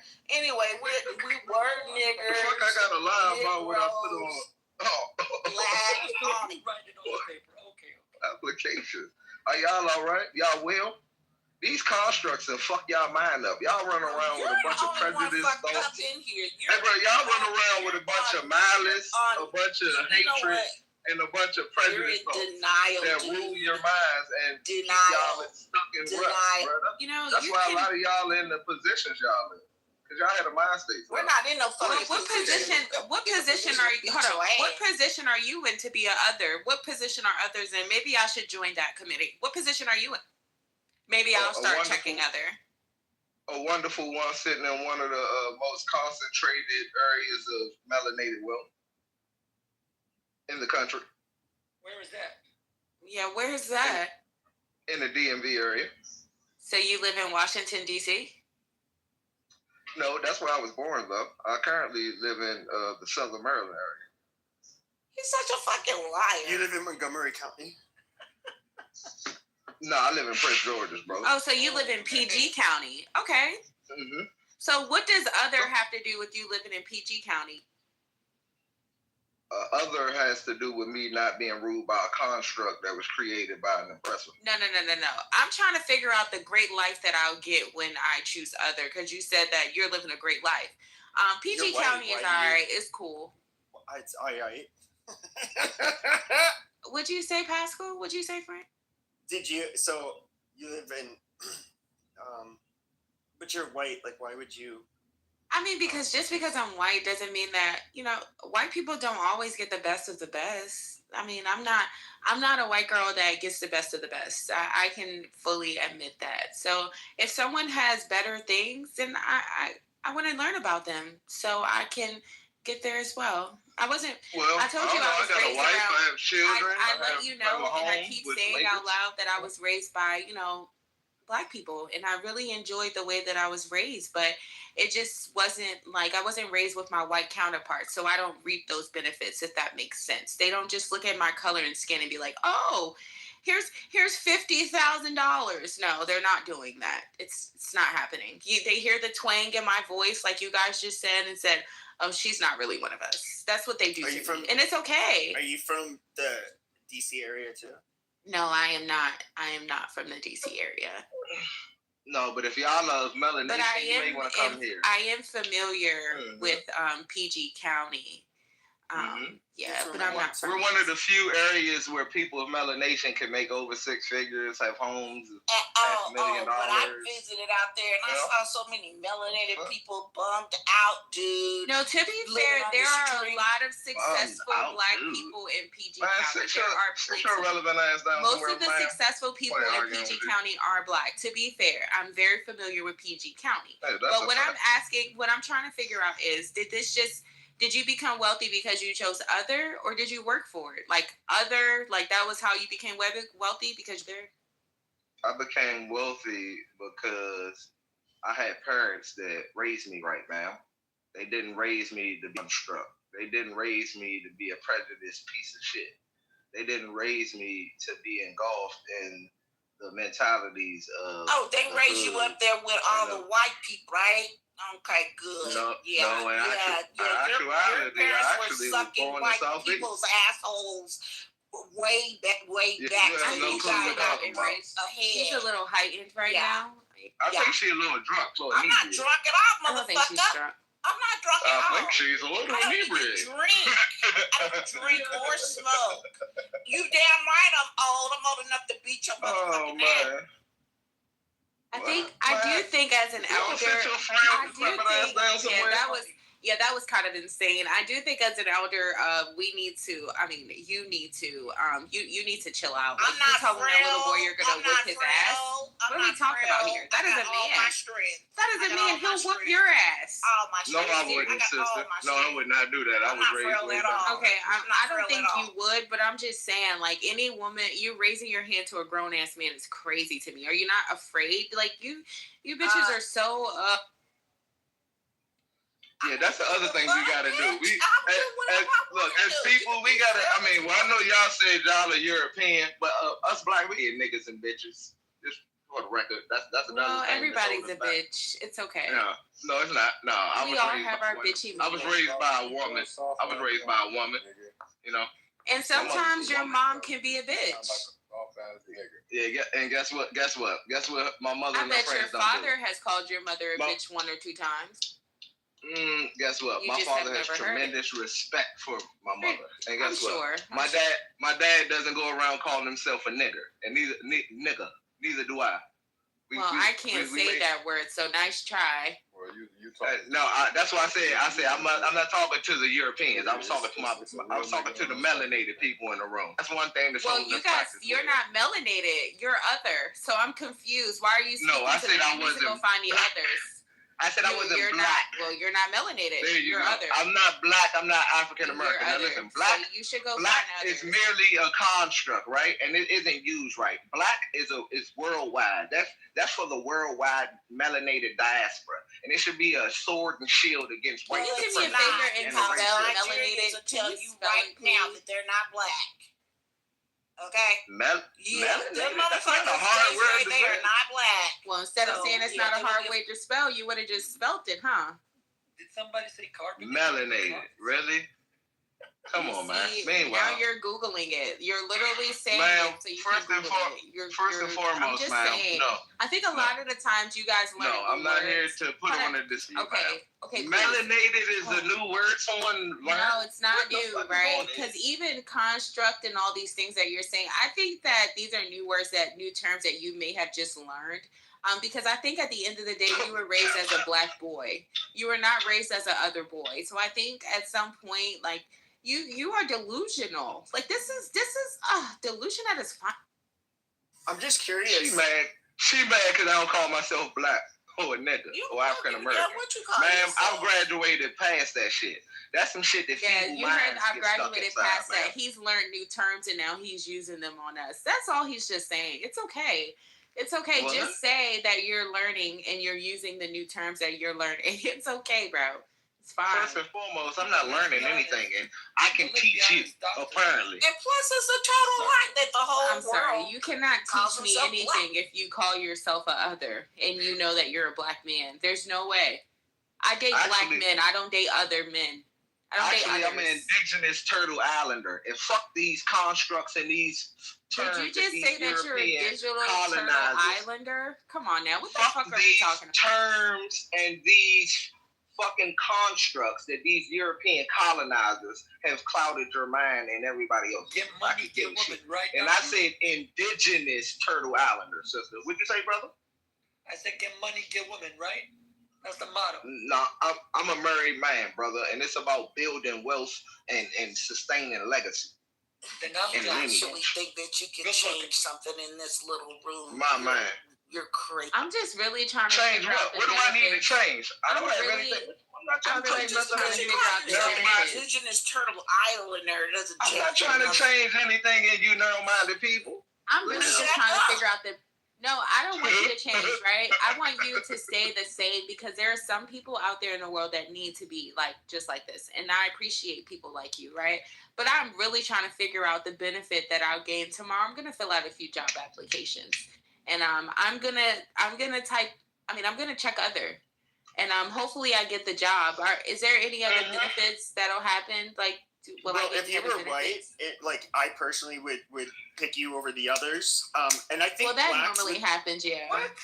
And I think if you're black, how do I put it? So if you're like an octoroon, I think you should put that because if you're only 6'8" black, that's better than being quarter black, which is better than being half black, which is better than being black. Really, Pascal? Really? I mean, we are the I'm just trying to. Why are we the only race of people that every other race, anybody else emulates y'all, unless they're taking a business phone? I'm sorry. What do you mean nobody emulates us? They do. Hold on. Can I say something? Okay. Let me say this. That's what I just said. Sister, stop listening and respond and actually listen to hear. The fuck wrong with your ears? I did. Yeah, she just wants to be mad at you. I just want you to know right now, and I don't want this to go up into an uproar, right? Because I just want to have the conversation, and I don't want anybody to take this as me being rude before I say what I say. It's just the honest truth, right? You said that nobody's taking anything from white people. Is that what you're saying? Except business ideas and things of that such? Is that what you're stating? I just need a yes or no. No, what I said was nobody in the whole world gets emulated the way that we do. That's what I said, ma'am. Okay, so I'm going to pause you right there because our hair is emulated every day. What are we talking about here? Whose hair? A white girl's hair is emulated every day. What are we talking about here? First and foremost, white people was putting on wigs to emulate other people. I'm just being honest. I'm really just being honest, right? I can't walk down the street without seeing a girl's hair just as long as mine and it's not her hair. You're right. You're right. Yeah, but Kayla, that's Indian. First and foremost, right, that's not European. Man, shut up, bro. They gonna be saying shit. That shit Brazilian. That shit and Brazilian, bro. They don't even know what the fuck they be talking about. There's shut the hair fuck up. textures. Y'all sound dumb as shit. Ain't nobody walking around people's hair. They don't want that shit full of lights and shit, bro. The fuck on? That's not white. Bullshit. You know, white hair is a epitome of beauty. I'm sorry, did that make you mad that that's really happening in this world? I mean, I can't walk down the street without seeing a girl with blonde hair like me doing damn well she wasn't born with blonde hair. What are we talking about here? Like, what the fuck are we talking about? I mean, with Kay. So you're saying that these people are not emulating. But you can do it doggy style. You can do Kay doggy style and pull on, and you won't be snatching off a weave or a wig. Right. It'll still be in my hair. Right. What's so crazy is she's so feeble-minded that she believes that Europeans are the only ones who are naturally born with blonde hair. That's not what I think, and that's not what I said. Okay, well then be quiet then, because that just sounds stupid. I knew that some of you, or just you, would get up in an uproar, right? I'm not in an uproar. I'm just here to state facts. You started screaming just now. I don't know if it was just me, but I heard that. A little uptight when I said that their hair, that they want hair down. What about the Brazilians? That's what I just corrected that's what you did. And I said that's where the hair comes from. All over. But here's all I'm saying. What I'm saying is, the bulk of the hair comes from India and it comes from Brazil. All I'm saying is, I just wanted to prove your point and saying that we are emulated. Like, we are imitated daily. Brazilians and Indians. You can't even get it out because you're a triggered individual. I mean, they have straight hair like white people, though. That's the difference with Indians, okay? So. Yeah, the Indians have straight hair like us. Yeah, but Indians are also dark like us. But the Indians don't matter, right? I mean, we're just talking about the race war. And honestly, right now, you're losing, doctor, because you just said that you're pretty much saying that nobody imitates people, like, daily, besides jobs. They do, bro. They imitate the way that we speak. They imitate the things that we do. They imitate the clothes that we wear. Take the hair. They imitate a lot of shit. Like, let's just be fucking for real. But there's a lot to imitate from Black people as well. And I'm grateful to speak on it. We imitate y'all's dance. We imitate y'all's rhythm. That's the same thing, but it's a little different. We imitate the food that y'all eat, because we don't eat like that. We literally learning how to season food day by day. You understand what I'm saying? It's shit like that. We are literally learning as we go by. And I think it's okay to learn from one another, but I just want you to know, if this was a real race war right now, we would be winning and you would be losing based off of what you just said because it was stupid. No, because in actuality, that was an incorrect statement. Go ahead, brother. Did you know that the tanning market around the world? Who's we? Because you said Black people winning before. Yo, just give me you guys. What do you mean?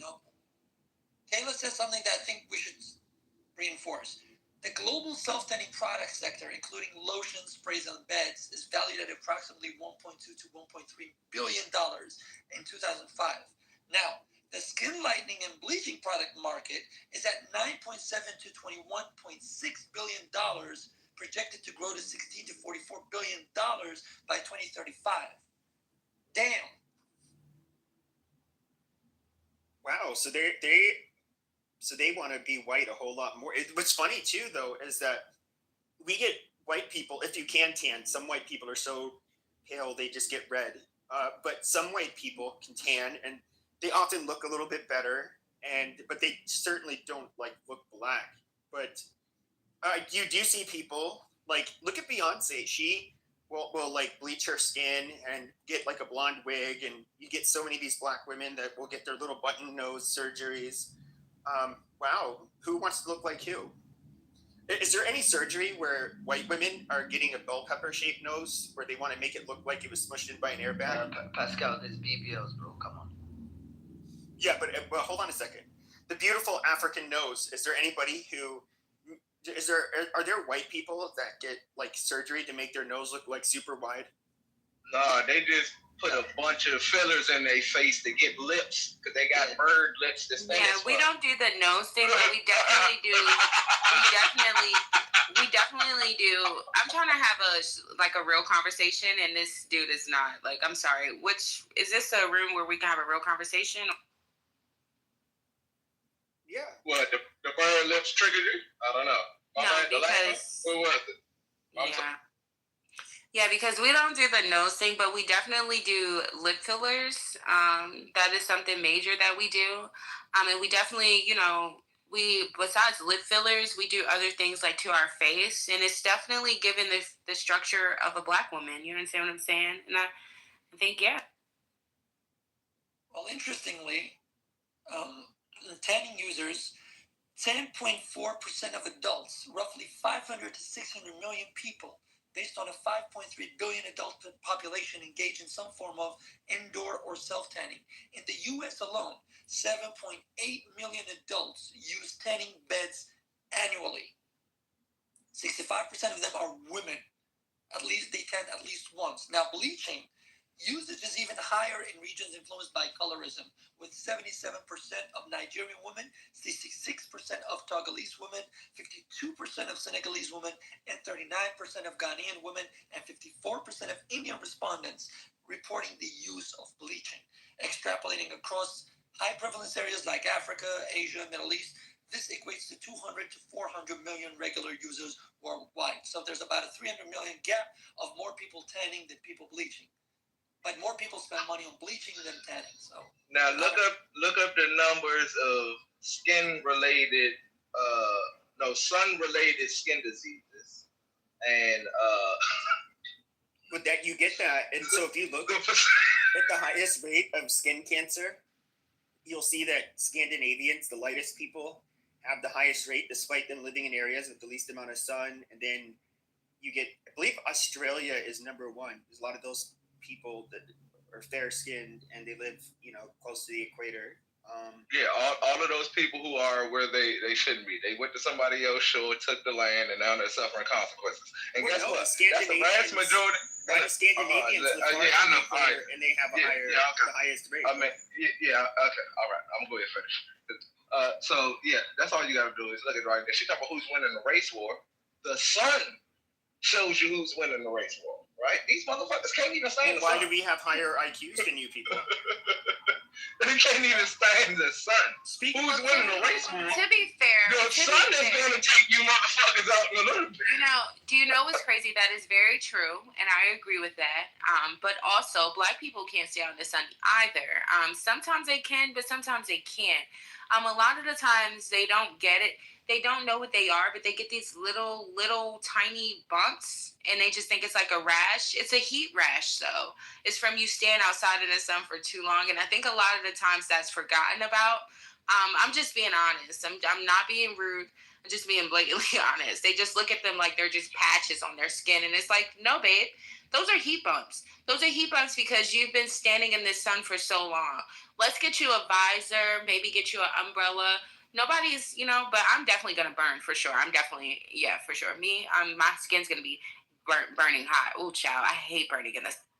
Well, I mean, that's mostly when your guys are standing outside, with your guys, that's what our melanin is for, because it transmutes. Yeah, but when you stand out in the sun, you still have to take medication for your sickle cell anemia and your high blood pressure. Amazing. Well, I'll say this, Pastor. Well, that's just because of the fucked up food and aluminum and all types of chemicals and shit that a lot of these demons in the forefronts of these industries put into. Go ahead, brother. According to the American Academy of Dermatology, reports 200,000 new cases in the U.S. annually with tanning beds used before age of 35, increasing in melanoma risk by 75%. Globally, approximately 325,000 new cases occurred in 2020, according to the World Health Organization. Now, in the skin disease department related to bleaching, chemical burns, bleaching agents can cause dermatitis, redness, or burns similar to UV-induced photodermatitis. Studies show 25 to 70% of users in Africa report skin irritation from bleaching creams, and this is also backed by studies in Nigeria. So basically, it's about the same, not really the same rate, but about the same rate. So 75% of people globally suffer from melanoma risk or developing skin cancer due to tanning, and about 70% from bleaching. So it's amazing what humans do to themselves. Yeah, but Alpha, with all these facts that you are referencing, one caveat that you're not placing is that with Black people, bleaching is also used as a form of medication in terms of hyperpigmentation and scarring that comes from acne. So you need to put that into context. Someone who is white, when they're tanning, they're not solving anything. It's purely for aesthetics. Wait, are you saying that people bleach their skin because of acne? No way. No way you're saying. Well, I mean, I'm Black. I'm telling you that. No way you're saying. That doesn't make any sense. Well, I'm the Black person who experiences it. I'll tell you something. You are correct. Yes, if we do Yes, if we do factor You in think that, I care about someone saying that you're correct? That sounds stupid. That is very stupid to say that you're bleaching your skin because you have acne. That's stupid. Yeah, I mean, do you have Thanks for that. Let me qualify the statement. Let me qualify the statement. Go on. Yes, if we factor in that, then the statistics will differ. But what I talked about was simply related to skin bleaching for whitening and tanning for darkening the skin. That's all. So I have not looked at studies that deal with bleaching or tanning for other health purposes. So that's why I didn't factor in that factor.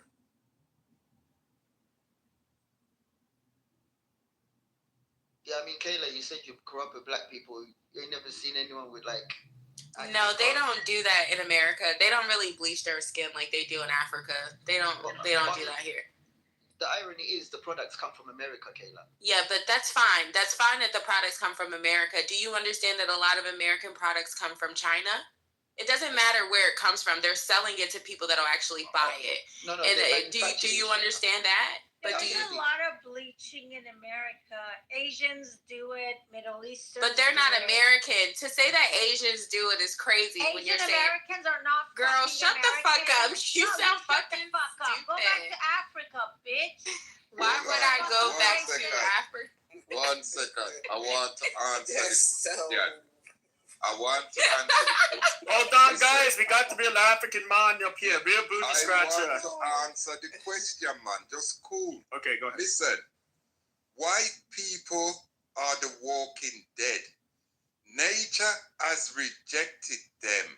Floundering birth rates. The sun, the giver of life, is killing them via skin cancer. Can't you see the war is won? White people are the walking dead. You've lost already. You took a fight against nature, and now you will pay the price. Well done, black people. One love. We was here at the beginning. We will be here at the end. White people, you just here for a period of time. We will write books about when you used to walk the earth. Well, more life. History classes. There'll be a time you'll be like the Neanderthal. Goodbye, white people. Since you're Goodbye. a male, I'll say this for all the males in the room. The truth hurts, man. The truth hurts. Males will not be around in the next 1.5 million, and the females will evolve to something greater. So you know what, more life? I don't know what you're celebrating, bro. You're a male. I'm a male. In 1.5 million years, we're done. Well, I'm just curious, more life. So, like, you'll write about us when we disappear, and are you gonna? And what will it say? Like, white people were able to be, build everything, be the successful people. Come. You ain't build shit. Hold on. Wow, you people need to be. We went into your continent where the big, strong black man was, and we literally hold on, and we subjugate. Wow, hold on. Carry on. I've got your. Yeah, I know. You gotta, shush.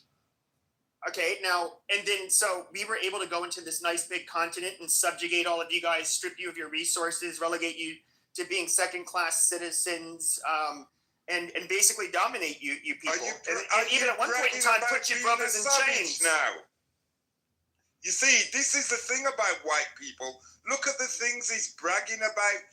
All the atrocities they've committed on the planet. He wears it as a badge of honor.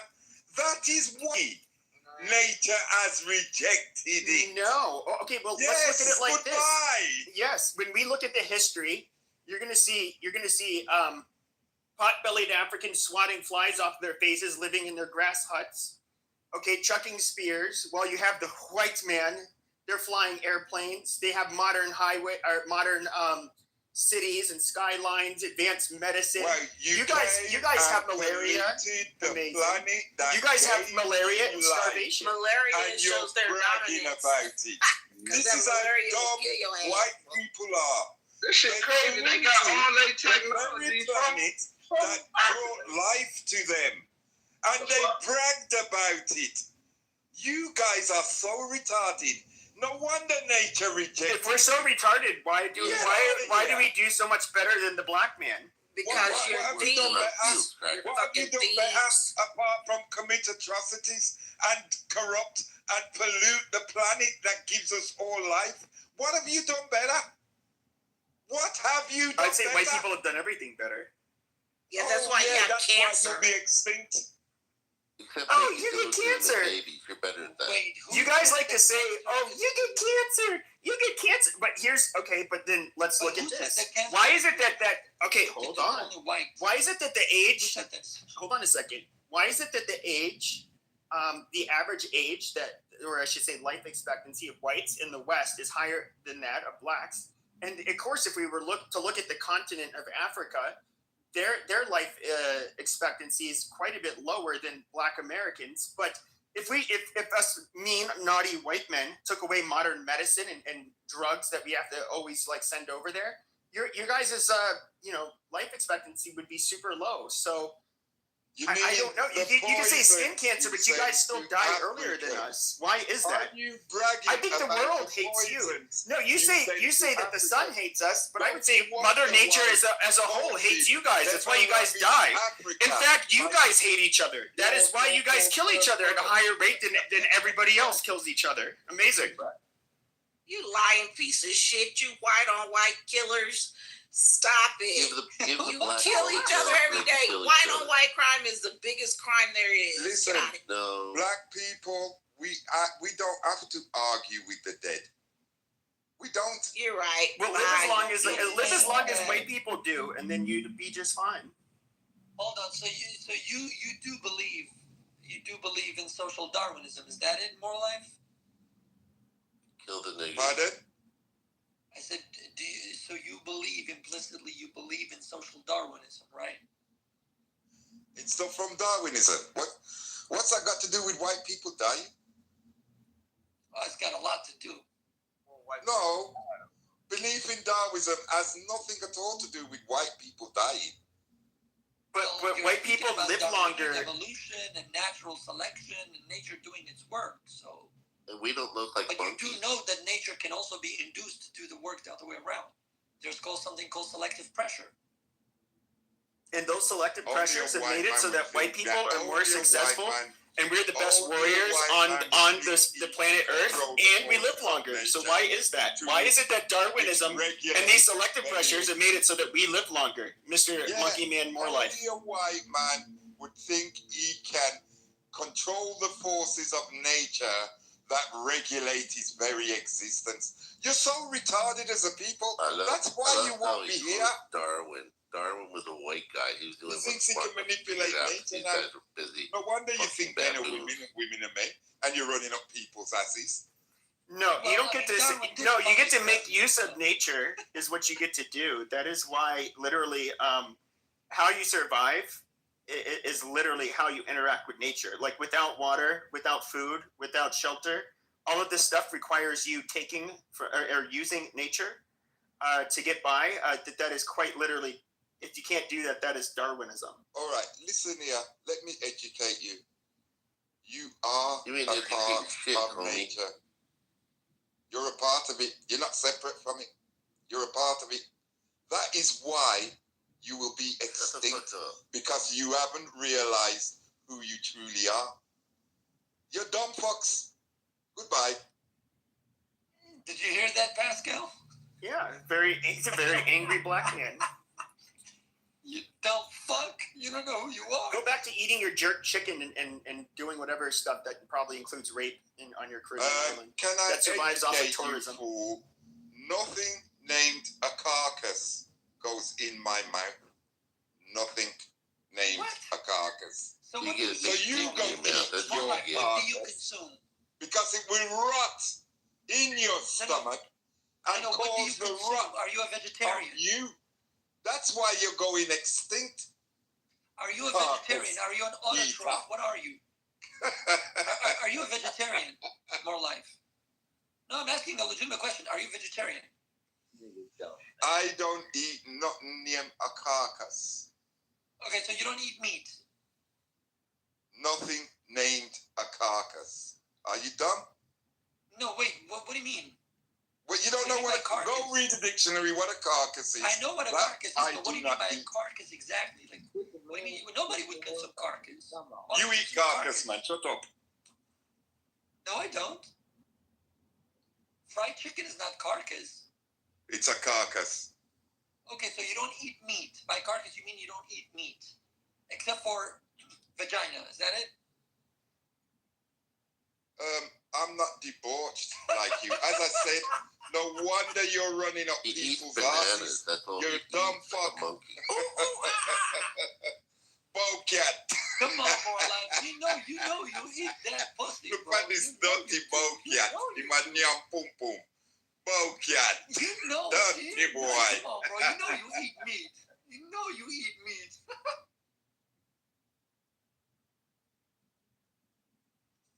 Well, as I've said, I only came to answer the question. Go fuck yourself. Nature stands on my side, so I know I'm on the winning side. I've won already. You're the walking dead. You just don't realize you're dead yet. Bye. All right, dude, leave for once. Like, Jesus Christ. You keep on announcing you're going to leave, but you won't leave. God damn. You will not leave until you are all carcasses, Pascal. And you're not supposed to be speaking, Pascal, you carcass. Speak on. Pascal, I appreciate the room, bro. This is what it's all about, man. Talk about it. There's only really one. In my opinion, y'all might be winning it, but look, me as Black, Indigenous Choctaw, right? In America, period, we at the top of the food chain, right? So, but I gotta stand with my people, yeah, we will. Right? Yeah, we are. Yeah. And but to me, the only reason why y'all might be winning it, and I don't want to see y'all extinct because, and that's me being traveling and everything like that, is because right now, to me, white women are the finest thing on this planet. I done seen some white women, dog. I'm talking about, bruh. I mean, I was in Madison, Wisconsin, man. Oh, my brother, listen. I can't deny it. I'm serious, bro. All that past, I'm dead ass, man. I'm dead serious, bro. White women is the finest thing on this planet, bro. You feel me? They are. I mean, you get what I mean? You feel me? What I'm saying? So I don't want to see y'all go extinct, right? No, we can get, but I have to stand with my race, right? You feel me? I'm not married to none of that. If y'all can understand what I'm saying, but yes, it's cool, but we could, the freedom of speech in America, right? You know what I'm saying? We already, because Blacks, outside of this, they don't even, Black and white, but when we Black and white over here, we're going to continue the war, but I don't want to, we humanitarian there, but I can't deny, dog, y'all might be winning only because what I seen, bro, I see some Amish girls. Hey, bro, dog. Hey, I'm telling you, it got me. Listen, let me tell you something, man. Because they hop out with guns and shit, like they real gangsters, like, you know what I'm saying? And somebody told me one time, they was like, bro, they only give, like the Blacks, or I don't care if you're LeBron James, the white women they want you to see. And I thought it was kind of a game, dog, and still, you know what I'm saying? But when you travel a lot, right? Hey man, I seen a couple Amish girls, but just one, bro. Hey man, so I like I'm just saying the white women, bro. I can't. Oh no! I want to end up one of them, but I understand what it is. You know what I'm saying? But even just the eye candy part of it, you know what I'm saying? The art. You know what I'm saying? I mean, if I couldn't have been without a painter or something, but it was too much. I can understand. You know what I'm saying? I understand the rules, but I got to stand with my race. But I ain't gonna keep the room going. But I appreciate it. But y'all, but I want the white woman to continue living on this planet, so I could deal with you. All of that jazz. It's not gonna happen. It's not gonna happen, my brother. Mo, shut up. It's not gonna happen. Man, you the white woman is not gonna continue living. Listen, What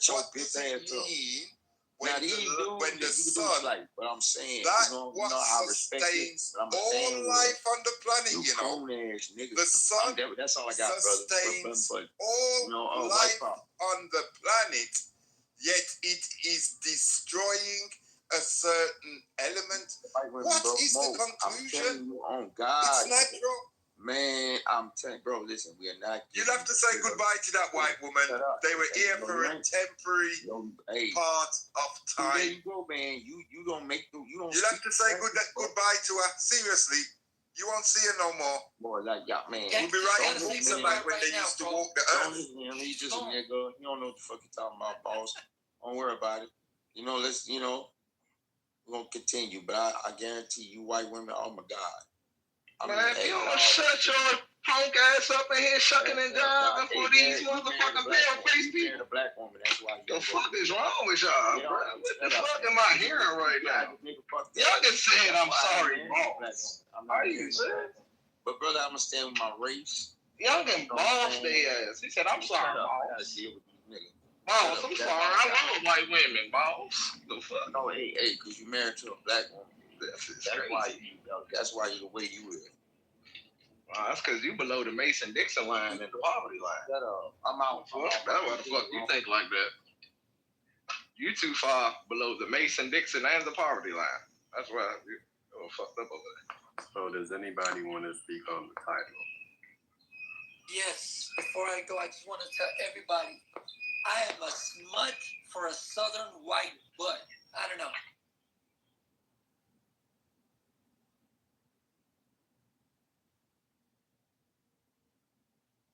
Yo, Mike, thanks for the mic, bro. I'm out of here. Yes, sir.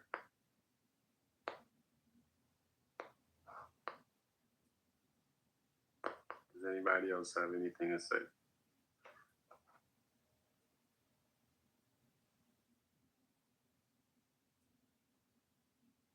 The sun's up. The white people are all hiding now. They've gone undercover.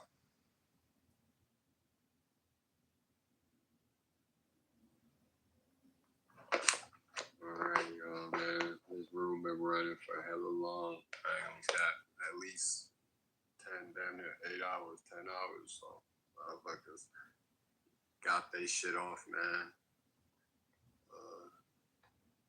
It looked like the poll is saying the blacks gonna beat the whites. You feel me? So, good for the black folks. You feel me?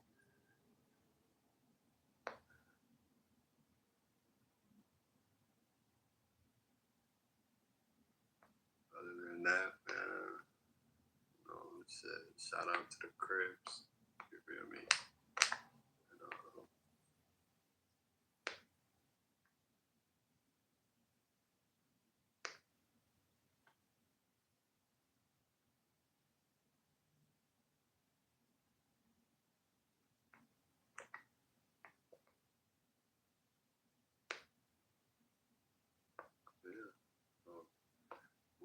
Got awfully quiet, so I feel like, the work has been done. So, I'll tap in, and check in with y'all later.